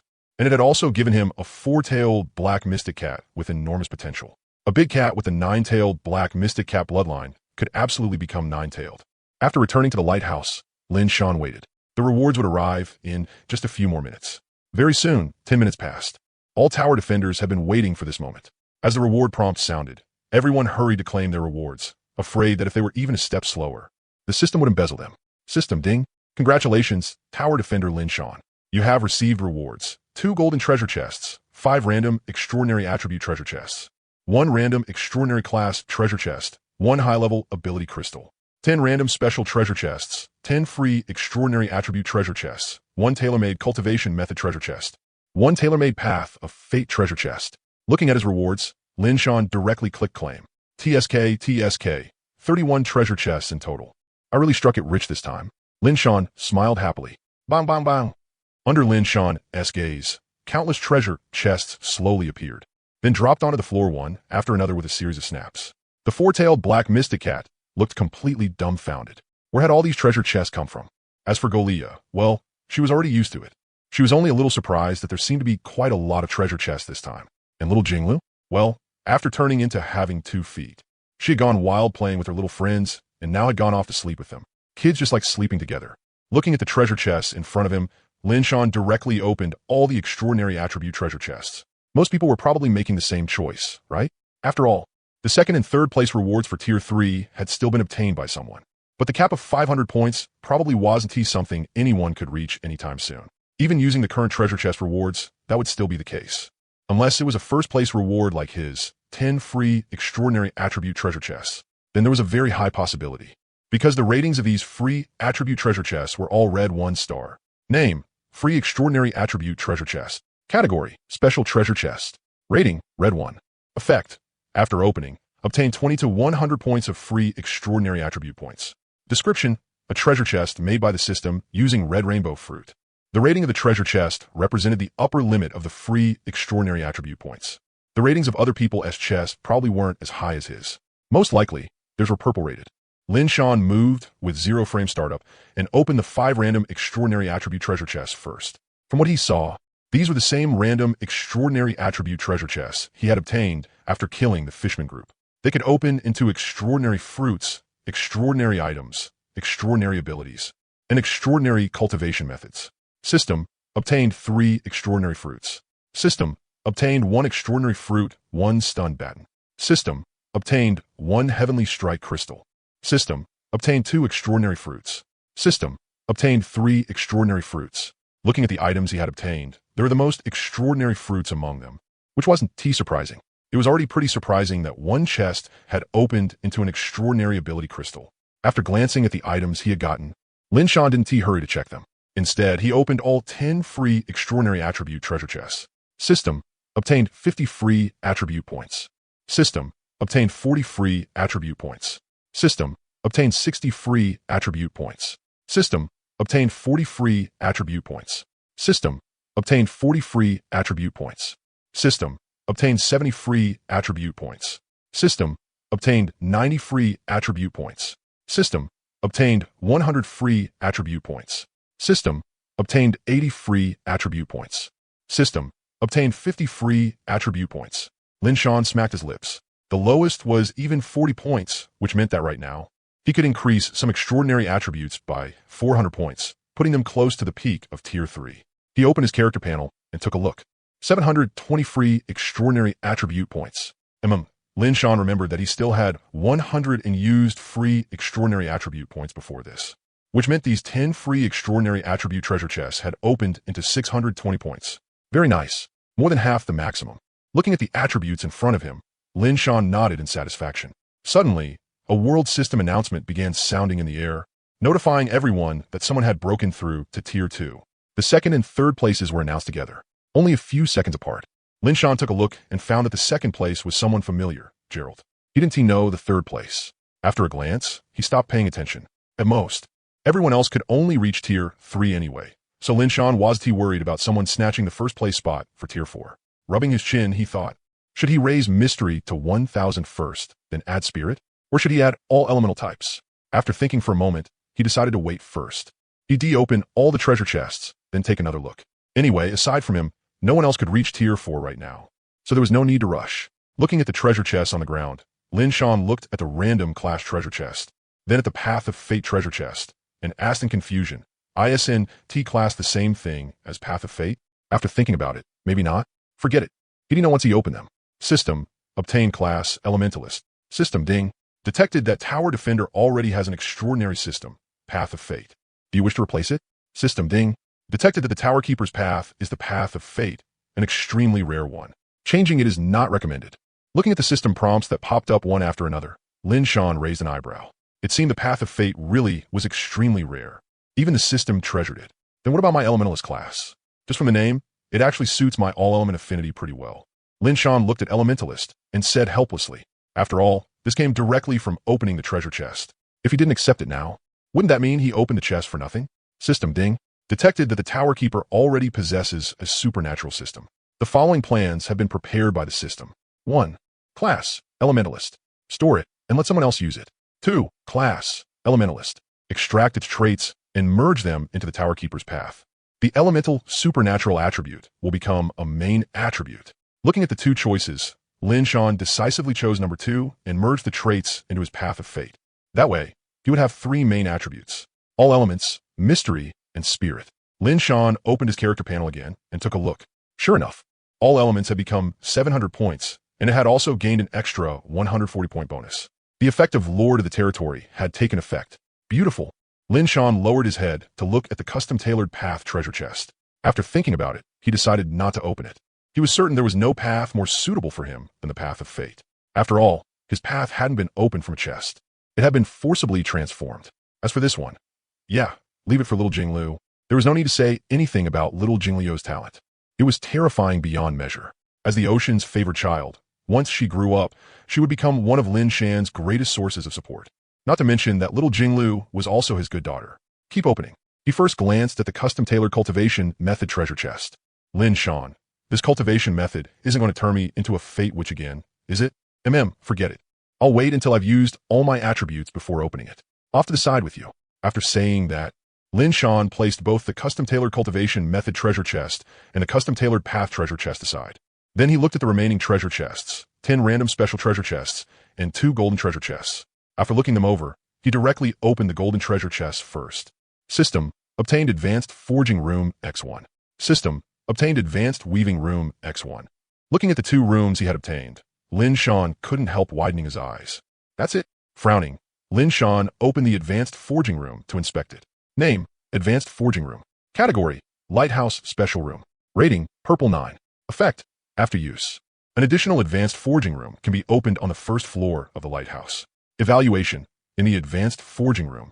Forging weapons and equipment not only has an extremely high success rate, but the effects of materials are also easier to bring out. At the same time, once the forged item takes shape, there is a chance for its star rating to increase. This is a place many forging masters dream of. Lin Shan raised an eyebrow, then looked at the other room. Its attributes were about the same, just changed to the weaving type. After reading the attributes, Lin Shan directly chose to place them down. After looking around, he finally installed them beside the kitchen, lined up next to each other. Turning his head to glance at the kitchen, Lin Shan guessed that there should probably also be an advanced kitchen room, right? After placing them down, not only were the doors very fitting for each room's characteristics, but the room names were also displayed, so there was no fear of mistaking them. Lin Shan went in to take a look and found that the space inside was very large. There was even a window open at the far end, showing the scenery outside, and sunlight could fully shine in as well. TSK. From the outside, it looked like a room of just a dozen square meters. But who would have thought it'd be this big inside? And the equipment is complete too. Nice. From now on, when Huling weaves clothes and things like that, she can make them in here, Lin Shan said in satisfaction. Then he went to the forging room on the side and took a look. It was about the same size, with all kinds of equipment fully provided. After coming out of the advanced forging room, Lin Shan looked at the final 10 random special treasure chests on the ground, then opened them. In an instant, the 10 random special treasure chests flashed with light, and then 10 treasure chests of different colors appeared in front of Lin Shan. Other than 3 he had never seen before, Lin Shan recognized all the other special treasure chests. They were 1 deep sea treasure chest, 2 ruins treasure chests, 1 candle flame treasure chest, 3 island heart treasure chests, and 3 unknown ones. Lin Shan took a look. 2 of them were lighthouse fire core treasure chests, and the last one was a blueprint treasure chest.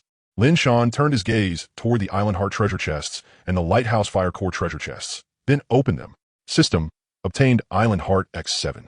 System, obtained island heart X4. System, obtained island heart X9. System, obtained lighthouse fire core X10. System, obtained lighthouse fire core X4. 20 island hearts? That's enough to upgrade the island to yellow 1 star.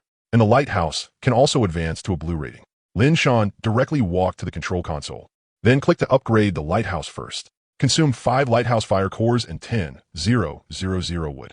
In an instant, the lighthouse was shrouded in white light. At the same time, Lin Shan and Go Leo were teleported out. A few treasure chests were also tossed out for him, apparently. Lin Shan helplessly scratched his head, then complained. At least you know to toss my treasure chests out for me, so I can kill time. Huh? Looking at the lighthouse with a 60-minute countdown, Lin Shan shook his head, then looked at the treasure chests. Wait, my divination blocks? Damn. Looking at the lighthouse with its 60-minute countdown, Lin Shan couldn't help twitching his mouth. He couldn't possibly wait an hour before opening them. Could he? How about I make another set? Lin Shan couldn't help muttering. In the end, he gave up on that idea. After all, the first set had been very accurate. What if the new one turned out worse? In the end, Lin Shan chose to wait. It's only 1 hour. It's not like I can't afford to wait. After deciding, Lin Shan directly opened his character panel, then started assigning points. Looking at his attributes, Lin Shan pondered for a while, then decided to put everything into mystery. Although all elements had now also become a main attribute, when it came down to it, his true main attributes were still mystery and spirit.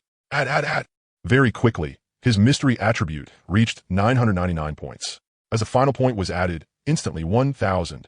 Tier 4. Lin Shan blinked.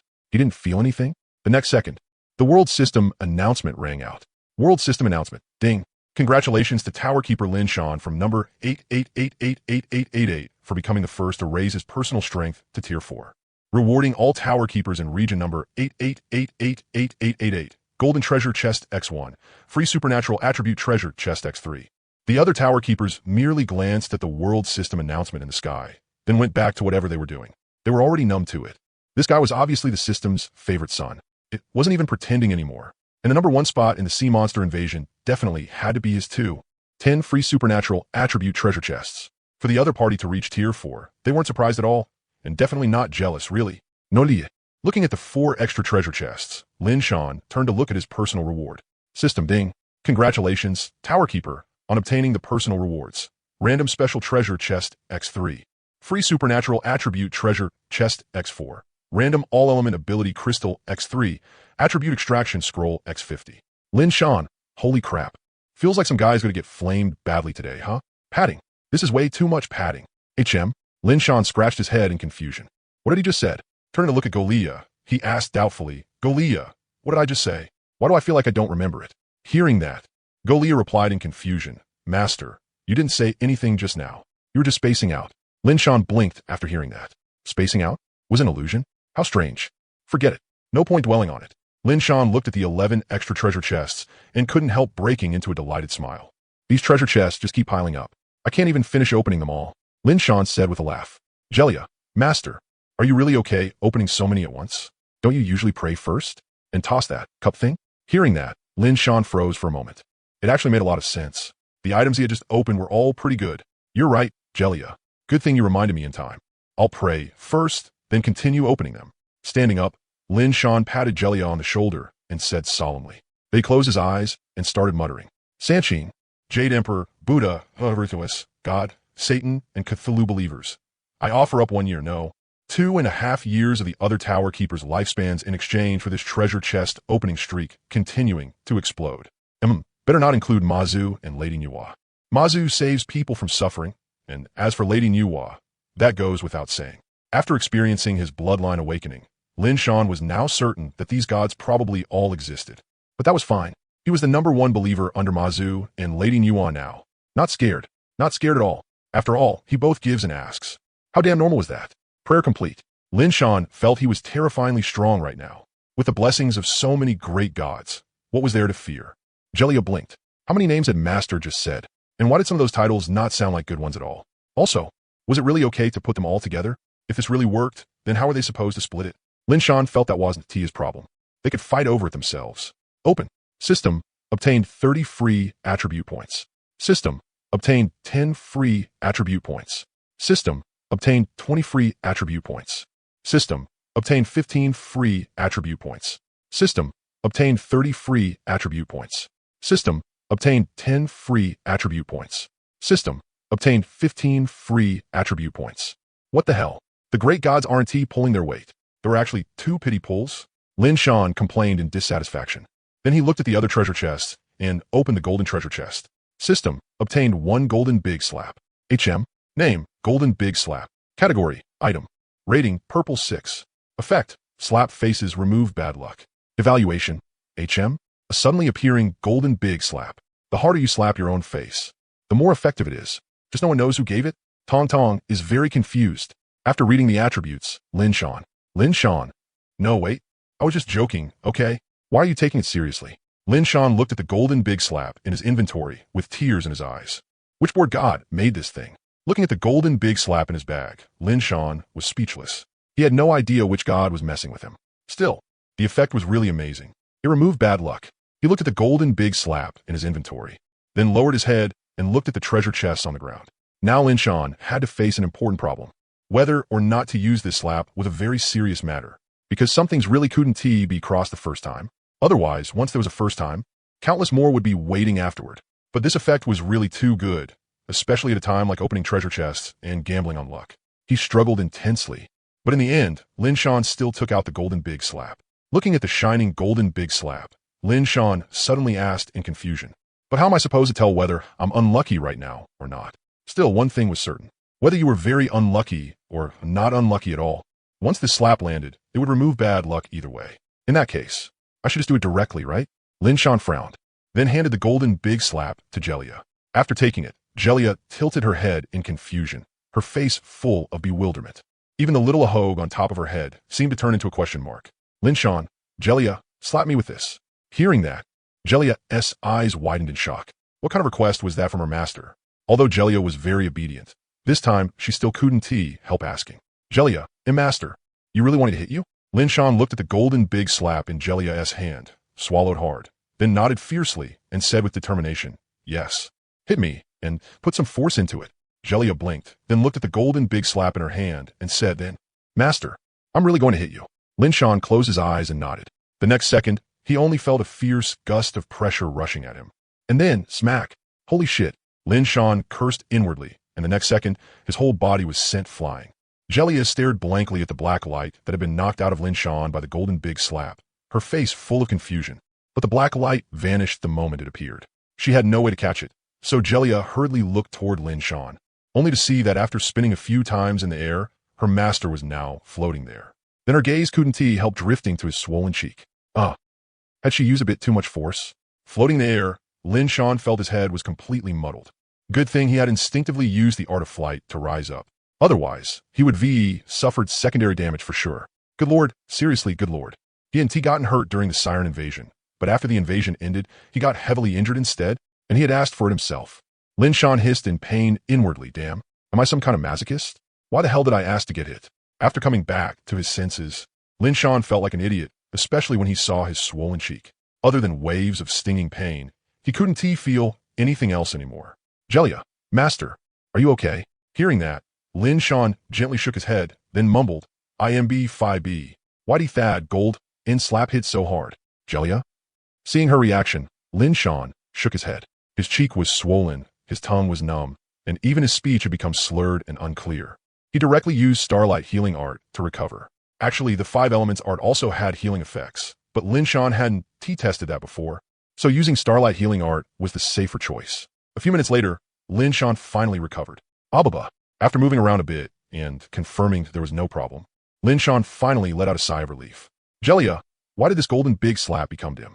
Wasn't he shining just now? After recovering, Lin Shan asked in confusion. This time Jelia heard him clearly and quickly replied, I'm not sure either. When the golden big slap hit you, master, it flashed once. Then a ball of black light flew out from your body. Then it disappeared, and this golden big slap also became dim. Lin Shan said in surprise, black light? It flew out from my body? Jelia nodded. Yes. Lin Shan couldn't help touching his cheek, then muttered, so, could that black light have been my bad luck? Hearing that, Jelia couldn't help looking at the dimmed golden big slap in her hand.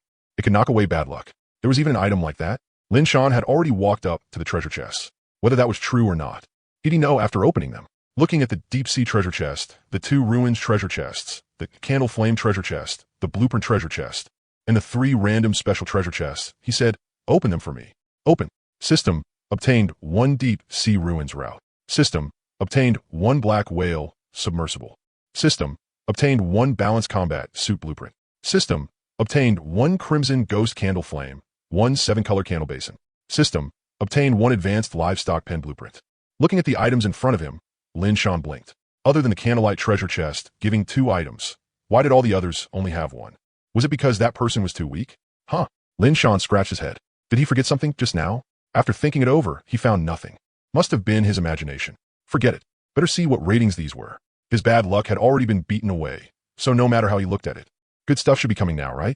First was the item from the deep sea treasure chest. HM, Deep Sea Ruins Route. Name, Deep Sea Ruins Route. Category, Special Item. Rating, Purple 6. Effect, guides you to ruins somewhere in the deep sea. Description, Deep Sea Ruins Route. After use, when applied to a ship or submersible vessel, it can provide the location of deep sea ruins. Looking at the item's attributes, Lin Shan complained, deep sea ruins? Hopefully they haven't already been searched through by those ocean street wanderers.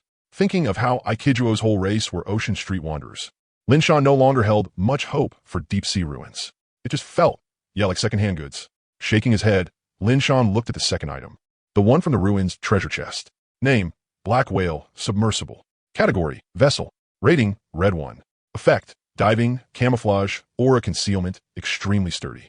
Description, This is a submersible vessel disguised as a giant sea beast, the black whale. It can travel beneath the sea. Its defense is extremely powerful. It can withstand a full force strike from a late-stage Tier 5 expert without taking the slightest damage. Holy crap, it even had submarines? Even though the name already gave some clues, he hadn't expected it to be read 1 star. Lin Shan said in surprise. After marveling for a moment, Lin Shan kept reading. Balanced Combat Suit Blueprint, a purple 6-star blueprint. It could produce a purple 3-star balanced combat suit. What surprised Lin Shan was that there was one extra place to learn it. One option was the same as before, recorded into the crafting station. The advantage was that no manual labor was needed. As long as the materials were complete, it could be made. The downside was that if the materials were incomplete, then no matter what, it couldn't be crafted. The other option was the high-grade special room he had only recently placed down, the advanced weaving room. There, tailors could make combat suits, and depending on the quality of the materials, they could produce combat suits of different ratings. Highly skilled tailors could even modify them, and so on. The advantages were obvious. The downside was that it required someone to actually make them. After comparing the two, Lin Shan decisively recorded it into the advanced weaving room. If nothing else, the materials for the balanced combat suit were all purple grade. If he left it to the crafting station, it would be too rigid, so it was better to give it to the advanced weaving room. Not to mention, Lin Shan still had Hu Ling. After looking through the balanced combat suit blueprint, Lin Shan continued downward. Ghostly red candlelight. Ghostly red candlelight? Wait, didn't I get ghostly yellow candlelight before? And with ghostly blue candlelight too. Good lord, is this making me collect rainbow candlelights, or what? Looking at the ghostly red candlelight, Lin Shan was first puzzled, then complained. Especially when he saw the next item, Lin Shan felt even more certain. Name, 7-color candlelight basin. Category, candlelight basin. Rating, black 9. Effect, replaces the candlelight basin. Can store 7 candlelights of the same series, and can also combine them into 7-color candlelight. Description, let me see here. Good lord, you're only 1 color short of combining 7-color candlelight. So envious, jealous, and hateful. Lin Shan looked at the 7-color candlelight basin, then at the ghostly red candlelight. So that meant ghostly red candlelight, ghostly yellow candlelight, and ghostly blue candlelight were part of the same series? Made sense. Their effects were all similar anyway, attracting all kinds of weird stuff. After thinking about it, ghostly blue candlelight was clearly no longer suitable now. His island had grown much larger, and a 600-meter range was obviously not enough. Originally, Lin Shan had planned to switch to ghostly yellow candlelight today anyway, but if he changed candlelights, then the ghostly blue candlelight would be gone. Now things were perfect. If he switched to this 7-color candlelight basin, then all 3 kinds of candlelights could be installed, and from the looks of it, he could freely choose which candlelight to burn. Once he decided, he acted. Lin Shan first went to the storage shelf and put the ghostly yellow candlelight into his backpack, then headed toward the top of the lighthouse. Looking at the blazing, ghostly blue candlelight, Lin Shan took out the 7-color candlelight basin, then frowned. How was he supposed to replace the basin? After looking around, Lin Shan quickly found the instructions. They were carved onto the pillar beneath the basin. Following the instructions, Lin Shan bumped the 7-color candlelight basin against the built-in black basin. System ding. Replace the beginner basin with the 7-color candlelight basin. Looking at the prompt that popped up, Lin Shan directly tapped yes. In an instant, the 7-color candlelight basin in his hand turned into a streak of light and entered the beginner basin. Then, before Lin Shan's eyes, the beginner basin gradually transformed into the 7-color candlelight basin. Once the 7-color candlelight basin had fully replaced it, Lin Shan discovered that it even had 9 item slots, but they could only store candlelights from the same series. Lin Shan directly stored the ghostly red candlelight and ghostly yellow candlelight inside, then clicked to switch to ghostly yellow candlelight. Instantly, the candlelight changed from ghostly blue to ghostly yellow. Its illumination range, originally 600 meters, also changed to 2,000 meters. That was already more than double the island. Not bad. It could be switched freely. Even if the island upgraded again, there'd be nothing to fear. Ghostly red candlelight's expulsion range was huge, a full 100 kilometers, though under normal circumstances. It would be hard for Lin Shan to activate ghostly red candlelight. 100,000 meters, if he lit that. Who knew how many monsters in the mist would reveal themselves on the spot? If he did that, the island would probably get besieged, right? After returning to the first floor, Lin Shan continued checking the last item, Advanced Livestock Shed Blueprint. After looking at it, it was basically for building a livestock shed for domestic animals to live in, but the effects were pretty good too. It could increase pregnancy rate, meat quality, growth speed, breeding stability, prevent illness, and so on.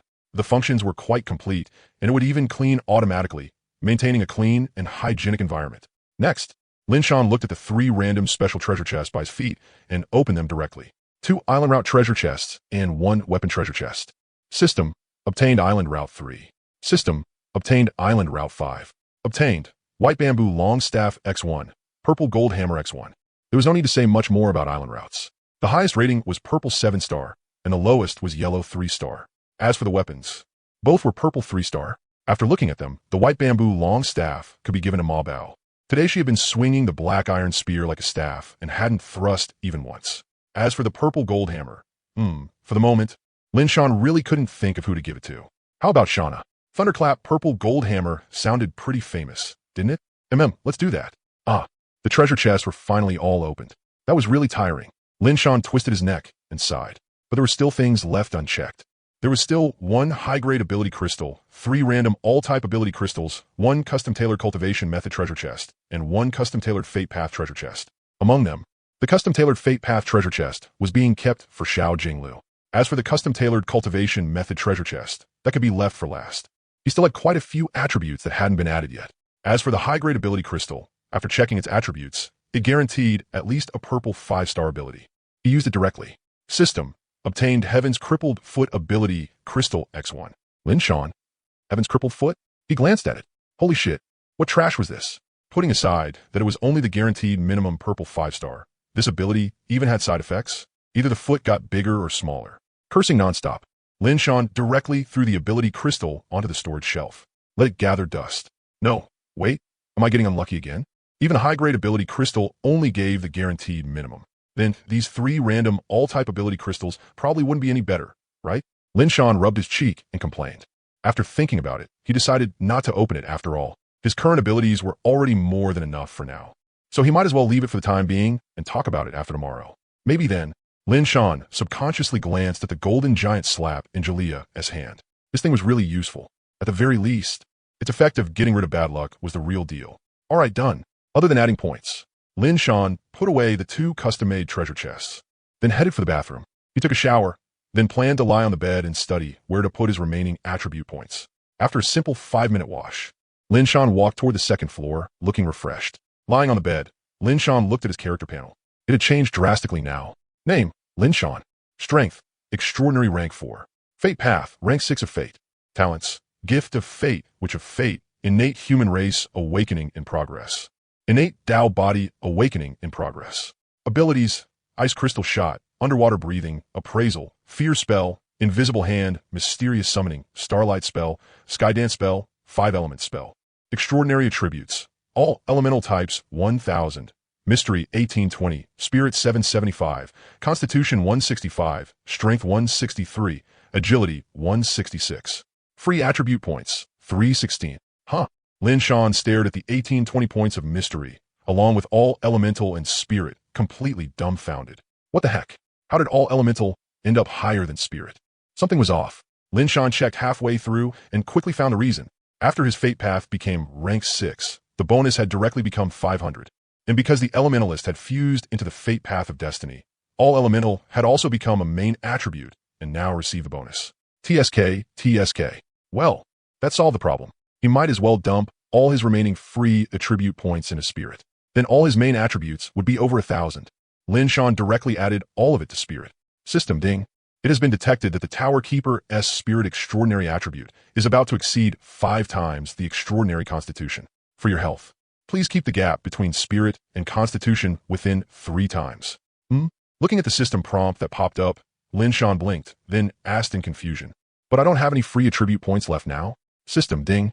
This system is only making a suggestion and does not restrict the Tower Keeper's attribute allocation in any way. Also, different constitutions result in very different tolerances for attribute gaps. Lin Shan, whoa system, you actually answered? Then what happens if it goes over 5 times? System ding. If the gap between spirit and body is too large, then if spirit is too high, the body will be unable to keep up with the mind's reactions. If constitution is too high, then the mind will be unable to keep up with the body's reactions.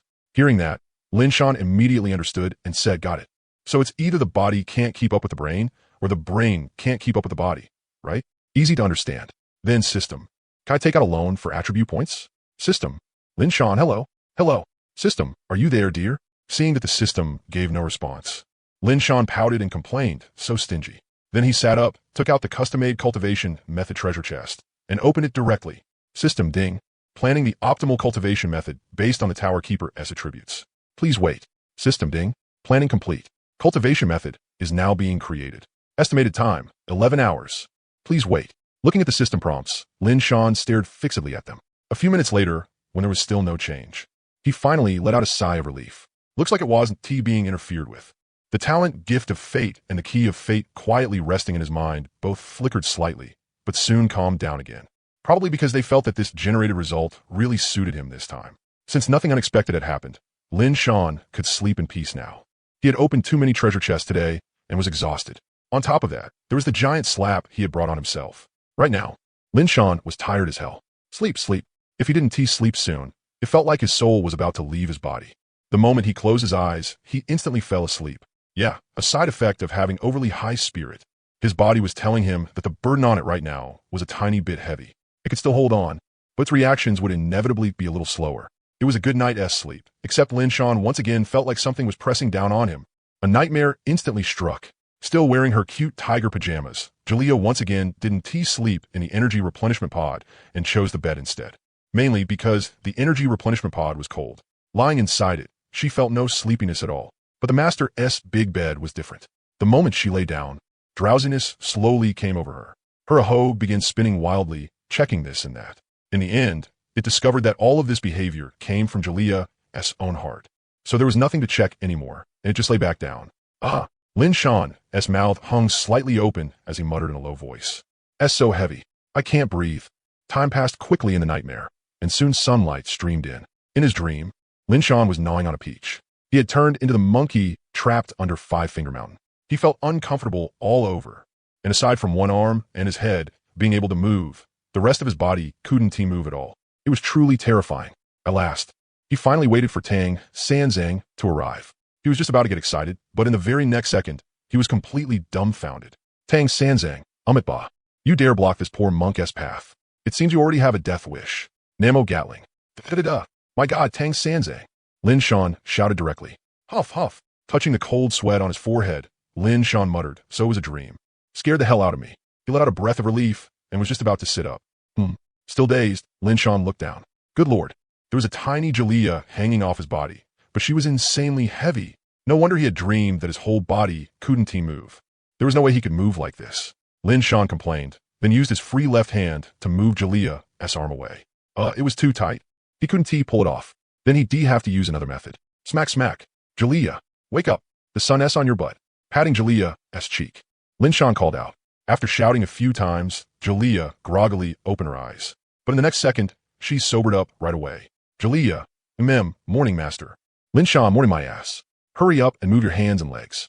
I'm about to be flattened by you. Huh? Oh. Jalea blinked, then pulled back her arms and legs. No wonder she had felt like she was hugging something soft and warm. So it had been master. Phew. He had finally come back to life. Lin Shan let out a sigh of relief, got out of bed, then went to the balcony to stretch a bit. Looking at the elves and beast folk who were already up, he sighed a little, then habitually opened the panel. Today's weather, cloudless skies. Weather effect, normal. Nothing much will happen. Lin Shan nodded and said with a smile, not bad. It's good weather. Then he used Gift of Fate. Gift of Fate, 1 portion of Fortune Light. Cost none. Fortune Light? What kind of thing was that? Looking at today's Gift of Fate, Lin Shan said in confusion. Then he tapped accept. In an instant, a large, glittering golden ball of light appeared in his hand. Lin Shan couldn't help tapping to inspect it. Name, Fortune Light. Type, special item. Rating, red 9. Effect, brimming with good fortune. Evaluation, a trace of fortune plucked from some existence. Looking at the fortune light in his hand, Lin Shan scratched his head, then said in surprise. How do you use this thing? Don't tell me it's for recharging the golden giant slap. But in the next second, the fortune light transmitted a piece of information to him. It was exactly the usage method. Very simple. To smash it onto someone directly. The fortune light would be absorbed by the nearest person, and for a certain period of time, that person would be brimming with good fortune. If it's all absorbed by one person, not only will that person stay full of good fortune for a whole day, their luck afterward will also get a little better. Holy crap, that's awesome. It even comes with instructions? Lin Shan said in surprise, then tightened his fingers and crushed it directly. Crack, bang. It was like there was a layer of ice on the surface of the fortune light. It shattered instantly, and right after that, Lin Shan saw all the fortune energy rush into his body. Lin Shan looked himself over from left to right. It didn't seem like anything had changed. He opened his character panel and took a look. There was an extra status now, full of good fortune, lasting until 0 o'clock. So, does that mean today's gains will be pretty good?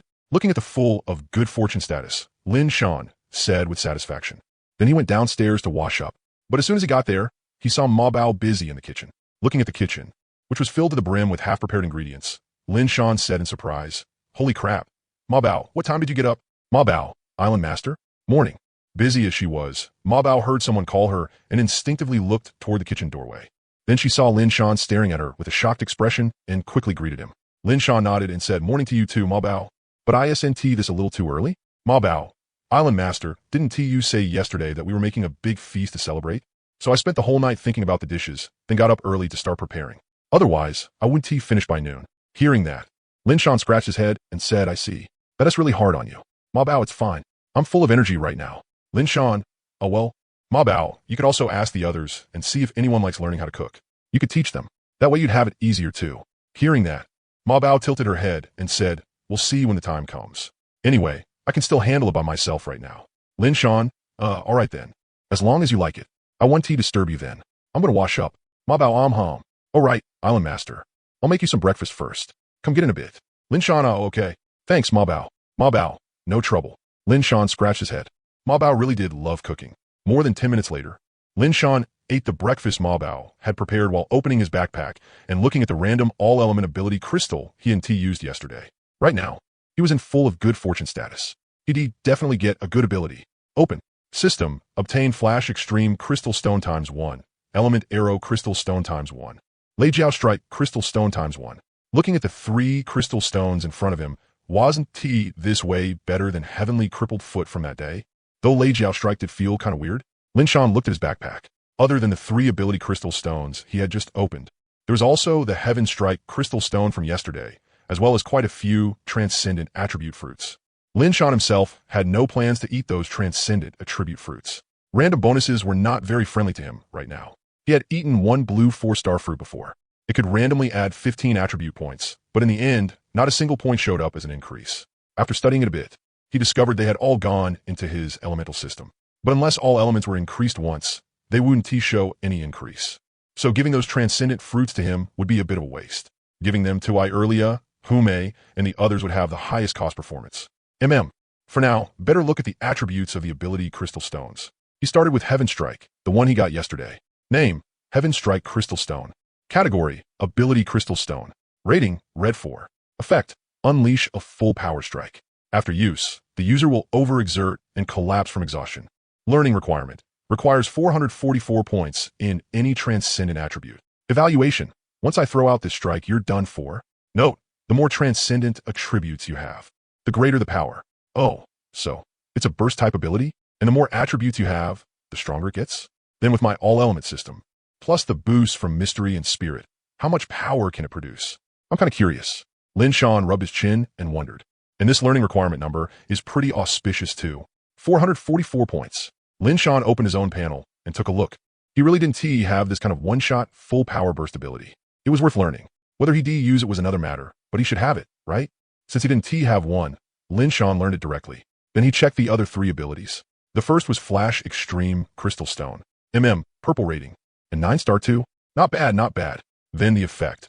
Unleash a powerful flash of light and blind other people's eyes. And if the target is bald, the effect is doubled?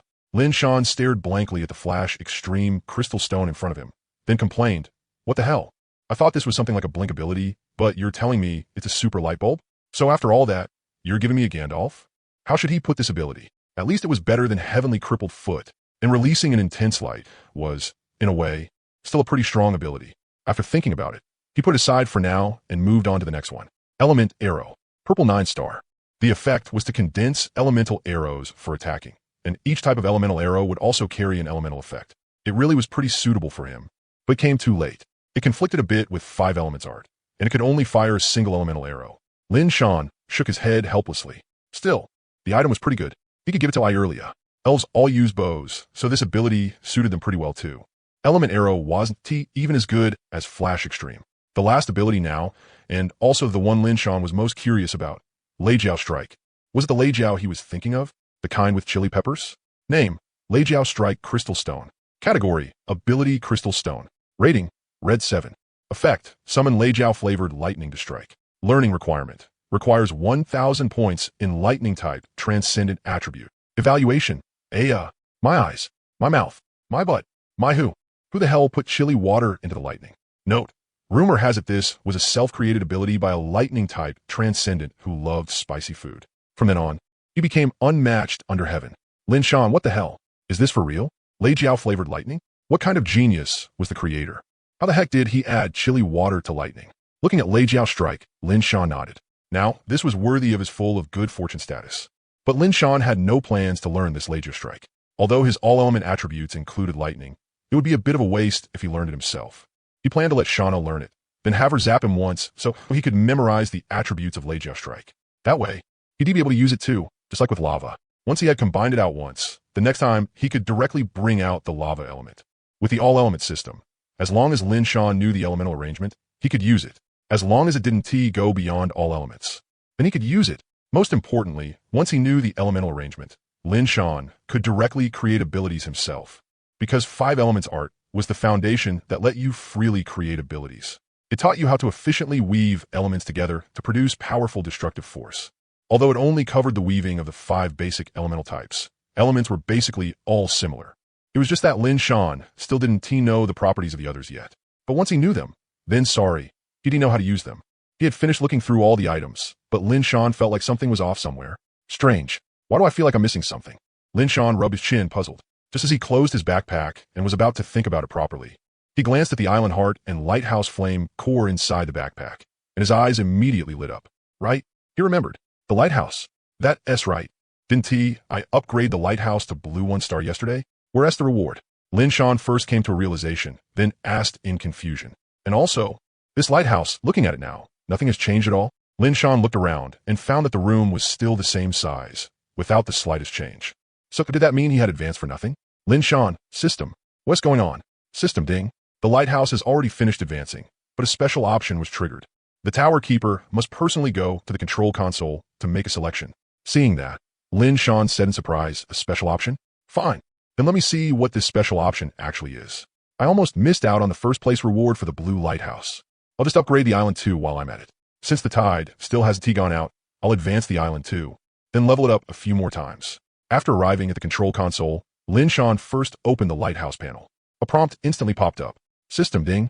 Congratulations to the tower keeper for triggering a special option. Please choose one of the following options. 1. The lighthouse undergoes no special changes and keeps its normal advancement changes. 2. The lighthouse transforms into a special lighthouse, an artillery tower. It can carry out artillery strikes, but the lighthouse room will shrink drastically. 3. The lighthouse transforms into a special lighthouse, an energy tower. Lighthouse energy is doubled. Everything else remains unchanged. There were 3 options in total. Lin Shan directly ruled out the second one. Shrink the room just for artillery strikes? That was way too not worth it. He wasn't lacking in combat power anyway, so the artillery tower was eliminated on the spot. As for options 1 and 3, there was no need to think at all. He brainlessly chose 3. The energy tower's effect was doubling energy. He tapped option 3. The lighthouse flashed once, and then it was done. World system announcement, ding. Congratulations to Tower Keeper Lin Shan from number 88888888 for being the first to advance his lighthouse to blue 1. Rewards for all Tower Keepers in region number 88888888. 1 golden treasure chest, 2 random candle flame treasure chests. Early in the morning, the world system announcement had already started disturbing people's dreams. Although most Tower Keepers had already gotten up early, there were still some who only woke up when the low tide prompt appeared. Looking at the world system announcement in the sky that had woken them up, they couldn't help but start cursing. Very foully. Of course, Lin Shan had no idea about any of that. Right now, he was upgrading the island. It was only 10 island hearts anyway. He had opened 20 island hearts yesterday. After clicking to advance the island, Lin Shan finally looked toward the lighthouse reward. World system announcement, ding. Congratulations to Tower Keeper Lin Shan from number 88888888 for being the first to advance his island to yellow 1. Rewards for all Tower Keepers in region number 88888888. 1 golden treasure chest, 3 energy stone treasure chests, 1 island resource treasure chest. The world system announcement bombarded all the Tower Keepers once again, making the corners of their mouths twitch. Was yesterday's bombardment not enough? It actually came again today. Was this on purpose to mess with their mentality? Lin Shan had no idea that so many people were talking about him behind his back. Looking at the rewards now, he couldn't help touching his cheek. System ding. Congratulations to the Tower Keeper for obtaining personal rewards. 1 golden treasure chest, 2 random lighthouse special effects. One space doubling effect. System ding. Congratulations to the Tower Keeper for obtaining personal rewards. 2 golden treasure chests, 1 small energy stone vein, 1 random island special effect. Wait, after rubbing his face for a while, Lin Shan finally remembered. Today, he was someone overflowing with good fortune. How could he possibly get slapped? With that in mind, looking at the treasure chests all over the ground after claiming them, the corners of Lin Shan's mouth were just about to curl up. Looking at the treasure chests on the ground, Gloria couldn't help thinking of the golden big slap. She blinked, then headed upstairs. Yesterday, she had put the golden big slap into the energy replenishment chamber. Lin Shan had no idea what Gloria was going to do. Right now, he was rubbing his hands together and starting to smash cups. Yesterday had been nighttime, so he had been too embarrassed to disturb Mazu and Lady Nuwa. But now it was broad daylight. Presumably, they were already awake, right? Beauty sleep? What goddess needed that? Looking at the 5 golden treasure chests on the ground, Lin Shan closed his eyes and muttered in a low voice, Lady Nuwa, Mazu, bless me, so all of these open into golden fruits. Smack, holy cup, smack, holy cup, smack, holy cup. With results like that, Lin Shan decisively opened all 5 golden treasure chests. System, obtained golden fruit 3, golden fruit 2, golden fruit 2. System. The system, once again doubting its own existence, started running another self-check. There was no way someone could be this lucky, right? Holy shit, 7 golden fruits? Lin Shan was overjoyed, and among them were golden fruits with a 3-star rating. At minimum, they could already bring him over 140 free extraordinary attribute points. Lin Shan looked at the ratings. 3 were 1 star, and there were 2 each of 3-star and 5-star. That meant he had gained a total of 608, 012, 0260 free extraordinary attribute points. Not bad. Lin Shan nodded in satisfaction, then added all the attributes to Constitution. In an instant, his Constitution directly became over 400 points. At last, he no longer had that out-of-body feeling. Ah, that floating feeling is finally gone. Feels great. Lin Shan moved his body around, felt it for a moment, then said in satisfaction. Then he saw Gloria coming downstairs carrying the golden big slap. Lin Shan, wait.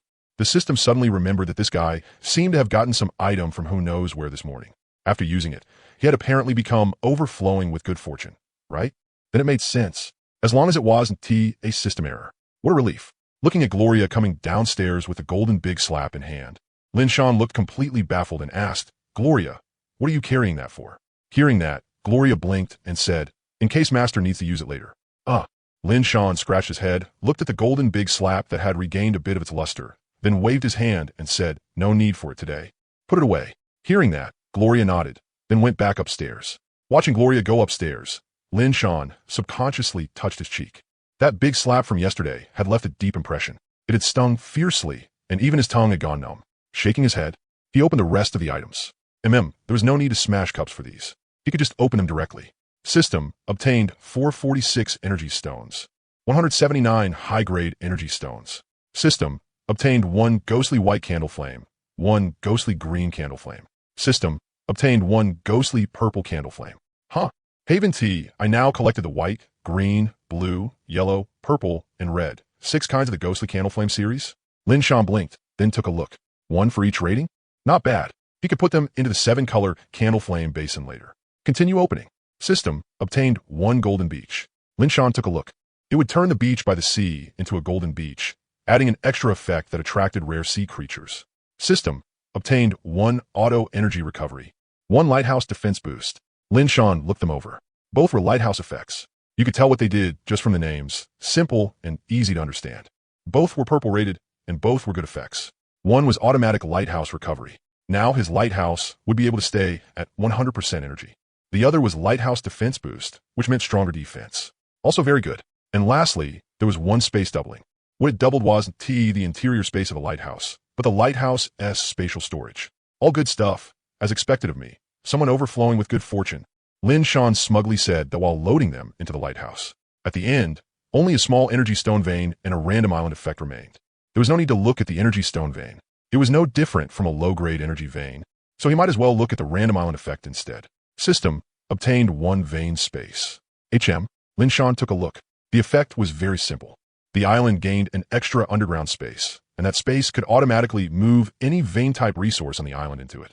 Then just choose vein mining inside it. And that's enough. There's no capacity limit either. In other words, as long as it's a mineral vein resource, it can be stored inside, no matter how big it is. Looking at the island effect in front of him, Lin Shan couldn't help clicking his tongue. then loaded into the island. System ding. Loading. TSK. This island effect really suits him. If that was the case, then the energy mine could already be mine now. Lin Shan sighed a little. After the celebratory feast at noon was over, he would have Ume arrange it. With the enchanted golden pickaxe, mining would be fairly easy. Now, that was all. Lin Shan looked at the island attribute panel. After the rating advanced to yellow, every upgrade now required 2 island hearts instead of 1. He happened to have 10 island hearts left, so he directly raised the island to yellow 6-star. Its area expanded from 101,000 square meters to 8,101,000 square meters. Not bad. The island was getting bigger and bigger. That way, when the blood tide arrived, it would be even safer. Because the lighthouse was in the center of the island, the farther it was from the sea, the better. That way, the blood tide would have a harder time affecting it. But there was still the blood moon. That one was unavoidable. As long as one was illuminated by it, one would be affected. They could only hide inside the lighthouse and not go out. Time passed quickly, and soon it was noon. As for the morning beach combing, Lin Shan didn't even need to remind anyone anymore. Eulalia had already arranged people for it. Once the seawater started receding, she would notify everyone to go beach combing. At the same time, because of the appearance of the advanced livestock shed, it became very convenient for the demi-humans to look after the domestic animals. They just needed to feed them at set times. Also, the plantation had grown full of fruit again. Catalysis really was convenient, but it didn't work on transcendent plants. Those can only grow on their own. There was one more thing. Lin Shan once again received energy stones sent by everyone in the entire region. This time, there were quite a lot more. Basically, every person sent 10, which meant, in one go, he gained more than 900,000 energy stones, along with over 100,000 high-grade energy stones. As noon arrived, Lin Shan looked at the feast Mabao had prepared and quickly called Tomu and Tushar over, telling them to shape a long earthen table and then solidify it. Otherwise, there simply wouldn't be enough space to place everything.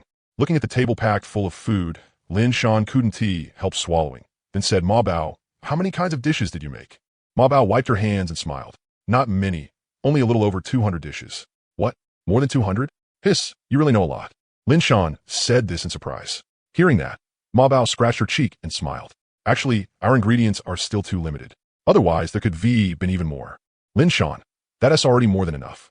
1 bite each and everyone would be full. HM, there are even zongzi? Mabao, HM, I'm a master, you know this food too? I learned it from my dad. It's soft and sticky, super tasty, and you can wrap all kinds of fillings inside too. The flavor changes a lot. I'm sure everyone will like it. Lin Shan nodded and said with a smile, they really do like it. Look, little Jinglu and the others have already gathered around it. Mabao saw it too. Seeing everyone like her food so much, the smile on her face just wouldn't stop. For a chef, having people enjoy their dishes was the happiest thing of all. Lin Shan also started digging in. If he didn't eat now, there might not be any left later. Little Jinglu, mama, this is so tasty. Here, try it. Looking at the zongzi with a bite already taken out of it by little Jinglu, Lin Shan couldn't help twitching the corner of his mouth, then said, be good. Little Jinglu, I've already eaten one. You can eat it yourself. Oh, little Jinglu didn't think much of it and ran back to keep eating with her little friends. Lin Shan turned his head to look at the elves and demi-humans eating zongzi, and then he saw the way they were eating them. Just like little Jinglu, they were eating them together with the bamboo leaves. For a moment, he really didn't know what to say. Then he looked at Mabao. No, wait. Why are you doing it too? Looking at the crowd sitting around the dining table, full of joy, Lin Shan couldn't help sighing in his heart. He had never had things this lively before. After sighing a little, he took out the treasure chests they had found that morning. There were 7 in total, 3 bronze treasure chests, 2 black iron treasure chests, 1 wooden treasure chest, and 1 silver treasure chest. Now that the area had grown larger, the number of treasure chests had indeed increased quite a bit. Looking at the black iron treasure chests, wooden treasure chest, and bronze treasure chests, Lin Shan stroked his chin, feeling that he could let Eulalia and the others open any treasure chest below silver rank. After all, low-grade treasure chests, since the faction warehouse was empty anyway, he might as well open it for shared use too. That would make many things much more convenient. After thinking it over, Lin Shan beckoned to Eulalia, Hume, and the others. The few who had been chatting casually immediately walked over. Eulalia, I'm master, is there something you need? Hume, Shana, and the others all looked at Lin Shan. Lin Shan, there are a few things. First, after everyone is full, at noon and a bit, Eulalia and Hume, you two bring another 10 people and head out to sea with me. When Eulalia and Hume heard that, they exchanged a glance. There was a bit of surprise in their eyes, but they didn't speak, only quietly waiting for Lin Shan to say the second thing. Lin Shan, second. From now on, you can open bronze treasure chests, black iron treasure chests, and wooden treasure chests yourselves. Just leave any silver and above treasure chests for me. Hearing that, all of them blinked. Actually, they had all been quite curious about what could come out of treasure chests. It was just that because the Island Master had always been the one opening them, they had kept that curiosity to themselves. Who would VE thought that today the Island Master would actually open up that privilege and let them open treasure chests? At last, they could satisfy that curiosity a little. Lin Shan continued, "Third, this thing is called Lei Jiao Strike, a kind of thunder power with a chilly flavor. Shauna, you're thunder attributed, so you can learn it." After saying that, Lin Shan handed the Lei Jiao Strike crystal to the somewhat dumbfounded Shauna. "And this, elemental arrow. Alelia, you handle distributing it. Elves are generally more skilled with bows, so this ability suits you well. Especially the higher your transcendent attributes are, the better the effect." After Alelia took the elemental arrow crystal, she nodded. After looking over the attributes a few times, it really was a very powerful ability. Then Lin Shan took out the transcendent attribute fruits. All of these gave random bonuses, so having him eat them now had very low value for the cost. Alelia, Hume, these are transcendent attribute fruits. I'm sure you both heard of them, but the transcendent attributes they increase are random. You could divide them among yourselves later. Ah, transcendent fruit? Master, you're not going to eat them yourself? These can increase strength. Outside, they're priceless. Alelia was so shocked that even the way she addressed him changed back to Master. Lin Shan said helplessly, "I know that too. But the bonuses from these transcendent attribute fruits are all random. Anyway, for me right now, they're not very useful. You could just divide them up among yourselves later." "All right, Shauna, that Lei Jiao Strike of yours requires at least 1,000 Thunder-type transcendent attribute to learn. Your Thunder-type transcendent attribute still isn't enough. So don't use in a hurry. Here are the attributes. Take a look and remember them." After saying that, the attributes of the Lei Jiao Strike crystal appeared. Shauna stared blankly at the panel of the Lei Jiao Strike crystal before her heart filled with shock. It seemed the Island Master's appraisal was just at master level. Lin Shan, also, these pieces of equipment are for you. This white bamboo long staff is yours. Ma Bao, yesterday, I saw you using a black iron spear like a staff, so I knew you were good with staffs. This white bamboo long staff is purple rated, so it suits you perfectly. And this purple gold hammer has thunder-type enhancement. Shauna, it's yours. Ma Bao rubbed it a little, then said in delight, "Wow, it feels really nice. It'd definitely be great for rolling dough." Shauna looked at the purple gold hammer in her hand and could indeed feel that it was rich in lightning element energy. It gave a very good boost to lightning abilities. Lin Shan looked at Irelia and Hume and said, these are the only two I have right now. Later, let us see if I can get something suitable for you two." Hearing that, Hume blinked and then said, "I could just beast transform my claws for now, so I'm not in a hurry for a weapon." Irelia said, "The bow of my hand is still usable for now, so I'm not in a hurry either. After all, range combat doesn't rely that heavily on weapons." Lin Shan nodded and said, "All right then, go get ready. At 1 o'clock, we set out to sea on time."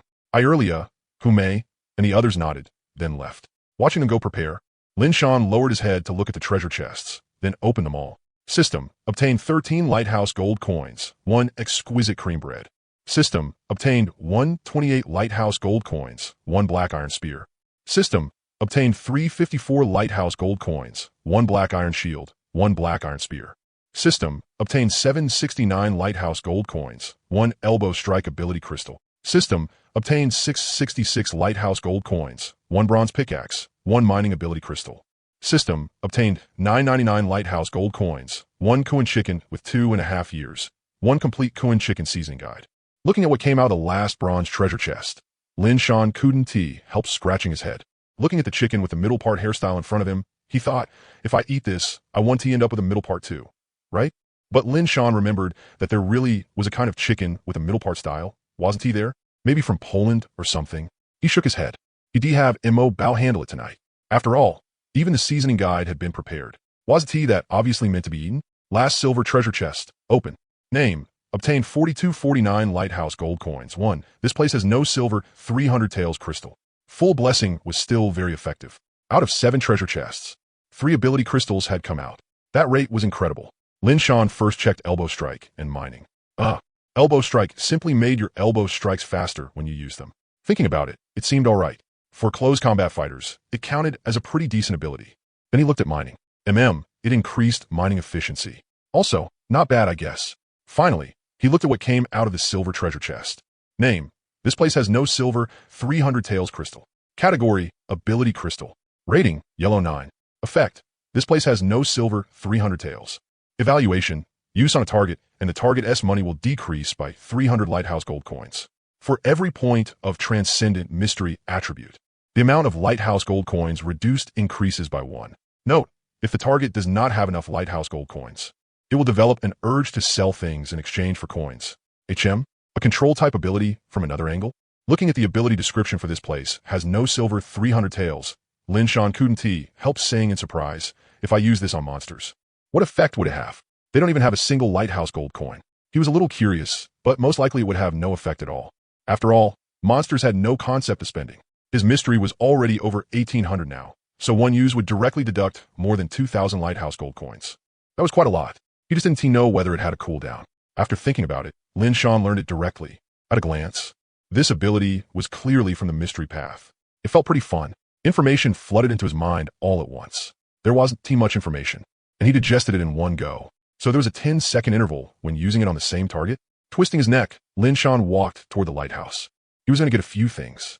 After taking several items from the spatial warehouse and putting them into his backpack, Lin Shan looked at the bloodline awakening stone inside the spatial warehouse, blinked, then turned his head and said to Golia, "Golia, go bring Big Cat over for me." Hearing that, Golia nodded, then walked toward the dining table. Big Cat, the four-tailed black mystic cat, was currently eating a sea fish with great satisfaction. Beside it, there was even a cat beastkin carefully picking out the bones for it. That's right, it was Cat Tuanchuan. There were other cat beastkin around too, all happily feeding the four-tailed black mystic cat. This was a sacred beast. Their first time seeing a living sacred beast. If Lin Shan saw this, he would definitely complain, because nobody had ever picked fish bones for him, yet this cat was already enjoying that treatment first.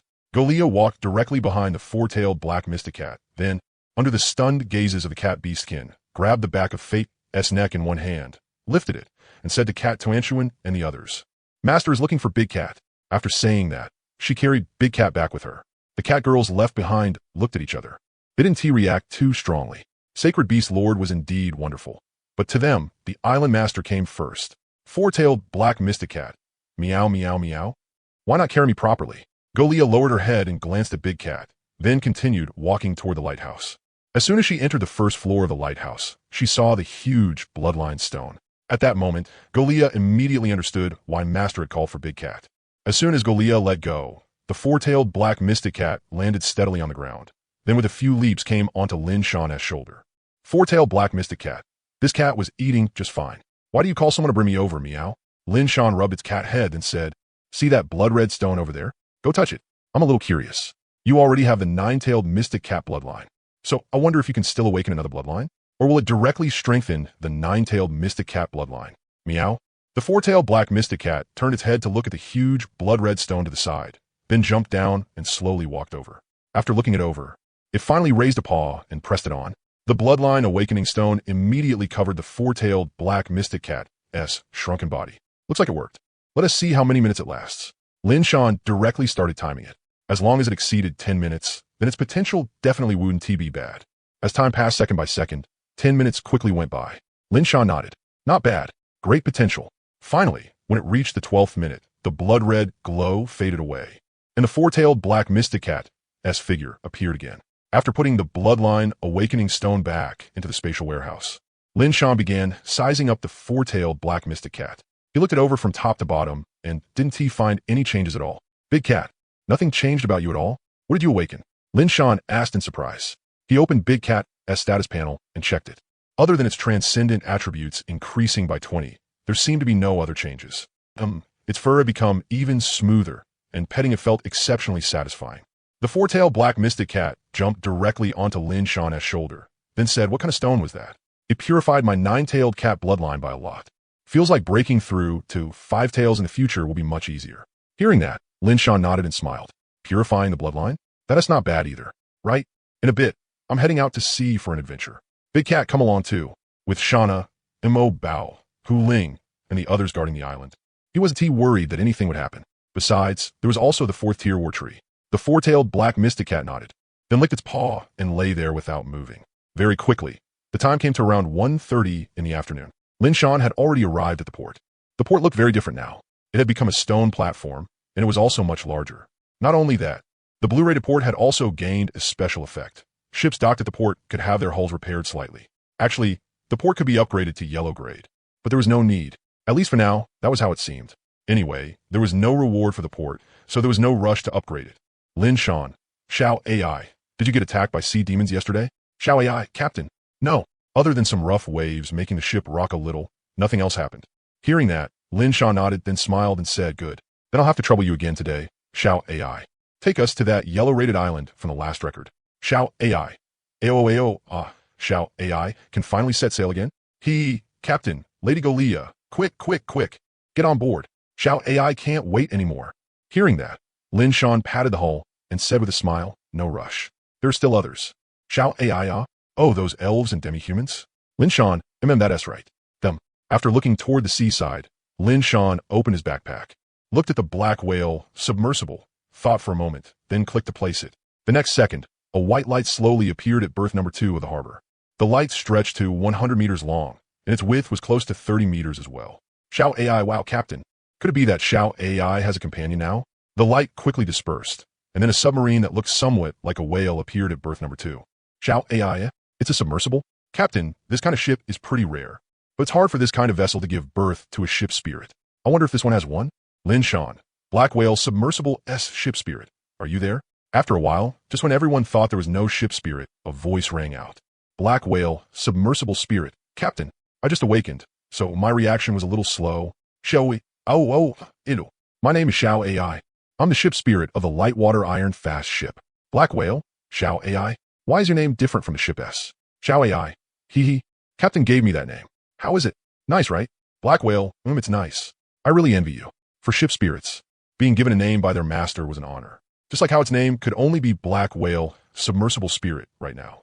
But a submersible vessel like the Black Whale Submersible, while not extremely common, wasn't all that rare either. So having a name of its own was an incredibly honorable thing. Xiao AI, you can ask Captain for one too. Captain is really nice. Hearing their conversation, Lin Shan couldn't help but laugh and said, Xiao AI, you're praising me in a roundabout way now. Shall we? Captain, Xiao Ai Wu Din Tidare. Lin Shan shook his head, then looked at Black Whale and rubbed his chin, starting to think about what name to give it. Very quickly, Lin Shan had one in mind. He looked at Black Whale, then smiled and said, Xiao Du. Hearing that, Black Whale said in surprise, Xiao Du? Is that really okay, Captain? I haven't even sailed once yet. I don't have any achievements at all, and I can already get a name. Hearing that, Lin Shan smiled and said, it's fine. There's no reason it wouldn't be. It's decided. Xiao Du, you see? Captain is really nice. Xiao Du, Xiao AI. Captain really is very nice. Lin Shan, you two can stop praising me now. All right, everyone else here. Xiao AI, lower the gangplank. Xiao AI, coming. Click bang. The boarding plank extended straight out from the ship, then slammed heavily onto the harbor. Lin Shan led everyone aboard one by one. After they entered the cabin and sat down, he called out, let us go, Xiao AI. Head for the last island. Xiao AI, everyone sit tight. Then Xiao Du, I'm heading out first. Xiao Du, wishing you a smooth voyage and fair winds all the way. Xiao AI quickly vanished into the fog. The route to the Yellow Island was the first island route Xiao AI had recorded, but it was the third island to be explored.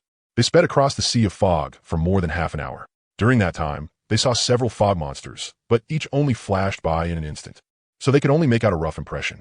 Fortunately, they paid no attention to Xiao AI as she sped across the sea. Otherwise, it would have been troublesome. But in truth, as long as your ship lamp was still lit, there was no need to be afraid. Unless something like a flying dragon came right into your face, monsters in the fog generally wouldn't bother you. After all, having remained in the fog year-round, suddenly being exposed in the open was something they were not suited to. And once they emerged from the fog, there was a high chance they would be targeted by other fog monsters. Another 7 or 8 minutes passed, and the view suddenly opened up. Xiao AI, Captain, we're here. Lin Shan nodded, then led everyone out of the cabin and onto the deck. Looking at the island ahead, Lin Shan couldn't help frowning. So much fog. From here, at least a small half of the island looked covered in fog. Xiao AI, Captain, should we dock? Lin Shan, wait a moment. I'll fly up and take a look first. After saying that, Lin Shan directly used the art of flight and rose into the sky, stopping only when he could see the island in full. Looking at the island below, Lin Shan couldn't help frowning. The terrain on this island was really strange. Most of it was in dark gray regions. After taking a picture, Lin Shan glanced at the rising fog behind him before slowly flying back down. The fog over the sea had a very strange characteristic.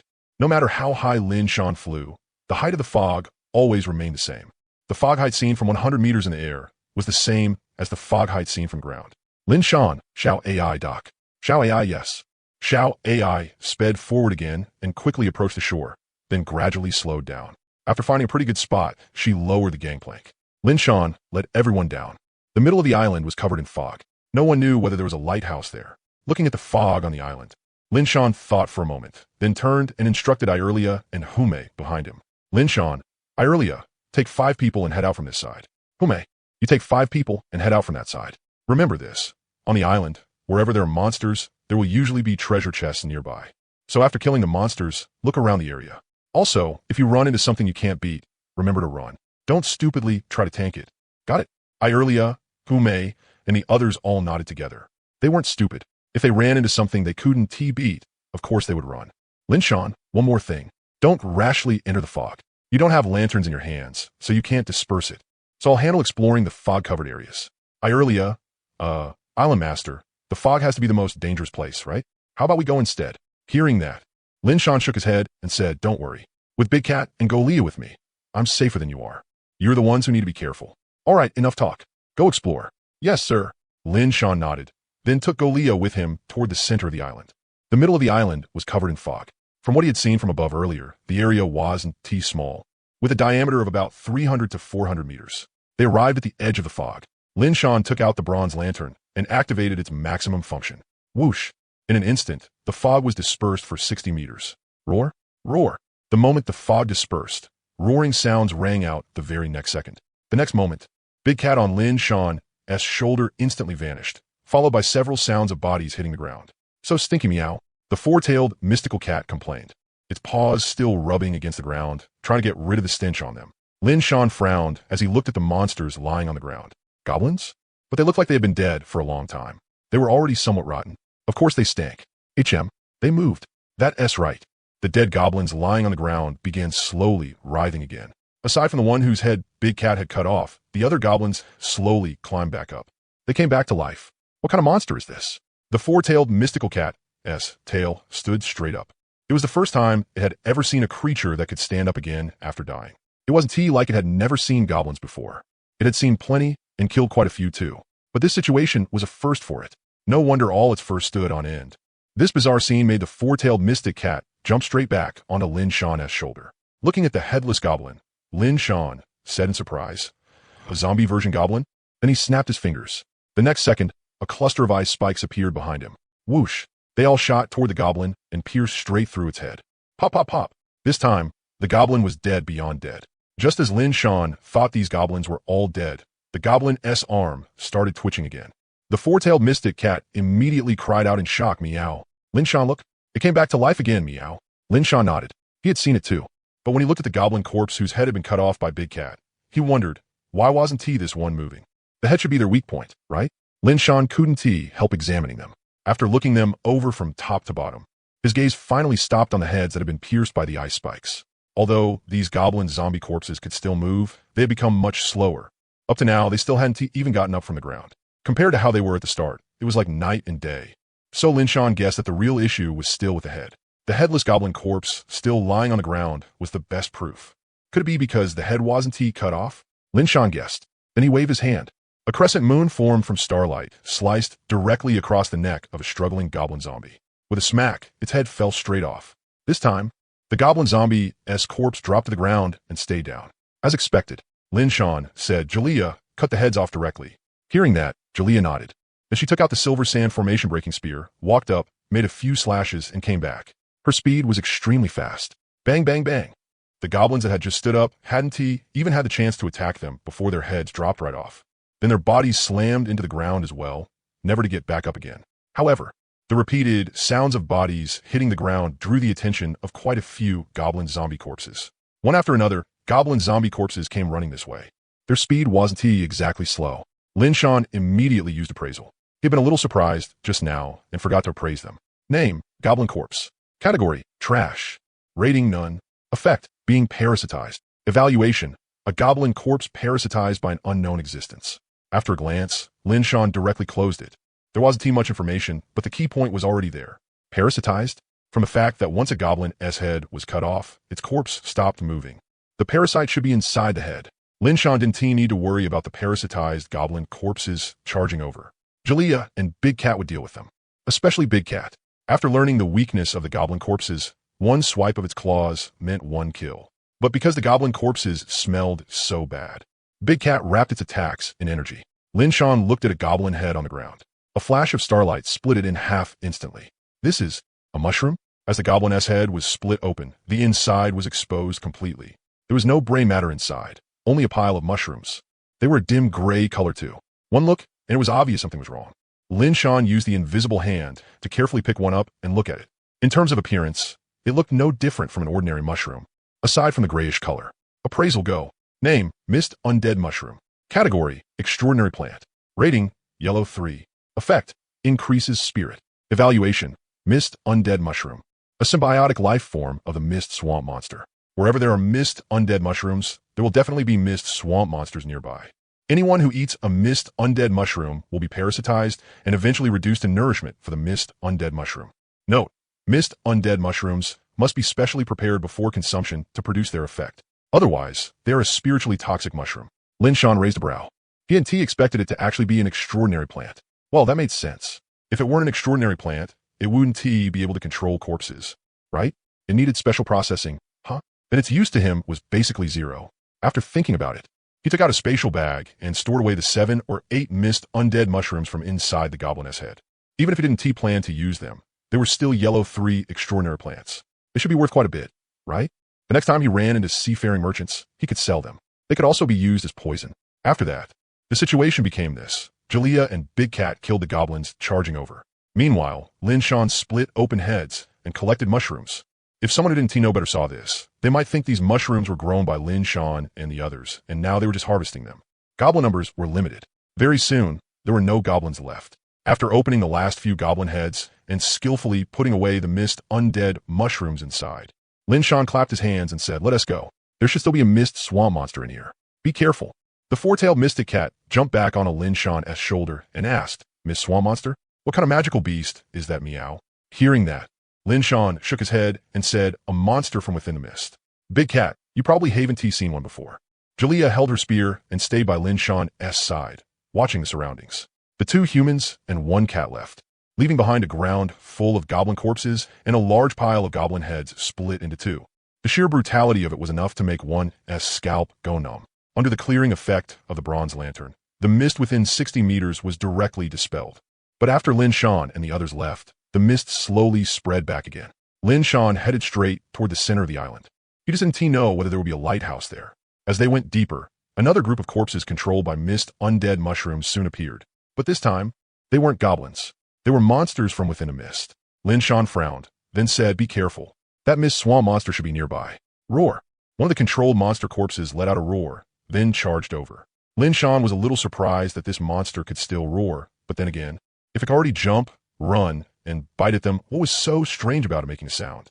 But as that roar rang out, roars began sounding from all around. Clearly, the mist undead mushrooms in other places had been drawn over. As for why the mist undead mushrooms were attacking them, Lin Shan guessed it was most likely a form of reproduction. Kill them, and then mushrooms could be planted in them. As for the charging corpses, Lin Shan, Jalea, and Big Cat could kill them very easily. These monsters were very weak.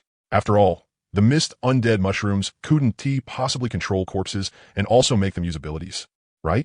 If they could, then they wouldn't just be yellow 3 extraordinary plants. After killing more than half of the mist undead mushrooms, Lin Shan started collecting them again. The head-splitting maniac had returned. They're quite a bit bigger, Lin Shan said in surprise.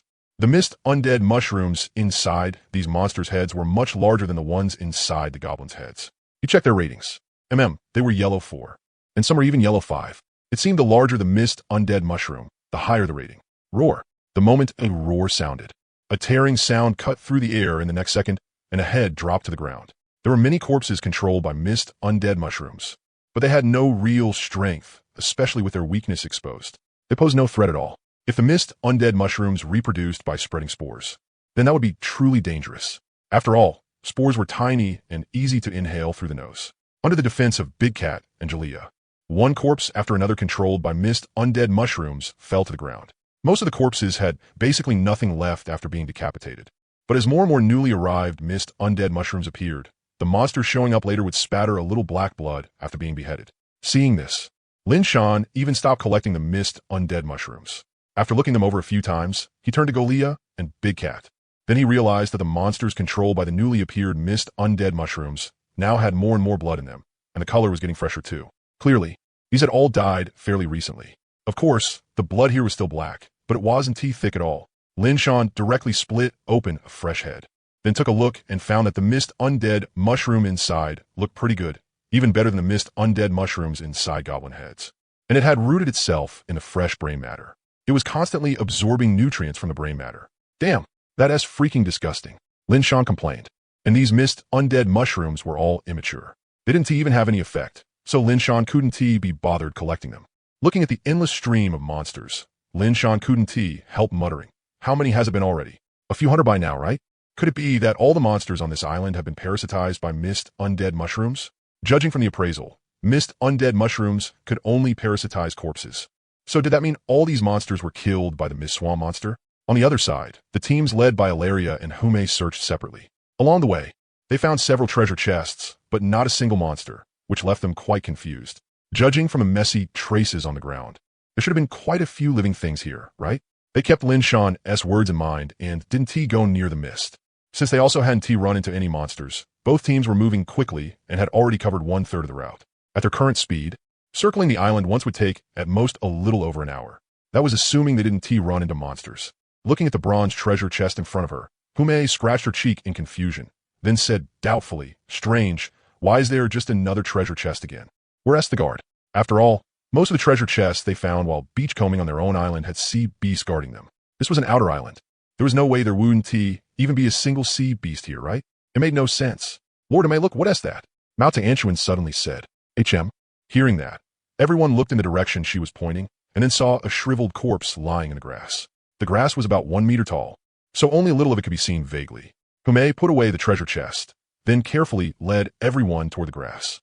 Then she used wind element power to clear the surrounding grass, exposing the corpse. It was an unfamiliar monster. Its neck was only connected by a layer of skin. Obviously, it had been dead for some time. After looking it over a few times, Hume said in surprise, "Strange. How can it still move when it looks like this?" Hearing that, Mao Anshuan took another look, then said in confusion, "Lord Hume, it's not moving." Hume rubbed her head, then said, "Look, although this corpse is badly shriveled, the traces of attacks on its body are all very fresh, no more than 2 days old. But judging by how dried out this corpse is, it should take at least a month to become like this, so that's why I find it strange." Alu said, "Lord Hume, I can sense what seem to be several plants inside this corpse." "What?" Hearing that, Hume immediately led everyone several steps back, then looked at Ailu and asked, "Are you sure you didn't sense wrong?" Ailu shook her head and said, "Lord Hume, we forest elves are quite sensitive to plants. I can sense that inside this corpse's head there seem to be several plant life fluctuations. It's just that this kind of plant life signature feels strange. I've never detected this kind of plant fluctuation before." Hearing that, Hume frowned at the corpse in front of them, then said, "Let us go. This kind of plant is very likely a parasitic, extraordinary plant. If we see this kind of corpse again later, don't approach it rashly. Understood?" "Understood, Lord Hume." Hume nodded, then continued onward with the group.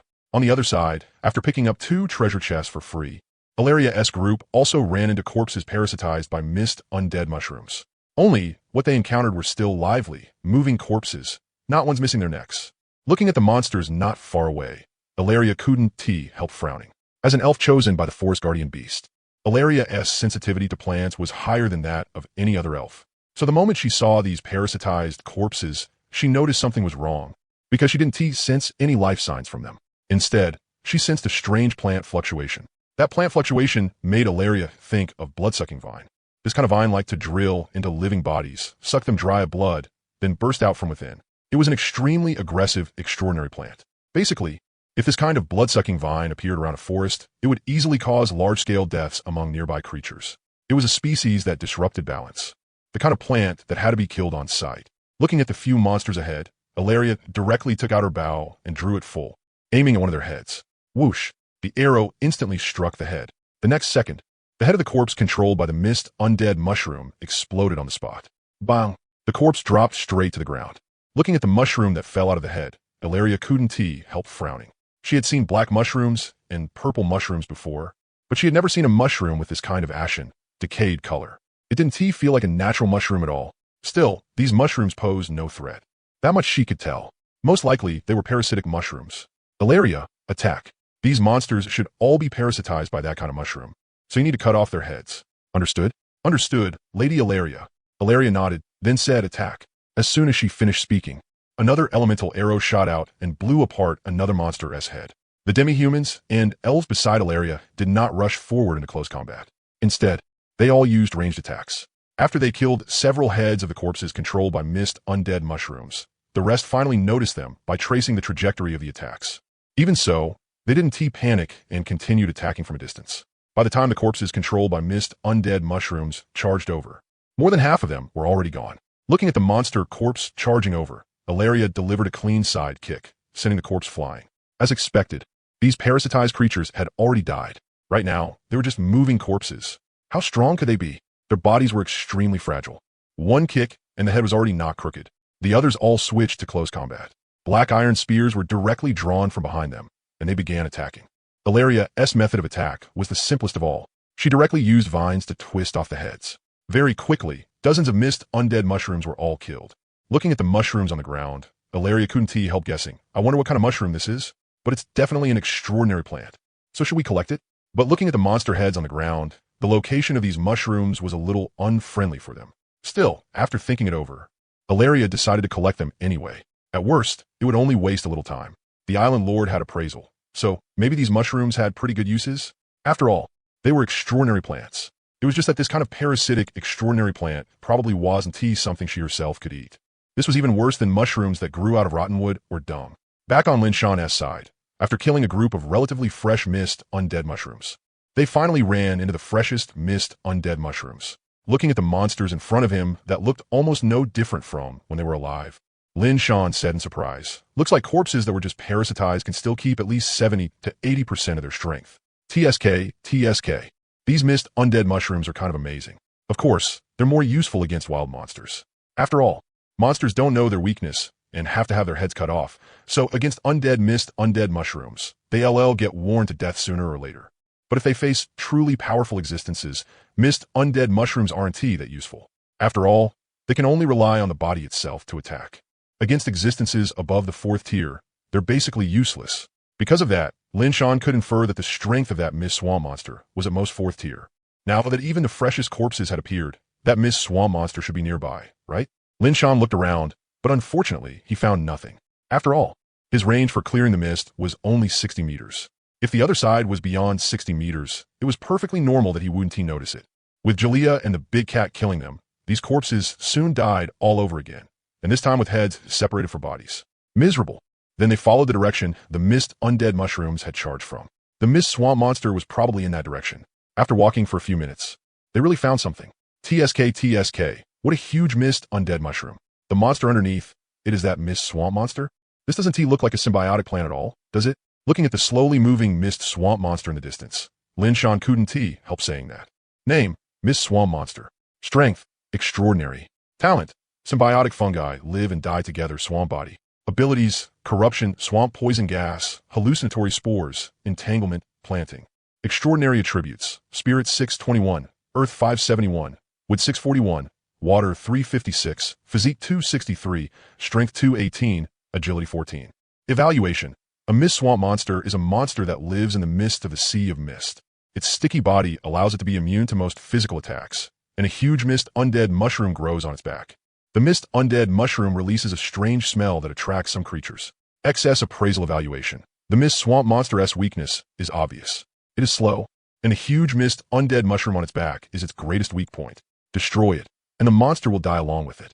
However, the huge mist undead mushroom on the mist swamp monster's back is an extremely expensive extraordinary plant, and many extraordinary beings hunt mist swamp monsters specifically for the mist undead mushroom. After reading the mist swamp monster's attributes, Lin Shan immediately appraised the huge mist undead mushroom on its back and found that it was actually a purple 6-star extraordinary plant. After processing, it could greatly increase extraordinary spirit. No wonder. However you looked at it, this mist swamp monster was a mist monster carrying treasure. Lin Shan said, in satisfaction. It's only early 3rd tier. Easy kill, but on the premise that we can't damage the mist undead mushroom. Only Jalea can do it. After looking at the mist undead mushroom on the mist swamp monster's back and comparing a bit, Lin Shan confirmed it could be cut off in one strike before saying to Jalea, aim at the spot below the mist undead mushroom. Then chop down in one strike. Can you do it? Hearing that, Jalea blinked, then looked at the point where the mist undead mushroom connected to the mist swamp monster's back, and nodded. Jalea can do it, master. Do you want me to cut the whole thing off directly? Linshan nodded and smiled. That's right. This big mist undead mushroom is a purple extraordinary material. It's worth a lot. Most importantly, this one grew on the back of a mist swamp monster, so it's definitely something we can eat. As for the small mist undead mushrooms, those need a bit of mental suggestion. Jalea nodded, then gripped the tail end of the silver sand formation-breaking spear, and her metal-type superpower directly covered it. In an instant, a 2-meter-long lightsaber appeared in Jalea's hand.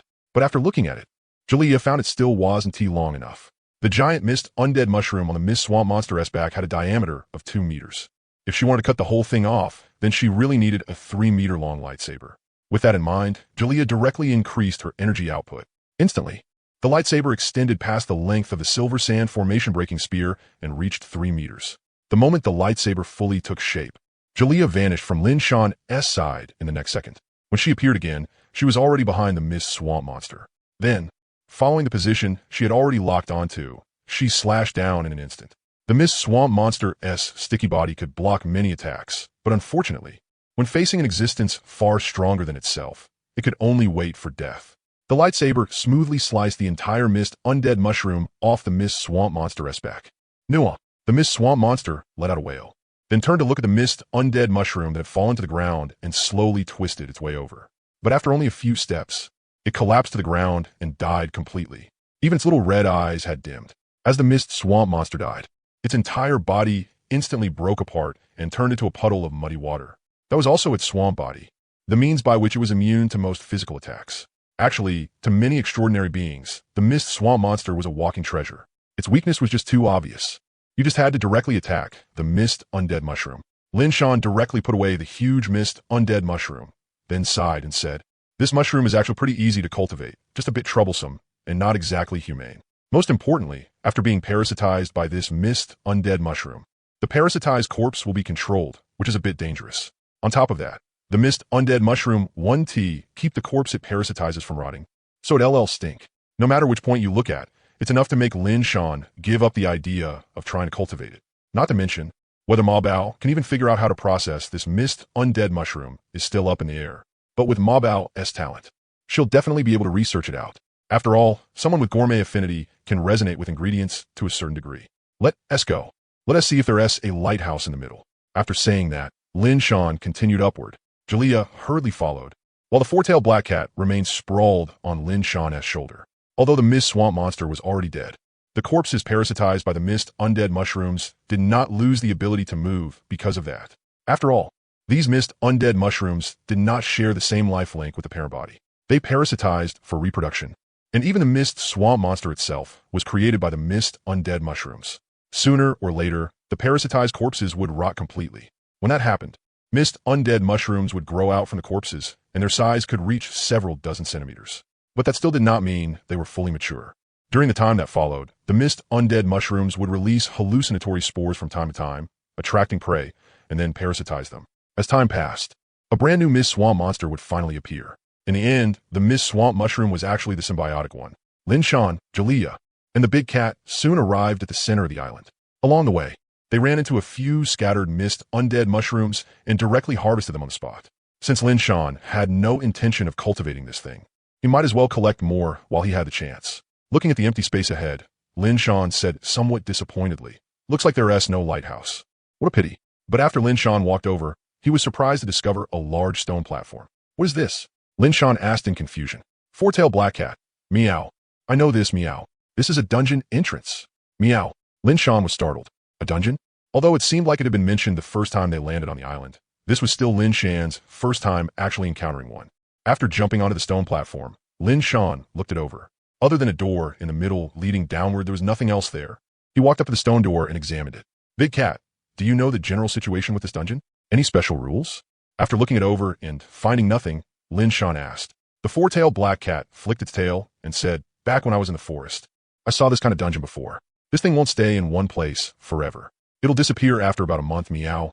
Those adventurers who entered the forest would all get very excited when they ran into this kind of dungeon, then rush down without waiting, meow. Some never came back after going down.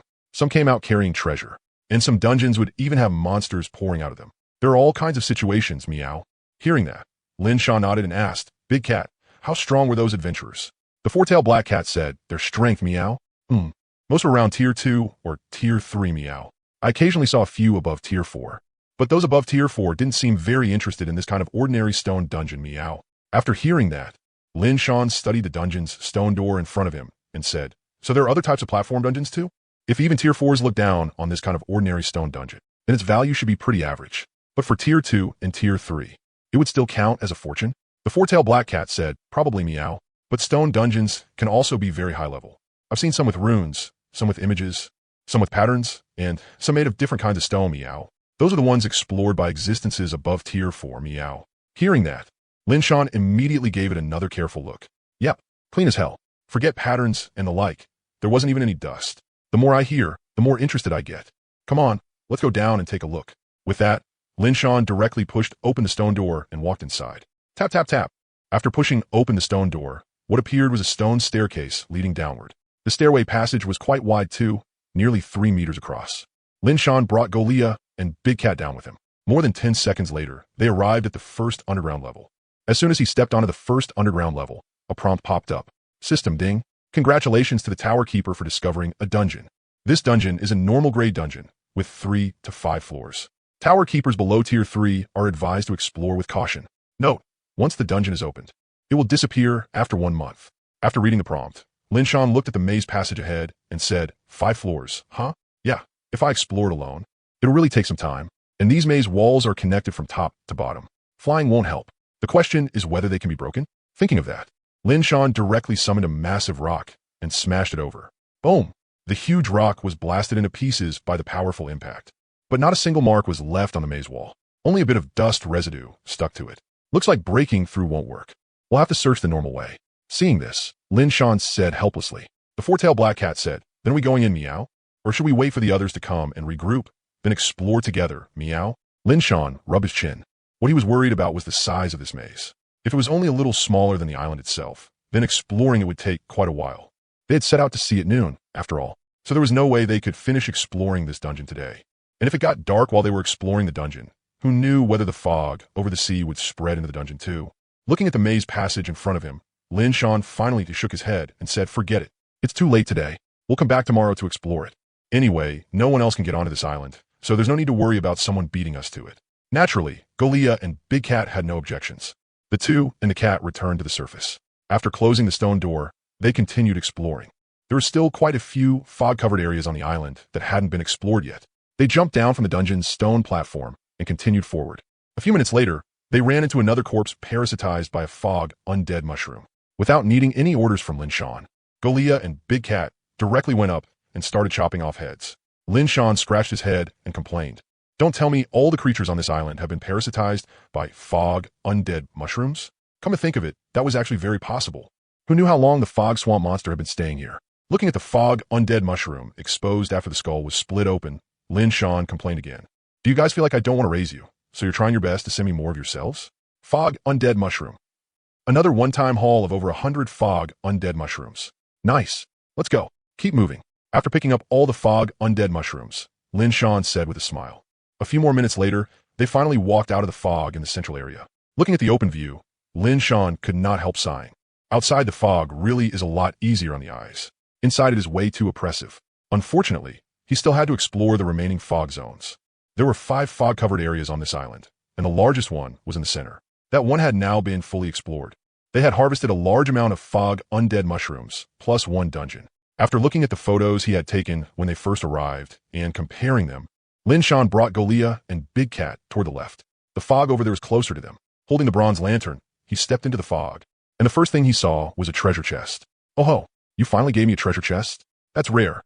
Looking at the bronze treasure chest in front of him, Lin Shan could not help but complain. When they killed the fog swamp monster, they had not found any treasure chest nearby. He took a look and found it had a prefix. Islands? Not bad. Lin Shan opened it right away. System, obtained Island Heart 2, Black Iron Spear 2. Lin Shan, is the Black Iron Spear dead set on sticking with me? Is it because I got the blueprint but never forged it? Holding the bronze lantern, the two and the cat continued exploring. Probably because the creatures on this island had all been wiped out by the fog swamp monster. After searching through the whole fog area, Aside from the treasure chests they found at the beginning, they only ran into a dozen or so fog undead mushrooms. After exploring the second fog zone, Lin Shan headed toward the third one. Island Master, Island Master. Lin Shan nodded and said with a smile, "How was it? Did you run into any danger?" Hume scratched her head and said, "We ran into some monsters that couldn't be killed, but after smashing off their heads, they died. Other than that, we found 3 treasure chests." Lin Shan said, "Those monsters were corpses parasitized by fog undead mushrooms. It's normal that they couldn't be killed, since they were already dead. And the head is where the fog undead mushroom parasitizes them. So after the head is cut off, the corpse naturally can't move again." Hume and the others all looked a little confused after hearing that. There was actually a mushroom like that, controlling corpses? That was kind of impressive. Lin Shan smiled and said, "All right, no need to dwell on it. Keep moving forward for now. Once you regroup with Irelia, just head straight back to the ship and wait for us." Hume said, "Got it, Island Master."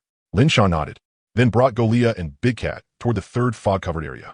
Only after watching Lin Shan go far away did Hume and the others continue moving. Just as the Island Master had said, she and Irelia were circling the island from opposite sides and would meet on the far side.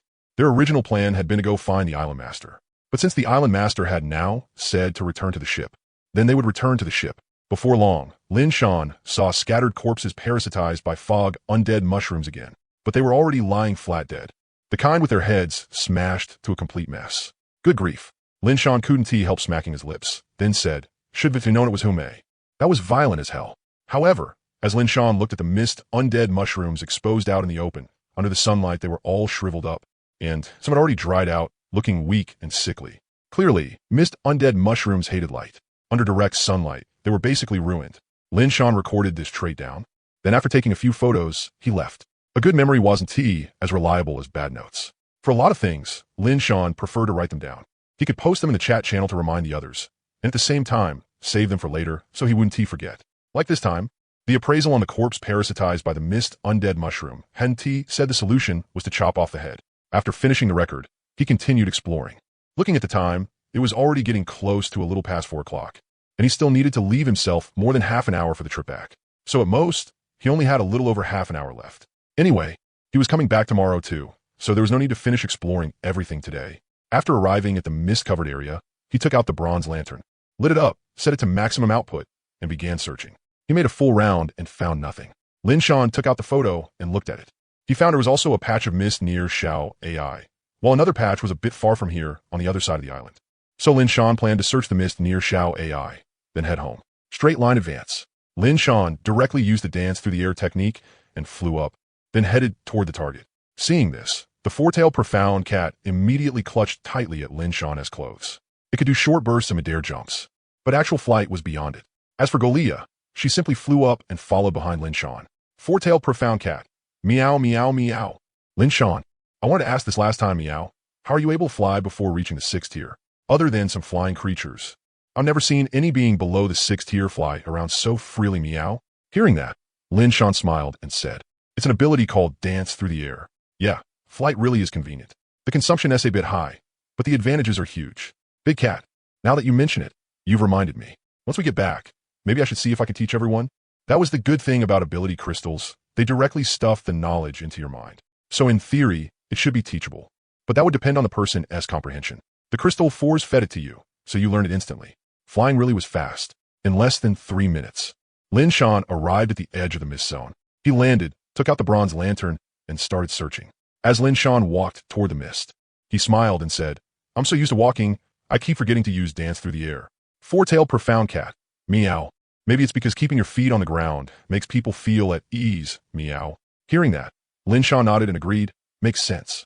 What normal person would fly around in the sky for no reason? I'm not some birdman.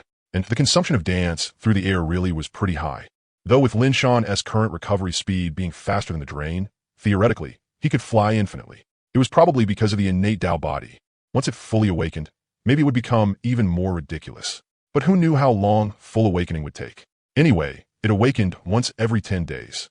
Even if each awakening was 10, it would still take 100 days. After walking a full round, he still found nothing. Lin Shan opened his mouth and complained, "This is freaking bullshit. There's nothing here. So what is this mist even hanging around for? Whatever, let us head back." After saying that, Lin Shan directly flew toward the seaside where Xiao AI was. On the other side, Hume had run into Ilaria. More accurately, who may have found Ilaria and the others. Because Ilaria and her group were currently fighting a giant beast at the peak of the 3rd tier. Of course, without an appraisal skill. Ilaria and the others definitely didn't know that. They thought it was 4th tier, otherwise why would it be this tough? This giant beast was crocodile type, with a body covered in thick armor.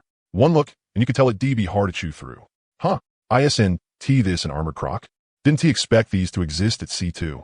Hume's surprised voice rang out. Hearing that, Ilaria immediately shouted in delight. Hume, hurry and help. This thing is so tough. Hume smiled and said, of course it's tough. The armored croc's defense is famous among creatures of the same tier. There aren't many with better defense than an armored croc, but the armored croc's weakness is obvious too. The next second, Hume charged straight at the armored croc, then leaped from the ground and landed directly on its back, continuing as she spoke, an armored croc can't attack its own back. So this is a safe blind spot. With that thick armored back, the armored croc can't tell whether someone is standing on it or not. So as long as you jump onto its back, you can safely avoid its attacks. But the next second, Hume quickly jumped back down from the armored croc's back, then added it once. However, if you jump onto its back right in front of it, it'll trigger a death roll. After easily landing, Hume introduced it with a smile. Seeing this, Ilaria said helplessly, all right, stop playing around. Let us deal with this armored croc quickly. If this drags on any longer, it'll be dark soon. Hume subconsciously looked up at the sky. Wasn't it still bright and sunny? Still, she nodded and said, got it. Cover me properly. The armored croc doesn't have many weak points, but there's a tiny connecting seam by the neck. There's no back armor there. And it's one of its weak points, also a fatal one. But under normal circumstances, an armored croc won't expose that weak point. So Leah, you need to piss it off first. Hearing that, Ilaria nodded and said, understood.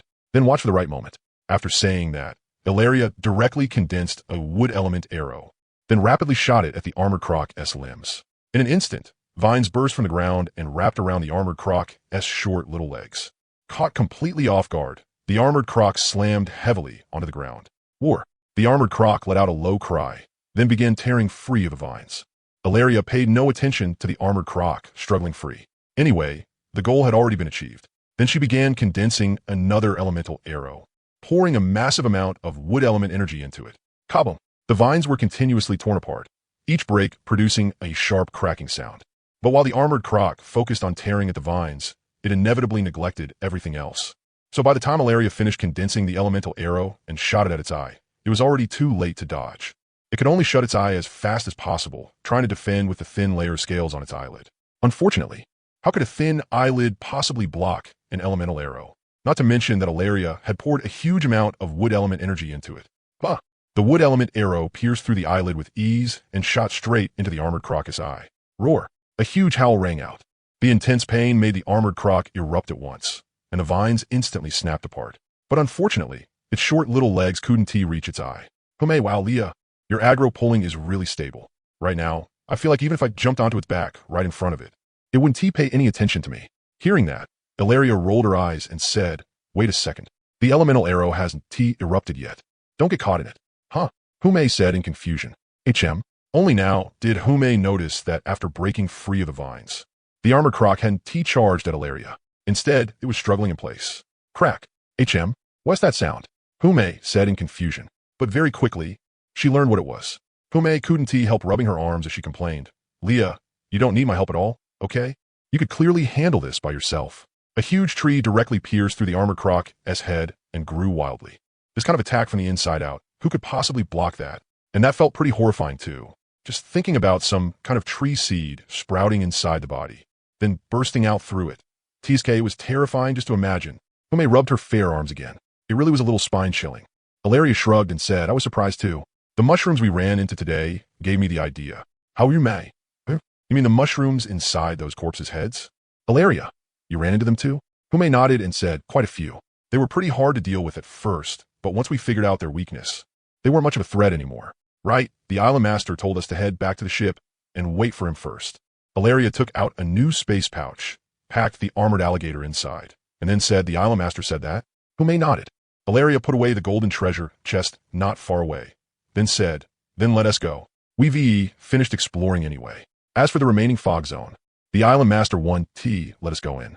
When Ilaria and Hume returned to the shore where Xiao AI was docked, they unexpectedly found that the island master and Lady Golia were already waiting there. Seeing this, they couldn't help quickening their pace and ran over. Hume, Island Master, you're so fast? Hearing that, Lin Shan rolled his eyes and said, everyone S here, right? No one got hurt. Everyone shook their heads. Lin Shan, good. Then let us go home. Board the ship. As everyone returned, Xiao AI immediately said happily, Captain, Lady Golia, everyone sit tight. We're about to start. Lin Shan led everyone into the cabin. Once they were all seated, Xiao AI began starting up.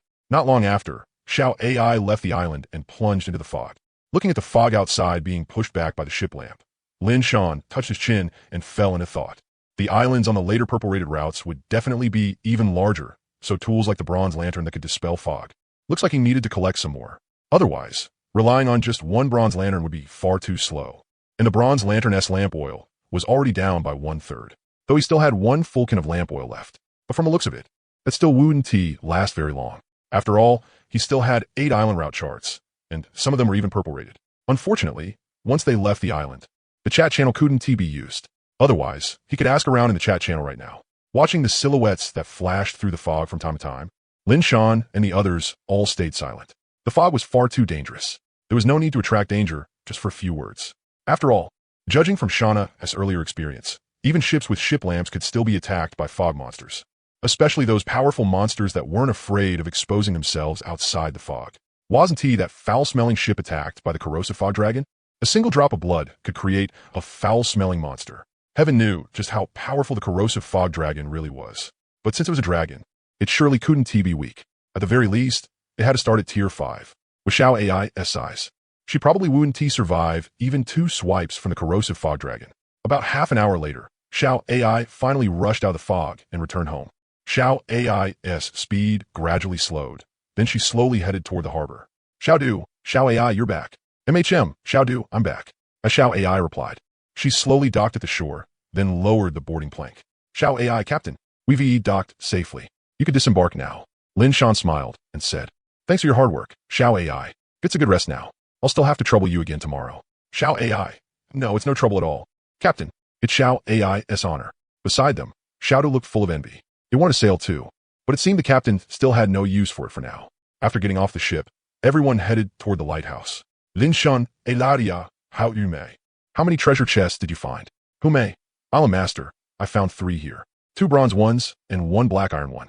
Hilaria, Island Master, I found 4. 1 golden treasure chest, 1 silver treasure chest, and 2 bronze treasure chests. Hearing that, Lin Shan nodded and said, take them out and let me have a look first. Hu Mei and Hilaria took the treasure chests out of their space pouches. Looking at the treasure chests on the ground, Lin Shan first put away the golden chest and the silver chest, then also put away the 2 chests with the island prefix. Lin Shan, all right. You can open the remaining chests yourselves. If there's anything you don't recognize after opening them, you can bring it to me for appraisal. Hearing that, Hilaria and Hu Mei both nodded and put the chests away. All right, Island Master, I also have some mushrooms here. See if you need them. Thinking of the fog undead mushrooms, Hilaria quickly spoke up. The moment Lin Shan heard that, he knew what they were. After all, there had only been one kind of mushroom on the island, the fog undead mushroom. Looking at the mushrooms Hilaria took out, Lin Shan nodded and said, these are called fog undead mushrooms, a yellow-rated extraordinary plant. Fungus. It probably doesn't count as part of the plant family, right? But the appraisal says extraordinary plant. Anyway, it's pretty rare. But this thing is poisonous, so don't eat it recklessly.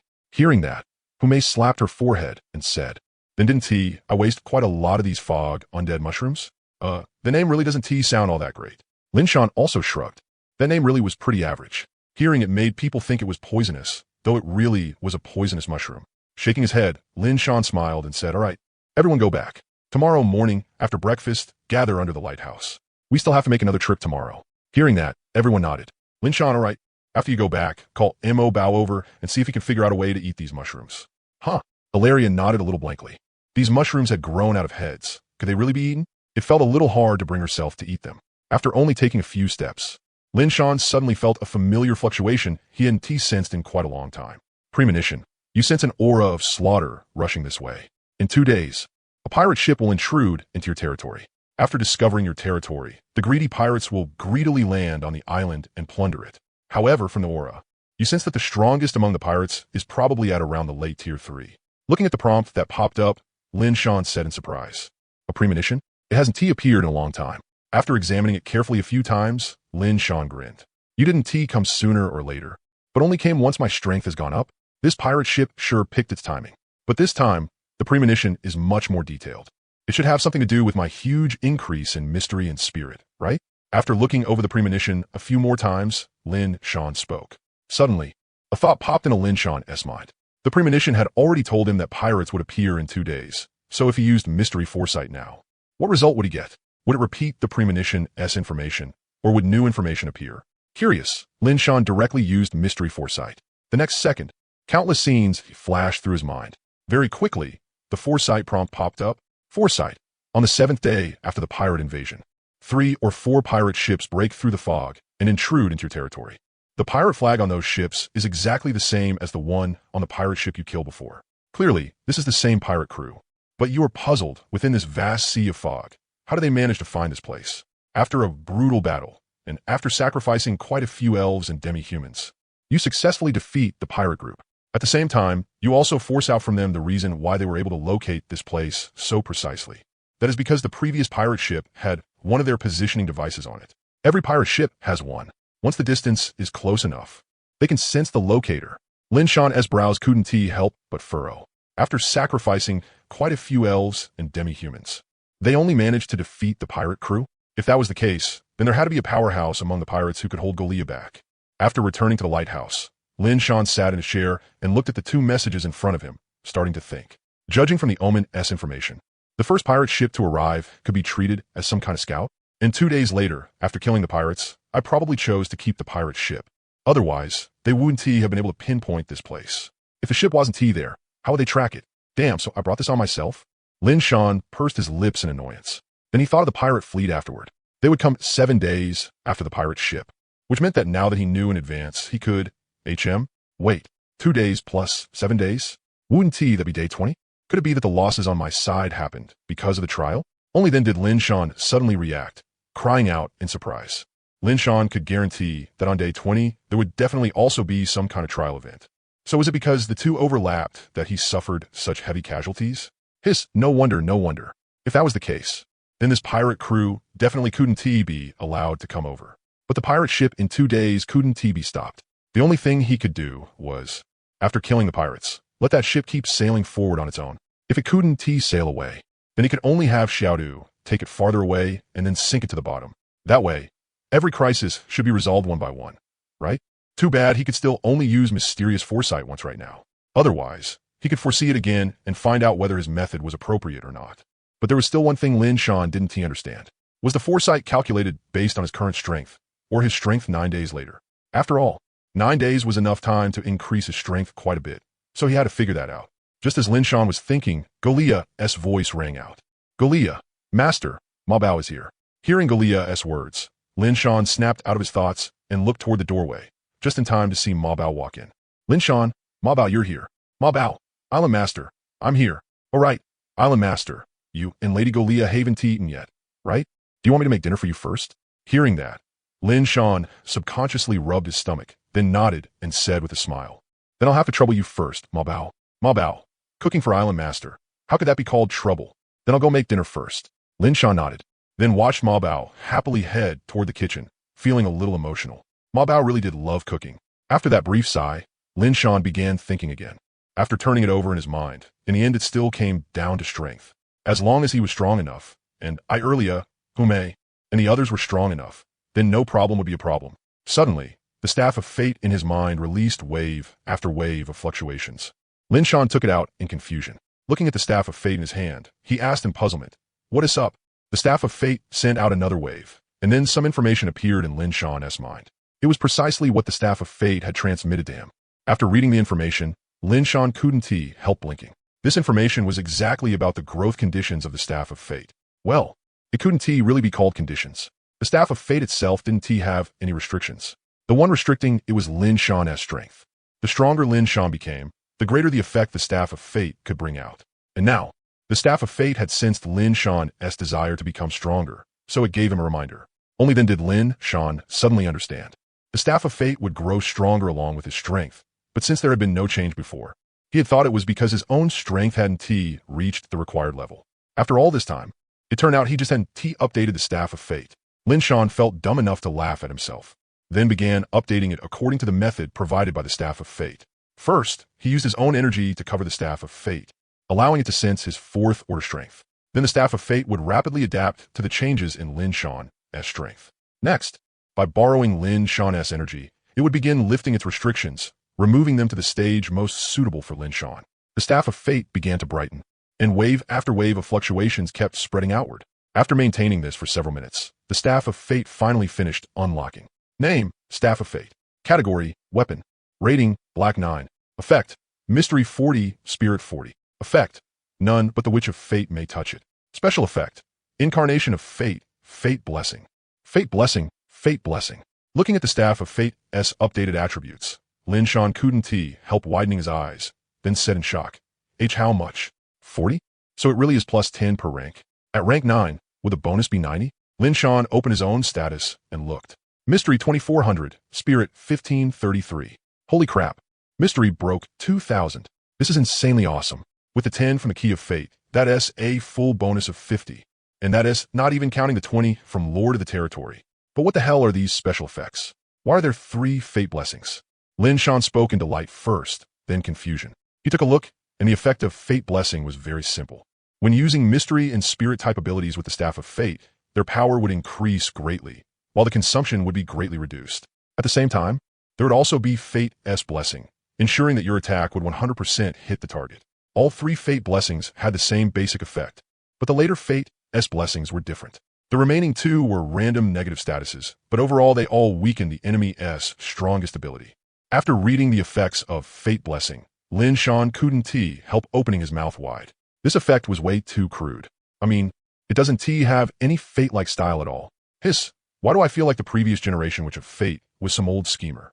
Why are these ability boosts so so underworld? Lin Shan couldn't help complaining. But the next second, he couldn't help grinning and said, but I like it. Hey. Golia blinked as she looked at Lin Shan's strange smile, then tugged at her own cheek. Alright, she couldn't make that expression. After Mystery broke through 2000, Mysterious Foresight could finally be used 2 times. Does it take 1,000 Mystery points for 1 Foresight? Or maybe even more? Lin Shan immediately used Mysterious Foresight. Foresight. First, through the Omen, you learned of the pirate invasion 2 days later. Then, through Foresight, you learned that 9 days later, a pirate fleet would appear and cause enormous losses to you and your island residents. And now, you use Foresight once again, 9 days later, because you had already learned what would happen in advance. The pirate invasion 2 days later did not stir up the slightest wave. You and your island residents captured them all. After that, you carried out a harsh interrogation of the pirates. But not only were the pirates unafraid, they also arrogantly declared that you had already chosen the path to death. Their captain would kill you, then capture all your island residents and sell them as slaves.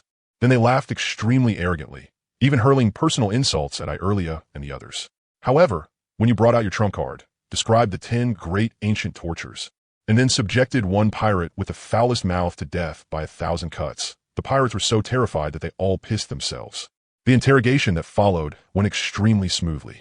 The pirates wished they could confess even the last 18 generations of their ancestors, all because they were afraid you would use the remaining tortures on them, the kind that made people shudder in fear just from hearing about them. After a round of questioning, you learned that the pirate group was called the Shillake Pirate Group. Their captain, Tang Matsi, was a rather well-known pirate in the surrounding seas. With one hand of his cloak wild hammering technique, he was invincible under heaven, and not long ago, his strength had just broken through to tier 5. His power surged, his fame surged, and he called himself the Sea God's successor. Right now, he is recruiting other pirate crews. Anyone who refuses to join has a death wish. Because of that, in just a few short months, the number of pirate ships had increased from the original 3 to 30. Among them were even some old pirate crews, whose captains had all reached tier 4, and they had only joined not long ago. After reading the Foresight information, Lin Shan's first reaction was, this is so long.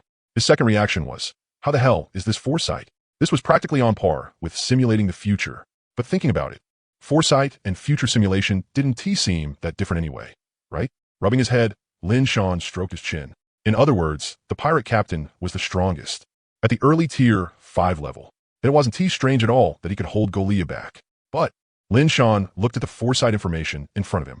It still didn't give any more details about what happened on day 20. What were these pirates supposed to mean? What he wanted to know now was the event on day 20. Also, wasn't it supposed to be 30 pirate ships? Even if one had been captured by him, there should still be 29 left, right? Then why were there only 3 pirate ships left at the end? Just as Lin Shan was feeling puzzled, The omen information popped up again.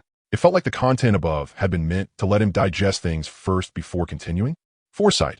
You were surprised by the pirate crew's strength. A Tier 5 expert really could hold Golia back. Then as for the others, if there were enough Tier 4 people, they really could cause huge losses. But you were also puzzled why, out of 30 pirate ships, only 3 eventually approached your territory? That was because the timing of their invasion was extremely unfortunate. It just happened to trigger the second trial prepared by the Tower Defender system for all tower defenders. The simulated Blood Tide trial. The Tower Defender system released some kind of mysterious power, causing all the surrounding sea beasts to become extremely frenzied, and their strength also increased greatly. Although the effect was inferior to a real Blood Tide, it still carried some of the Blood Tide's might.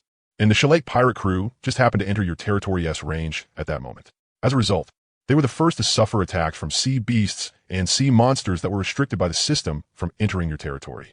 After paying a heavy price, Tang Motsi gathered the stronger pirates together, then under the cover of the other pirate ships, charged into your territory. And you, who had already been lying in ambush, threw out the damaged Heavenly Thunder bombardment hammer and other weapons that had been affected by the spatial turbulence before their ships even reached shore, launching the first wave of bombardment. The powerful weapon bombs directly took away more than half the pirates. Even the Tier 4 pirates were heavily injured, and having been completely unprepared, Tang Motsi, who had already escaped in a miserable state, also suffered some injuries. In the end, before the trial began, you successfully took down all the pirates without suffering even a single loss. Thus, foresight complete. Lin Shan blinked. Then looking at the new foresight information in front of him, he couldn't help giving a thumbs up. Awesome. The new foresight information had already explained the entire cause and effect of the pirate invasion clearly. Lin Shan stroked his chin. After his mystery broke 2000, had the effect become this awesome? This was already comparable to future simulation. And don't forget, he could now simulate twice a day. After learning that the pirates weren't much of a threat, Lin Shan shifted his attention to the trial on day 20. Looking at the information in the foresight, Lin Shan couldn't help muttering in a low voice. The simulated Blood Tide trial? And its power is even weaker than a real Blood Tide. Yet it still dealt an almost fatal blow to such a powerful pirate fleet. How are we tower defenders supposed to hold that off? Or could it be that the trial on my side is stronger? Unfortunately, the foresight had already passed. He could only wait until tomorrow to use foresight again. While Lin Shan was thinking, Ma Bao had already finished making dinner and placed the dishes on the table one by one. Ma Bao, Island Master, dinner is ready. Time to eat. Hearing Ma Bao's words, Lin Shan turned his head and saw a table full of delicious food, with Ma Bao standing to the side. Finished that fast already? Lin Shan asked doubtfully. Ma Bao, Island Master, I've already been stir-frying for more than half an hour. Hearing that, Lin Shan smiled and said, You've worked hard, Ma Bao. All right, Ma Bao, take a look at this mist undead mushroom and see if you can figure out a way to cook it. Lin Shan handed the spatial bag containing the mist undead mushroom to Ma Bao, and at the same time showed her the appraised attributes of the mushroom. Hearing that, Ma Bao took it. She first looked at the mist undead mushroom's attribute panel, then took one out and examined it carefully. This kind of novel ingredient made Ma Bao extremely interested. Ma Bao, Island Master, this is my first time seeing something like this. Can you let me study it first? Lin Shan smiled and said, That was the whole reason I gave it to you. To research how to handle this kind of mushroom. Ma Bao, then Island Master. I'll go study it first. After saying that, Ma Bao ran into the kitchen.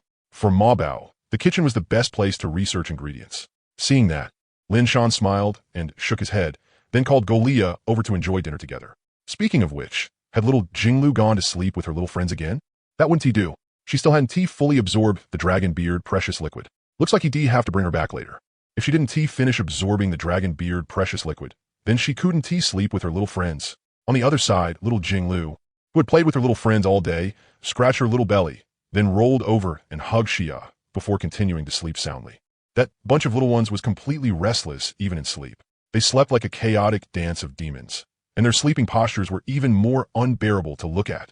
After eating his fill, Lin Shan contentedly wiped the corner of his mouth with a tissue, then said to Golia, Golia, go to the treehouse and bring little Jinglu back for me. Hearing Lin Shan's words, Golia nodded, then walked outside. Watching Golia go out, then turning to glance at Ma Bao in the kitchen researching the mist undead mushroom, Lin Shan directly took out the treasure chests.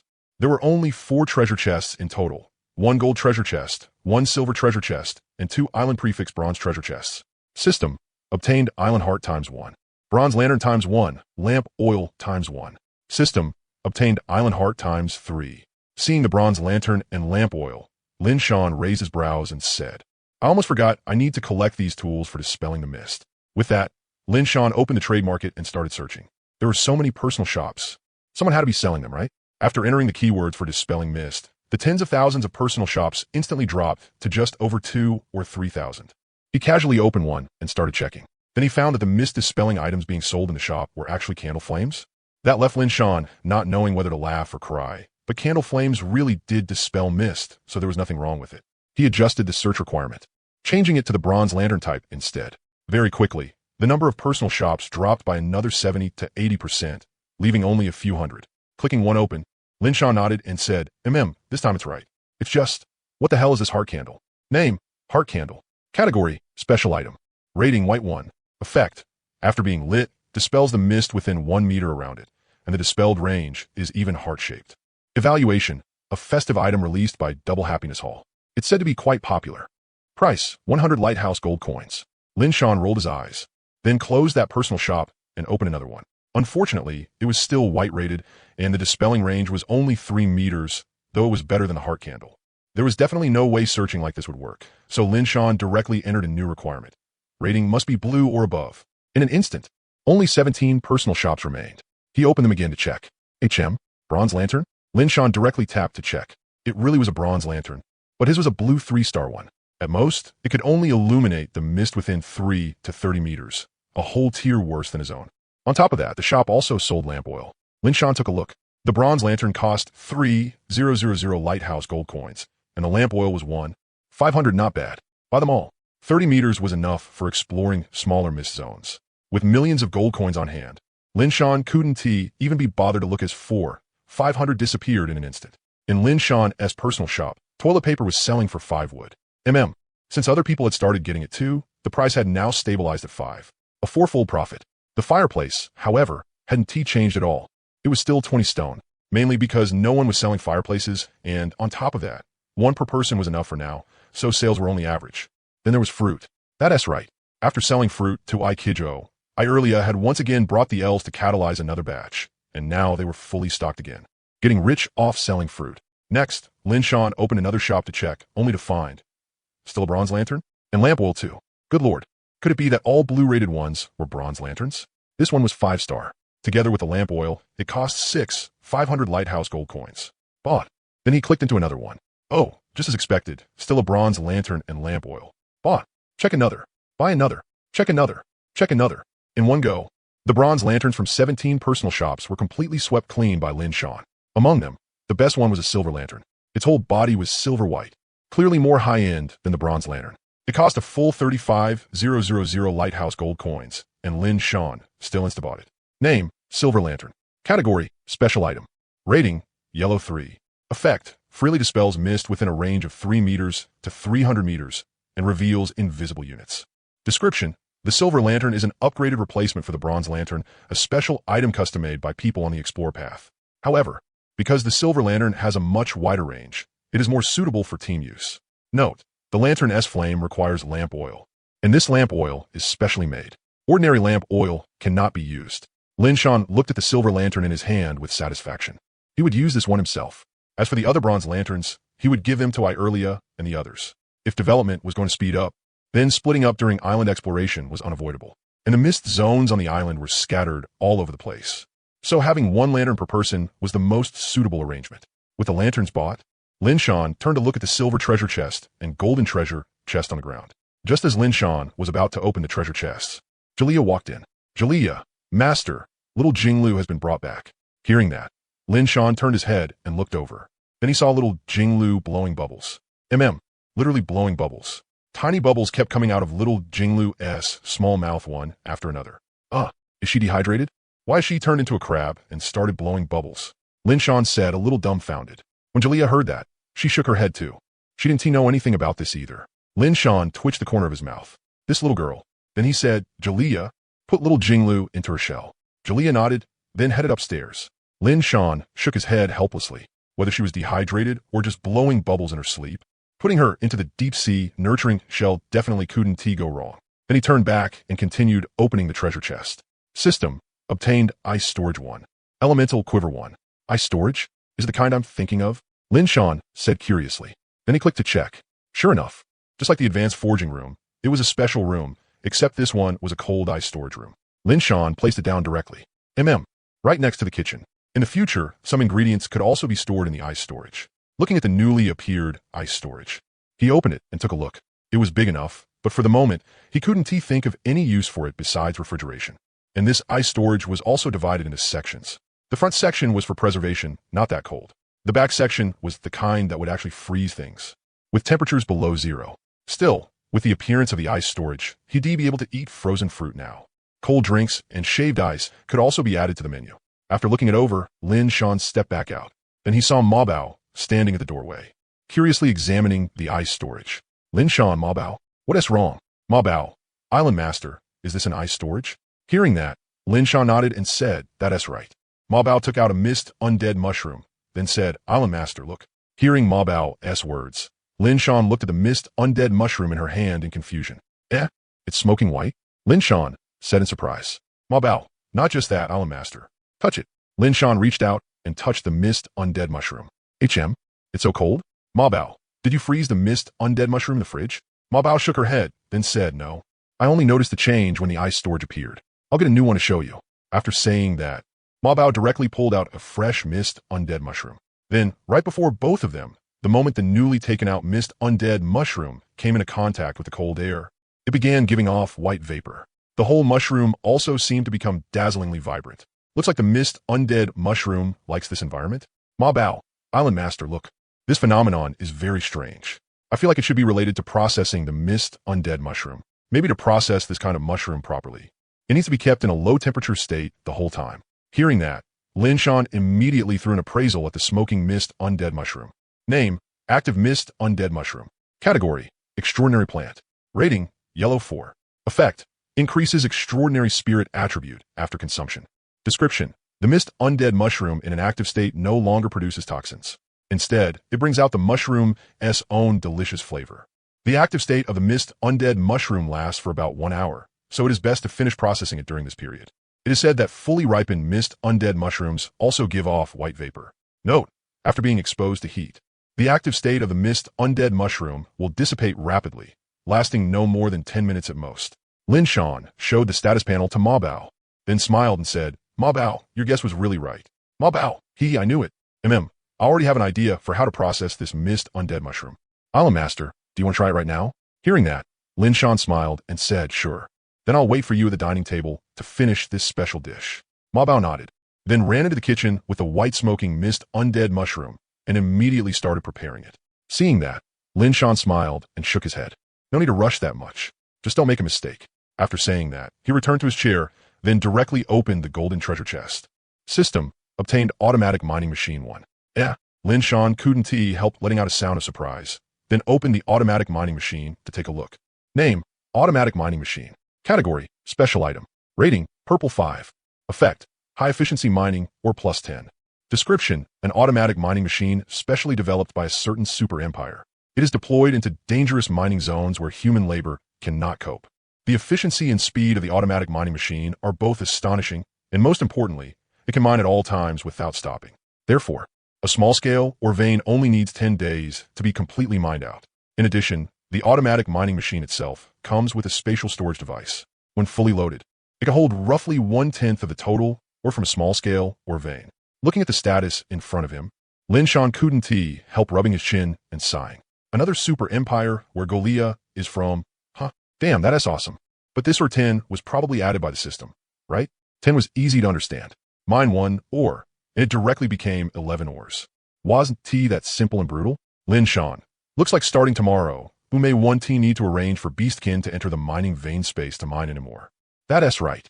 After the mining vein space had formed, Lin Shan had already handed the enchanted golden pickaxe to Hume and told her to arrange for one person to go in every day to mine energy ore. The Beastkin's mining efficiency was also very fast. Even though the enchanted golden pickaxe had the effect of increasing or output, it still needed to be swung to mine. In a single day, they could mine tens of thousands of energy stones. In other words, that meant at least swinging the pickaxe tens of thousands of times. Tens of thousands of swings was already absurd. After all, mining was done by lightly tapping with the pickaxe. You had to put strength into it.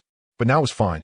The miner girl had only worked for 1 day before losing her job. Lin Shan said to Golia, who had just come downstairs, Golia, Go over to the treehouse and tell Hume that starting tomorrow, there's no need to send anyone into the mining vein space to mine anymore. Golia nodded, then went out again. Now the treasure chests were all opened, and all that was left was to wait for Mo Bao's extraordinary dish. This time, Golia came back very quickly. Last time, she was probably afraid of shaking little Jinglu awake, so she had been slower. Lin Shan, did you tell her? Golia nodded and said, I told Hume. She nodded too and said she understood. Lin Shan, good.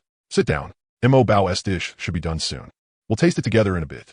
A few more minutes later, Mo Bao finally walked out of the kitchen with a plate in her hands. Mo Bao, Island Master, Lady Golia, give a try. After saying that, Mo Bao lifted the cover. Instantly, cold mist spread out. When the mist dispersed, the dish finally revealed its true appearance. Looking at the crystal-clear dish before him, Lin Shan was a little surprised. He picked up a slice of mist undead mushroom from the ice carving and looked at the translucent mushroom slice in front of him, giving off a faint wisp of white vapor. Lin Shan praised, Mo Bao, your knife skills are really good. But how did the dark gray mist undead mushroom turn translucent? Hearing that, Mo Bao scratched her head and said, I'm not sure either. After I cooked the mist undead mushroom, I put it in ice water to cool. And when I took it out, I found it had turned like this. But it tastes really good. Very crisp. It doesn't taste like a mushroom at all. So that is how it is. Now let me see how it tastes. After saying that, Lin Shan put the mushroom slice into his mouth. The processed mist undead mushroom looked excellent and didn't give off any sense of being hard to eat. Lin Shan chewed it a few times. The texture really didn't feel like a mushroom. It was more like a crispy shell. Very crunchy, and the taste was also pretty good. Cool with a slight sweetness. Almost like the crispy shell on the outside of ice cream. Lin Shan nodded in satisfaction, then said the taste and texture are both really good. Mo Bao, you're amazing. Hearing that, Mo Bao couldn't help smiling. Lin Shan, all right, stop standing there dumbly. Sit down and eat with us. Mo Bao nodded at that. The three of them shared one plate of mushroom dish and quickly finished it. After all, this plate of mushroom dish was only Mo Bao's test batch. To avoid waste, Mo Bao had only used 10 mist undead mushrooms. Lin Shan did notice that even when eaten mixed in like this, the mist undead mushroom still increased extraordinary spirit attributes. Even eating a little would raise extraordinary spirit a bit. After one plate, his spirit attribute had increased by 11 points. Lin Shan, the taste is great, Mo Bao. From now on, add this mushroom dish to lunch every day. But leave the main plant for now and see if we can find another way to cultivate it. Mo Bao nodded at that. Lin Shan, you've really worked hard today. Go back and get some good rest. Mo Bao. Then, Island Master, I'll head back first. After saying that, Mo Bao left the lighthouse in a very good mood and returned to the treehouse. Seeing that, Lin Shan smiled and said, all right, Golia, we should sleep too. Golia nodded at that. After washing up before bed, Lin Shan took a sip of water, then glanced at little Jinglu, whose whole body was still soaking in dragon beard treasure liquid.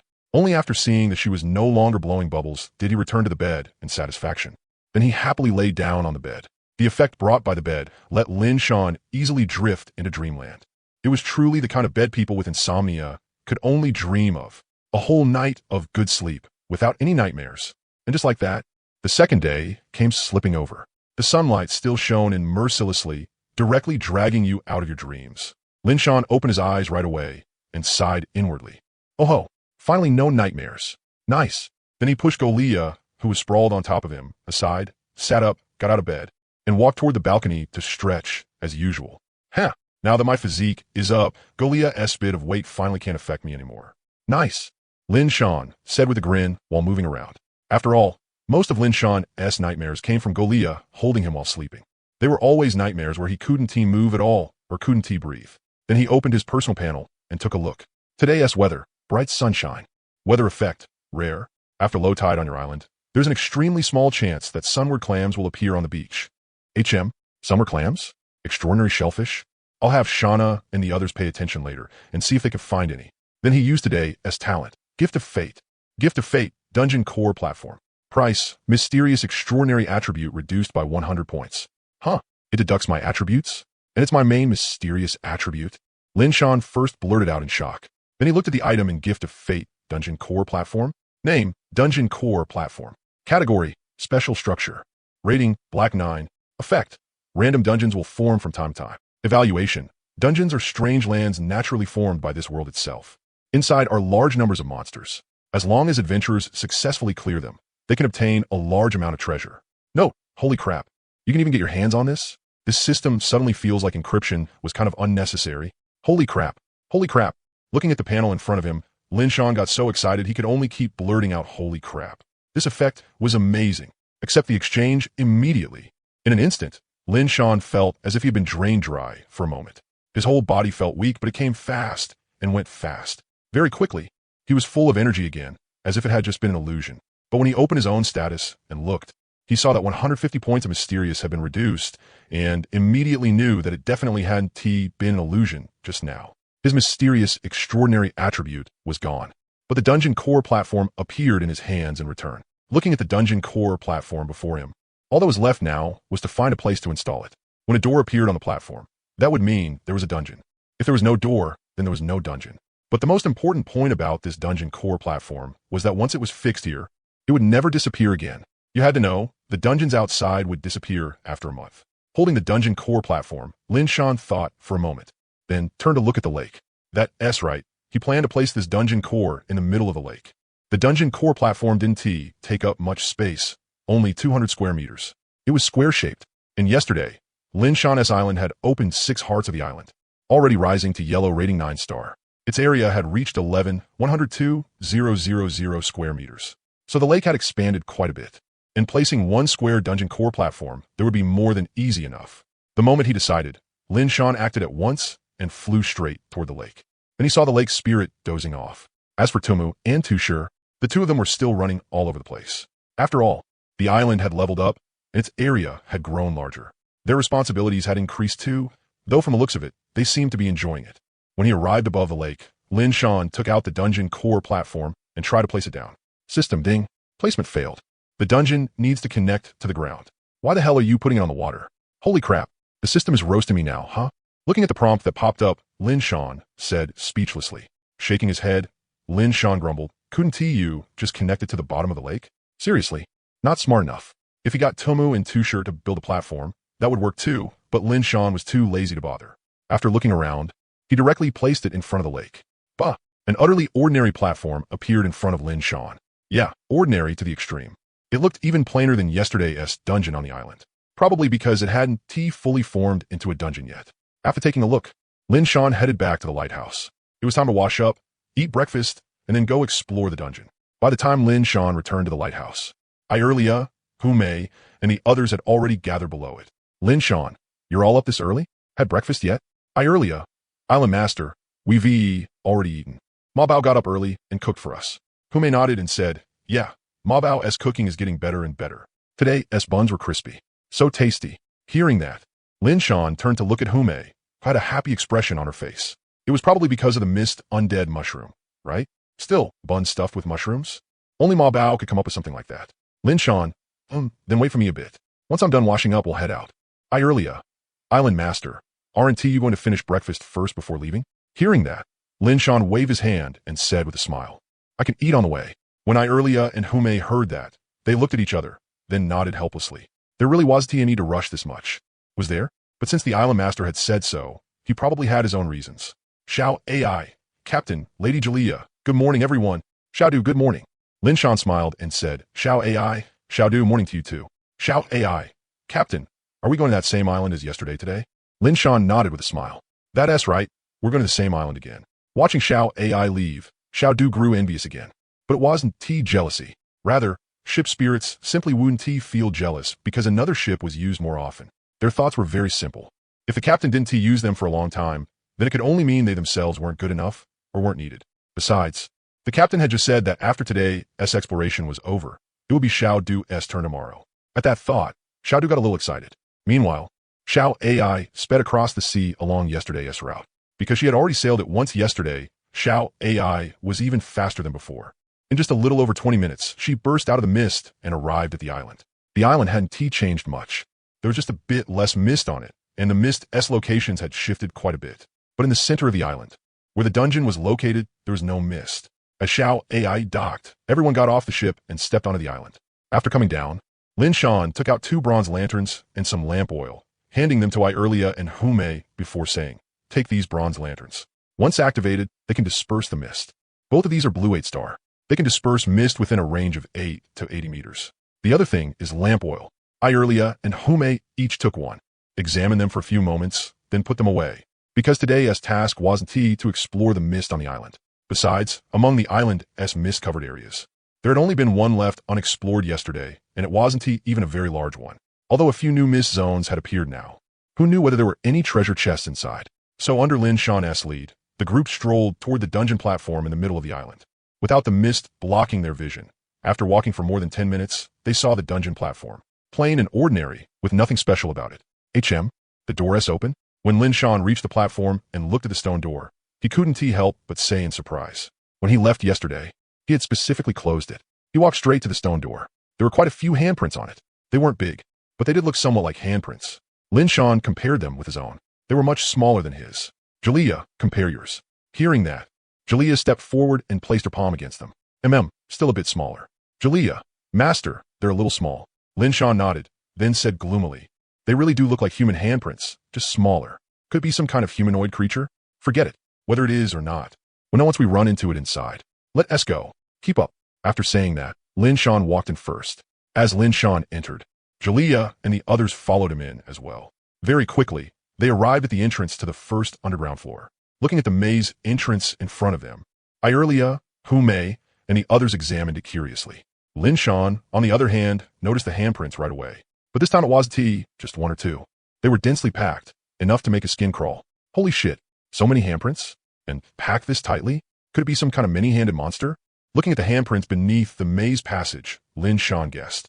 But judging from the traces, only one mist monster should have broken in. That was still fine. Lin Shan turned to look at everyone, then instructed Ierlia, Humei, split into 2 teams again like yesterday, then start exploring. Also take this. These are spirit crystals I condensed. Each contains a trace of my spiritual power. If you crush one, I'll be able to sense it.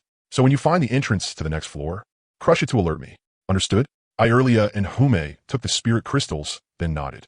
But I'm a master. How are you going to notify us? Ierlia asked in confusion. Lin Shan smiled and said, Isn't that simple? If the spirit crystal in your hand shatters on its own, that LL be my signal to you. Then just follow the markers to find me. After all, how could anyone go through a maze without leaving markers? Hearing that, the 2 looked at the spirit crystals in their hands, then nodded to Lin Shan to show they understood. Lin Shan, very good.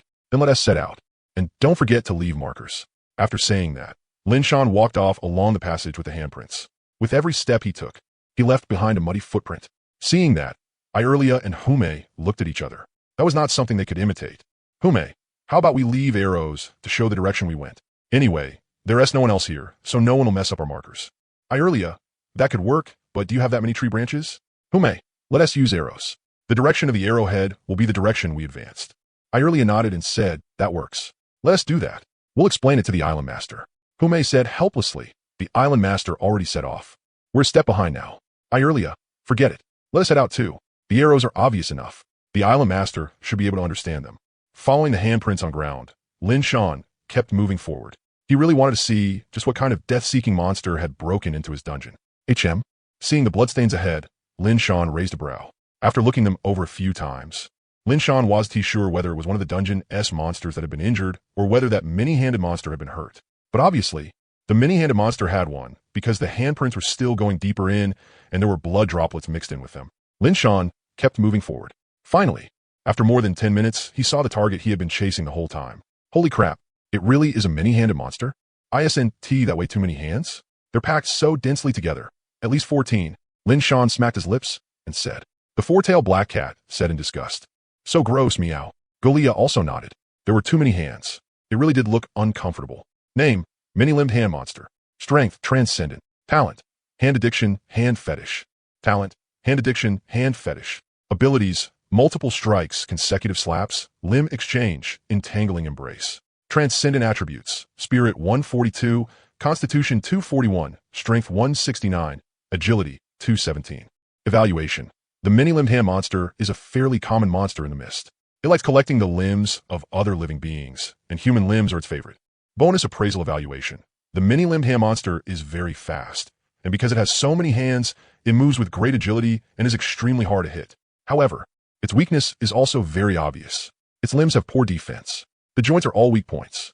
As long as you break the many-limbed hand monster's arms, it can only wait to be butchered. Also, because the many-limbed hand monster likes limbs far too much, if you focus your attacks on its limbs, it will start shrinking back timidly. After reading the evaluation of the many-limbed hand monster, Lin Shan couldn't help looking it over again before starting to complain. What did it mean if you hit its limbs, it would start acting timid and shrinking back? Other than its arms, body, and head. Does it? If you don't hit the easy-to-hit arms, are you supposed to hit its head and body instead?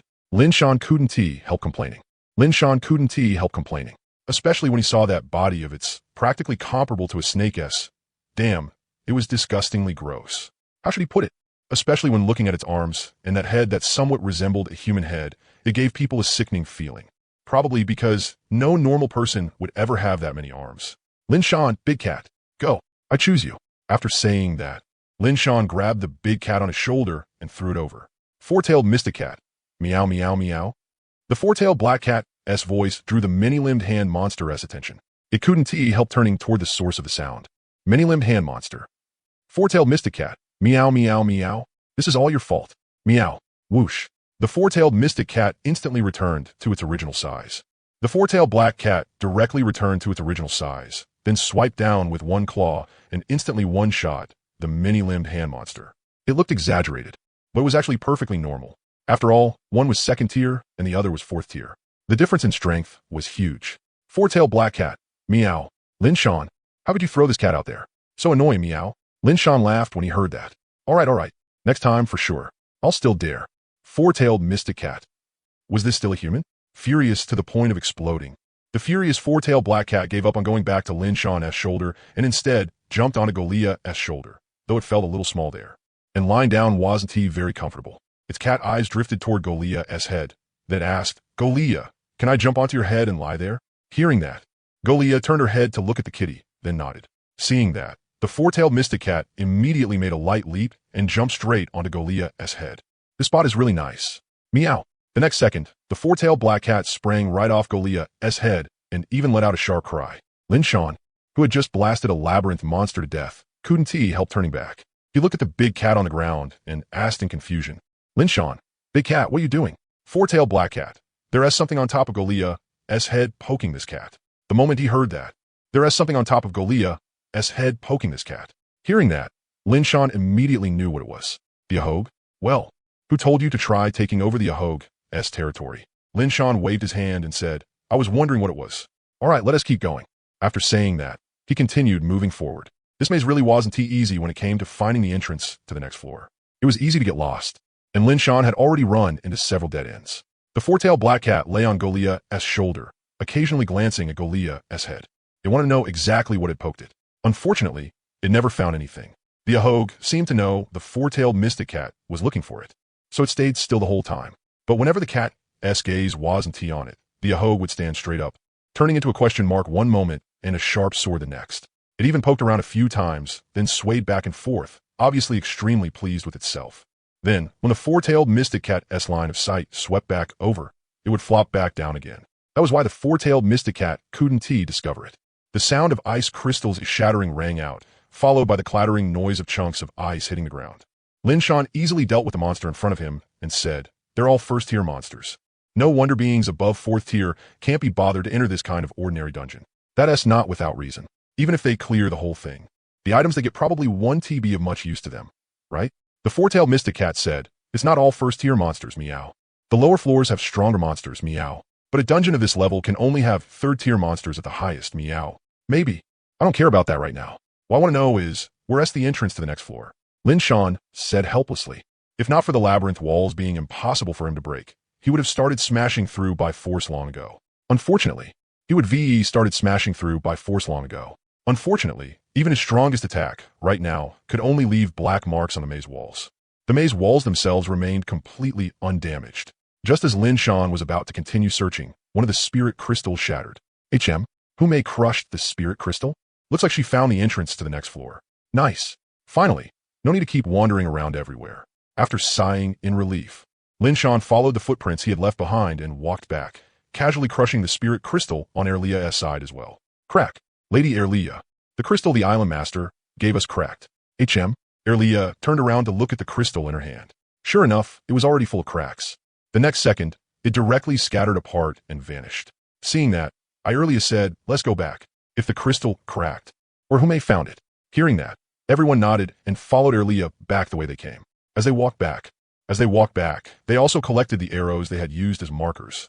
Very soon, they returned to the starting point, and at the same time saw Lin Shan and Golia. Earlier. Island Master, why did you come back too? Lin Shan, waiting for you. Let us go. Then said, Island Master, the markers May and I left behind were arrows. The direction the arrowheads point is the direction we moved in. The direction the arrowheads point is the direction we moved in. Lin Shan nodded and smiled. Not bad. In a dungeon where there are only our own people. It's too crude. It'd be easy for others to take advantage of it. Hearing that, Erlia nodded. She knew that too. But precisely because only their own people were here, the simpler and more obvious the method, the better. Following the arrow markers, the group quickly found Hume. Island Master. Everyone, over here. Hume's voice came over. Hearing that, Lin Shan led everyone to her side. Then after looking around, he asked in confusion, Hume, where's the entrance to the next floor? Hume pointed at the fork in the road not far away, then said, inside the passage on the right. But there's also a monster guarding the entrance. Lin Shan, then let us go. After saying that, he took the lead and headed toward the fork in the road. A few dozen seconds later, everyone saw the entrance to the next floor. At the same time, they also saw the monster guarding it, and behind the monster was a glittering treasure chest. Looking at the monster in front of him, Lin Shan couldn't help exclaiming, it's even taller than Heltai. A cyclops? Its potential looks pretty good. After appraising it, Lin Shan waved his hand directly. Elria and Hume charged straight at the cyclops, then launched their attacks with a clear division of roles. Elria's elemental arrow shot straight toward the cyclops' giant eye. Hume's claw strike went straight for the cyclops' knee. If the knee was injured, it might not even be able to stand.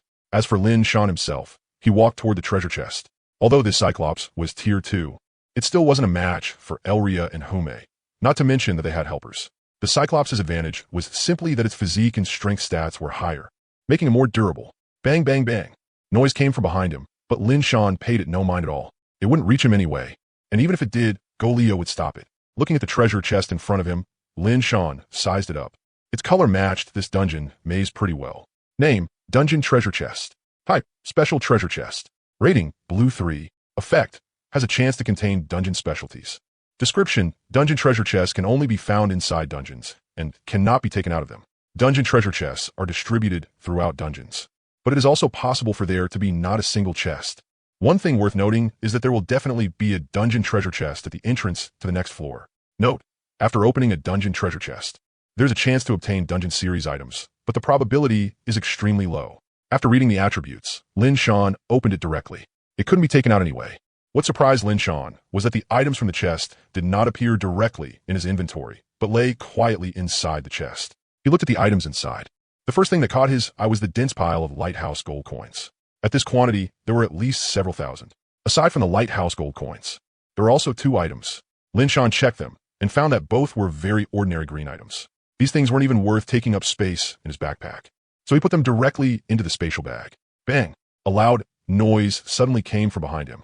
Lin Shan turned around and saw that the Cyclops had gone to sleep peacefully. Lin Shan nodded and said with a satisfied smile, not bad. Looks like the Cyclops really liked you too putting it to sleep. It was so moved it even shed tears of blood. Four-tailed profound cat. Meow, meow, meow. Listen to that. Was that even human language? The cat, not understanding but greatly shocked, couldn't help asking Golia, isn't there something seriously wrong with what Lin Shan just said? Is that Cyclops asleep? Are you sure it isn't dead? And those are tears of blood from being moved? Wasn't its eyeball smashed and bleeding? Golia blinked, then said, everything Master says is right. After saying that, she even nodded firmly.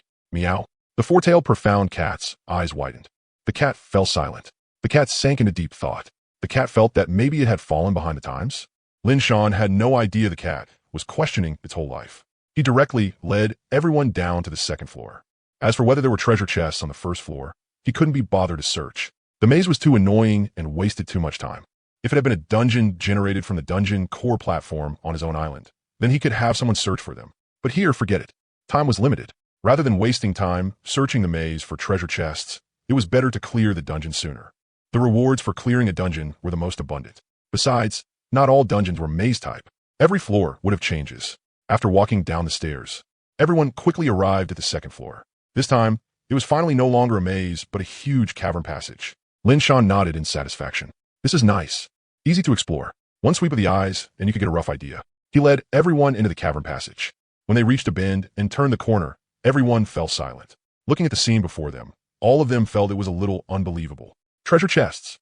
Everything in sight was treasure chests. They were packed everywhere. The entire cavern was full of them. Even the cave walls and ceiling had treasure chests embedded in them. Looking at the cavern filled to the brim with treasure chests, Lin Shan and the others frowned after the initial shock. Under normal circumstances, how could there possibly be this many treasure chests? Free gifts? That was obviously impossible just thinking about it. Lin Shan couldn't help asking the big cat, what do you think? The four-tailed profound cat flicked its tail, then said, what do you mean, what do I think? I look at it lying down, meow. Lin Shan, have you ever seen other people enter a dungeon and run into this many treasure chests before? If someone had encountered a scene like this, it should have caused some controversy, right? The four-tailed profound cat pressed its paws together, then said, I've never heard a scene like this, meow. Dungeons are rare to begin with. I've only seen a few myself, meow. Lin Shan, forget it. Let's appraise them. With that, Lin Shan began appraising one of the treasure chests. After being silent for a while, he appraised several more. The final result left Lin Shan speechless. These treasure chests were actually all mimic chest monsters. Dungeon mimic chest monsters, not proper chest monsters with treasure in their bellies and a chest monster crystal core. These were all fake knockoffs. With so many mimic chest monsters, there should be real treasure chests among them, right? But there was no way to tell them apart now. At this point, there was only one method left. Wake up these sleeping mimic chest monsters, then kill them all.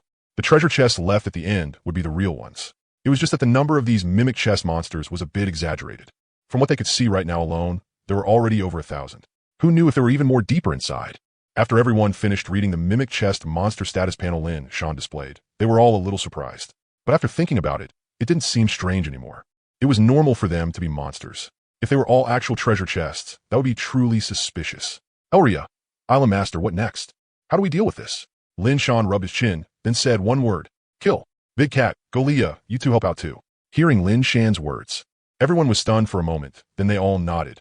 After all, with their strength, dealing with these tier 2 mimic chest monsters was still no problem. Lin Shan, but wait. Let me charge up a big move first. After saying that, Lin Shan began gathering the 5 elemental attributes of metal, wood, water, fire, and earth. The 5 elements generated and restrained each other. If used properly, their power was enormous.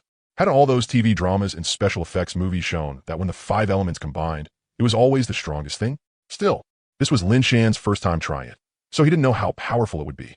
The 5 elements of metal, wood, water, fire, and earth gradually gathered above Lin Shan. Then Lin Shan rotated his hand, and instantly the 5 elemental energies began spinning, their speed increasing bit by bit. Before long, they formed the shape of a wheel. The four-tailed profound cat clung tightly to Golia's clothes. As a cat, it was extremely sensitive to danger. Right now, the wheel above Lin Shan's head gave it a sense of deadly crisis. Very clearly, if it took one hit from that, even if it didn't die, it would be crippled. Golia stroked the four-tailed profound cat, whose fur had all stood on end, and comforted it. Elria, Hume, and the others all looked in shock at the terrifying power gathering before them. If this kind of power erupted, who knew how astonishing it would be? But in the next second, they felt incomparably proud because Lin Shan was their island master. As the 5 elements gradually took shape, powerful elemental fluctuations continuously spread out. The mimic chests were also awakened by these powerful elemental fluctuations. Crack sounds rang out without end. Very quickly, all the mimic treasure chests turned to look toward the source of the elemental fluctuations. Then their eyes widened a little. With such a powerful attack, no matter how thick their chest surfaces were, they probably wouldn't be able to withstand it. Crack. The mimic treasure chests all became restless.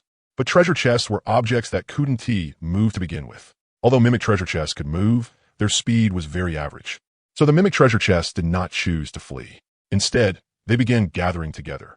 The mimic treasure chests near Lin Shan hopped and bounced over, trying to interrupt his casting. But how could Irlia, Hume, and the others possibly let the mimic treasure chests get close? Before the charging treasure chests could get within 10 meters of Lin Shan, they were stopped. Hume and the other beast folk handled melee combat, while Irlia and the other elves attacked from range. With their coordination, these second-tier mimic treasure chests simply couldn't get through. Not to mention Jalea and Big Cat were here too. On this side, Lin Shan finally completed the 5 elements merit wheel. That's right. 5 elements merit wheel. Lin Shan came up with the name himself. As the 5 elements merit wheel finished forming, it actually stopped releasing intense elemental fluctuations. Instead, it calmed down and looked somewhat harmless. But only Lin Shan knew that this was just how it seemed on the surface. If he hadn't been directly maintaining the balance inside, the 5 elements merit wheel would have exploded long ago. As for how powerful it was, he would know in a moment. Looking at the constantly rotating 5 elements merit wheel above his head, Lin Shan couldn't help but mutter softly. Don't let me down. Then Lin Shan shouted to Irelia, Hume, and the others, everyone, fall back. I'm attacking. Hearing Lin Shan's words, Irelia, Hume, and the others all retreated back to his side. Seeing that, Lin Shan did not delay. He directly controlled the 5 elements merit wheel and threw it toward the densest group of mimic treasure chests. And the densest place was exactly where they had piled together. By now, they had densely stacked themselves into a square shape. It looked a bit like a Rubik's cube, divided into little blocks. As long as the 5 elements merit wheel didn't collide with anything, the balance inside could still be maintained. But once a heavy impact was triggered, it would erupt instantly. As for its power, he would know in a moment. Of course, aside from this kind of passive trigger, Lin Shan could also activate it manually, since it was an attack he had formed himself. The moment the 5 elements merit wheel slammed into the huge block formed by the gathered mimic treasure chests, a burst of intense elemental light lit up instantly. Then violent elemental reaction fluctuations spread out in an instant, and with a boom, it exploded. Bang, bang, bang, bang. The enormous explosion echoed through the entire dungeon. The powerful energy shockwave instantly rushed outward. Seeing this, Jalea hurriedly moved in front of everyone. The aftermath was a little too strong. In Jalea's eyes, it was already enough to threaten everyone. A flash of light passed over the long spear in Jalea's hand. Her metal-type superpower flickered by, and then she slashed directly at the shockwave, splitting it in half. As the shockwave was cut open from the middle by Jalea, it veered straight past both sides of the group. The surrounding ground was scraped so hard that even a layer of the rock wall was shaved off. More than 10 seconds later, the aftermath finally settled down. Lin Shan looked toward the center of the 5 elements merit wheel. Damn, isn't this power a bit too fierce? Jalea, if you were at the center, do you think you could block this attack? Lin Shan was first shocked, then asked Jalea. Hearing that, Jalea blinked, then said, I could protect myself. Four-tailed black cat. Hiss. Lin Shan, this power is already comparable to the attacks of those 5th-tier magic beasts, and it's even among the stronger ones. Hearing that, Lin Shan grabbed Big Cat over and placed him on his shoulder, then asked, Big Cat, you've seen 5th-tier magic beast battles? The 4-tailed black cat swished his tail, then nodded and said, of course. The forest I lived in is the biggest magic beast forest. Forget 5th-tier ones, I've even seen 6th-tier ones. But I haven't seen the 6th-tier ones make a move. Still, this attack of yours would count as pretty powerful even among 5th-tier magic beasts. Hearing that, Lin Shan nodded, then said, now that you put it that way, I've got a better idea. Because it was his first time using it. The amount of 5-element energy Lin Shan had put in wasn't high, only half. How to put it? If he input all of it, could at least reach the power of the late 5th tier? But don't forget, Lin Shan recovered energy very quickly. So as long as he had enough time, the power of this attack could rise without limit. After learning its approximate power, Lin Shan nodded in satisfaction, then said, let us go. Move out. The mimic treasure chests ahead were already dead to the last one. Every single mimic treasure chest had croaked. Even that huge block of stacked mimic treasure chests had not been spared. Ruined mimic treasure chest remains were scattered everywhere.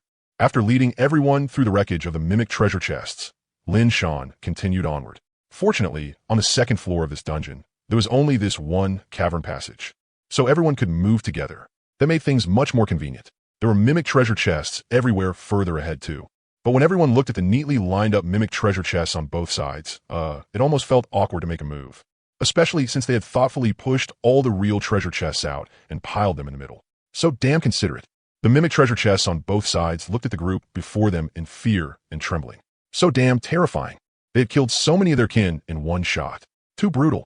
Too terrifying. To save their lives, they'd better obediently make way. And they had already given over the treasure chests too, so please don't use that terrifying attack from before again. Please. Meow, meow, meow. I can feel them giving off intense fear and panic, meow.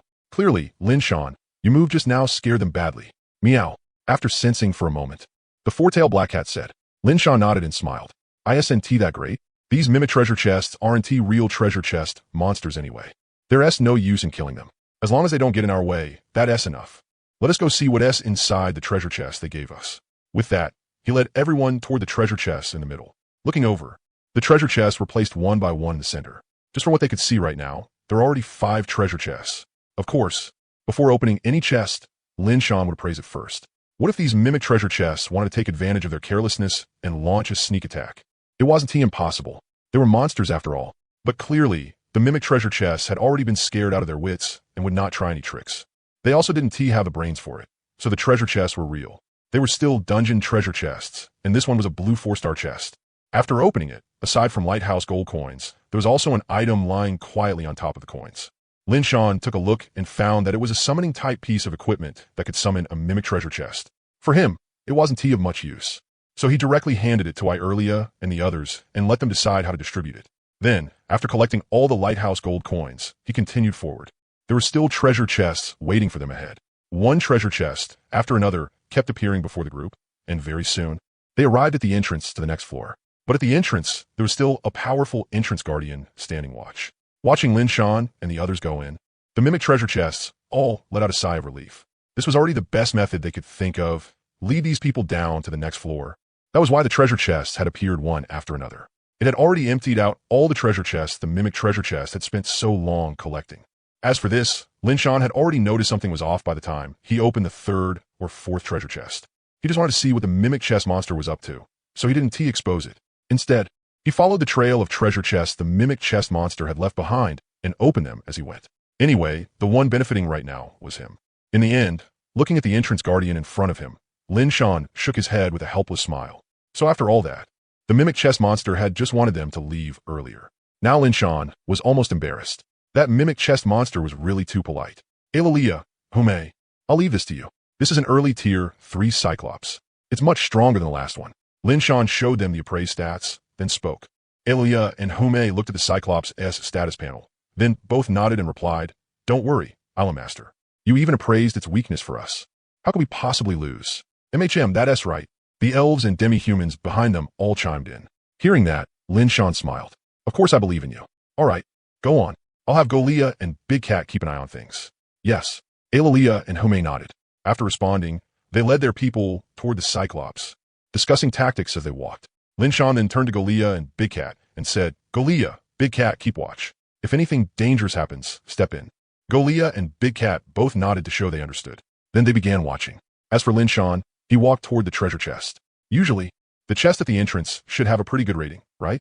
When he arrived in front of the chest, Lin Shan appraised it and found that it really had improved. It was a yellow 1-star treasure chest, already equivalent to a silver chest. He opened it directly. Aside from lighthouse gold coins, there were also 2 items. After checking the 2 items, he was surprised to find that one of them was actually a dungeon specialty. Name, Chanyue's staff. Category, weapon. Rating, blue 7. Effect, deals bonus damage to creatures inside dungeons. Evaluation, a dungeon specialty.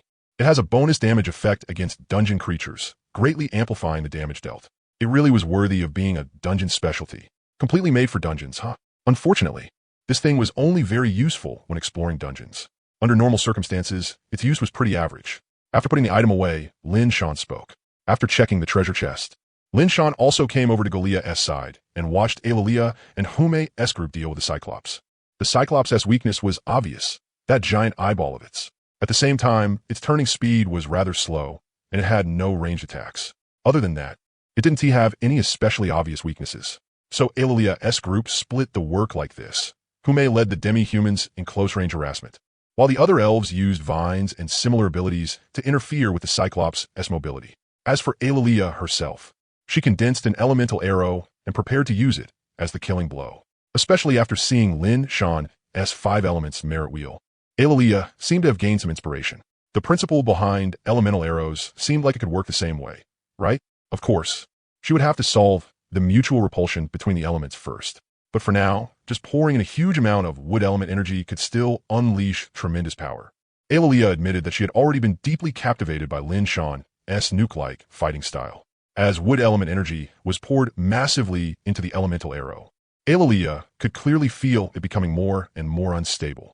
Obviously, if she kept injecting more, even she wouldn't be able to control it. Eerie, Hume, tie up its arms. Don't let it block its eye. Hume, leave it to me. As soon as she finished speaking, Hume burst forward in an instant and arrived beneath the Cyclops almost immediately. Then she ran straight up its thigh, quickly reaching its back, and slashed at the knee of its arm. Her claws, transformed into white tiger claws, were not only extremely sharp, but also extremely hard, and her attacks also carried metal element energy. Hume guessed that if her bloodline fully awakened, she might gain a metal element attribute as well. Roar! With one slash, the Cyclops let out a miserable howl. The arm joint was torn apart directly by Hume. The intense pain made the Cyclops involuntarily widen its single eye. Seeing this, Eerie immediately released her hand. In an instant, the elemental arrow shot rapidly toward the Cyclops' SI. At the same time, the mark on Alalia's forehead emitted a faint glow. Alalia immediately felt a trace of guiding power over the elemental arrow, but the sensation vanished in a flash. She thought it was just an illusion, so she didn't pay much attention to it. Puffed. The elemental arrow plunged straight into the giant's single eye. Before the Cyclops even had time to howl, the elemental arrow erupted directly. In an instant, the entire eyeball exploded. Hume, damn it, run, run, run. The other demi-humans didn't even need Hume's warning. They had already retreated. Bang! The Cyclops' body crashed heavily to the ground. Blood continuously pouring out from the empty eye socket. Only after seeing the Cyclops die did everyone finally let out a sigh of relief. Then they all walked toward Lin Shan. Lin Shan praised them. Everyone did great. Hearing Lin Shan's praise, quite a few elves and demi-humans became a little embarrassed. Above their heads, favorability +1+1+1+1+1 seemed to pop up like crazy. Unfortunately, this wasn't TA game, so Lin Shan couldn't TC favorability. Alright, let us go. On to the next floor. At most 5 floors, at least 3. I wonder how many floors this one has. As Lin Shan walked toward the entrance to the next floor, he spoke in puzzlement. As everyone entered the passage to the next floor, at the corner outside, the mimic chest monsters couldn't help poking half their bodies out to sneak a look, and then they saw a dead Cyclops. As for that great demon, they didn't see him. He had probably already entered the next floor, right?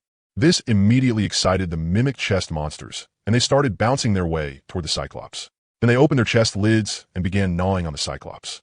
Each one treated the Cyclops like that great demon and bit into it. Mimic chest monsters, gnaw, gnaw, gnaw.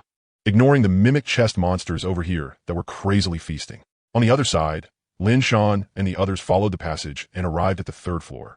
Then were stunned by the scene before them. Looking at the crystal-clear scenery in front of him, Lin Shan couldn't help widening his eyes. All of this was gemstones? Crystals? Lin Shan hissed. If Silia saw this, wouldn't she get so excited on the spot that she'd die from it? Hearing that, Alalia blinked. Silia? Why did that name sound a little familiar? She tilted her head and started thinking. Lin Shan casually picked up a gemstone and appraised it, only to find that it really was a gemstone and one of extremely high purity at that. It was worth a lot, and this place was basically a gemstone mine. Pieces were embedded all over the ground and the cave walls. With a hard pull, they could be removed. There are so many that even space bags can't hold them all. Lin Shan gave it a try, and after discovering that the backpack could stack them, his eyes immediately lit up. The backpack displayed weight, not quantity, so even if the sizes differed, they could still be stored together. Lin Shan, you all keep exploring ahead. I'll collect the gemstones. As soon as he finished speaking, 20 invisible hands appeared above Lin Shan, then immediately started moving at high speed. One gemstone after another was mercilessly stripped away, then brought over to Lin Shan and stored in his backpack. The speed was crazy fast. This time, their advance became a bit slow. Lin Shan checked the time and found that it was only a little past 12 o'clock noon, which meant he still had plenty of time to collect gemstones. As everyone continued moving forward, aside from some scattered, small gemstones, the passage behind them was left with nothing but pitted cave walls. Not gonna lie, collecting these felt pretty damn good. As Lin Shan put the gemstones from the invisible hands into his backpack, he silently thought that to himself. After walking for more than 10 minutes, they had only covered about 100 meters. Meanwhile, the gemstones in Lin Shan's backpack had already reached 427 gene. He wondered how much he would collect by the end. Lin Shan felt a little expectant. More than half an hour passed. The gemstones still seemed endless. But the group had also encountered the first dungeon monster, a gemstone golem, its entire body covered in gemstones. And behind the gemstone golem was a huge, glittering gem treasure chest. Looking at the gem colossus, Lin Shan's eyes lit up. One look, and he could tell this thing was top quality. Appraisal go. Name, Gem Colossus. Strength, Transcendent. Talent, Elemental Gem, Gem Body, Gem Influence. Abilities, Gem Bombardment, Heavy Strike, Gem Shot, Gem Refining. Transcendent Attributes, Earth 866, Physique 641, Strength 721, Agility 147. Evaluation, Gem Colossus, a relatively friendly elemental life form. Many adventurers do not seem to appreciate that. Gemstone Golem, the final gatekeeper of the dungeon. After defeating it, the Gem Colossus is the final gatekeeper of the dungeon. After defeating it, the dungeon teleportation array can be activated, allowing one to leave the dungeon directly. Additional appraisal evaluation. The Gem Colossus is considered a rare species even within the elemental realm. It likes living alone. A Gem Colossus can create all kinds of gems. This kind of transcendent gemstone is extremely popular among transcendents. Weakness. No obvious weaknesses. Other than being a little dumb, you can only fight it head on. Strengths: makes gemstones. Other than being a bit dumb, you can only fight it head-on. Advantages: makes gems, makes gems, makes gems. After reading its attributes, Lin Shan's eyes immediately shone. Could he trick this big guy into coming back with him? As long as he defeated the gem Colossus, the dungeon teleportation array would activate. That didn't matter. But this big guy really was rare. Looking at the gemstone golem currently making gemstones, Lin Shan thought for a moment, then turned to Hume and said, Hume? Lin Shan thought for a moment, then turned to Hume and said, Hume, head back at full speed right now. Bring Xiao Du over too while you're at it. Hearing this, Hume waved her hand, then nodded. After that, she quickly ran back. Very soon. Then she quickly ran back. Very soon, she returned to the second floor, and the scene before her made her freeze for a moment. Good lord. So many mimic treasure chest monsters had gathered here, but after seeing the one-eyed giant being gnawed on nearby, it didn't seem surprising anymore. It was just that. Did she have to pass through all these mimic treasure chest monsters? That would be a little difficult. But the next second, when the mimic treasure chest monsters saw Hume, fear filled their hearts, and they all moved aside to make a path for her. They clearly remembered that the person in front of them was with that great demon king. Seeing this, Hume raised a brow. Looks like these mimic treasure chest monsters had really been scared out of their wits by the island master. She smiled and shook her head, then quickly passed through the path. The mimic treasure chest monsters behind had also received the message from the ones in front, so a full passage had already formed. Hume passed through the mimic treasure chest horde without any effort and arrived at the maze entrance on the first floor. All the arrows had already been collected, but fortunately, there were still the island master's muddy footprints left behind, so she wouldn't get lost. Following the footprints, she quickly returned to the platform on the surface. She narrowed her eyes and adjusted for a moment, then sprinted at full speed toward the shore where Xiao AI was. Meanwhile, on the third floor of the dungeon, that made Lin Shan look forward even more to luring it home. The gemstone golem looked at the humans, elves, and demi-humans busily moving around outside in confusion. The place where it stayed was already piled high with gems. That made Lin Shan even more eager to bring home. What was so worth digging about these low-quality gemstones? It did not understand. It couldn't help scratching its head. If they wanted gems, why not just ask it directly? It liked anyone who liked gems. What was the point of pulling out these low-quality gems? It didn't understand. The gems growing from the cave walls were actually the result of the gem Colossus' influence. Wherever a gem Colossus stayed, gems would slowly form there. Their first reaction was that there must be a gemstone mine nearby. Their second reaction was to kill this gemstone golem that was eating their gemstones. At the same time, everyone thought gem colossi liked living in gemstone veins and were elemental creatures that ate gems. So upon seeing a gem colossus, people's first reaction was that there must be a gemstone mine nearby. Their second reaction was to kill this gem colossus that was eating their gems. At the same time, it was also for the gems on the gem colossus itself. The gems on its body were all elemental gems. The final boss was currently in the gemstone lake pinching gemstones together. And more than an hour was also enough time for Hume to bring Tumu and Hu Guang over. Lin Shan and the others dug for more than a full hour, and by then, they had pretty much stripped the entire cave of gems. Now all he lacked was one Syria. Lin Shan sighed in satisfaction. Then everyone began waiting. The gemstone golem scratched its head again. Didn't they really like gemstones? And more than an hour was also enough time for Hume to bring Tumu and Hu Guang over. After gathering everyone's gems into the backpack, Lin Shan checked the weight. Hiss! A full 163, 921 gene. He struck it rich. Now he was only one Syria away. Lin Shan sighed in satisfaction. Hume should have already brought Tumu, Hu Guang, and Xiao Du over by now, right? Just as Lin Shan was wondering when Hume would arrive, a voice rang out. "Allah Master, I brought Tumu and Hu Guang." Hume's voice sounded out. Tumu looked at the surroundings and could not help scratching its head. It felt like this kind of environment was very familiar. Hu Guang, meanwhile, burbled a few times. Hearing the voice, everyone turned to look, then saw Hume walking over with Tumu and Hu Guang. "Island Master." Tumu and the lake spirit called out to Lin Shan. Lin Shan nodded at them. "Island Master, I brought Tumu and Hu Guang." Hume's voice rang out. Tumu looked at the surroundings and couldn't help scratching his head. This environment felt very familiar to him. Hu Guang made a few gurgling sounds. Hearing that, everyone turned to look and saw Hume walking over with Tumu and Hu Guang. "Island Master." Tumu and the lake spirit called out to Lin Shan. Lin Shan nodded at them, then smiled at Hume. "Thanks for your hard work, Hume. Did you bring Xiao Du too?" Hearing that, Hume shook her head with a smile. "It wasn't hard. Xiao Du is with Xiao AI right now." Lin Shan nodded, then said to Tumu and Hu Guang, "Tumu, Hu Guang, do you know that gem Colossus over there?" Tumu and Hu Guang were both a little surprised. Gem Colossus? Even in the elemental realm, that was a rare elemental life form. It was a mutated branch of earth spirits.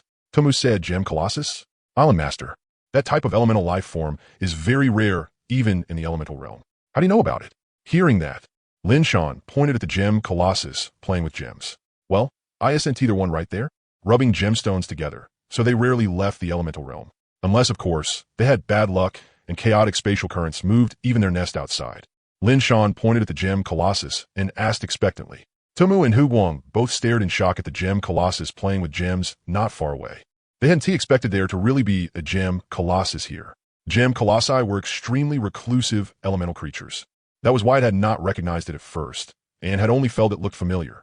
But it seemed like this was not only a gemstone golem's nest. There seemed to be something else familiar here too. It just could not remember what. Hu Guang, Island Master. Wasn't this a gem Colossus' nest? It was just that the surface should have been covered in gems. But now, not only were there no gems, it was full of pits and holes instead. That was why he hadn't reacted at first, and had only thought it looked familiar. But it seemed like it wasn't just the gem Colossus' nest. There seemed to be something else familiar too. He just couldn't remember it. Hu Guang, Island Master. Hu Guang, you know a gem golem too? That S like a human rich beauty, knowing a poor nobody. Tomu's little eyes shifted. Then he said, it's definitely worse off staying in the dungeon than going with us, right? Tomu, wait, Island Master Hu Guang. I think I might know this gem golem. If there isn't another gem golem with that gem, then this one should be the one I know. HM. Both Lin Shan and Hu Guang looked at Tomu in surprise. Hu Guang, you know a gem golem too? That S like a rich, beautiful human girl knowing some poor guy. Tomu's little eyes shifted. Then he said, it's not that exaggerated. Gem golems are just rare, that's all. Their numbers actually aren't low. They're just all homebodies and don't like going out. Lin Shan. Then Tomu, I'm counting on you. Try your best to lure it home. Hearing that, Tomu scratched his head and said, Island Master. If it really is that one, then I'm very confident. But if it's not, then I'm not too sure. Lin Shan smiled. Just do your best. As long as you do your best, that's enough. Tomu nodded, then walked toward the gem golem. The closer he got, the gem golem's gem-like eyes immediately sparkled. Tomu, it really is you? Tomu nodded when he heard that, then sighed and said, so it really is you, Bao Bao.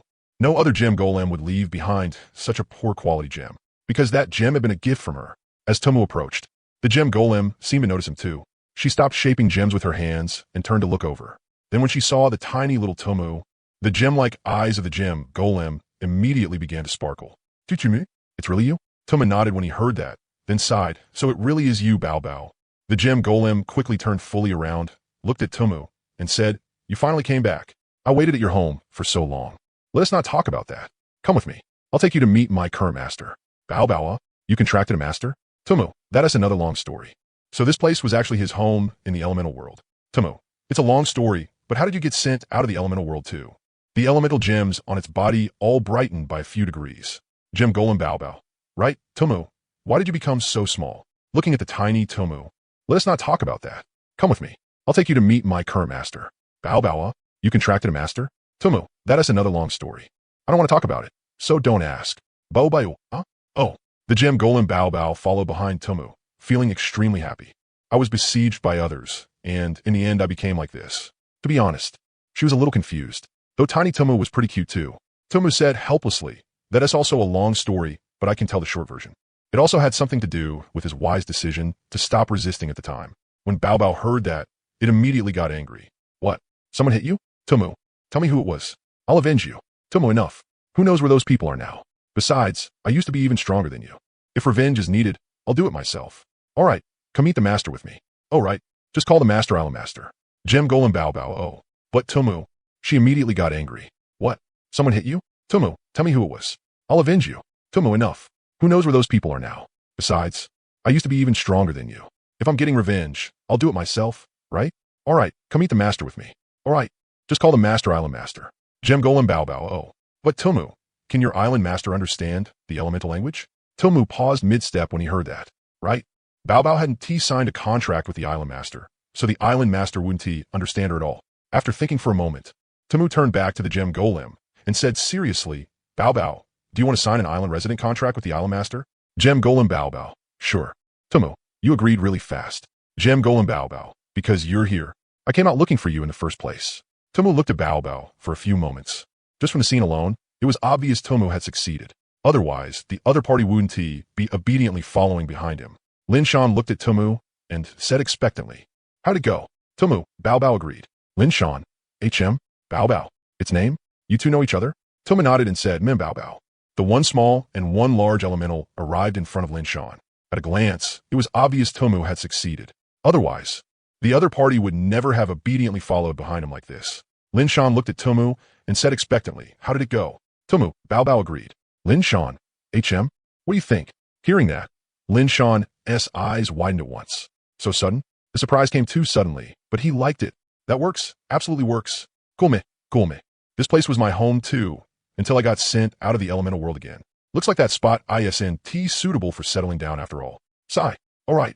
Island Master, I want Bao Bao to sign an island resident contract with you. What do you think? When Lin Shan heard that, his eyes widened on the spot. So sudden? It didn't seem like it had ever heard of this kind of contract before, and it could just speak directly to the Island Master. Such a convenient contract. Lin Shan suppressed the excitement in his heart and said that. Toma nodded, then turned back and said to Gem Golem Bao Bao, Elemental life form, Gem Golem, has submitted an island resident application to you. Do you accept? Lin Shan instantly agreed. After clicking accept, Lin Shan started smiling and said, Everyone, and all she had to do was speak directly to the Island Master? Was it really such a convenient contract? But since Tomu had said so, she just had to do it. So she directly said to Lin Shan, Island Master, Bao Bao wants to become your island resident. System ding. Elemental creature, Gem Golem, has submitted an island resident application to you. Do you accept? Lin Shan instantly accepted. After clicking accept, Lin Shan started smiling and said, Everyone, clap and welcome Gem Golem Bao Bao into our big family. After saying that, he started clapping. When Golia, Irelia, Hume, and the others heard that, they all started clapping as well. The four-tailed profound cat looked at the paw pads in the middle of its little paws. It couldn't make any sound by clapping. Bao Bao wasn't like them, bought together by the Island Master as a slave. The relationship would definitely be a bit weaker. So giving a gift could work and help improve things. Gem Golem Bao Bao directly created some elemental gems, then handed them over. Gem Golem Bao Bao, Island Master, and everyone. Then should Bao Bao give a return gift? Tomo, that is up to you. You can if you want. Building a good relationship with everyone is nice. As expected of a gem golem, it could produce gems by itself, so it really was lavish. And they were elemental gems too. These were even more expensive than ordinary gems. Lin Shan picked one up, then said to Golia, Irelia, Hume, and the others behind him, You all come take one too. These are Bao Bao's meeting gifts for us. Hearing that, Golia directly went up and took one. Whatever Master said was what she would do. Seeing that, this is Bao Bao's return gift. Looking at the elemental gems in front of him, Lin Shan couldn't help smacking his tongue. How generous. Then said, Tomu, look, everyone accepted them. Does that mean everyone really likes me? Toma nodded and said, Mem, everyone really likes you. Lin Shan looked at the elemental gem in his hand, then appraised it. Name, elemental gem. Type, extraordinary gem. Rating, yellow 3. Effects, forging, absorption, enchantment. These are Bao Bao's greeting gifts for us. When Golia heard that, she directly went up and took one. Whatever the Master said, she just had to do it. Seeing that, Irelia and Hume also went up and took one. The other elves and beast folk each took one as well. Gem Golem Bao Bao happily looked at her now empty palm. It is an extraordinary material with a wide range of uses. After reading its attributes, Lin Shan once again missed having a blacksmith. Unfortunately, whether elves or demi-humans, Lin Shan looked at the elemental gem in his hand, then appraised it. Name, elemental gem. Category, extraordinary gem.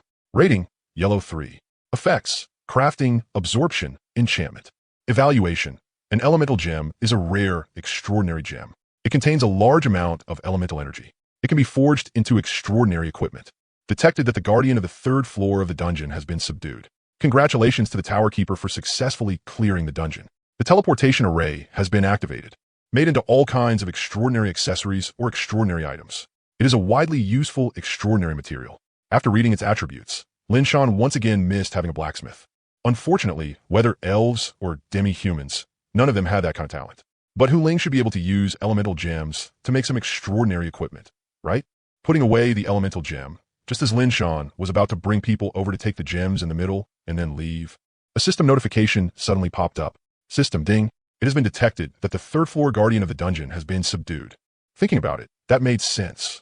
After all, it said defeated, not killed. Lin Shan, Bao Bao, do you know where that gem treasure chest came from? The gem colossus, Bao Bao, looked at the gem treasure chest and said, that chest? It just suddenly appeared. It even scared me at first, but it doesn't seem that useful. And I can't even bite through that gem. It's way too hard.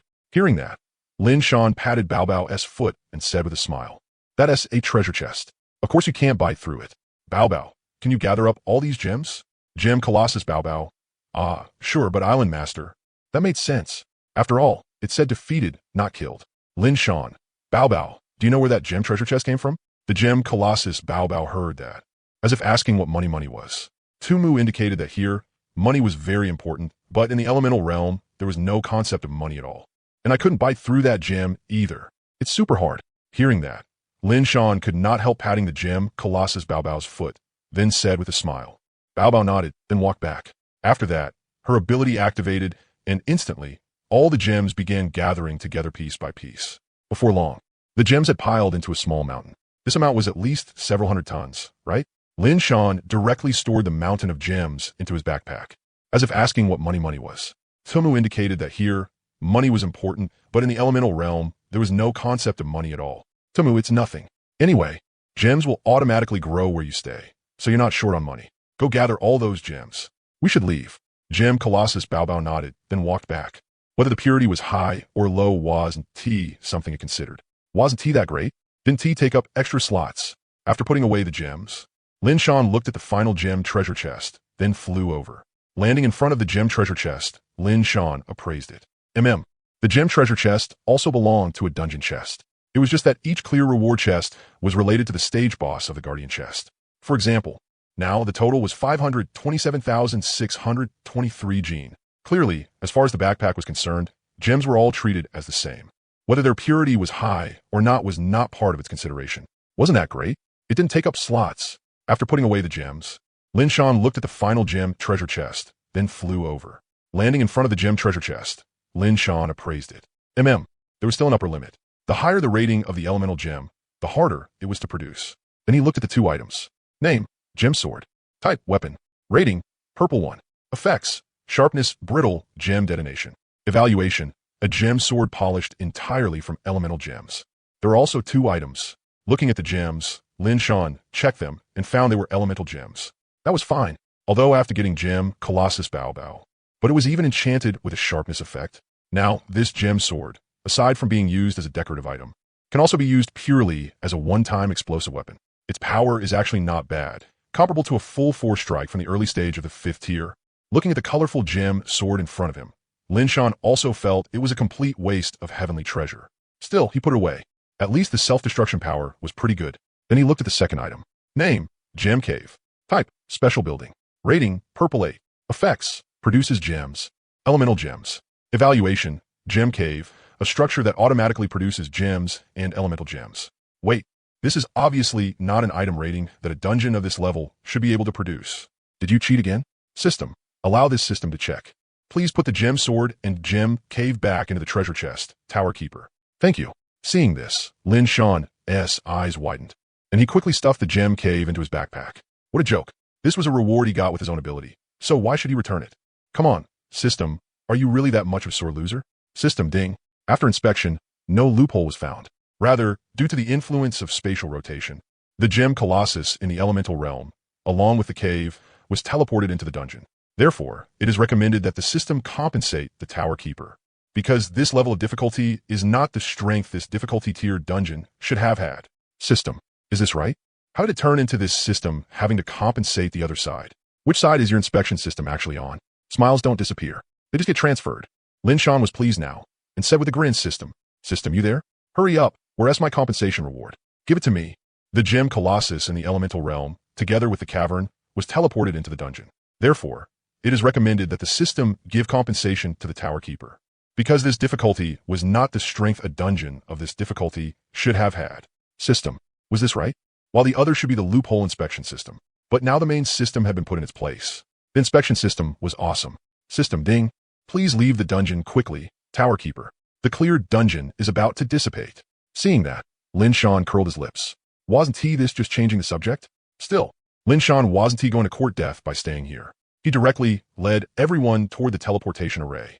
The dungeon teleportation array would send people to an uninhabited place near the dungeon. Something like a safety measure, probably.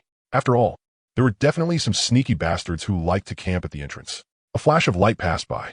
By the time everyone came back to their senses, they were already at the seaside. Huh, Captain, you all suddenly appeared by the sea. Xiao AI's voice rang out. It snapped Lin Shan and the others awake. He directly led everyone toward the teleportation array. A dungeon teleportation array would send people to an uninhabited place near the dungeon. It was basically a safety measure. After all, then he turned back and counted everyone. Only after confirming no one was missing did he finally let out a sigh of relief. Lin Shan, everyone board the ship. Huh, Captain, you all suddenly appeared by the sea like that? Xiao AI's voice rang out. It jolted Lin Shan and the others awake. The gem Colossus' weight definitely was a joke. But with Xiao Du's size and rating, it should still be able to carry her. Xiao AI might be pushing it a bit. Tumu nodded, then directly took the gem Colossus onto Xiao Du's deck. Although Xiao Du was a submarine ship and also looked like a black whale, supporting a 7 to 8 meter tall gem Colossus was still no problem. On top of that, because it was a submarine, there was no need to worry about it being sunk instead. Lin Shan also brought Galia and the others aboard, then set off. Home. Xiao AI would probably be pushing a bit. Tumu nodded, then directly led the gem Colossus onto Xiao Du's deck. They made it home safely in the end, and nothing unexpected happened. After getting off the boat, Lin Shan smiled at Irelia, Hume, and the others. Because it was a submarine, he actually didn't have to worry about it being sunk. Lin Shan also brought Jalia and the others aboard, then set off. Home. Along the way, Lin Shan kept looking towards Xiao Du's side, afraid something might happen. Right now, because of the ship lamp, he only had one. But thankfully, the way the Island Master used the 5 elements merit wheel had given her huge inspiration. She also wanted to test this kind of attack method. You've all worked hard. Go back and rest first. Irelia, Hume, and the others were speechless and all shook their heads. Island Master, it wasn't hard at all. The other elves and demi-humans also had happy expressions on their faces. Clearly, going out on adventures was something they enjoyed too. She also wanted to test out this kind of attack method. The mark on her forehead seemed to sense Irealia's thoughts. It flickered a few times. But if it's time to rest, you should still rest. All right, dismissed. Yes, Island Master. Then they ran off shyly. Lin Shan looked at them helplessly, then smiled. Then he looked at Tumu and the gem Colossus and said, Tumu, I have a gem cave here that can be used as the gem Colossus' home. Where do you think it would be best to place it? Facing Lin Shan's question, Tumu said directly, Island Master, what does that gem cave look like? Then he looked at Tumu and the gem golem and said, Tumu, I have a gem cave here that can be used as the gem golem's home. After checking the placement effect, he canceled it directly. Either works. It can even be placed underground. Tumu nodded, then turned to look at Gem Colossus Baby and said, Baby, where do you want to live? Gem Colossus Baby. R&T, I living with you, Tumu? Too sure? Not good. Someone S stealing my boss. Tumu did not seem surprised either. He then said to Lin Shan, Island Master, then let us put it by the lake room. I'll pile up a dirt slope, and then we can place it on top of the slope. Lin Shan nodded and smiled. That works. Let us go then. After saying that, he walked toward the lake in the middle of the island. The lake was between the lighthouse and the plantation, though after the island expanded. Then let us put it by the lake room. I'll pile up a dirt slope, and then we can place it on top of that. Gem Colossus Baby was about 7 to 8 meters tall. Tumu, Island Master, just place it on this dirt wall. Lin Shan nodded and directly placed it down. In an instant, the entire dirt slope began to emit light slowly, and a 1-hour countdown gradually appeared. Lin Shan, all right, it'll be finished in 1 hour. Tumu, thank you, Island Master. Gem Colossus Baby, thank you, Island Master. Here, Island Master, this is for you. HM, looking at the large elemental gem in Gem Colossus Baby's hand. Lin Shan looked at Tumu in confusion. Tumu, Island Master, just accept it. One of the ways Gem Colossi express gratitude is by giving gems. Lin Shan, so extravagant, but I like it. Lin Shan, then I'll head back first. Island Master, this is for you. HM, looking at the large elemental gem in Gem Golem Baby's hand. Lin Shan looked at Tumu in confusion. Tumu, Island Master. After returning to the lighthouse, he saw Mo Bao busy in the kitchen. Lin Shan, HM, Mo Bao, why are you still cooking? Mo Bao, Island Master. Didn't you all just come back? I thought you still hadn't eaten lunch, so I hurried over to cook for you. Hearing that, Lin Shan could not help but smile. Sorry for troubling you. While chopping vegetables, Mo Bao said, it's no trouble. Oh right, Island Master, during the beachcombing today, we found 7 treasure chests in total, but there was only 1 silver treasure chest. It's over there. So I hurried over to cook for you. Hearing that, Lin Shan couldn't help smiling. Sorry for the trouble. Ma Bao said while chopping vegetables, it's no trouble. Making its presence known, he walked over and opened it directly. System, obtained 527 lighthouse gold coins, 1 tiger form fist crystal. Tiger form fist crystal? Ma Bao pointed at the treasure chest by the door with the kitchen knife. Lin Shan turned his head to look. The silver treasure chest was shining brightly. So would Hume be the most suitable one for it? Lin Shan nodded. Although Hume was not a real big tiger, she was a tiger demi-human. And she even had white tiger bloodline. If he gave tiger form fist to her, she might at least be able to bring out 200% of its power. After putting it away, Lin Shan stretched and sighed. Tomorrow seems to be the pirate invasion, right? I still haven to use today as mysterious foresight. Let us see what LL happened. After saying that, Lin Shan directly used mysterious foresight. Lin Shan stretched and sighed. Tomorrow should be the pirate invasion, right? I still haven to use today as mysterious foresight. Let us see what is going to happen. After saying that, Lin Shan directly used mysterious foresight. Foresight, you already know that tomorrow the pirate ship will land on the island from the east, but under your ambush. You already know that the Shellake pirate crew uses ships for positioning, but you do not choose to sink this pirate ship to the bottom. Instead, you keep it as bait, because you suddenly realize that in the Blood Tide simulation 20 days later, the Shellake pirate crew seems like they can help you clear out some sea demons and sea beasts. Therefore, among the 3 difficulty levels of simple, ordinary, and normal for the simulated Blood Tide, you choose the normal difficulty Blood Tide simulation. Looking at the foresight before him, Lin Shan could not help but nod. Indeed, in normal, you choose the Blood Tide simulation on normal difficulty. Looking at the foresight before him, Lin Shan couldn't help nodding. Indeed, that was exactly what he had in mind. After all, the simulated Blood Tide had been enough to force even the 5th-tier Tang Matsi to abandon his pirate fleet. The threat was huge. If he could reduce some of it, then he should reduce as much as possible. That it? Lin Shan scratched his head, then used foresight a second time. Foresight. After using foresight, you use foresight once again. 7 days later, the Shellake pirate group lands on the island from the west. Then they're hit by the weapon grenades you throw over, plus a gem sword. An extremely extravagant style of fighting, but extremely effective, aside from the 5th-tier Tang Matsi. Then they are met with weapon grenades thrown by you, plus a gem sword. It is a very extravagant fighting style, but very effective, aside from the 5th-tier Tang Matsi. The treasure Tang Matsi painstakingly collected falls into your hands just like that, including a large number of slave contract scrolls. At a glance, the treasure Tang Matsi painstakingly collected falls into your hands just like that. Among it are also a large number of slave contract scrolls. With one look, you immediately come up with a good idea. Directly turn Tang Matsi into a slave, then, after healing him, make him charge on the front line of the simulated Blood Tide. And during the simulated Blood Tide that follows, you keep flying in the air, constantly healing Tang Matsi. Although under normal difficulty, there's only you alone. In the end, after the millstone has done its work, you kill the donkey and slay Tang Matsi. Although on normal difficulty, there is only you alone. In the end, after he has served his purpose, you kill Tang Matsi, leaving not even a corpse behind.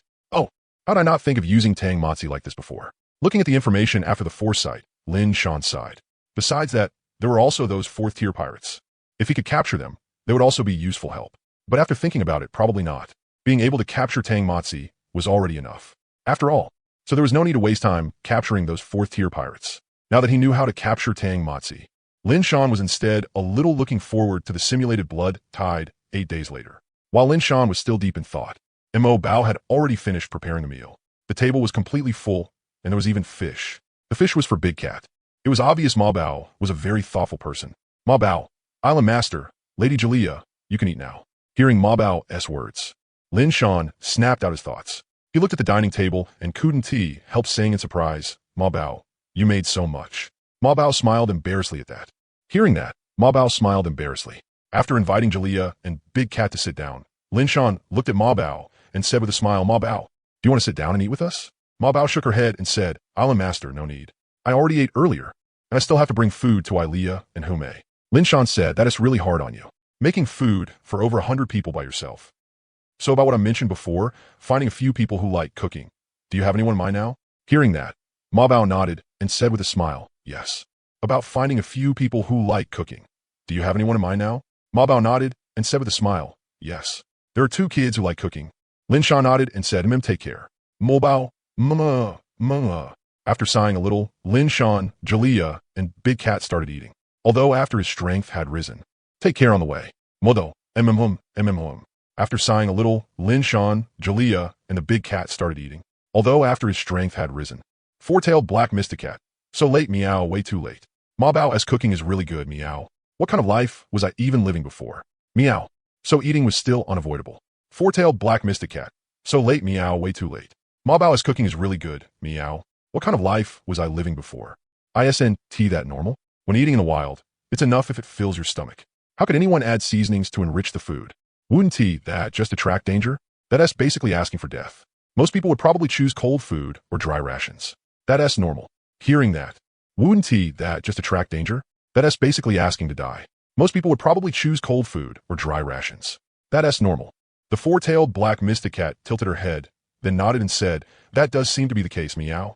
Lin Shan said, big cat, do you think I should give you a name? The four-tailed black mystic cat hurriedly shook her head at that. What a joke. Lin Shan was absolutely terrible at naming things. But the four-tailed black mystic cat felt that name had definitely been something Lin Shan heard somewhere else, and then reused. Meow. Lin Shan said, I can't keep calling you big cat forever, can I? Well, actually I can. The four-tailed black mystic cat swished her tail, then complained, not big cat. This cat has a name, meow. Hearing that, Lin Shan said in surprise, oh? Then what is your name, big cat? The four-tailed black mystic cat swished her tail. Not big cat. This cat has a name, meow. Lin Shan looked surprised. Oh, then what is your name, big cat? The four-tailed black mystic cat swished her tail. As a nine-tailed black mystic cat, her bloodline inheritance told her that a nine-tailed cat as a true name couldn't be revealed casually. That was why only people trusted by a nine-tailed cat could obtain a life wish. But Lin Shan's character, although they hadn't known each other for long, he was still a pretty good person. Besides, they had already signed a contract. So whether she said it now or later, she would say it eventually. Since that was the case, why not say it now? Since that was the case, why not say it now? It definitely wasn't because she was afraid Lin Shan would saddle her with some weird random name later. The four-tailed black mystic cat swished her tail and said, Lin Shan, my name is Yueyao, meow. Yueyao. That sounds kind of feminine. Why would a male cat like you have a name like Yueyao? Lin Shan said in surprise, stroking his chin. The four-tailed black mystic cat, Yueyao. Meow. Hearing that, Lin Shan asked in confusion, don't tell me you're a female cat? But judging by the way you eat, it doesn't seem like it. Yueyao twitched the corner of her mouth. Looking at Lin Shan, she suddenly had the urge to bite someone. Also, you can tell male from female just by how a cat eats. Are you a cat too? Lin Shan ignored Yueyao and instead sighed. It really has turned into a kingdom of women. Does that mean I really should name my faction the Kingdom of Women? Hopefully Heltai, isnt female. Hopefully Hayert, isnt female. But with that build, that body, yeah, I can pretty much confirm he is male. Lin Shan suddenly felt a tiny bit comforted. At least besides himself, there was one more male. As for Tumu and the others, well, do elemental life forms even have genders? Probably not, right? After sighing, he continued eating. After eating and drinking his fill, he went out for a walk. Lin Shan, system, when are you giving my compensation back? I haven't forgotten. When are you giving me back my compensation? I haven't forgotten, you know? System. Not hearing a reply from the system, Lin Shan wasn't in a hurry. Instead, he opened his status panel to take a look. Only now did he remember that his cultivation method should have already formed. So Lin Shan had forgotten about it. After opening the character panel, sure enough, there was one more cultivation method listed. Name, unnamed, type, cultivation method. Name, unnamed, type, cultivation method. Rating, black 9. Effect, unknown. Activation required. Evaluation, a cultivation method tailor-made for the Tower Keeper. Its exact abilities and effects still need to be developed by the Tower Guardian, since this cultivation method was completely customized for the Tower Guardian. Looking at his cultivation method, Lin Shan couldn't help complaining again. Seriously, system, you're not smart at all. Since the cultivation method has already been generated, why didn't you activate it for me too? System. Oh, for fuck's sake. Believe it or not, I won't give you compensation anymore. Lin Shan, I don't believe you. A disdainful curl of his lips. Looking at his cultivation method, he even had to name it himself. Thinking about it, that was normal. Since it was tailor-made for him, it was normal for it not to have a name. Then he directly clicked activate. Holy shit. A violent stabbing pain instantly surged into his mind. The amount of information in this cultivation method was even more outrageous than the 5 elements art. That shouldn't be the case, right? Cold sweat poured down his face. Lin Shan subconsciously used starlight healing to ease it a little, and unexpectedly, his head now felt a bit cool, and it didn't hurt as much. After resting for more than half an hour, Lin Shan finally felt like he had recovered to normal. Phew, if it has to be like this every single time, sooner or later something is going to break. Lin Shan said speechlessly. Still, for a function that directly made you remember everything, just giving you a stabbing headache once did seem pretty normal. Not just normal. Having one person remember a massive amount of information was never easy. After his condition recovered, Lin Shan impatiently began checking the cultivation method's information. He read through it carefully from start to finish, making sure not to miss a single bit of information. Every word. After finishing, Lin Shan couldn't help stroking his chin. Why did this cultivation method feel kind of weird? Not sure. Better look again. Very quickly. Not sure. Better read it again. Very quickly. Lin Shan figured out what was strange about it. This cultivation method was like an internal cultivation manual, or an immortal cultivation method without spells, pure cultivation. No, wait, it also had a bit of Western style mixed in. Good lord, did this give me some kind of mixed hot pot? Though it was mainly Eastern style. A cultivation method with this kind of Eastern style seemed a little out of place here. But thinking about it, that didn't seem right either. After all, up to now, the only outsiders Lin Shan had come into contact with were Celia and old brother Harry. Oh, and I kid you too. Weren't Mare folk an Eastern style existence too? Weren't those Eastern style too? He should have realized that long ago. Too bad he had been a muggle before. But my cultivation method actually uses Eastern style as the main body. I thought it would be a cultivation method centered around fate, Lin Shan said in surprise. It was probably influenced by his bloodline and physique, right? Thinking about it, fate didn't really belong to East or West. That kind of thing existed everywhere. I thought it would be a cultivation method centered around destiny instead, Lin Shan said in surprise. It was probably affected by his bloodline and physique. Thinking about it, possibly because his bloodline and physique had not fully awakened yet. But for now, it could be cultivated to the 4th layer, corresponding to tier 4 strength. And the effects this cultivation method brought him were also simple and brutal, percentage boosts. And they were percentage boosts to all attributes. Each layer gave 10%. Besides that, he could cultivate it to the 4th layer, corresponding to 4th rank strength. And the effects the cultivation method brought him were also simple and brutal, percentage boosts. That is kind of bizarre too, Lin Shan said speechlessly. Then, with Golia in tow, he returned to the lighthouse. He was about to start cultivating his cultivation method. After returning to the lighthouse, Lin Shan suddenly remembered something and turned to Golia. Golia, go call Elria, Hume, and Shauna over. Hearing that, Golia nodded. Watching Golia leave, Lin Shan said speechlessly. Then he brought Jalea back to the lighthouse. It was time for him to start cultivating his technique. After returning to the lighthouse, Lin Shan suddenly remembered something and turned to Jalea. Jalea, go call Irlia, Hume, and Shauna over. Jalea nodded when she heard that. Watching Jalea leave, Lin Shan rubbed his chin. He didn't know if he would lose track of time once he started cultivating. After all, those pirates were coming tomorrow to seek death. I called you over this time because there is something I need to explain. Elria, Hume, Shauna, and the others all nodded, looking ready to listen carefully. Too bad Lin Shan couldn't be bothered to explain himself. Was he supposed to tell them the whole precognition from start to finish? What a joke. I called you here because there is something I need to explain. Irlia, Hume, Shauna, and the others all nodded, looking fully attentive. Unfortunately, looking at the precognition in front of them, Elria, Hume, Shauna, and the others didn't first react to things like pirate invasion or anything like that. Instead, so he directly showed them the precognition information instead. The clever Lin Shan had already taken a photo and saved it. That habit was pretty useful. When Irlia, Hume, Shauna, and the others looked at the precognition before them, their first reaction wasn't about pirate invasion or anything like that. Instead, they only passively received precognitive glimpses of the future. After marveling for a bit, they finally started looking through the contents of the precognition. The more they read, the only ones capable of precognition were the high priests, and unless absolutely necessary, they would never use it proactively. They only passively received glimpses of the future. After marveling for a while, they finally started reading the contents of the precognition. The more they read, the more alarmed they became. This precognition was way too detailed. Wasn't it? It was like he had personally experienced it. Every single step had already been arranged. Could such detailed precognition really be okay? Only a witch could keep another witch in check. The Witch of Prophecy scratched her cheek. If she knew about this, she would definitely complain. This is the Fate Witch's business. Why is it my problem? If we really want to get technical, I'm still a branch under the Fate Witch. Lin Shan said, did you all memorize it? Elria, Hume, and the others all nodded. We did, I'm a master. Lin Shan nodded and said with a smile, good. Next, I'm going to start cultivating. I'm not sure how long it'll take, so before I wake up, I'll leave this home in your hands. Hearing that, and the others all nodded. We remember, I'm a master. Lin Shan nodded and smiled. Good. Next, I'm going to start cultivating, and I don't know how long it'll take. So before I wake up, I'll leave this home in your hands.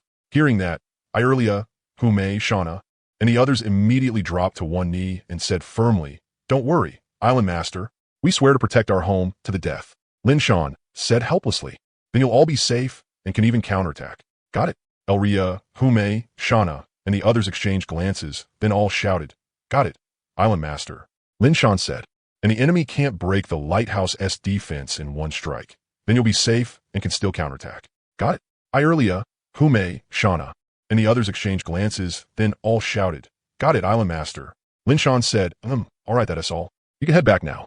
He prepared to begin cultivating. But just as Lin Shan was about to close his eyes and cultivate, the system jumped out to stir up trouble. The system prompt slowly popped up. System ding. Based on the previous dungeon's incorrect difficulty, the following compensation will now be issued. Please choose 2 or 3 rewards. 1. One encyclopedia of enchantments, containing many enchanting techniques and a large number of enchantment effects. 2. High-grade special room, enchantment inscription room. 3. 1 radiant red treasure chest. 4. 1 gem heart. 5. 3 golden treasure chests. 6. 5 island treasure chests. 7. 5 lighthouse treasure chests. 8. Containing many enchanting techniques, as well as a large number of enchantment effects. 2. Advanced special room, enchantment inscription room. 3. 1 radiant red treasure chest. 4. 1 gem heart. 5. 3 golden treasure chests. 6. 5 island treasure chests. 7. 5 lighthouse treasure chests. 8. 3 random special treasure chests. 9.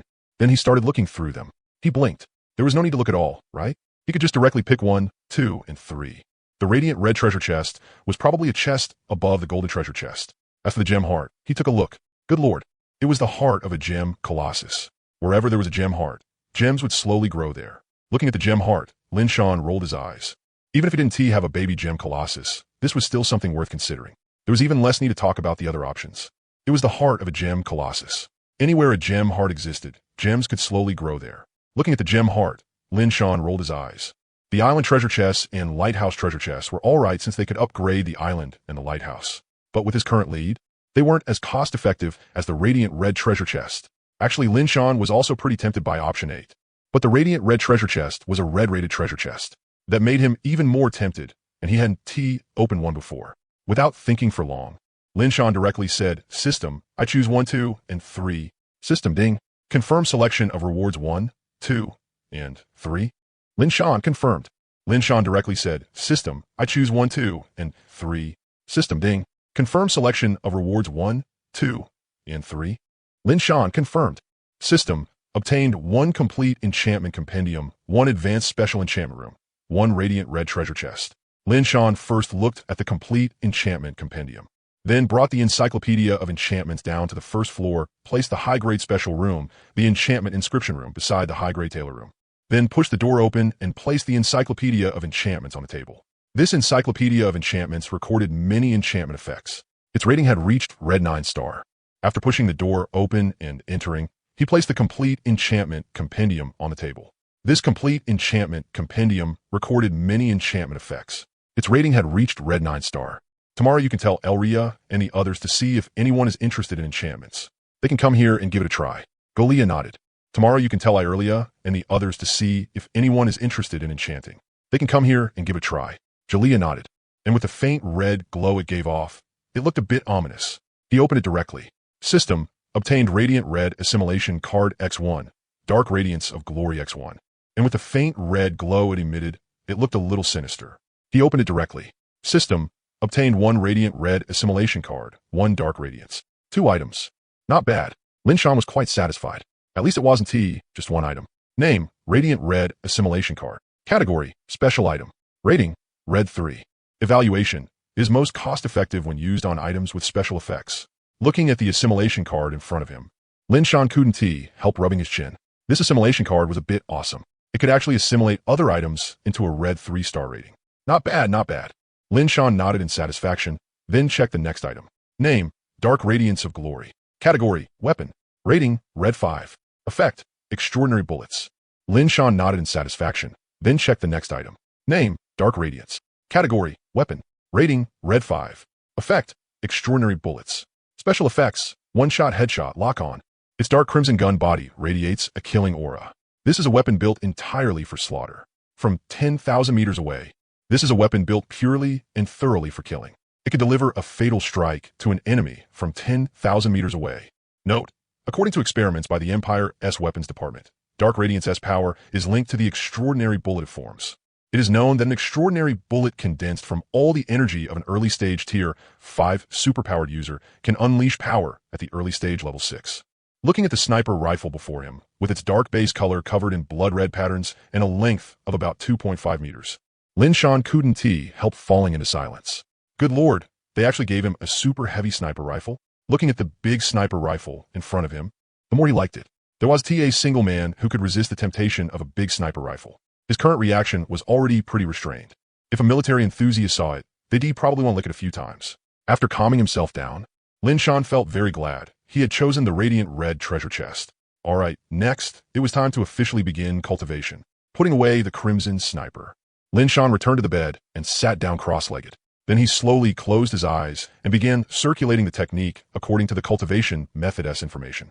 Although Lin Shan's current attributes had reached tier 4, the cultivation method still had to be trained from scratch. However, the first 4 layers should go very quickly, since he had already reached that level. But exactly how long it would take, Lin Shan had no confidence in. After all, he had never cultivated before, nor had he ever come into contact with it. According to the information in the cultivation method, Lin Shan began guiding the extraordinary energy inside his body. Right now, there were 3 kinds of power within him: spiritual power, mysterious power, and elemental power. But under the inclusiveness of the innate Tao body, those energies were completely undivided from each other. Lin Shan guessed that if the innate Tao body fully awakened, the energy in his body might turn into innate power. But for now, spiritual power and mysterious power were entrenched within the sea of consciousness. So Lin Shan could only choose to use elemental power to circulate the method. As the cultivation method began to operate, faint elemental fluctuations started to appear around Lin Shan. Very quickly, they formed a protective barrier around him. Jalea widened her eyes as she watched the shining Lin Shan. So dazzling. Time passed quickly while Lin Shan cultivated. The morning sunlight passed through the balcony and shone into the room. On the double bed, Lin Shan was still sitting cross-legged in the middle. The light around his body had become even more dazzling. Quite a few of the high-grade energy stones piled beside him had dimmed. Obviously, some of the energy inside them had been absorbed.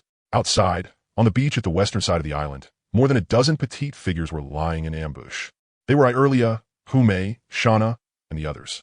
They had already brought people over to set up an ambush on the west side of the island. Hume, according to the island master's foresight, that pirate crew should break in a little after 9 o'clock. It's already 8 now, so there is about an hour left. Irelia said in confusion, "We came over this early to set up an ambush. Is that really necessary?"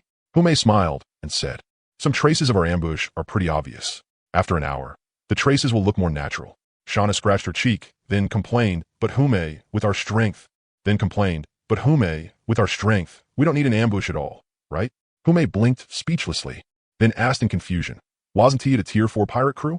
Hearing that, Irelia helplessly slapped her forehead, then explained, "No, this ship only has 2 tier 3s. The captain and the vice captain. Didn't you mistake it for the later foresight? That one was tier 5. That's not something we can handle." "Huh, then didn't I mess it up?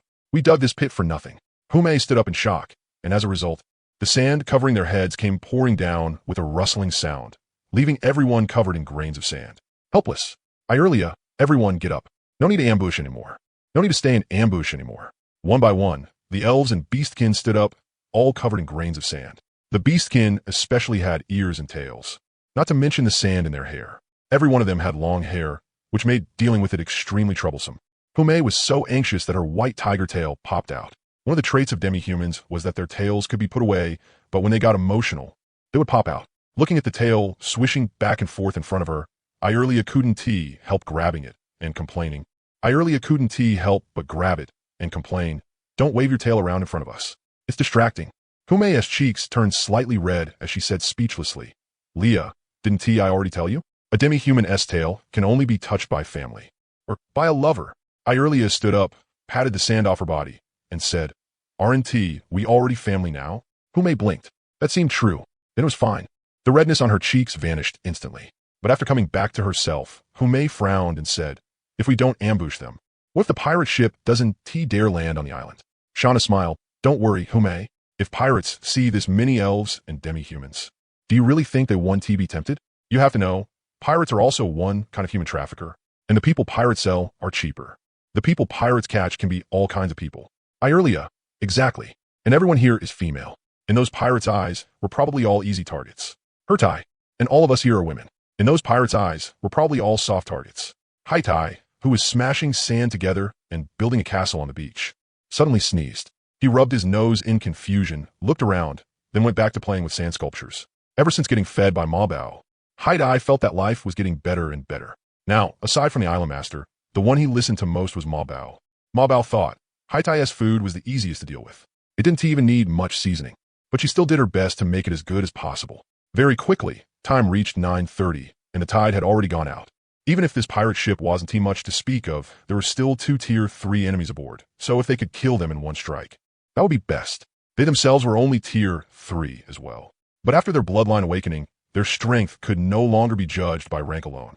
At the very least, their current selves could fight even late tier 3 opponents. Shauna and Ma Bao could even contend with tier 4 existences, especially after they transformed into dragons. As they were now, they could fight against late tier 3 opponents.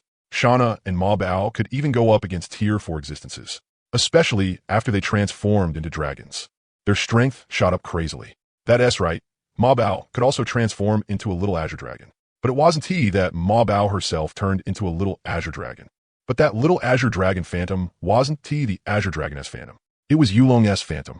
They're here, the pirate ship. Hume hurriedly reminded them.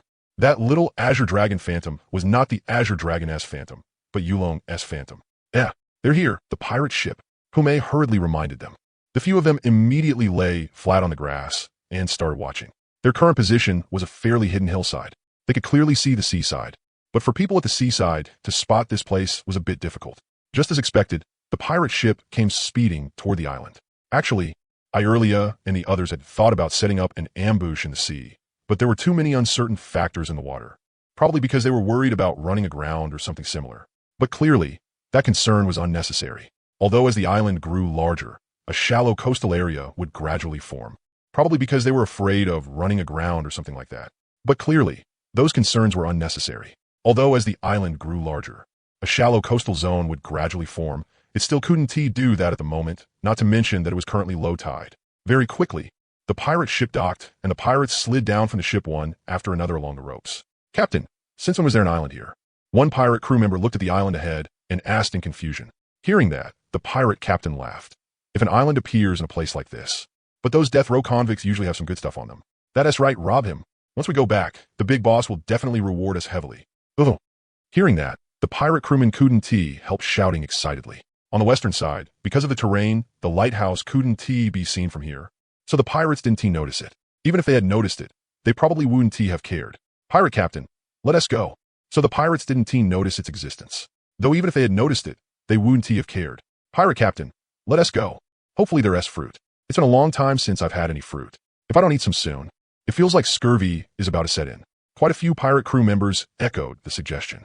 They really had not eaten fruit in a long time. The pirate captain said, don't worry. With an island this big, I refuse to believe there's no fruit planted on it. Wow, a woman. Captain, look. The pirate captain said, don't worry. With an island this big, I refuse to believe there's no fruit planted on it. Wow, a woman. Captain, look. All the pirates immediately looked toward the coral area not far away. There, they saw a leopard bow floating on the sea while holding a fish. All the pirates immediately looked toward the coral area not far away. There, they saw a leopard bow floating on the sea while holding a fish. Not to mention, this was a group of all-male pirates, especially when they saw a leopard bow come ashore wearing nothing but a swimsuit. Every single one of them instantly grew excited, as if sensing the pirates' gazes. Leopard bow, who was holding an extraordinary fish, turned her head in confusion and saw the group of pirates. At once, she could not help frowning and thought to herself, so these are the pirates Lady Irelia and Lady Hume were talking about? Their gazes are so disgusting, and the way these pirates dress makes me very uncomfortable. So these are the pirates Lady Irelia and Lady Hume were talking about? Their gazes are so disgusting, and the way these pirates dress makes me very uncomfortable. Leopard Bow decided to ignore them anyway. Lady Irelia and Lady Hume had already led people into an ambush. She just needed to focus on looking for treasure chests. Leopard Bow decided to ignore them anyway. Lady Irelia and Lady Hume had already led people into an ambush. She just needed to focus on looking for treasure chests. With that thought, Leopard Bow carried the fish and walked toward the breeding farm on the island. It was a seawater breeding farm built with earth and stone. Basically a seawater lake connected to the sea, where some extraordinary fish could be free-ranged. At least for a short period of time, it was completely fine. There was no need to worry about food. Seeing Leopard Bow about to leave, how could these hot-blooded pirates be willing to let her go? One by one, there was no need to worry about food. Seeing Leopard Bow about to leave, how could these hot-blooded pirates be willing to let her go? One by one, they started howling like ghosts and wolves. The pirate captain shouted, "Stop, stop, stop. All of you shut up. You scared the beauty away. That would get someone killed." A pirate crew member said, "Oh, holy shit. Captain, look quick, there are more." 2 more beauties appeared from the coral area, making the pirates drool. That would get someone killed. A pirate crew member said, "Oh, holy shit. Captain, look quick, there are more." 2 more beauties appeared from the coral area, making the pirates drool.